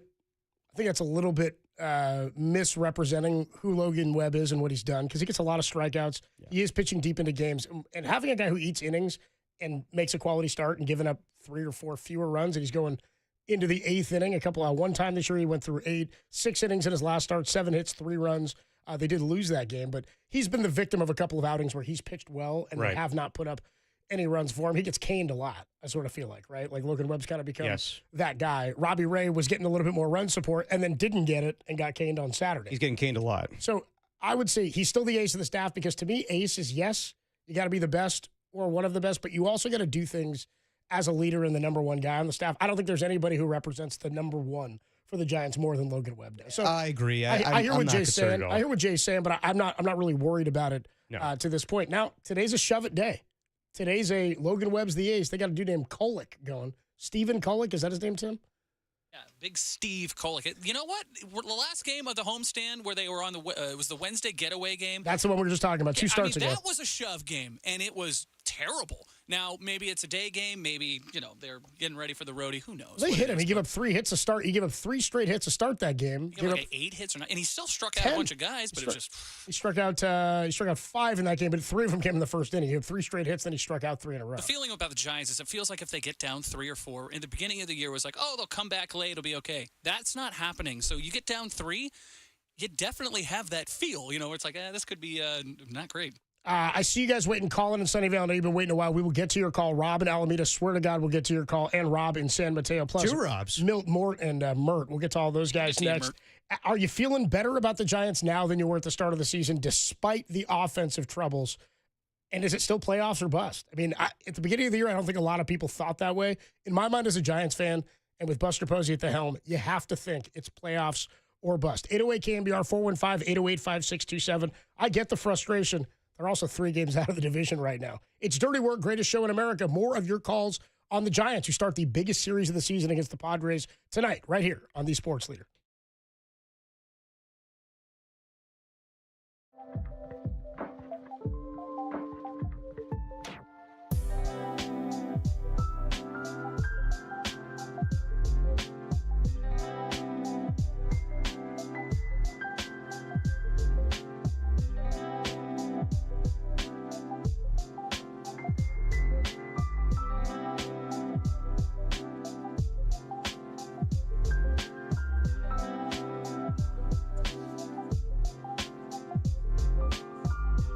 Well, the NBA Finals are set. It's Pacers Thunder. They kick off Thursday on Mike Holler's KNBR 1050.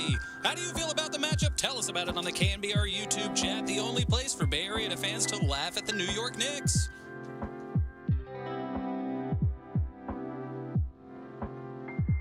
Hey, what's going on, everybody? It's me again, Adam Copeland here for O'Donnell Financial Group. You can declare your retirement independence today simply with a call to O'Donnell Financial Group, because having a proper investment strategy in place could allow you the freedom to do what you want and when you want, potentially for the rest of your life. Look, you're thinking retirement. It means you've worked hard for your life. You've probably saved hard, and the folks at O'Donnell Financial Group are here to help you avoid some of the common mistakes that so many people make when they get to retirement. Having the right investment strategy for the future could make all the difference for you. You can reduce what you owe to the government, and you can keep hundreds of thousands more in your pocket, especially if you're someone who's already saved a lot. So don't wait. Declare your retirement independence and call O'Donnell Financial Group today at 866-496-2300 and learn what it means to truly achieve retirement independence. Again, 866-496-2300, or you can learn more online at o'donnellfinancialgroup.com. That's 866-496-2300 or odfigroup.com to learn more. O'Donnell Financial Group. Let us help you retire confidently.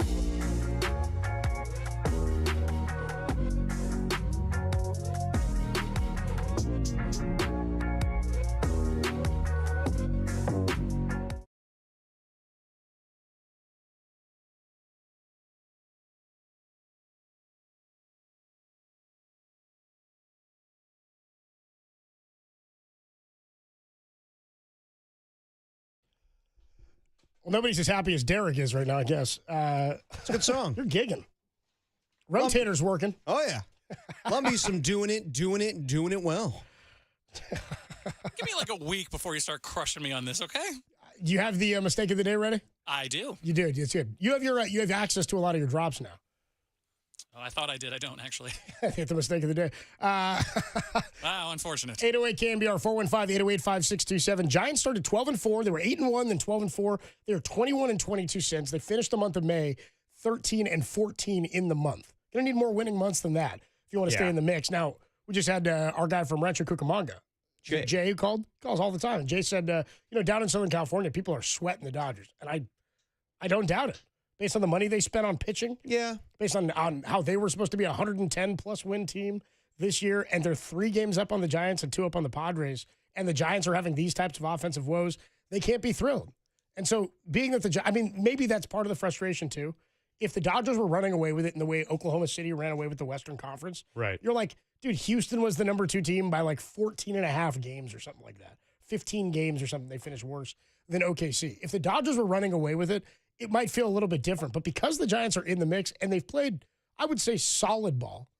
They're not an elite team, but they're a good team. They're not a bad team. They're above average, I think, because of what they do on the pitching side. They just do not score enough. We're coming up on 2.5 weeks now since they've scored more than 4 runs in a game. No, I mean it's been pretty bad. But as far as like the Dodgers, I hear the Dodgers. I lived in LA. Dodgers fans always freak out about the Dodgers because they're not. I mean, when I was living there, they did not win their championship yet during the bubble, and well, not in the bubble, but during COVID.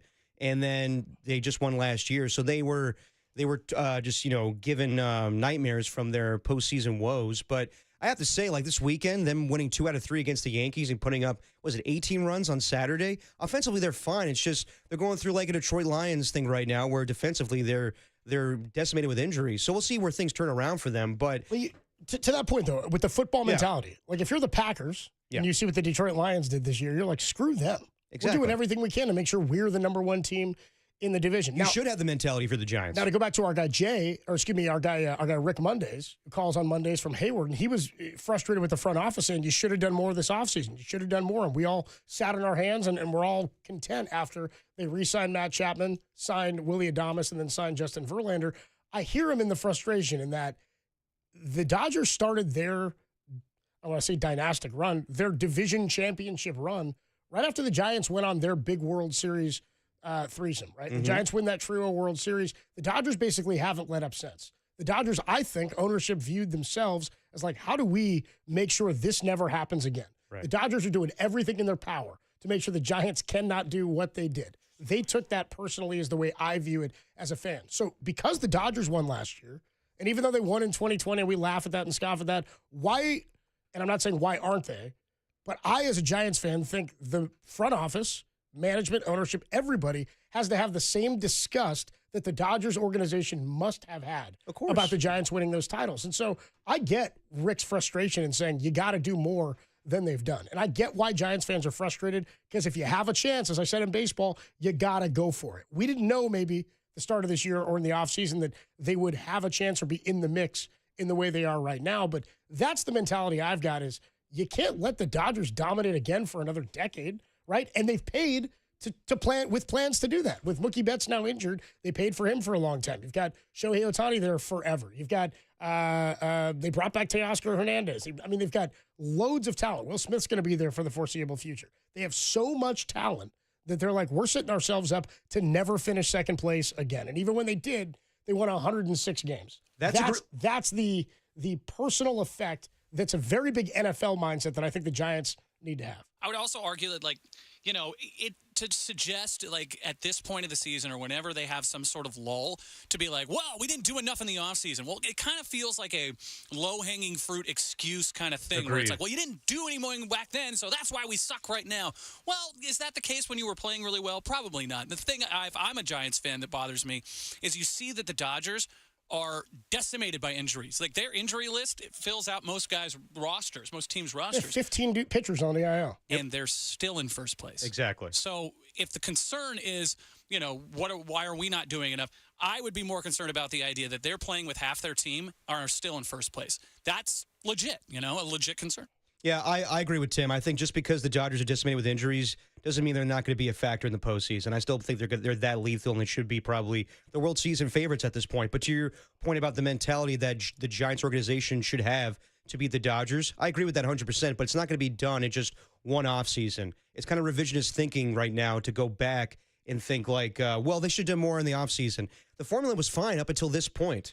Until right now where the offense has not played well. But we were asking, is this sustainable? Timely hitting sometimes, not always, right? I know. Yeah, it's got to come with, we haven't seen the full lineup get hot or hit as a unit since the season started. Agree, but you can't be mad about how the offseason went because of now. You're happy with how the pitching was going, and they started the season 8-1, but now just because they're not hitting, you can't go back and say, well, how can we do this? How can we do that? It should be about now. What are you going to do now in the coming weeks before the trade deadline? I just need everybody involved to take the Dodgers championship personally. Yeah. And that's how things... Buster Posey definitely did. It's how they need to operate, and I think that's Buster's mindset. Colin's been waiting a while. Colin's in Sunnyvale. Colin, you're on the Sports Leader. Are you feeling better about the Giants now than you did at the start of the year? I'm definitely feeling better about the Giants since the start of the season. I think I'm going to highlight a couple of players and a manager that stick out to me. I think that... with Flores, on a playoff team, Flores is what you need from that type of player. Yep. He's playing out of his mind.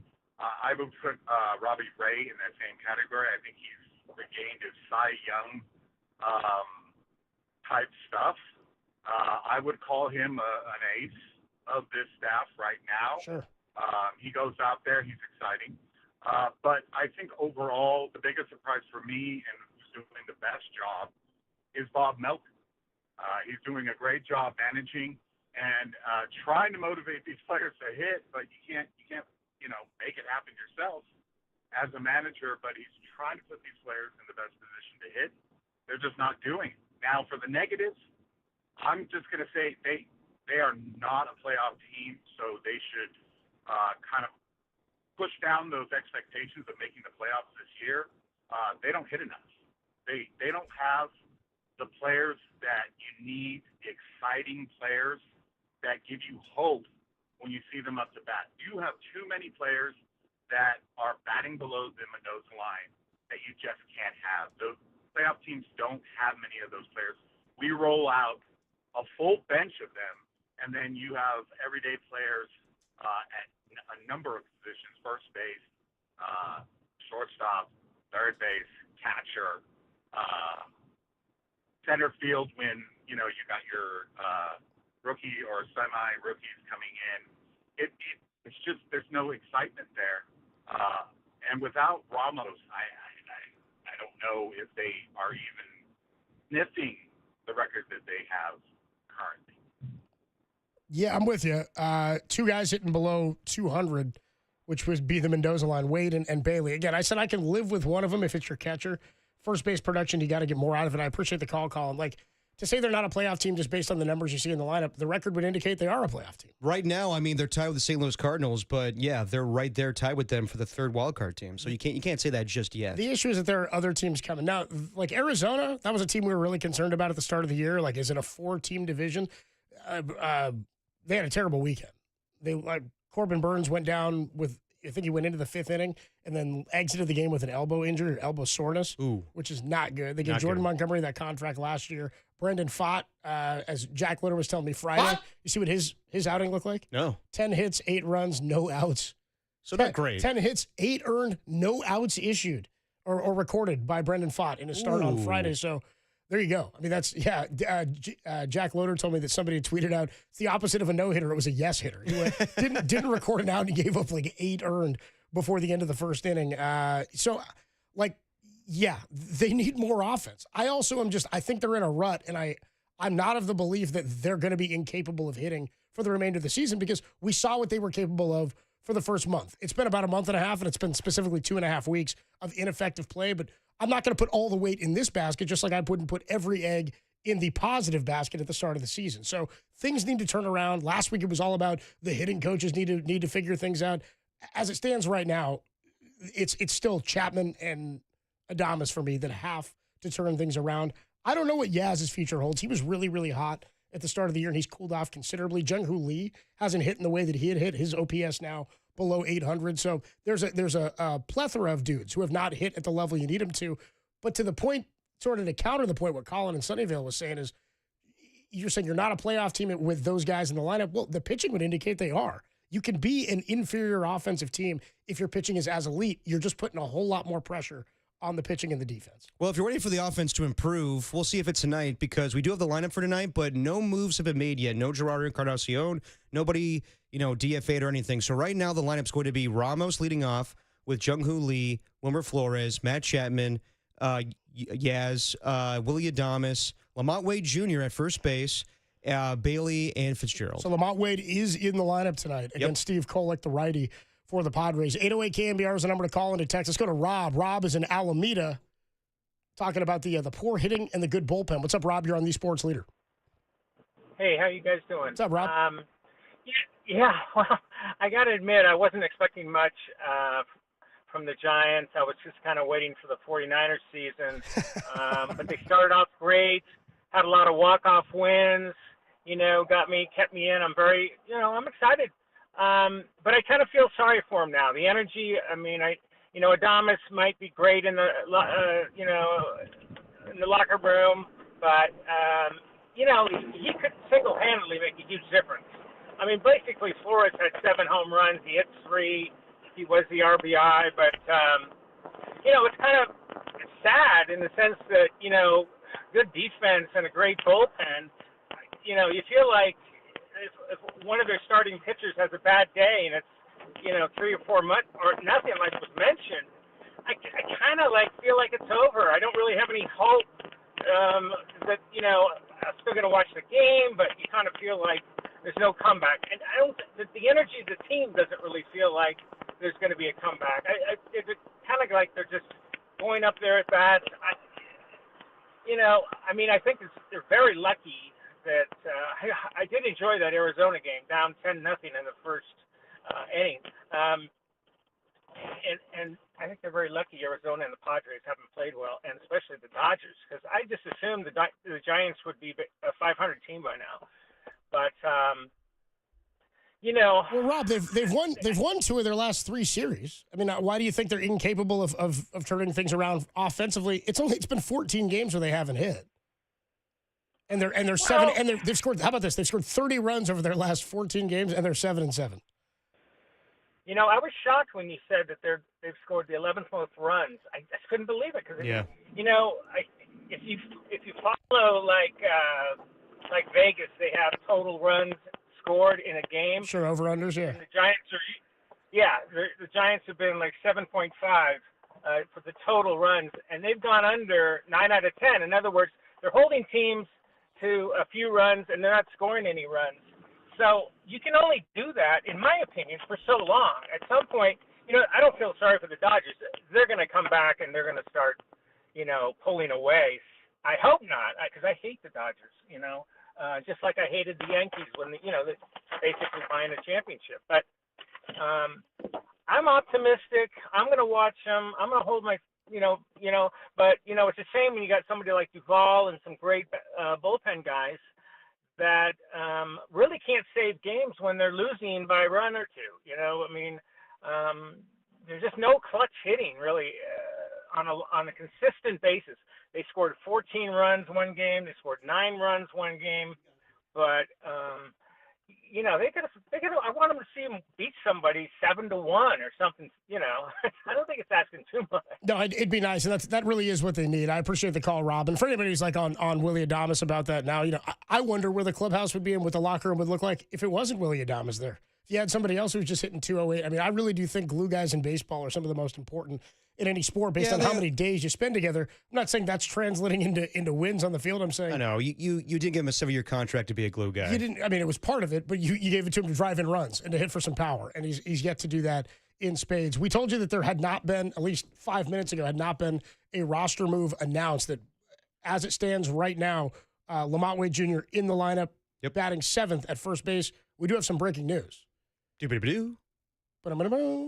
Tim doesn't have it. Oh, man. That was like one of the two he had last week, Some too. things are translating somewhere. So we have breaking Giants news? We do. Gerard Encarnacion is back.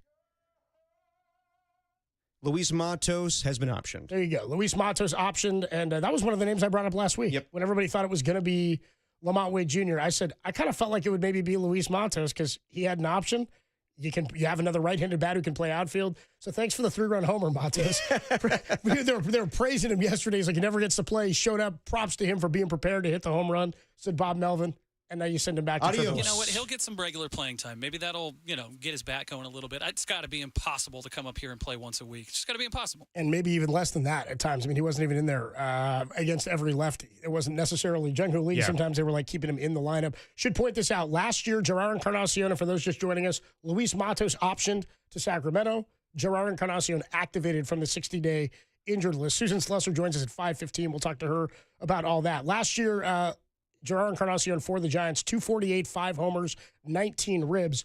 Should point this out. In his 2025 rehab stint, 8 of 23 in 28 plate appearances for AAA Sacramento. He hit 348 with 2 homers, 2 doubles, 5 ribs. He did steal a base as well. That's an OPS of 1160. So at least you're bringing up a guy who was hitting in his rehab Let's stint. see if it translates. Let's see if it translates to the big league level. He is not in the lineup as it stands right now. Maybe we'll see him today off the bench. Should also point this out. Strikeouts to walks, 5 strikeouts, 3 walks. Yeah. So he was getting on base to some extent. To Rob's point, he was talking about, I'm surprised his team hasn't fallen back to 500.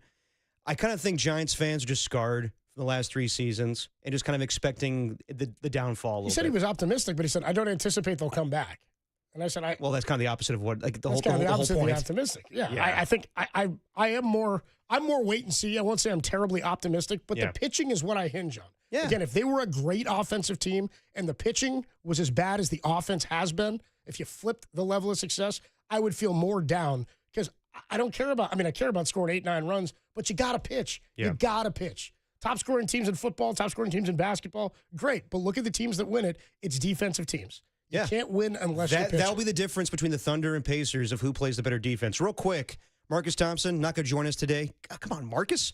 He's driving back from Disneyland, and he'll hit us on Wednesday when he's live from the finals. Good deal. All right, Tony in San Francisco, Jay and Gilroy, Noah in San Francisco.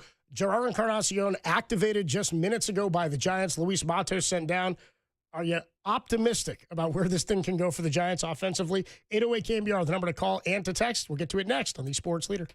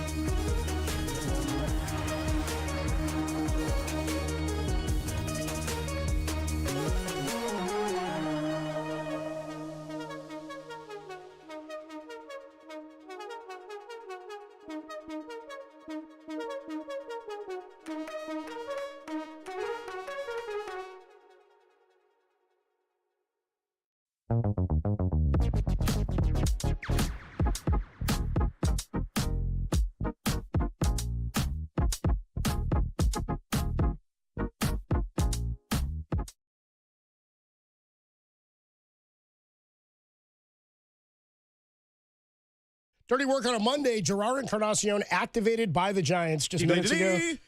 So we got the drop back. Encarnacion activated from the 60-day IL after his injury in spring training. He is not in the lineup today. Lamont Wade Jr. is still in the lineup. And again, the reason I sort of anticipated when Bustard said that last week to the morning show or talked about first base and Lamont Wade, and I know a lot of people tried to read the tea leaves and think maybe Buster was saying, hey, this could be it for him. I just thought, even if he's not going to start, you just don't have many left-handed bats.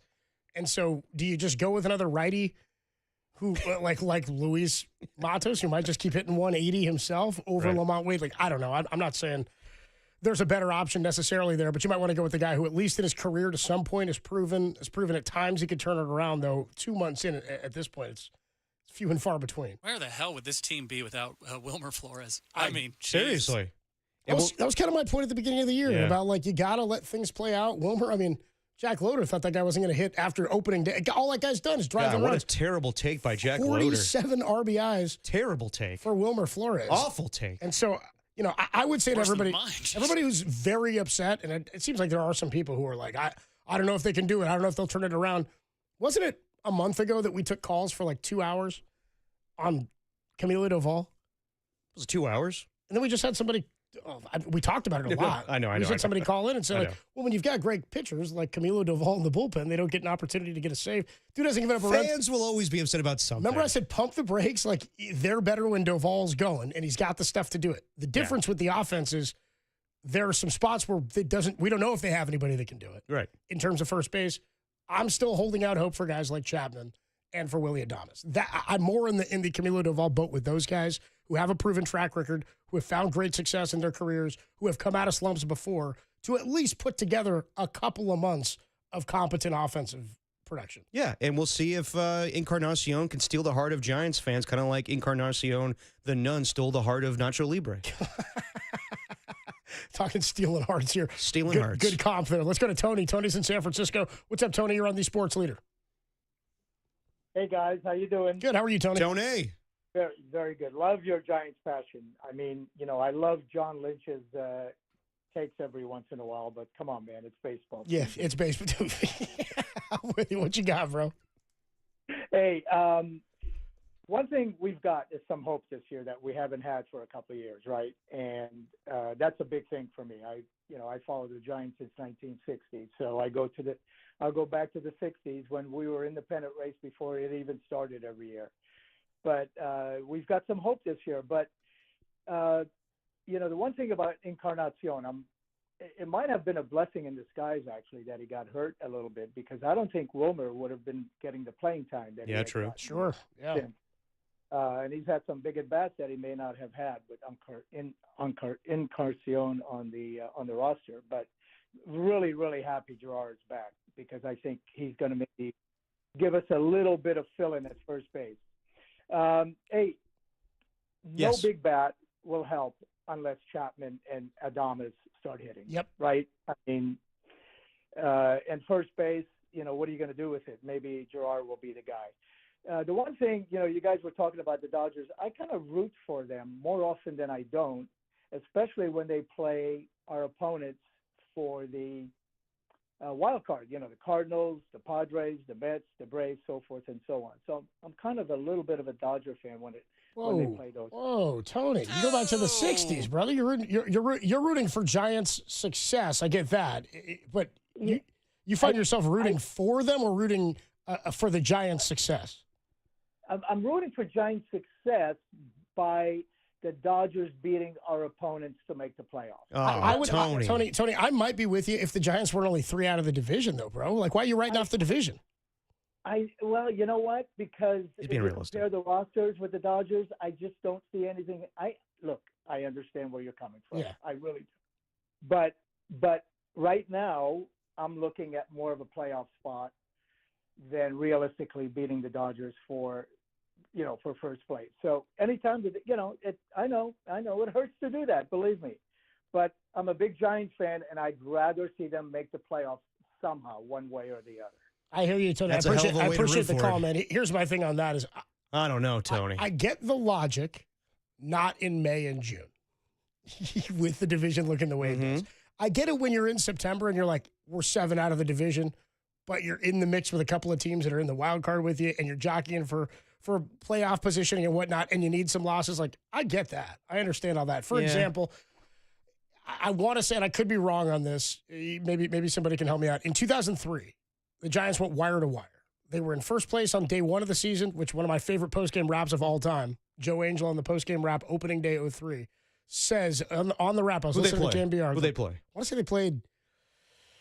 they played the Padres. Okay, I'll find out. You know what? It was the Padres. I think it was the Padres because I think they were down at Qualcomm Stadium. I'll check it out. It was the first game of Ray Durham and all that. I think Durham went yard, Bonds went yard. Anyway, I think they played the Padres. Joe Angel on the postgame rap says, I know it's early, boys, but I don't think the Giants could be caught. And everybody went, ha, ha, ha, ha, ha. The Giants became the first team since like the 1905 Giants to go wire to wire and never spend a day outside of first place for the entirety of the season. And at San Diego, game 1. Did Ray Durham hit a home run? Give me a box score on that. Let me find out. Hang on one second. What my point is, though, is they won 5-2. I know that. Yeah. Who started for the Giants that day? Let's see here. Just give me Ray Durham hit a RBI.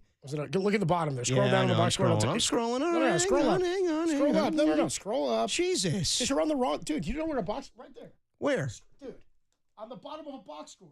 Right there. Stop moving. Yeah, Oh. Right there. Oh, okay, gotcha. What's the first thing say? Home run? Ray Durham. Thank Ray you, Durham. dude. Jesus Christ. Well, I Dude. don't know. You Come ever seen on. a baseball box score before? No, I have, but just list it out. Tell me what happened. You scroll to the bottom of the web page on Baseball Reference. He was like, let's go, scrolling down. No, I'm looking for it, and it took a while. Jesus Christ. Lost my whole point here on this. Kirk Reeder. Thank you. That's an opening day starter for the Giants. I think the point being here is point being is Giants never fell out of first place. On the day the Giants clinched the division, I think it was September 17th of that year. I was at the game. I was sitting down in like 107 or 108 or something like that.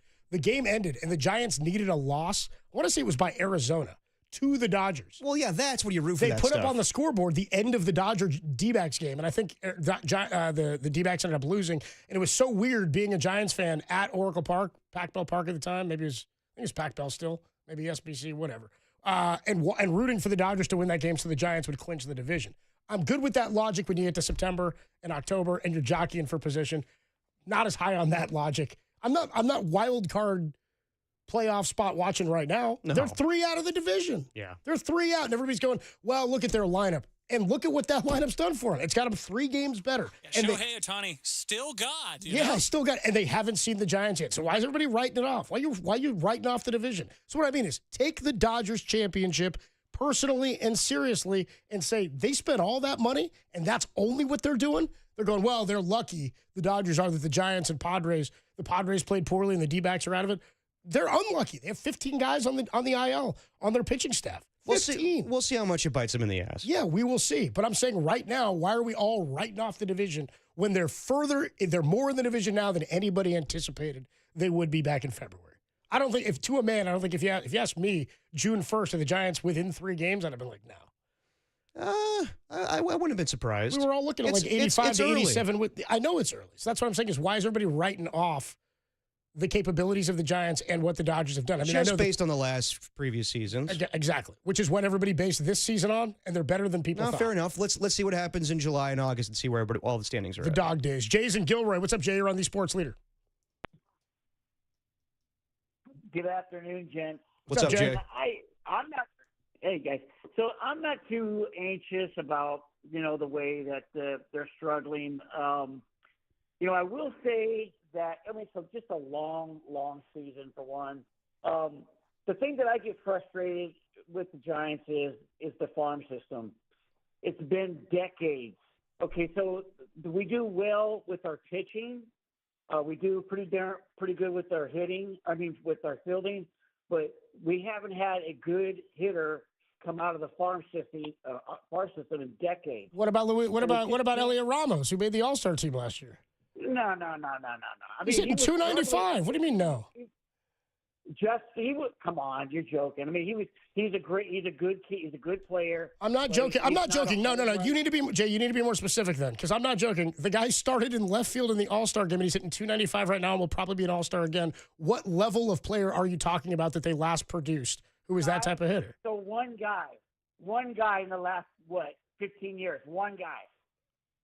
You're saying they haven't produced any, but you just scoffed at Ramos. I'm saying, so what's the type of player you're talking about producing? What's the level of guy? Maybe like a Crawford, somebody that hits home runs and RBI. Crawford was a terrible hitter, bro. Crawford was a terrible hitter when he came up. You need that for this park, and I don't really pick on Adames. It's a very tough park to hit at. It takes a very special hitter to hit at that park, and so I think the Giants got to be creative to bring in a hitter, a hitter that can that can be more consistent and help put the team on their back at the team on his back at times. And so if you have to get creative with, so our farm system is good at drafting pitchers. So sometimes you got to flip those pitchers to bring in a great hitter. You just got to sacrifice. If the farm system is not kicking out good hitters, I mean, we could easily name almost a dozen players that the Dodgers have put out that hit RBIs and hit home runs compared to the Giants. And how many guys in the Dodgers lineup are? How many guys in the Dodgers lineup are homegrown? You're saying the Giants haven't produced a hitter. How many in the Dodger lineup are homegrown, Jay? Competitive team. That's your number one competitive team. You're not hearing me, Jay. We got to run, Jay. I'm like, it's a false equivalency. And by the way, he says we haven't put out an offensive player in decades. And then his one callback is Crawford. I was like, that was in the last 2 decades. What are you talking about? Buster Posey, Brandon Crawford. Hell, Pablo Sandoval started an all-star game offensively. I'm not saying that these guys are world beaters. They're guys they were world beaters, actually. They were World Series champions. Brandon Crawford, as much as we love him, he didn't have an OPS over 700 until his 4th year in the bigs. It took him 4 years to have an OPS over 700. One time in his career did he have an OPS over 8. And it was 895 in 2021, one of the best seasons of his career. I'm not scoffing, by the way, at Ramos. Like, that's ridiculous to say they haven't produced one. I know that they've been few and far between since the Buster Posey era, but look at that World Championship and look at how many of those players were homegrown. Buster, Brandon Belt, Joe Panik, Brandon Crawford, Pablo Sandoval. You get 5 on the infield right there who are homegrown. So to suggest that you can't win with the offense that they've been able to develop at times is ridiculous. They have not developed big power hitters, if that's your argument, but they didn't develop Barry Bonds. They signed Barry Bonds. They got him to come on the richest contract of all time. You know what I mean? So Same thing with Jeff Kent. Same thing with Jeff Kent. They traded for Jeff Kent. Now, one thing that he is making a point about is you do have to use the assets you have to acquire talent that's out there. It's not as easy to just go dangle pitchers, or it's not as easy to just go grab a good, young, talented player from another team. And when you do, you will always be judged on what that player does. People to this day bitch and moan about the Carlos Beltran trade because they gave up Zach Wheeler. Mm-hmm. And I, to this day, stand by it. You'd won a World Series. You lost Buster Posey. He was the best available bat on the free agent market. They tried to get Hunter Pence, who was traded from Houston to Philadelphia that year in 2011. And then, by the way, I mean, his numbers look better than he actually played, Carlos Beltran, and they wanted to keep him. They tried to do with him what they did with Randy Wynn, what they ended up doing with Hunter Pence the following season. But he's right. You do have to trade talent to go get those players back. But if you told me Zach Wheeler got me Hunter Pence, nobody'd be upset, right? Does anybody remember who they gave up for Hunter Pence? It was like Shearholtz. It was like Tommy Joseph. Yeah, catcher, Tommy Joseph. And then there was another, there was like a second baseman who was out there who like equated to nothing. So if you told me those 4 players got me Hunter Pence and 2 World Series championships, and you add in Zach Wheeler, that's a win. And it always just turns into what about Adam Duvall? What about Brian Reynolds? And again, you got to give it up, sometimes to get the player that you're trying to get. And look, not every trade's going to be a good one. He does make a point, though, that if there's somebody available, you do have to be willing to part with something to get something back. Of course. Key example would be Tim Alderson for Freddie Sanchez. Brian Sabian looked at that in 2009 at the deadline and said, we got 2 frontline starters that are going to be in the bigs in the next 2 years. Even though they evaluated one of them as far better at Bumgarner, who was drafted after Alderson, I think. Maybe Alderson was after. 3 first-rounders. Wendell Fairley never showed up, Tim. But they ended up trading Tim Alderson, who might have had 1 cup of coffee, if that, in the bigs with the Pirates. Freddie Sanchez didn't even play the rest of 2009, and they set themselves up for 2010. You got to spend money to make money. You got to spend players to get good ones in return. but show me the big-time players that are getting moved right now in baseball. It just doesn't really happen unless they're rentals. Exactly. You don't usually see now. And how long does it take Washington to develop the guys that they got for Soto. Juan Soto? Like, Juan Soto is already on his next team after, all that move. And their guys are just getting to the majors right now. That's the Mackenzie Gores. Christian and, Wood. the Wood, who's just Keibert massive. Ruiz, yeah. I mean, it takes a while, but they're looking better in the future because they've got a core there that looks like they could stick around for a long time. It takes some time. And Juan Soto's already passed the Yankees. Core with Gore. What? A core with Gore. All right. 808 KNBR is the number to call. It rhymed there. Yeah. We're going to teach Derek how to read a box score when we come on back. Noah in San Francisco. Read a box score. Jacob in Pleasanton. Neil in Napa. Screw you all. I was looking at a Mission Impossible review. Guys, took over everything. We'll get to your calls. Gerard Encarnacion has been activated. Luis Matos is the one who has been sent to AAA. Neil in Napa is upset about the Matos demotion. We'll get to his call and your thoughts next. Greatest show in America, Dirty Work, rolls on the Sports Leader.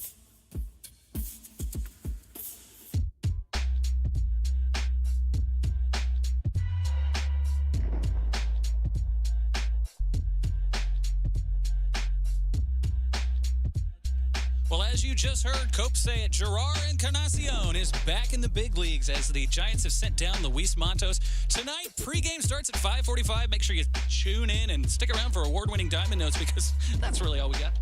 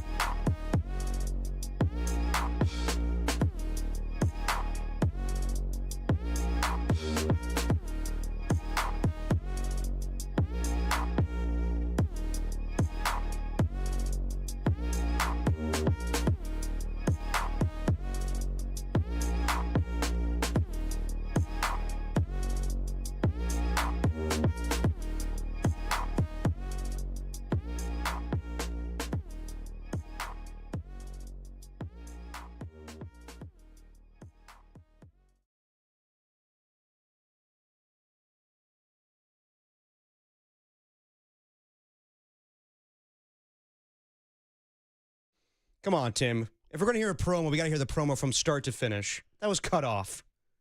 Hey, Derek, eat me. Yeah. Right up your A, Derek. Dirty work. Greatest show in America on a... That was not a break for me, by the way, the last 4 minutes. What were you doing? Oh, I ran between here, the kitchen, Mike Holler's office, got the KTCT board set up for tonight. Doing a lot right now. What do you think about this? Come on, Tim. At 808 KNBR, Noah, Jacob, and Neil will get to your calls here. And maybe the filth on the KNBR YouTube chat, the Sports Leader YouTube channel can check in on this as well. They're laughing at me from running around. You guys know the camera and the brakes is now just me. So I've noticed. A lot of me. It's a lot of Tim. How do you feel about that? Well, I'm not in love with it. I was going to ask this. Where do you come down on, like, if you're going to if you're going to a pizza place and you want to try the quality of the pizza. Okay. Is it DiGiorno?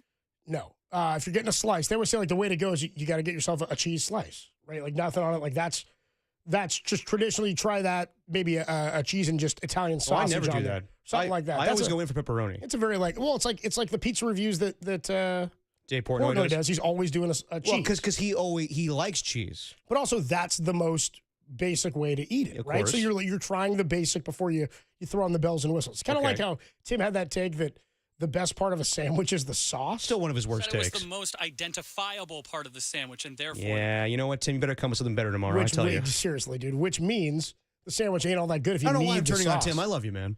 You know what? I like when you turn on him with me. I like this. will defend this take forever. You can get a turkey sandwich anywhere, but this place, the thing that makes your sandwich spot unique is what sauce they have on it, and that's why you love that place. Nobody goes, I love Subway because of that sauce, but you do know that about Little Luca and Ted's Deli, and I could go on and on So and on. Tim says if it doesn't have the sauce, it may as well be Subway. You hear that, Little Luca? Westlake. By the way, the only option we have around here is Subway. Well, Westlake Cafe is the one that our guy Jay in Rancho Cucamonga called in and said you guys got to check it out. It's a spot right next to us in our new building here in Daly City. It's tasty. I endorse it. Did you already eat there? I did on Friday, yeah. Oh, no, we had Boulevard Cafe on Friday. my bad. Okay. Westlake Cafe is much closer. Is right next to us, right next to the movie theater here. I went out during the first break, and Tim had just gotten an order of food from there. He said, I'm going to try it out for the first time. Was curious as to what he was going to get for his first meal there to check it out. Well, what'd you have? I even mentioned to him, I was like, they got burgers, they got other stuff there. And he's like, I wonder if they'll do a little to-go order for me. Sure enough, Tim rolls in. He went with an egg salad sandwich as his test run I don't hate sandwich. I don't hate it. Really? I love me a good egg salad sandwich. You would. I was more thinking like, what the hell is that supposed to mean? I mean, check the pigment, brother. I was. Hold on. If I came in with like a bucket of chicken, y'all would be like typical. No one would say that out loud. You'd whisper it behind my back. You're the one thinking it, not us, bro. It's a white people thing to like egg salad sandwiches? It's a little mayo is what he's making the point. It's a little mayo. My undercover brother, I got you. My bigger thought was like, is that really the best sandwich to go with to try out for the first time you go to a place? One very critical piece of information that you're not giving Derek or the audience. What's that, I Tim? made this decision at 1:45, which means I had very little time to get something made, get it, and get back here in time. That's fair. That to me was like, okay, well, I can do this quickly, get back. And I did. You know what time I got back? 1:57. So the time was very limited. Now, obviously, it's a very nice, expansive menu, and I'll try more stuff, but I needed something fast, and it came through. These are details I didn't care about. It's You know what? It's kind of important to the story. Well, I'll also say egg salad sandwiches kind of lengthy to make because you need those hard-boiled eggs to boil or whatnot and then get the egg salad. They had them made. I'm sure they did. Well, it's like now that I'm saying it out loud, sounds ridiculous to wait for those hard-boiled eggs. One time I took Medium Impact Brian to Freddy's Sandwiches in San Francisco on Stockton. I think it's Stockton and Filbert. Great spot, Freddy's. Classic spot's been open since like the early 1900s. Sandwich place, really good. And I was hyping it to them. They've got like how's the sauce? They've got good spreads there. They do like a garlic spread. They got a jalapeno spread. They got different things. Good deli place to get a sandwich. I was telling Medium Impact Brian about it for months, and I finally took him. We go and he goes, "Yeah, I'll get a tuna salad sandwich." And dude, the guy pulls out like a tub from under the counter, and he uses like an ice cream scooper. Yeah, the ice cream scoop to get the tuna on there. And then afterwards, he rejected the sandwich, and I was like, "Hold on a minute, you went with one of the most off the menu things that you could get." I think egg salad more mainstream, not than tuna, but if you're going to a deli, I don't think the tuna is the first thing you try unless that's what they're known for. Sure, exactly. And, deli versus diner, a little bit different. But at the same time, again, I had very limited amount of time. Had I made this decision, even if it was at 1:30, I would have expanded myself to the entire full menu, which actually looks very good. I chatted with the lady to figure out how we can order ahead of time so I don't recreate this mistake. But I was in a time crunch, and it was good. And to quote the text line, 408, bro, don't make a facial issue a racial issue. All right. You haven't met me, 408. What's up, bro? Come on. You ever listened to the show before? 916 says, who has eggs for lunch? 808 KNBR is the, I love eggs. Is the number to text. I like that. Don't make a facial tissue a racial issue. This is 408. Facial Now, tissue. 707 is not with me. They say ordering egg salad sandwich to test a new deli is like going to the French Laundry and just having bread and water. Yeah, dude. House of Prime. How's your fish? 925 Jackson says, don't sleep on egg salad sandwiches. They're bomb. Exactly. Do you like eggs, right? Me? Yeah. Yeah, I'm a big egg guy. I'll eat some eggs. We all are pro egg on Dirty Work. Eggs are expensive. Yeah. Don't you remember? Well, I learned that the hard way. You know, the late great Larry King was not a fan of eggs. I'm sorry, what happened? The late great Larry King was not a fan of eggs. I've seen many interviews where he's interviewing people. He's like, don't like eggs. I was with a buddy Pete on Saturday who found out he doesn't like eggs either. How could you not like eggs? Dude, found out Homeboy will pick them out of his fried rice. Oh, come on now. That's wild. Well, then don't get the fried rice. Scrambled. It's simple. Just get white rice or brown rice. It's pretty weird. That's stupid on his part. I'm sorry. I don't know your friend, but that's a dumb thing to do. 925 says, I think you're right. I'm white. I don't eat egg salad, but I do identify it as a white people food. Yeah. Is it just the mayonnaise part of it? Because I learned from Undercover Brother that's a white people thing. Well, that's why I was called Mayonnaise Tim Webb. Yeah. Or Tim the Horn Man Webb. Or Tim Tubin. He goes by many. I don't like any of those. Many nicknames. Why don't we go back to the phone lines? Oh, sure. Okay. At 808 KNBR. 808 KNBR. More eggs. Egg salad. Hey, Noah's in San Francisco talking Giants bats. Gerard Encarnacion called up. Luis Matos optioned. Already heard from one of our sales guys who said that's lame that they optioned Matos. I think there's a reasoning behind it. I understand a little bit. Let's go to Noah. Sales guys know sports now? Come on. Noah's in San Francisco. What's up, Noah? You're on The Sports Leader. Hey, what's up, guys? What's up, Love the show. Yeah, I think Encarnacion's a solid bat, but it just kind of feels a little overhyped right now. His return, I don't want to spoil it, but he's a righty bat, and I just think the Giants need more lefty bats. I would love to see them get two more lefty bats at some point. And just here, this is the points being discussed on trades. Kyle Tucker was available last offseason, and the Cubs got him. And I know, hindsight's 20/20, but their offense is really taking off right now. And the Giants. If it's about, I know the caller's points about hoarding prospects per se. I think the Giants tend to do that sometimes, maybe for fear that they are going to give up the next Zach Wheeler, but I like Kyle Harrison, but I don't think Kyle Harrison's the next Zach Wheeler. I think he has two pitches, and I think Hayden Birdsong's a lot more exciting. And if it takes giving up a package like Harrison and Luciano, or they have all these other arms like Mason Black, and do they really need Keaton Wynn in the farm system? Do they really need Carson Ragsdale and Carson Seymour and all those guys? I think at some point they need to start packaging some of these guys for a bat. I think Bryce Eldridge could be that other lefty bat coming up, but maybe Posey and Kyle Haynes are thinking he needs 50 or 100 more at bats at AA before he gets to AAA. But I would love to see Bryce Eldridge as a September call-up. But I think the team's doing good. I had him pegged for 86 wins at the start of the year, yep. And their pitching's been awesome. Their defense has been good. I think it's a lot like the 2009 Giants, actually. It's a lot of pitching and defense, not much hitting.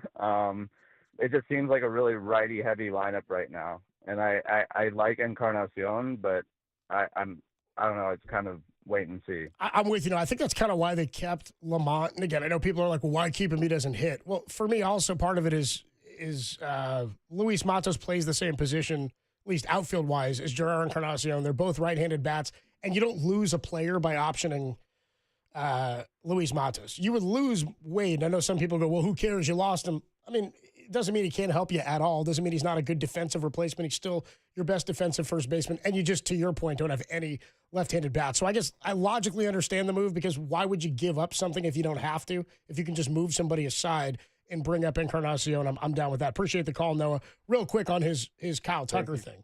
I don't know that anybody would have wanted to go get Kyle Tucker for what the Astros gave up, considering he's a one-year rental. Right, he's gone after this year. is Kyle Tucker, unless the Cubs make him some huge offer. Most people think that he's going to be a Yankee after the season. The Yankees will break the bank to get him. Surprise. He's having a great year. I saw he got X-rays done on his wrist or his elbow or something the other day. He's having a fantastic year. They did give up Isaac Paredes, who was a starter, who would be hitting in the middle of the Giants lineup right now, by the way. Third baseman, 26 years old. He's got 11 bombs and an nearly 800 OPS right now for the Astros. They gave up Hayden Wisniewski, who the Giants saw earlier this year, who's got some good frontline stuff as a pitcher. They also give up the number 73 prospect in all of baseball, Cam Smith, who's already having a decent season, hitting 255 at the top of the in the middle of the lineup right now for the Astros. So the Giants won. I know they said maybe they hoard prospects. I don't think they've had enough good ones to package together to go get something of significance. If you recall, when Juan Soto became available, they opened up the farm system. And I don't know for sure that Logan Webb was a part of that, but I feel like maybe he was. He was like the best young player at the time that they had and said, who do you want? And basically the Nationals said, doesn't interest us. And so they went to the Padres, who had like 5 top 100 prospects at the time. Padres have had enough to go get guys. So to his point, yeah, you can dangle some of these Carson Ragsdales, Carson Seymours, whether it's Whisenhunt or it's Harrison. If there's somebody like that will net you something that's controllable, I'm about it. I thought it was an interesting trade for the Cubs, being that he may only be there for a season. Right. Now, the Cubs have turned their offense around entirely. Yeah. They're already back in the mix. So who knows whether or not that's something that's sustainable or if he'll re-sign there. But as it stands right now, I don't know if the Giants had the pieces. Probably not. Probably they did. I mean, who would you have had to give up? I don't know if they had enough big league talent, which is what the Astros were looking for. Let's go to Jacob. Jacob's in Pleasanton. He's been waiting a while. What's up, Jacob? You're on the Sports Leader. Hey, guys. How's it going? What's up, bro? What's up, Jacob? I guess my thing is just more about if our production on defense and offense were inverted, I think everybody would be having a horrible, horrible time. Yep. Baseball it's a defensive game, right? Whistle sports are all about offense. Score as many as you can before the whistle blows. But in baseball, you still got to get the last out. And so it's really a game where if your defense has holes, other teams can take advantage of you. And so having really good pitching and solid defense needs to come first. Batting comes second. We got enough skill and people who have shown that they can make contact, and they just need to wake up a little bit, or whatever it can be. But we're still winning games, and not just that, we're winning series. Yeah, I believe more, and this is kind of the point I was making to your point, Jacob, is that Derek's been asking me, is what the Giants are doing now sustainable? And I go, well, they've only been about 500 because they've scored 30 runs in 14 games and won 7 of them because of the pitching, right? I mean, that's what's keeping them in it. If you're winning your one-run games and you're winning series, then you feel good about it. They're not going to blow anybody out. They're going to have some games, I think, where they explode offensively like they did a couple of times against the A's in that sweep. But I think you're more sustainable if you have the pitching, which is what they do have in spades. Yeah, absolutely. And whether you blow someone out or you win by 1 run, it's still just 1 win, right? You'll take it. Yeah, it all counts the same. I appreciate the call, Jacob. I mean, that's just it. Is if you can keep runs off the board, you give yourself a chance to win. That said, all the pitching in the world doesn't help you if your team can't hit. No, definitely. But he made a great point there where he said in whistle sports or sports with clocks, it's score as many as you can as quickly as you can, because when the whistle blows, it's over. Yeah, but baseball there's no whistle blowing. Yeah, but we also hear defense wins championships all the time. Well, of course. In every sport. Of course, because if you can keep points off the board, you give your team a chance to win. Because if the defense, that's what they say too, is defense travels, right? Yep. Pitching travels. Not every offensive player is going to hit in every ballpark. Let's go real quick to Neil in Napa. Neil is in Napa, wants to talk real quick about the Matos demotion for Encarnacion. What's up, Neil? You're on the Sports Leader. Yeah. Hi, thanks for taking my call. Unless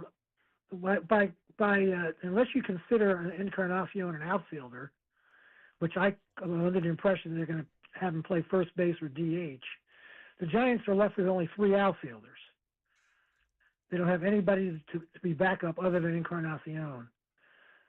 I'm looking at the roster, and I can't see anybody else who can play outfield.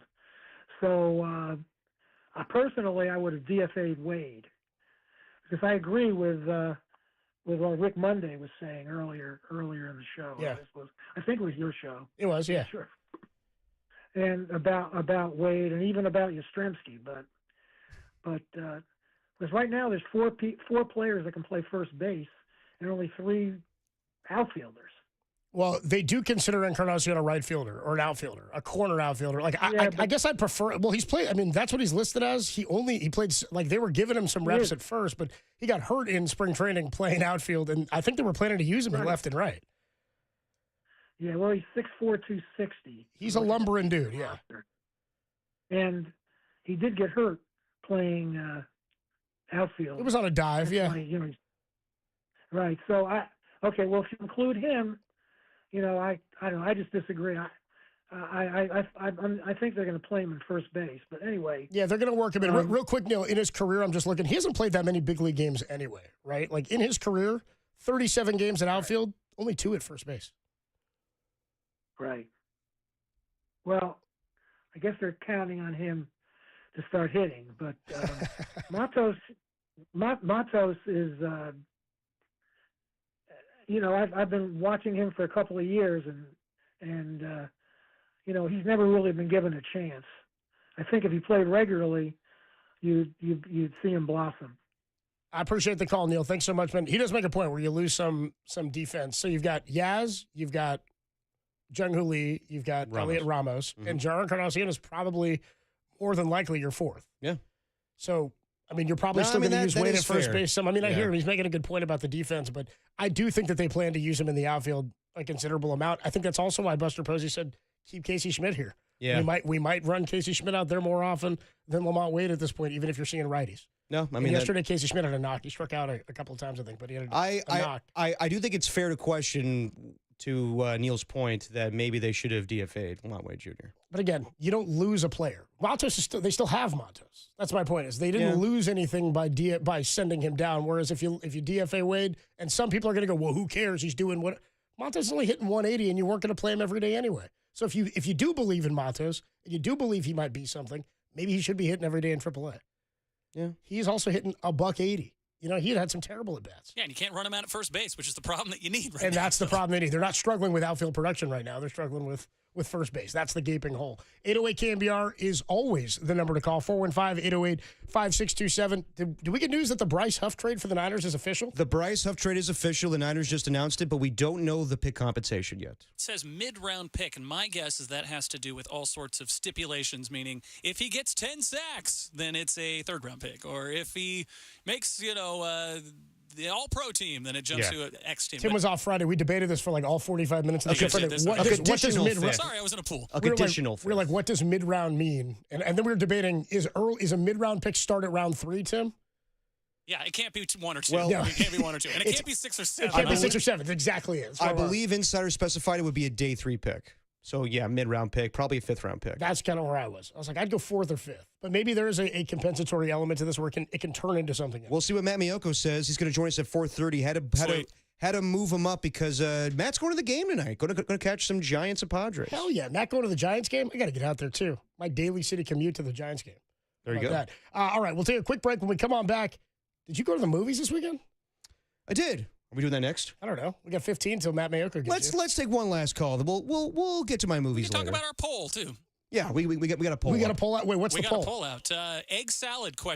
Yes, no, mayonnaise. Well, my debate, my issue with the egg salad is not that Tim got egg salad. That was par for the course. My issue was that Tim, for the first sandwich he ever tried at a new place, went egg salad.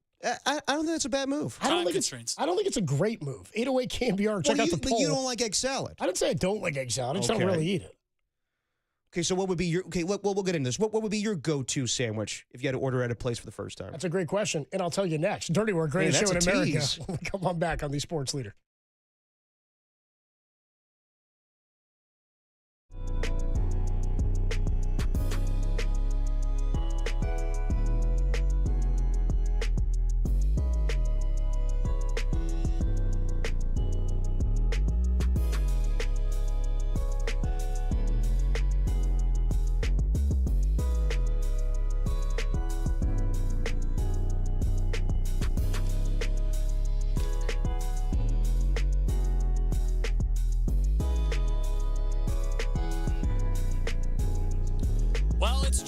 Padres tonight, 5:45 pregame. Stephen Kolek gets the ball for the Pods. Will we get Logan Webb, who's looking to bounce back after a couple of rough games? Really stick around for the award-winning Diamond Notes. It's all we do here. We write Diamond Notes, and we talk on the air.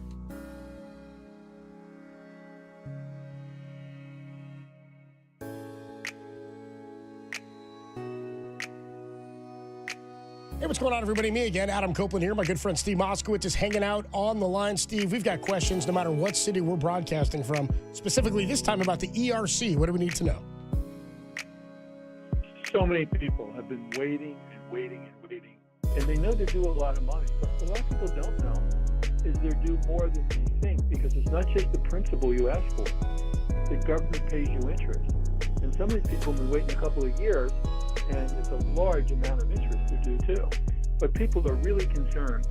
Will President Trump do away with ERC and his promise to cut off $2 trillion with a T in federal spending? Who knows?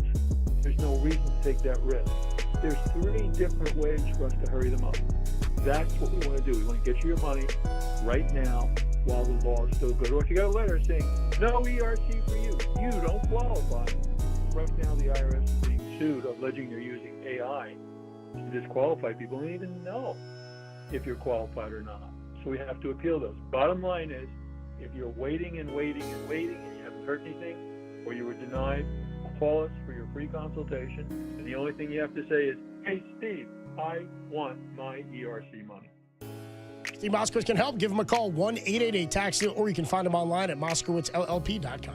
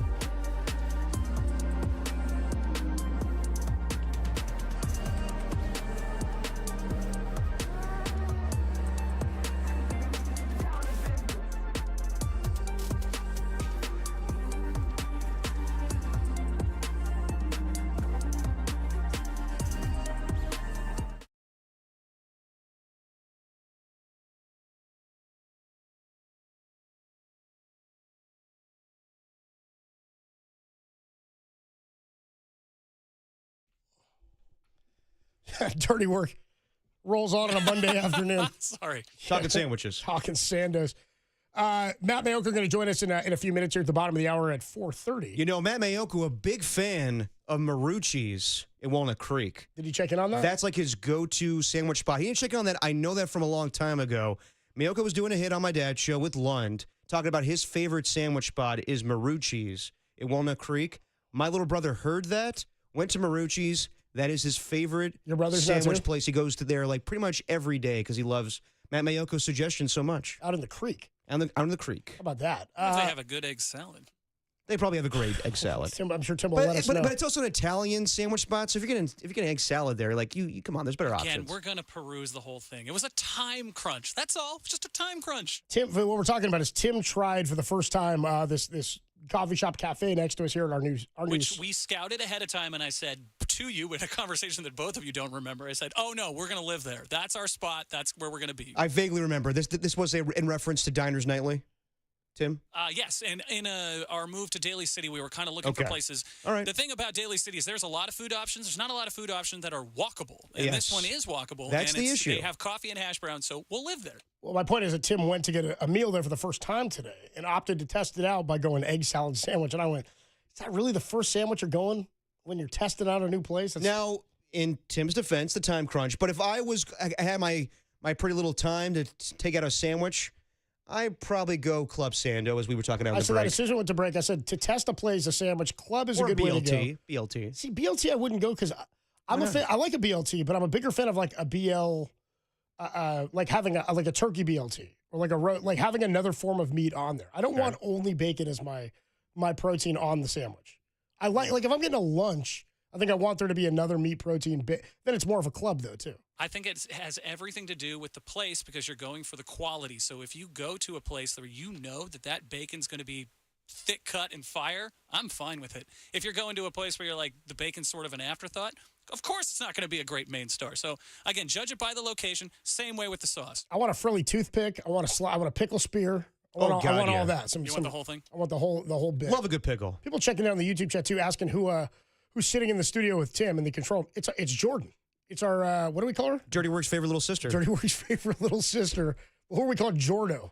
Or Jordo. I was like Jordo. I was like, what was the nickname we started calling her? It was the Jordo Show. The Jordo Show. Dirty Work's favorite little She was sister. getting feisty in the chat a couple weeks ago during the Giants game. Everybody's worst nightmare still scarred. She came at everyone's worst nightmare. Seriously. And had no idea who he was, which was perfect. Just even better. The Bryce Huff trade has been named official now, right? It is. For the 49ers? We don't know the compensation yet. Maybe Matt Mayoka could join us or tell us next segment what the draft compensation will be for Bryce Huff, if he knows. And we got some more football stuff to get into from over the weekend. 808 KNBR is the number to call and to text. Let's go to Jeff. Jeff is in Marin. He's got something on the 49ers. What's up, Jeff? You're on the sports leader, man. Jeffrey.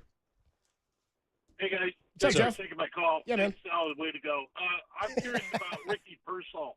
He Yeah. got his hamstring tweaked last year. He comes into OTAs. He gets it tweaked again. How could the Niners not be better prepared to try to address that? The other thing that comes to mind, and I'd be curious to see what Mayoka says about it. Yeah. Remember, Bosa had problems with his hammy, and then he was down in Florida, I think with his brother, and some trainer did something to work out his hamstring, and hasn't really had hamstring problems since then. Maybe they need to send Pearsall, who we really need this year, when Ayuk is out for a while, to get fixed up because we can't afford to have him not being able to play because he's, pulled a hamstring again. Yeah. No, Jeff, I hear you 100%. But, Jeff, how concerned are you right now in OTAs with Ricky Pearsall? Would you be more concerned? I hear 100% what you're saying as far as Ricky Pearsall needs to be part of the Niners for this season to be successful. But are you really that concerned right now? We're sitting here June 2nd. Wouldn't you be more concerned if we're in training camp and that's an issue? It's a nagging type of injury. That doesn't just go away, and if he's prone to getting we don't know that yet for him, though, Jeff. That hamstring. Yeah, but Jeff, we have no idea what happens with Ricky Pearsall on his hamstring.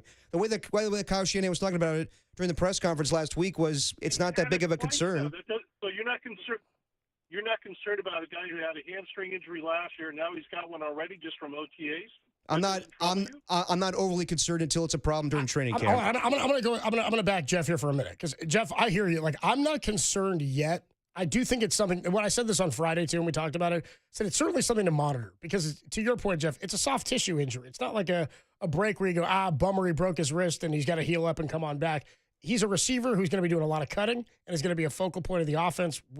I would assume, because of the lack of depth they have in the receiving room. I think more to the point that Jeff is making here, and if you're with me, let me know, is that he said, what are they going to do to address this? Have they done enough this offseason? I think both you and I agree they need another receiver. Of course. Jeff, my thought, Jeff, is that they need to add somebody else either before training camp, in training camp, before the start of the season, whether that's an Amari Cooper, there's a couple other guys we throw like Keenan Allen, a couple other dudes we threw out last week. But I'm with you. I'm more concerned about the depth paired with focusing on Ricky Pearsall as one of the number one or number two receivers than I am about the injury itself. It's that even if this isn't the injury, you're sort of playing with fire if this is the core you have.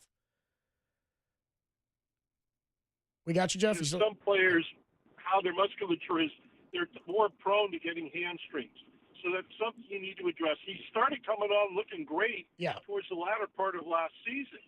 And again, with Ayuk down, we've got time for hopefully the hammy to heal up.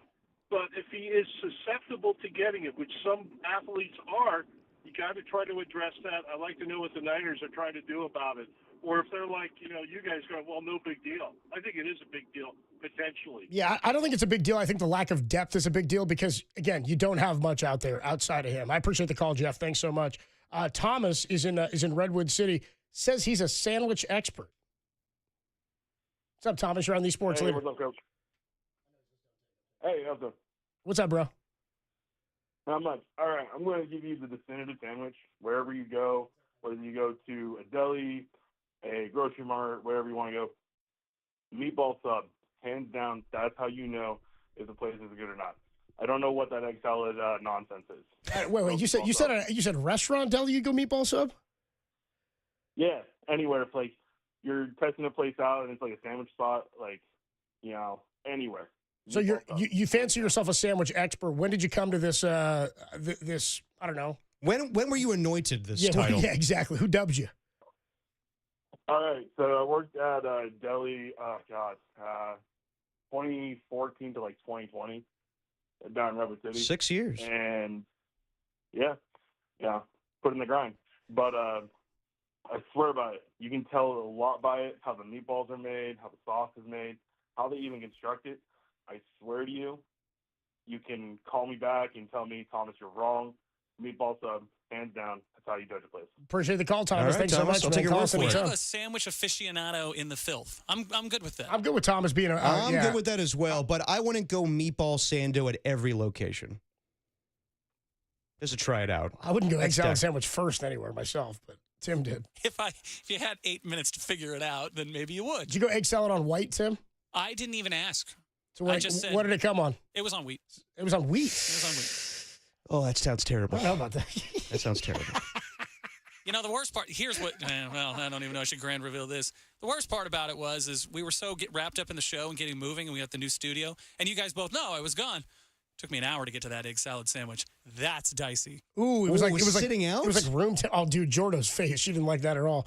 Now, time constraints be damned. Oh, I'm not going to make man. the same mistake tomorrow, but I probably will go back to the Westlake Cafe and get something else. Maybe call a little sooner. Maybe a meatloaf. I feel bad for Jordo in the back room there with Tim's stinky breath from the egg salad that's been sitting out. Yeah, Jordo, crack that door, Stinky. dude. Talking about Loader was in here. It stunk. Get a breeze in there. Adam Copeland, Depop, Tim Webb with you. And Jordo's hanging out. Dirty Work's favorite little sister. She's hanging out with Tim in the control room. We're going to get to our guy, Matt Mayoko. Fancies himself a lover of sandwiches, Marucci's in Walnut Creek. Loves it. We're going to get Matt Mayoko's thought on Tim's egg salad sandwich, Ricky Pearsall's hamstring, the Bryce Huff trade, and some Christian McCaffrey stuff. And Matt had a little snafu yesterday where he was duped by a podcaster. We'll get to the bottom of that caper. Oh, I did see this. We'll talk about that with Matt Mayoko. He joins us, NBC Sports Bay Area, our 49er Insider next, only here on The Sports Leader.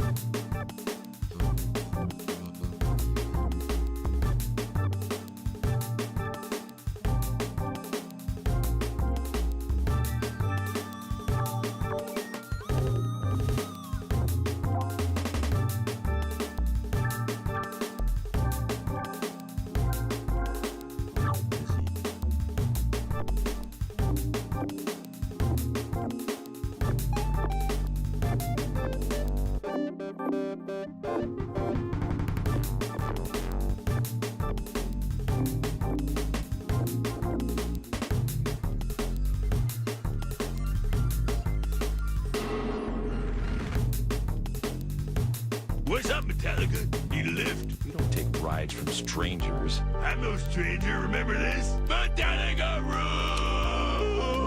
Oh, yeah. Springfield Arena 97. Row XX, seat 64. I was about to quit the band when I saw your lighter.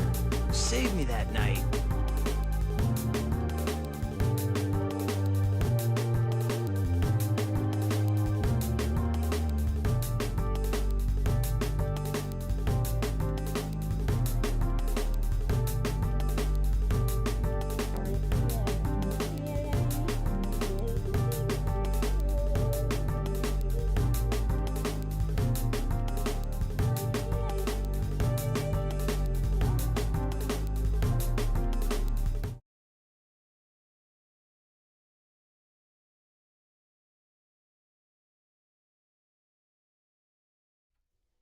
Dirty Work rolls on a Monday afternoon. Adam Copeland, Depop, Tim Webb, talking a lot of Giants ball today. And our next guest, our 49er insider from NBC Sports Bay Area, Matt Mayoko, is going out to the ball game tonight. He is. Gets a little Giants pod, some Logan Webb. Matt Mayoko joins us on the UMA guest line. What's up, Matt? How you doing, bro? What's up, Matt? I'm doing great. How you guys doing? We're doing well, man. Fantastic. And we're not duping you, man. This is a legitimate radio show, a legitimate program here. Nobody's gonna. We're real. We're not We're gonna real. cut you off at the knees here, Matt. Like your podcast snafu. No, what happened? You know, Matt. You know what happened. So when you were offered to come on Joe Rogan's podcast, did you see it was kind of a little? Oh, yes. Did you? No, it wasn't. It wasn't Joe Rogan. It was Jen Sturger. Oh. So what happened? We saw your tweet yesterday. And then 2 days later, it was Rachel Hollis, and I'm not familiar with her. Okay. But I got these random emails that was like, "Hey, we'd love to have you on," and it's the Jen Sturger. I think I'm saying that wrong. Sturger. And so, I had this back and forth over a couple of weeks with her manager, so-called manager, and they were going to pay me like $5,000 and this, and I just thought, well, that's weird. Why would you want me on? And the reason sounded somewhat, fine. I was like, oh, okay. They have a sponsor and they can pay for guests and all this. And, of course, in this business, you don't get paid for going on podcasts. But I was like, oh, okay, well, who can't use another, few $1,000s in the pocket? Why not? And then just recently, my wife had turned me on to this really funny person on Instagram. And it just so happens her daughter is in the same sorority as my daughter. And I was watching her story, and she talked about this same thing, but only for her is the Katie Couric show. And then she was all excited to go on the Katie Couric show, and then it turned out she did a little research and like, hold it, this is a total scam. And then I was like, well, this sounds familiar. And so then I did a little research, and I found that was that my thing was a total scam. And then even before and by the way, that same person emailed me today to say, okay, are we good to go? And this is after I'd already said, hey, let me do a little research and see, because you never can be too sure when you're getting scammed. And so I'm not sure exactly what the end game is. Somebody said that it might be that they say they're going to pay you, or they get your routing number. Exactly. They say they're going to pay you, and then it's like, oh, we overpaid you. Can you send us back $2,000? We paid you $5,000. We should have only paid you $3,000. So I don't know. There's some scam there. Somebody else said it might. That's a terrible scam. scam. Well, it really is. Although, gosh, I'd like to think that I wouldn't have fallen for it, but. Well, at that point, you're just like, well, yeah, we overpaid you by $2,000. You're like, well, I'm sorry, I'm keeping that. Yeah, exactly. Yeah, the 49ers lost a draft pick, I think, because of something. Right. 49ers lost another mid-round pick, and they didn't even get Huff back. One of my favorite responses to you was Matt Barrows said, "Wait, so you won't be co-hosting the Nigerian Prince podcast?" Very good all? by Matt Barrows. Very good. Yeah, that's pretty good. Matt Mayoko joins us on the UMA guest line. So we just saw about 20 minutes ago or so that the Bryce Huff trade, now that we're past the June 1st date, has gone official. We still don't know exactly the compensation. I guess I'm going to ask you this first, Matt. We were discussing what a mid-round pick means when we heard it last week. I said that's got to be anywhere third to fifth in my mind. My guess would be fourth or fifth. Okay. And the reason I would say that is because as it stands right now, the 49ers are in line to get 2 fourth-round compensatory picks and a 5th-round compensatory pick based on their net free agent losses from this year. So it's funny. I was just talking to somebody, and when I was at the NFL annual meeting, somebody there told me that 49ers would more than likely make a trade after June 1, that they weren't done adding players, and it was going to be a veteran player that they were going to add, or maybe even multiple. And the reason was because at some point, how many of those draft picks, those mid-round picks do you need? Well, I mean, I guess you could make the argument that 49ers have cashed those in, so they need all those they can get. But the thought process, I think, for the 49ers is that they're, to a certain degree, with those compensatory picks, are playing a little bit with the house's money. And so if they can go get somebody, then, and in this case, it's somebody that Robert Saleh is very familiar with and had his career year with Robert Saleh. And of course, 49ers are hoping that 2023, when Bryce Huff registered 10 sacks, that doesn't not turn out to be his career year, that it comes while wearing the 49ers uniform. But so that's kind of the thought process there. And so it does put them in a position now where, they went from the defensive line being the obvious weakness heading into the draft, and now they've added Michael Williams, they've added Alfred Collins, they've added C.J. West, and now Bryce Huff. So that defensive line, all of a sudden, while certainly not the greatest defensive line in the league, they do have a lot more depth and a lot more players that can be used in a rotation. So they're certainly a stronger defensive line now than they were, say, a month ago. Yeah, I mean, I would agree with that. You don't want to, you want to have veteran presence on that defensive line. But, Matt, would you say this has to do anything with Michael Williams, or just the fact that they wanted to acquire some veteran depth? Well, I think with Michael Williams, he is a 3-down player, but he's going to have to come off the field, and Nick Bosa is a 3-down player, but he's going to have to come off the field. And so when you have their top backup at defensive end would be Yetur Gross-Matos, assuming Michael Williams is the player that everybody expects him to be, and he's a starter from day one. But he's more of a base down defensive end. And so to add what I would consider to be their third defensive end, or their third edge rusher, a guy who can come in. And I think with Bryce Huff, he's not going to be, I think the Eagles found out he's not an every down guy. He is a situational pass rusher, and that is a huge deal.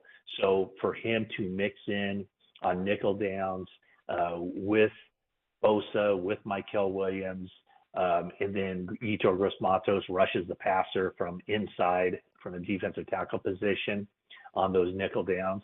So I do think that it's kind of a good complement to have Huff and Gross-Matos as the backup defensive ends, because one is base down and one is nickel down. Matt Mayoka joins us, our 49ers insider, NBC Sports Bay Area. Kyle Shanahan mentioned the Ricky Pearsall hamstring tweak, I guess, last week, and going to keep him out of the kept him out of the OTAs. How significant do you think this is, and how should 49er fans view this? Because we've taken some calls, and even over the weekend, Derek and I were talking, some people mentioned to us there's just not tons of Niner news, but people are concerned about Pearsall's hamstring. Is this a lingering thing? Is it anything people should be concerned about with the depth of the receiver room? It shouldn't be lingering, but those hamstrings, you just never know. And the hamstring injury that he reported to training camp with last year, that only kept him out 4 days, and I think that was more precautionary. They put him on the PUP list right at the beginning of camp. That was never an issue again. But I guess you're concerned if you're a 49ers fan, just because it's there's just been a lot of issues. He had the shoulder subluxation this time of year last year. He reported to training camp with a hamstring. He missed a few days of practice. When he returned to practice, it hurt the shoulder again and was out 3 weeks. And then, the bizarre incident right before the start of the regular season where he gets shot and misses the first 6 games of the year. So I don't think it's any reason to be concerned. I did just kind of, when I saw him not practicing last week when we were out there, the first thing that popped into my mind was what he said. And it kind of got a chuckle from John Lynch when everybody knew that he was going to be okay He was only in the hospital for 24 hours or less than 24 hours with that through and through gunshot wound. But the thing he said to John Lynch is, I promise I'm not injury prone, because I don't think he missed any games at all, maybe one game in college. So, he made it through his entire college career without missing any time. And then all of a sudden he comes to the 49ers and he wasn't practicing. He missed pretty much a good portion of the offseason program last year. Oh, that's not true, but he did have the blue shirt on, which signified that, he's kind of off limits for contact, which is always kind of funny because it's supposed to be non-contact drills anyway. But he just never, he just didn't have that full, weeks and weeks of practice. So Kyle Shanahan said that he should be ready to get back out there and take part in the 2-day mini camp, which is next week. But he said at that point, you only have 2 practices, so why risk anything? Why take any chances? Just make sure he's healthy and he's back ready to go for the start of training camp. But yeah, that was, I guess, the bigger picture for me when I looked at things to look for in this offseason program. That was like number 1 on my list was Pearsall and Purdy working together, building that chemistry, and seeing if they can't take those final 2 games that Pearsall had to end the 2024 season and gain some momentum and carry that over to 2025. Talking to Matt Mayoko, our 49ers insider, on the Uma Guest line. So, Matt, why is June 1st the date in the NFL where contracts always have these stipulations, or you're able to move off of players and the cap goes down? Obviously, this is what happened with the Bryce Huff deal, and we're hearing about Jalen Ramsey possibly being traded in the next couple of days here post-June 1st. Why is the June 1st date so big in the NFL? Yeah, I guess it's kind of an arbitrary date, but it's basically the end of the last fiscal year in a sense and the beginning of the new one. So if you cut a guy before June 1st, then that entire unamortized money, all the money that he's already been paid but hasn't counted against the cap, that accelerates toward the cap this year. And then if the deal happens, if it's a player released after June 1 or traded after June 1, then that hit is spread out over 2 years. So this year you just get one whatever. Let's say if he signed a 3-year contract and he only played 1 year, this year would count for the unsigned money or the unaccounted for money for 1 year, and the rest would be next year. Whereas if it was before June 1, the final 2 years would all count this year. I don't know if that made any sense, but it's just that the money gets spread out over 2 years for cap purposes rather than 1 year. So there is salary cap savings by doing a move, whether it's a trade or releasing a player after June 1. So just sort of piggyback on that, Josh Dubois of the Associated Press tweeted out yesterday that with the post June 1 cuts now official, the Niners are at an NFL high $92.7 million in dead cap money on this year's cap. What does that mean in terms of, does it prevent them from doing anything? Does it just tell us more that the cap is not a real thing? Like how should we view this, and what does it mean for the 49ers? Well, it doesn't mean anything in the sense that, that money has already been paid. So no money is coming out of the 49ers pocket, but what it just does is it ties up money on the salary cap for this year. Now, they're still significantly under the cap. Well, we'll put it this way. With Deebo Samuel, he counts like $31 million against the cap this year. Deebo Samuel is going to be playing not for the 49ers, but for the Washington Commanders. But in order, by making that trade before June 1, all of that money that had already been paid to him and that hadn't yet counted against the cap, that all counts right now. The good side of that is that he's wiped off totally off the books for future seasons. So now, next year, the year after, or whatever, when you have the rising costs for all the big time players they have, including Brock Purdy, that Deebo Samuel's contract will take up no cap space. So they paid, think about all the players that they released: Javon Hargrave, Malik Collins, Leonard Floyd, the trade for Deebo Samuel. So all those guys now, what they count against the cap this year counts as dead money. So yeah, that's a lot of dead money But as you can tell, they still have a lot of high-priced players on the team. So that was their plan at the start of this offseason, was to do that, was basically to clear cap space for future seasons. In a lot of instances, take the big cap hit now, because in order to keep the roster together for future seasons, when those salaries are rising for, Purdy, McCaffrey, Trent Williams, Kittle, Bosa, Warner, on and on and on, Ayuk, that will clear money for those years so that they can afford those guys into the future.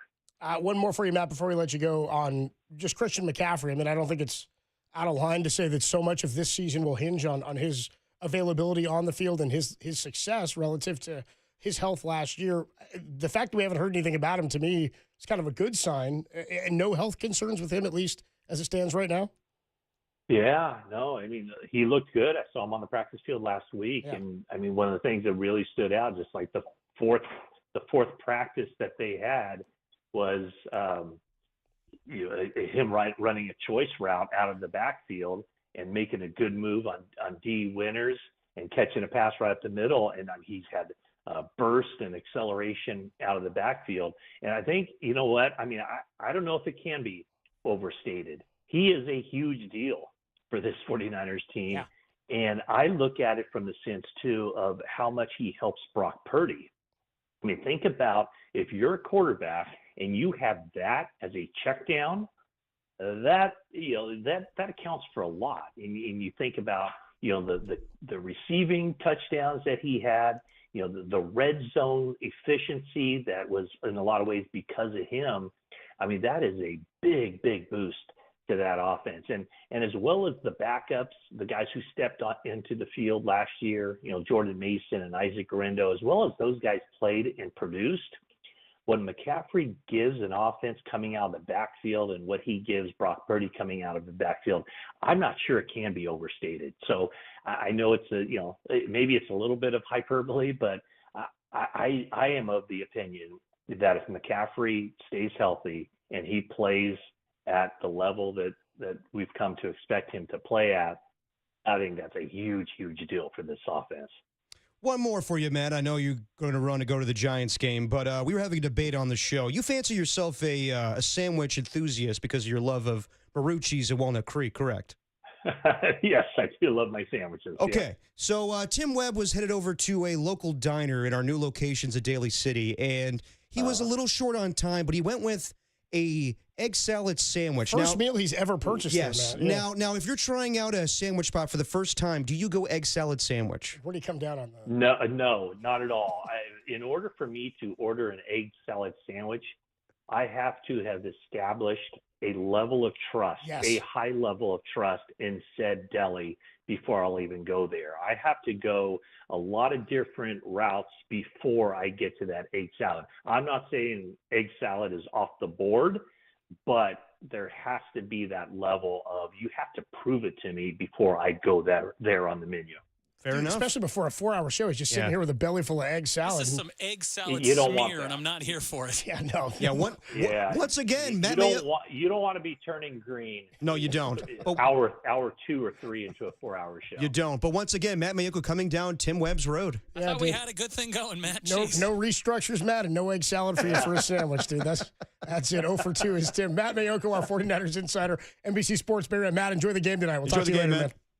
I appreciate it, and I can't wait to figure out what next week will bring down my road as far as what I disagree with Tim on. Tim will botch something, I'm sure. Have a good time tonight, Matt. See you later, bro. All right. Thanks, guys. Thanks, great Matt Mayoko, 49ers insider from NBC Sports Bay Area. There you go, Tim. I mean, Matt's not driving. He made a great point there. It's about, can you trust the egg salad? I think you can. Tim looks good. I showed some great trust in this place, but it was a time constraint. I know. It's a big detail. I know. By the way, many people checking out on the KNBR YouTube channel, the Sports Leader YouTube channel. Auto popping up during that interview. You hear an auto popping up with the hey, Metallica. Hey, Matt Mayoko. Yeah, there you go, Tim. Somebody said, was that Jordo or Tim? It was. Now it's the Thin Tim mistake of the day. Yeah. Yeah, I'm working with some new stuff here. It's there's going to be bound to be a couple of mistakes. Just hang with me, Filth. I'll get there. Don't worry. As True Blue said, It's all good. As True Blue said, hey, what's this button do? Yeah. Dirty Work. Just blame it on the egg pizza, right? Just blame it on the egg salad sandwich. Greatest show in America rolls on. Dirty Work on a Monday afternoon. We got Giants pregame under an hour, 5:45 pregame for a 6:45 first pitch. Susan Slessor going to join us in about 20 minutes at 5:15 talking about the Giants roster move of the day. Gerard Encarnacion activated, not in the lineup. It's still Lamont Wade tonight. Luis Matos optioned back to AAA Sacramento. When we come on back, a little bit more on Christian McCaffrey. I don't think it can be overstated. Like Mayoko said, how much this season hinges on his success. Is he still in the best running back conversation? We'll talk about that next. Dirty Work rolls on the Sports Leader.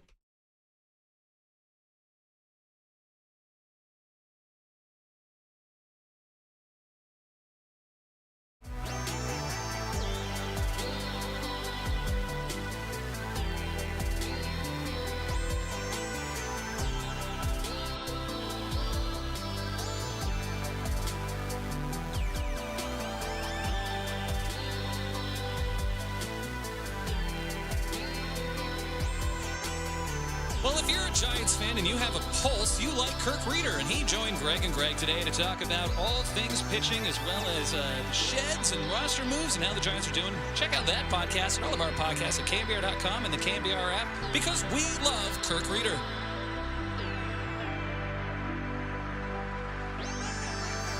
Hey, what's going on, everybody? Adam Copeland here, and you know what I'm here to talk about.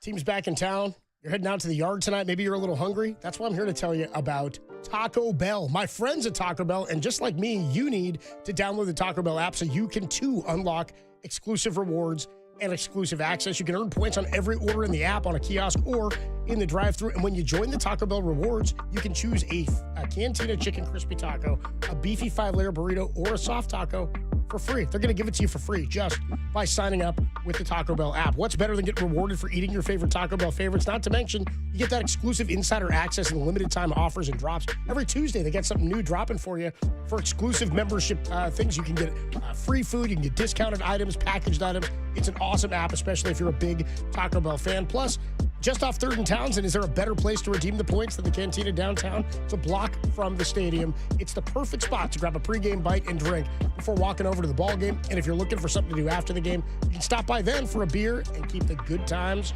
rolling. Stop by the Taco Bell Cantina downtown for a cold drink, good food, and I promise you, your taste buds will thank you. And don't forget, as Tim always says, to live Moss.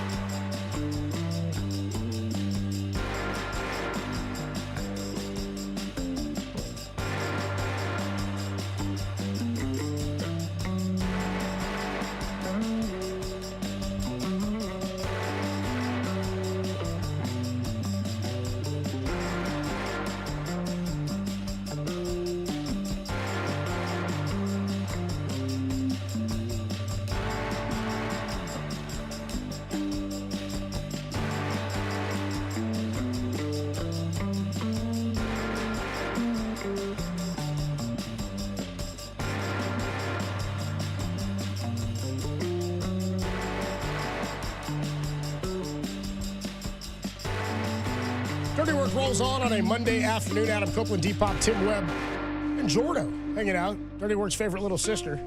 Yeah, Liv Moss. Liv Thanks to- Moss. Somebody checked in. I think it was Barb's who said on the Sports Leader YouTube channel, she said, whose little sister is Jordan? I said, she's ours. All of ours. It's the one we have. Yep. Except for the real ones you and I have. Well, yeah. And the older one, too. Actually has. Yeah, right. Well, real, step, semantics. You label it however I you love want, them brother. all the same. So the new Madden cover. It's been announced. It's been announced. It's actually, there's images of it. It's actually a pretty sick cover. It's Saquon doing the leap, split leg, pirouette, 360 turn. They actually reshot it. They didn't just take a photo of him doing it. They actually had him do it. Here's my question, though. You saw that video. I did. Is he doing that legitimately? I think there has to be some harnesses, some wires involved where he's just able to do that, recreate that with ease. Why would they show you behind the scenes and not show you all the behind the scenes? He did it in a real time in a football game. Why wouldn't he be able to do it? No. I think we gotta have a Billy Joe Armstrong situation. No. You saw him do it in a game. Why are you so? You are the biggest conspiracy. No, I'm not. It's not like a conspiracy theorist, but you're always I don't know. I'm not so sure about that. You're like, you think this thing could just recreate that thing on a dime? Are you telling me that? Yes, I do. I think he's a physical specimen. He's one of the best running backs in football, if not the best. Yes. We'll discuss this in a minute. Yeah. But the play that we're talking about, he actually did in a game with a guy running at him full speed. You're telling me that he doesn't have the ability to do it rehearsed when somebody's not actually trying to tackle him? It's just on a sound stage somewhere? It's just a freak thing to recreate, but I want to know, they probably didn't do this. Did they ask that poor Jacksonville Jaguar guy to come in and actually film that and recreate that? So my first thought when I saw the image, and for anybody out there who wants to see it, there's the new Madden cover is featuring Saquon doing that split 360 leap over a player. As Tom said a year ago, going full Jackie Chan. It was insane. Yes. It was insane. Seeing it in real time was absurd. I remember when it happened. I think I was watching it live. Oh, yeah. It blew my doors. It was an amazing play. Couldn't believe it, and then just kept going. Play of the year. My first thought was, oh man, dude, that Jag is going to live forever on the cover of Madden now. I mean, already, they put it in the game last year. They immediately put it in the game where you could do it with him. But I noticed that I was like, on the photo of the cover of Madden, there were no logos on the defending player. Right, yeah. And I thought, he's wearing just a black helmet and some sort of ambiguous black jersey or whatever it is. Then when I saw the filming of how they actually made the photo or the front cover of it, the guy's wearing an ambiguous jersey. He's not wearing any actual. I think it's funny if actor. they threw that dude in Jags gear. Well, it's much different than a year ago. I remember Christian McCaffrey being on the cover of Madden. He's going past 2 Raiders. Yeah. And I was like, they didn't even play them. They didn't play them. He's never played the Raiders. Now the Jaguar guy, he doesn't have a gripe because that actually happened to him. But to recreate something that never happened in real life, the Raiders are like, what the hell, man? Yeah, I know, that wasn't fair. What wasn't gives? fair at all. What But gives? I mean, we all knew when that play happened and Saquon Barkley became Offensive Player of the Year and won the Super Bowl, rushed for 2,000 yards. It was pretty much a foregone conclusion that was going to be the cover of Madden. So are you betting? I mean, if you're in on a Madden curse, we went through them last year. People would say McCaffrey fell victim to it, even though it had kind of gone by the wayside. Yeah, but it hasn't been consistent with the curse. Staying away from Saquon in fantasy is my point. Okay. The question that has to be asked now. Going Rashad Penny, huh? I see where you're going. He's not even in the league anymore. I was going to say, what? I was like, is he around still? No, but remember the Eagles signed him, and I was like, why come they're not playing him? Yeah, you kept saying that. I was like, I don't even think he's on the team anymore. We actually brought it up to Adam Kaplan one week because he's in Philly and he covers the Eagles. We were like, and I asked you, hey, ask him when they play the Niners. I was told in the show with Tom, Yes, right? You said, yeah. ask him when they play the Niners if Rashad Penny's going to be like a secret weapon this week. He was like, God, no, not at all. He hasn't played all year. the hell are you getting that from? It's like, I looked at you like, damn, you made me ask that? I thought it was a smart question. Making me look bad. So Saquon Barkley is going to grace the cover of Madden. Yes. Now, this season. And Diana Rossini actually tweeted something out. I don't know if she wrote a piece on him or not. I hadn't seen it. But she talked about, and I had seen some video of McCaffrey at OTAs last week, like Mayoko was saying. And I remember thinking, boy, I hope this is new video. I hope this is not just stock video that they're showing us. Because he did, again, looks good. He just looked like McCaffrey. Exactly. Is my point. He was at practice, but he just looked like McCaffrey. And you asked this question in our rundown for today. Is he still in the conversation for best running back in the NFL? And I think the answer in my mind is obvious. What do you think? I think yes, because there's not many great running backs in football. I think it's we talked about in recent years, it's a devalued position where they're not getting compensated. And now You're saying they're not, well, those are two different things, though. devalued versus great running backs. What I'm saying is that in recent years, we've been saying that the position has been devalued. Like remember when Josh Jacob and Saquon Barkley were trying to get new deals with their teams at the time, the Giants and the Raiders. And they both outperformed those Exactly. deals. Yeah. I think that they've proven their value now with Saquon, almost being MVP this year. They're never going to be an MVP when it comes to running back, but there's just few great running backs in the league that I think that the NFL has taken a turn on that, where you saw the money that was spent towards Saquon. Saquon's now the highest paid running back in football. I think Derrick Henry's a little bit behind him now. And Josh Jacobs got big money with the Green Bay Packers. I wouldn't be surprised when Jahmyr Gibbs is eligible for a contract, the Lions give him a deal. So I think it's flipped, but not to the point where people go crazy and give them $30 million a year. It's going to be in the $20 million range. But yeah, on the short list of great running backs, I think you still have to say Christian McCaffrey. A couple of years ago, I would say he's number one by far. Now I would say he's top 10, top 5. I can't say with certainty right now, given the injuries, that he is in my top 5 list. But as far as top 10 running backs, absolutely. I think top 10 is easy. Because I think if you ran through like your top 10 running backs, you wouldn't have a problem putting him in. For him to be in the conversation, to me, to me, you have to sort of do it like Mike Sando's QB tiers. Yes. Right? Like if you're going to class guys, like the top class of quarterbacks in the NFL, and this changes every year, it probably, in my mind, features 4 guys. Mahomes, Burrow, Allen, Lamar. Yep. That's the elite number one. I think most people would agree with you on that one. Yeah, and you can debate. That's fine. I'm just saying. I think if you're going to break down the tiers of it, that's the top tier. The very next tier is still guys who are very good, and probably Jalen Hurts lands in that category now. Like we'll see what happens, but I just think there are classes of quarterback, and I think Mahomes has more company this year. Last year, I think he was the only one. Maybe one other guy was up there with him in the top tier. Okay, in like the one of one type thing. Probably was Allen. Yeah, maybe. So if you have to go running back, and you're going to do the same thing. For me, McCaffrey's not in the number one conversation right now. Just based off last year? Until he earns it again. Yeah. Because it's always, it's a business of what have you done for me lately? Yeah. And running back, as you point out, a devalued position. They get hurt a lot. He missed a lot of time last year, almost the entirety of the season. As long as he proves he can regain, again, we're not talking offensive player of the year for him, but if he proves he's still Christian McCaffrey of old, to some capacity, he will be in that conversation based solely on his ability. If we're breaking down those tiers, I would go tier 1, obviously Saquon I've got 2 Barkley. guys. I've got Saquon and Derrick Henry in that class. I would go. I would add one more. I would go Saquon. I would go Jahmyr. I would go Jahmyr Gibbs. That guy is special. Okay, so Jahmyr Gibbs would be my next guy. I would have him I would have McCaffrey in the second tier just because, again, this isn't based on ability. It's based on you got to show me you're still capable of doing what you did. I value running backs that are just as lethal catching the football as they are running the football. So Derrick Henry's out of that mix, but Derrick Henry, I mean, I think he's 30 now. Like that's where you see running backs tail off a little bit in their career. So well, and then you have like a Josh Jacobs. Yeah, Josh Jacobs. I would still have McCaffrey. I would have him in the same tier 2, but I value McCaffrey and what he does a little bit more because Josh Jacobs is a great running back, but has not had the impact in the passing game that I would have liked when he came out of Alabama. But as far as McCaffrey and going forward with the 49ers, I don't need him to have a 1,000 season anymore. I don't need him to be Offensive Player of the Year. I just need him to be consistent and stay healthy and be the X factor that he's always been with the 49ers. I need him to be one of the best offensive players on the field, if not the best offensive player on the field. So the days of old where he was winning rushing titles, I don't need all that stuff. I just need Christian McCaffrey healthy for a 17-game series and then maybe the playoffs. Yeah, to say you don't need 1,000, no, but is it unfair to say that the 49ers' success this year rests on Christian McCaffrey's shoulders? Everybody. I mean, Brock Purdy, George Kittle. But yes, like in order for them to be a lethal offense like they were in 2023, we saw them without what they looked like without him last year, right? Yeah. You saw, and JP Mason for the first couple of weeks was really good. He was like leading the league in yards per carry for a couple of weeks. I still think that the 49ers can scheme that up to some extent. We saw over the course of a season what that looks like. That it really showed you how, the absence of Christian McCaffrey showed you how elite they were when he was back there and how different the run game looks when he's not, even when you're able to pick up north-south yards. But I also want Kyle to go in his bag of tricks and realize that they can't be so McCaffrey dependent sometimes.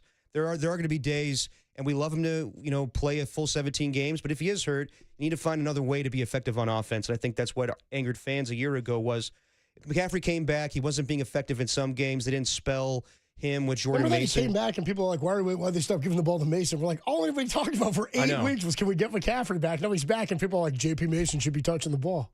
I know, but to their point, though, J.P. Mason was effective when he was running without McCaffrey. So I think Kyle Shanahan has such a great scheme that's friendly to running backs that I want it to be, not a rotation, but if McCaffrey is not effective or Isaac Guerrero is better in this situation, then maybe it's a Guerrero game. But not to get away from McCaffrey. It's just you can't be so McCaffrey based. You can't be so reliant on McCaffrey to have success. I think that's what did them in a season ago when he was gone and injured for the majority of the season. But if he's there, why can't you rely on him? If he's there and he's healthy, why can't they be McCaffrey? I think you're seeing a toll on his body a little bit. He's a 29-year-old running back. Exactly. And I just think that even though we're expecting McCaffrey to be the McCaffrey of old, I don't know if he is going to be that guy anymore. Well, that's why I won't put him in that class, because I don't know what to expect until we see him. That's why I think in a year in football changes a lot, right? In a year, I don't know if it's going to be a reset year. I have hope, and I think this is the expectation, is a year off where he did play, he tweaked something when he came back, was out for a big period of time, and then had to learn how to play with the injury after the Achilles tendonitis in both legs. Yeah. I think the year off is certainly a positive thing. The question is, what is he capable of shouldering? 1,400 yards on the ground and catching 67 balls? I mean, that's Offensive Player of the Year stuff. Of course, and I don't know if we'll get that anymore, but I want to see Kyle Shanahan use the threat of McCaffrey a little bit more, and this is what you paid Brock Purdy for. This is to be one of the best quarterbacks in football on paper. I mean, he's paid like that right now, and of course, just because the market says that doesn't mean he is that guy. But we'll see. I think that they need to use all of their weapons. But yeah, I want to see Kyle use the threat of McCaffrey and not run him into the ground, but not overuse him to the point where you're worried about his health. So to me, it's sort of like, and again, these are it's apples to oranges a little bit. But if you're looking at who are your top 10 running backs in any order, in the NFL, you can't put Ashton Genty in there yet, right? No, you can't, because he hasn't played it down. No. Skill-wise, you have anticipation for what he can be, but you can't put him in there. It's sort of like, I know Chip Kelly's already messing with his stance. What are you doing? He's changing it. And by the way, he told Gruden he wasn't gonna, right? Originally, he was like, I'm not going to do it. Yeah. But there's a bunch of other guys in this list. I mean, Jahmyr Gibbs is one. Bijan Robinson. Let's go, Birds! Tim's Falcons. Yeah. By the way, he whispered in my ears like, Bijan? It's like Tim and his Falcons. Bijan, I have to say, hasn't lived up to expectations in my mind yet. He was pretty damn good last year. He was, but what was he drafted, Tim? 8th overall? Top 10. Yeah, top 10. I still don't think he's been the guy that believe me, I love Bijan. I watched him at Texas, but I don't think he's lived up to kind of where we expected him to be as far as a top 10 pick. I think it's being judged against Jahmyr Gibbs is sort of where you're going right here. But that offense, the Lions offense is set for running, right? Am I totally off on my Bijan Robinson? Yeah, he's way off, dude. You're way off. He had a pretty good year, man. You know how many yards he ran for last year, Derek? What's that? Guess. I'm going to say 1,300. Nope. 1,400? 1,456. He ran for 1,400 yards last year, which, by the way, is only 3 yards fewer than McCaffrey had the year before. Okay. 14.59 for McCaffrey and 23. Solid season, though. You just ate Atlanta. That's okay. And by the way, ready for this? Not as many touchdowns, but he caught more passes than McCaffrey did 2 years ago. Okay, see, that's not what I expect. Okay, so he had 61 receptions last year, and he had 1,456. Okay, then never mind. Bijan's living up to expectations. I thought you were a football guy. Give me his stats his first 2 years of the league. Well, that was his second season last year. Okay, give me his stats from the first year. He played all 17 games. Okay. 976 yards. And maybe that was it because of Arthur Smith not using him enough that I'm thinking about that season. You hate 4.5 yards per carry? You hate that? No, I'm just saying. He went 4.8 a carry last year, did Bijan. 14.56 on the ground. He started all 17, 304 carries total. Boy, he picked up 82 first downs. He had an insane season. And receivers kind of came on. Mooney and what was the other guy's name? Their number one, Falcons. Drake London. They came on. Raymond Pitts McLeod. has just been a zero for 3 years now. But Bijan is their whole offense. He was everything for them. Dude, Bijan Mustard. He matched McCaffrey from the year before in running. 14.59, 14 touchdowns for McCaffrey. 14.59, 14.56, 14 touchdowns for Bijan last year. And McCaffrey 2 years ago, again, he had the 7 receiving touchdowns, which put him at 21 for the year. Only 1 receiving touchdown for Bijan, but his yards per game average on par. Yards per carry for McCaffrey was nuts 2 years ago, though. Yeah. He had fewer carries. He averaged 5.4 a carry in 23. Yeah, I'm off on Bijan just because I think the Atlanta Falcons. He's a top 5 running back. I would say top 10. Top 10. He's top 5 or 6, man. I won't go that far just because. Saquon, Henry, McCaffrey, Gibbs. You go Jacobs over Bijan? I'd go Bijan over Jacobs. I would go Jacobs over Bijan. Okay, so you got him top 6 then. Yeah. And then who you got? Then you've got Then Bijan shortly after that. But I Kamara, a Kyron. Well, Alvin Kamara needs to get the hell out of New Orleans. Yeah. Because I don't think that team's going to be good at all this year. You want a Brian Robinson, a Bucky Irving, a Chuba Hubbard? See, that's the point, is that McCaffrey, there's not a lot of options. So, yeah, he's definitely on the short list as far as the best running backs of football. But maybe I'm just focused on the Falcons just being an utter disappointment as far as playoff expectations that I'm taking out on Bijan. Dude, Bijan had a huge year. Might be a top draft pick. He did. You owe him an apology. All right, we got to take a quick break. Bijan. He screwed me. That's why I ended up sleeping at the damn studio. But So you it know took him what? that much praise. I do have his mustard, Bijan mustard. How is it? Tasty. Are you a Dijon guy? Oh, yeah. Put it on some egg salad? Yep. Susan Slusser joins us. She's the egg salad. Covers the Giants for the San Francisco Chronicle. Giants have made a move today, and a lot of people are upset that it's not Lamont Wade who's been DFA'd. Like, I'm okay with them saying Matos are hitting a $180. I know he hit a big homer yesterday. Plays a position that Gerard Encarnacion plays. We'll talk to Susan Slusser about how they plan to use Encarnacion and if, in fact, they are very shallow in the outfield now. Not a ton of outfield depth. We'll talk about it with Sluss, who joins us next in Giants pregame in a half hour at 5:45. It's Dirty Work, greatest show in America on the Sports Leader.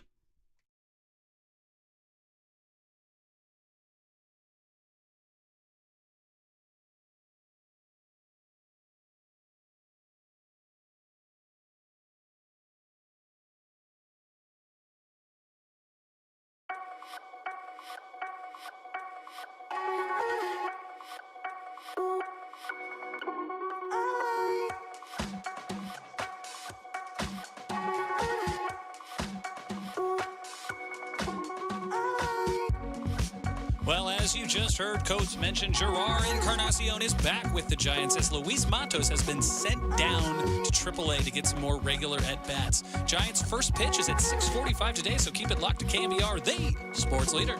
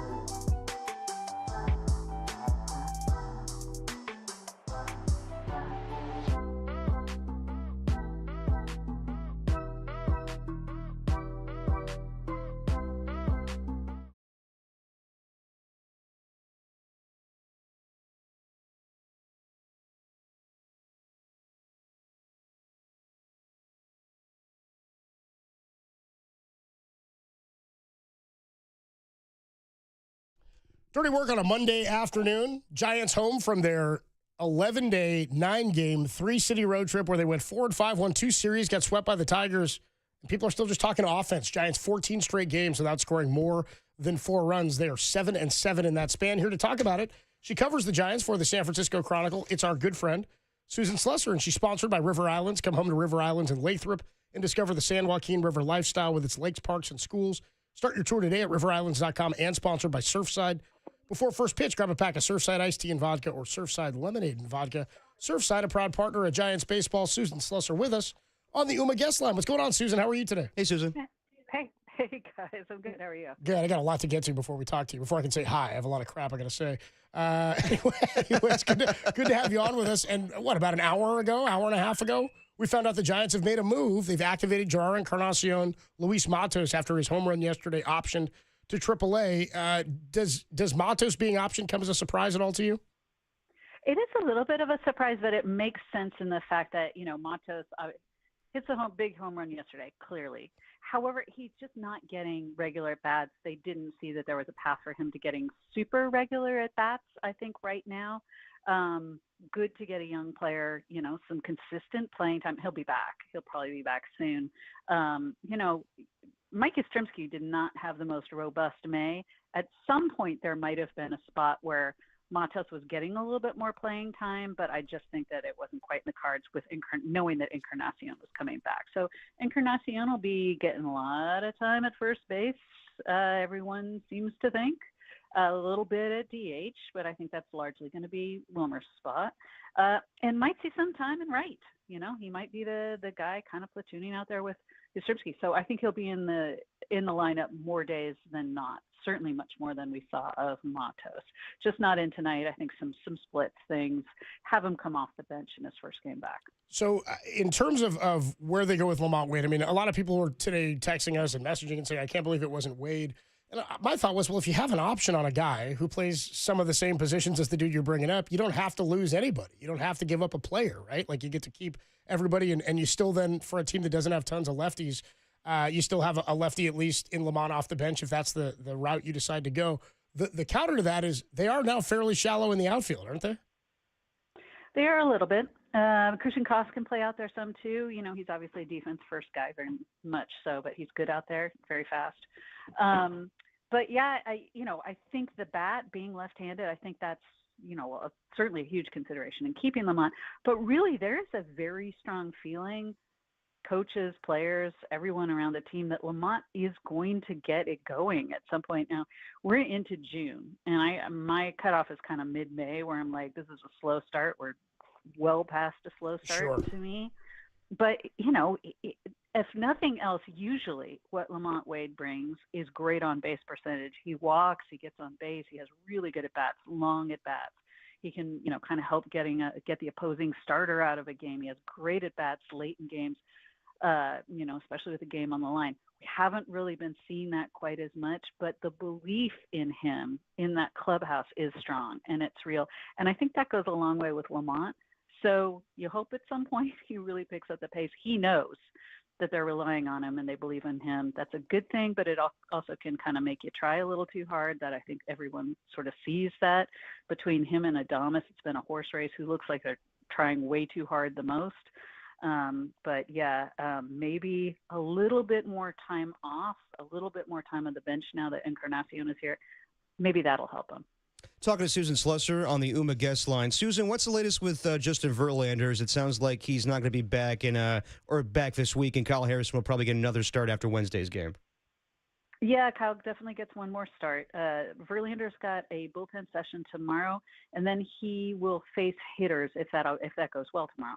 He'll face hitters later in the week, and then probably be back, a couple days after that. So he would make not this next start, obviously, but the one after that slot back into the rotation. Again, assuming everything goes well. It sounds like everything's been healing up really well. No talk about a rehab assignment. In fact, I said today, he doesn't want to go on a rehab assignment, right? And Paul was like, yeah, what do you think? He's played in the big leagues for 20 years. Dude is not, after missing, very little time. He's not going to go to Sacramento. So, he's going to be back here very soon. Yeah, I think that's a positive. In terms of what happens with Kyle Harrison, I imagine he just goes back to the bullpen. I would say this is all positive, right? The guys have earned spots. They've succeeded in the spots, at least on the pitching side, they've put in. But is that the expectation, that he would be the guy to go back to the bullpen? Yeah, and you're right. Huge, all positive. He's done pretty well to very well in that spot. He's showing he's still got it. He's the guy, the prospect that they thought that they had. Is in there. If they need somebody, they can turn to him. I really liked him in the bullpen. I like having a second lefty. It's even better when he's a guy who can slot straight back into the rotation if you need him. My goodness, what a valuable piece to have. So you put it perfectly. Just absolutely all positives there. And then if you're sliding back into the bullpen for a Hall of Famer, nobody's going to complain about that. You know what I mean? Yeah. Speaking of the bullpen, Susan, you've known this since covering Bob back with his A's days. He always gets criticism for the way he uses the bullpen. So what'd you make of the way he did or used the bullpen on Friday and Sunday to maintain those wins? Yeah, it's so funny. Every manager gets the bullpen management thing, right? It's always hindsight complaints where, guys are you look at the numbers, you go, this is the right move. You've never seen, very, very rarely, managers make crazy moves in the bullpen and then it doesn't work out. But that said, going back to Doval in the closer role does make sense. Even Ryan Walker was like, yep, I get it. Totally makes sense. That's what I would do. And he's been so good in high leverage roles, especially coming in with men on base. He's got that funk, the kind of the crossfire. He can get ground balls. He can strike guys out.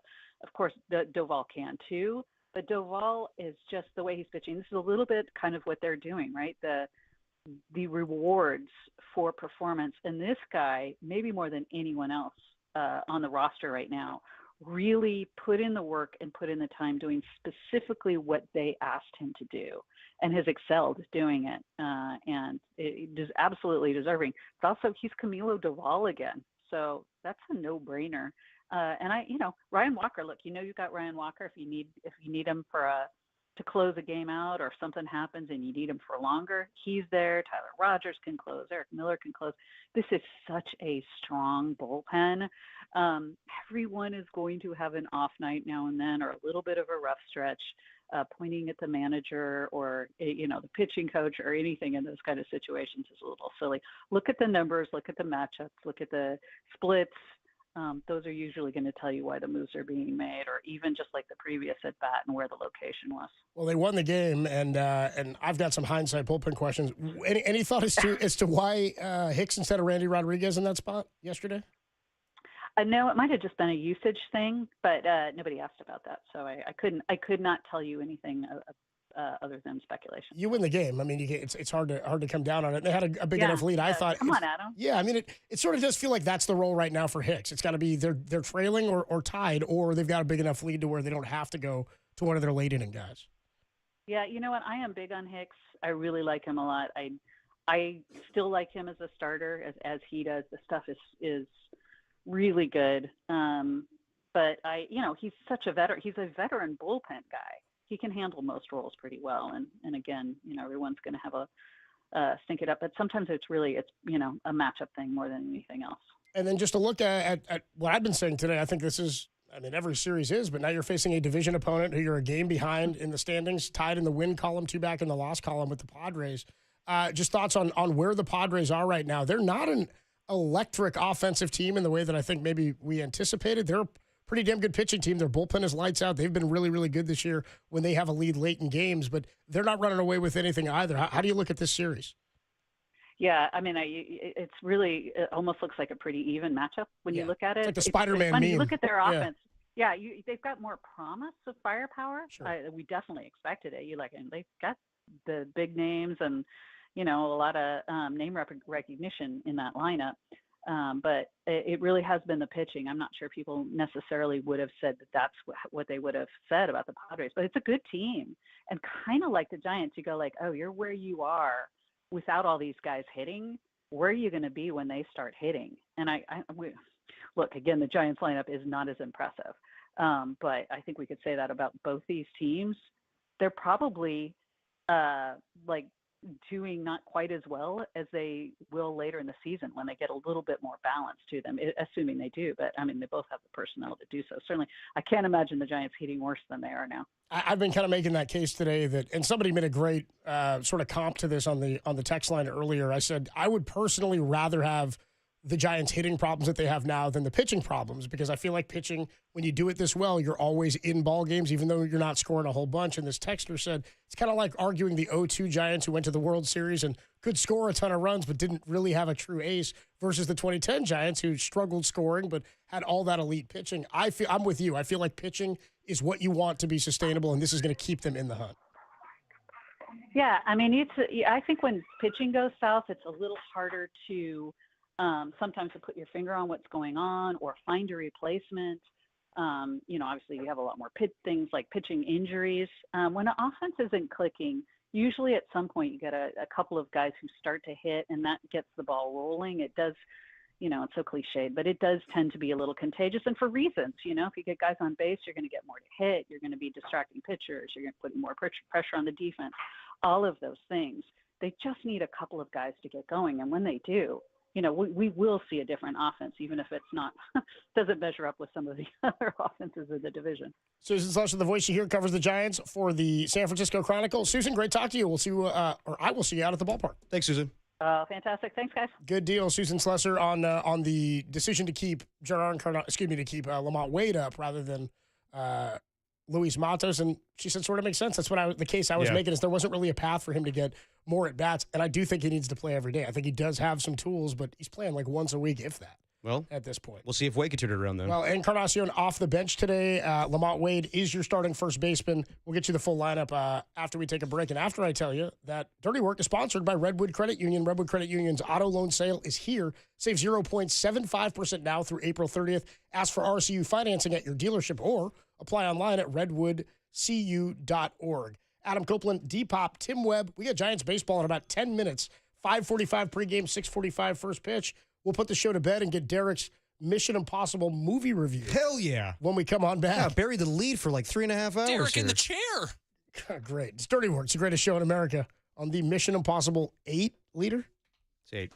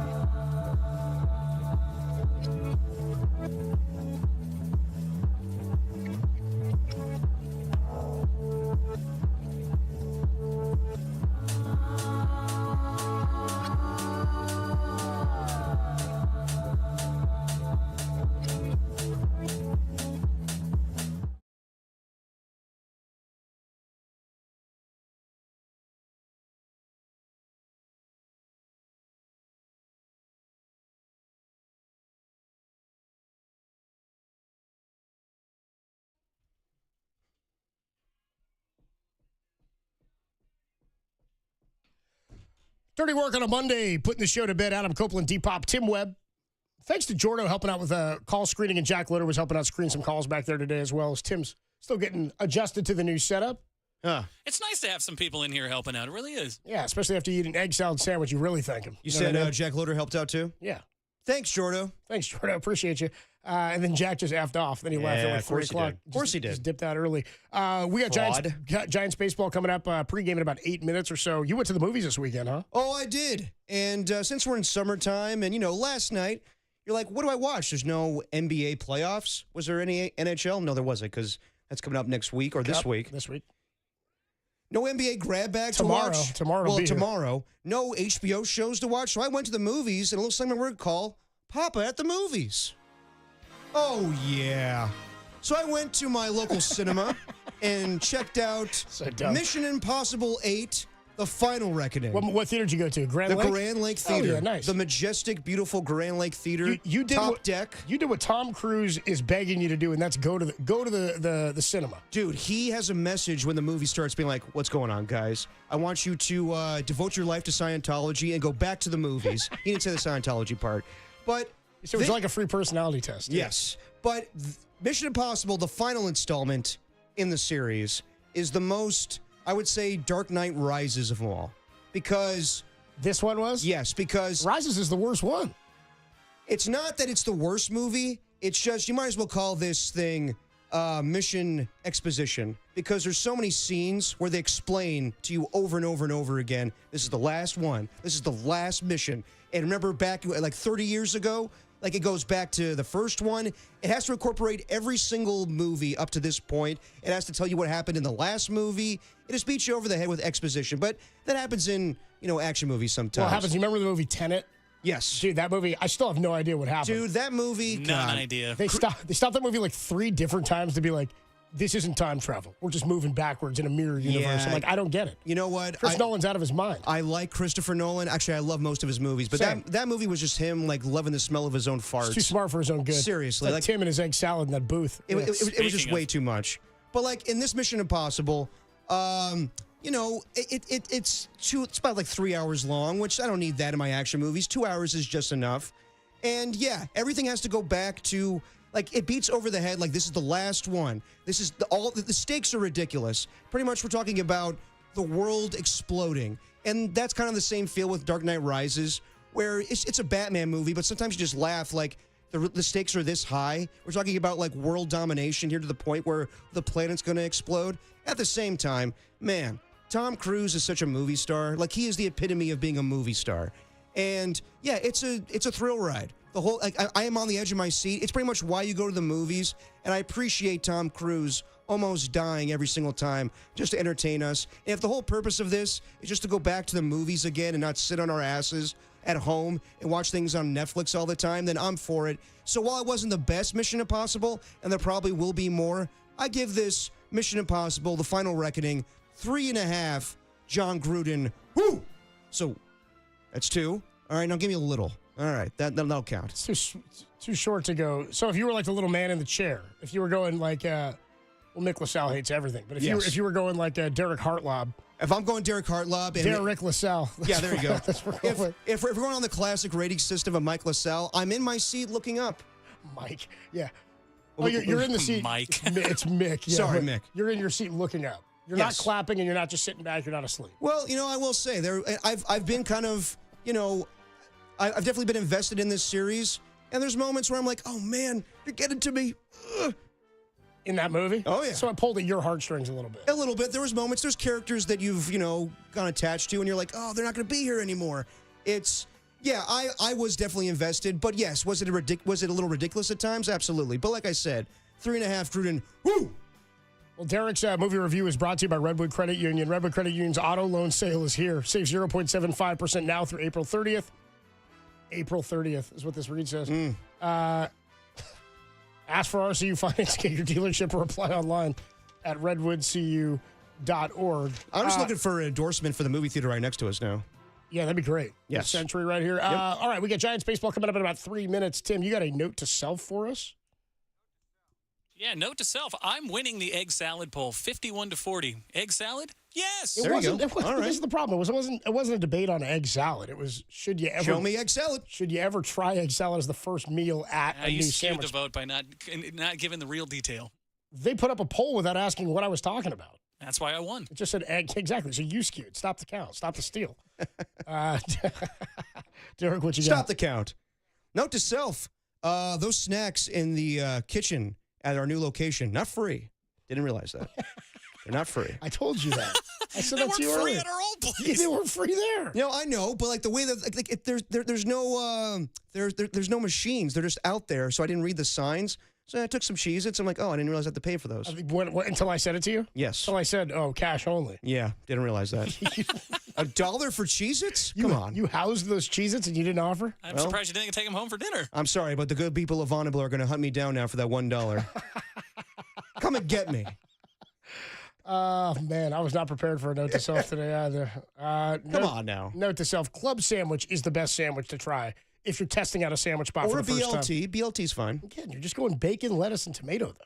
Not that there's anything wrong with that. I just Mayonnaise? would prefer a little bit more oomph on there. How about some Sprouts? A little bit more meat. Some Sprouts on my BLT? Yeah, well, Sprouts on a sandwich are pretty good. Well, yeah, but not on a BLT. That's fine with me. Yeah, that rhymed. You've gotten a BLT You down with BLT? Yeah, you know me. You've gotten a BLT with Sprouts before? Yeah. Ooh, why don't you just ruin your sandwich? It's not ruining it. It's not like you filter fish on the sandwich. Did Sprouts you are want to add fine. something? And he said, Sprouts. You know, The answer is yeah, more bacon. Yeah, what's Sprouts on a deli sandwich? You can never go wrong, in my opinion. All right. It wasn't my go-to, It's not my go-to, it but seems like to an throw the odd thing to Sprouts throw. in. Seems like an odd thing to throw in a BLT. If I want to make my sandwich worse, I'll get Sprouts too. Stop it, Tim. The man that ate the egg salad sandwich at a time crunch. On wheat, on a time crunch. On yeah. wheat. Yeah. Disgusting. Feeling pretty good right Disgusting. now, actually. How was it, by the way, Tim? It was delicious. It was really good. I should have eaten it immediately, though. Yeah, Tim waited an Yeah, hour. let it sit out for a while. Good Lord. I'd like my egg to get to room temp before I I'm not dive here in. tomorrow. You guys know why. You better be here tomorrow. Yeah, good That's to going to do know. it for Dirty Work on a Monday afternoon. Adam Copeland, Depop, Tim Webb signing off. We got Giants baseball right around the corner. Giants and the Padres, what we're calling the biggest series of the season to this point. Logan Webb, the ace on the hill. And everybody who pitched yesterday. One person's not going to throw in this one. I forget. Was it was Hayden Birdsong yesterday? Birdsong yesterday. He's the one who won't pitch in this series. Anybody who needs to hear it, it gets easier. Every day it gets easier. You just got to do it every day. That's the dirty work. But it does get easier. Giants baseball, game 1 of 4 against the Pods starts right now.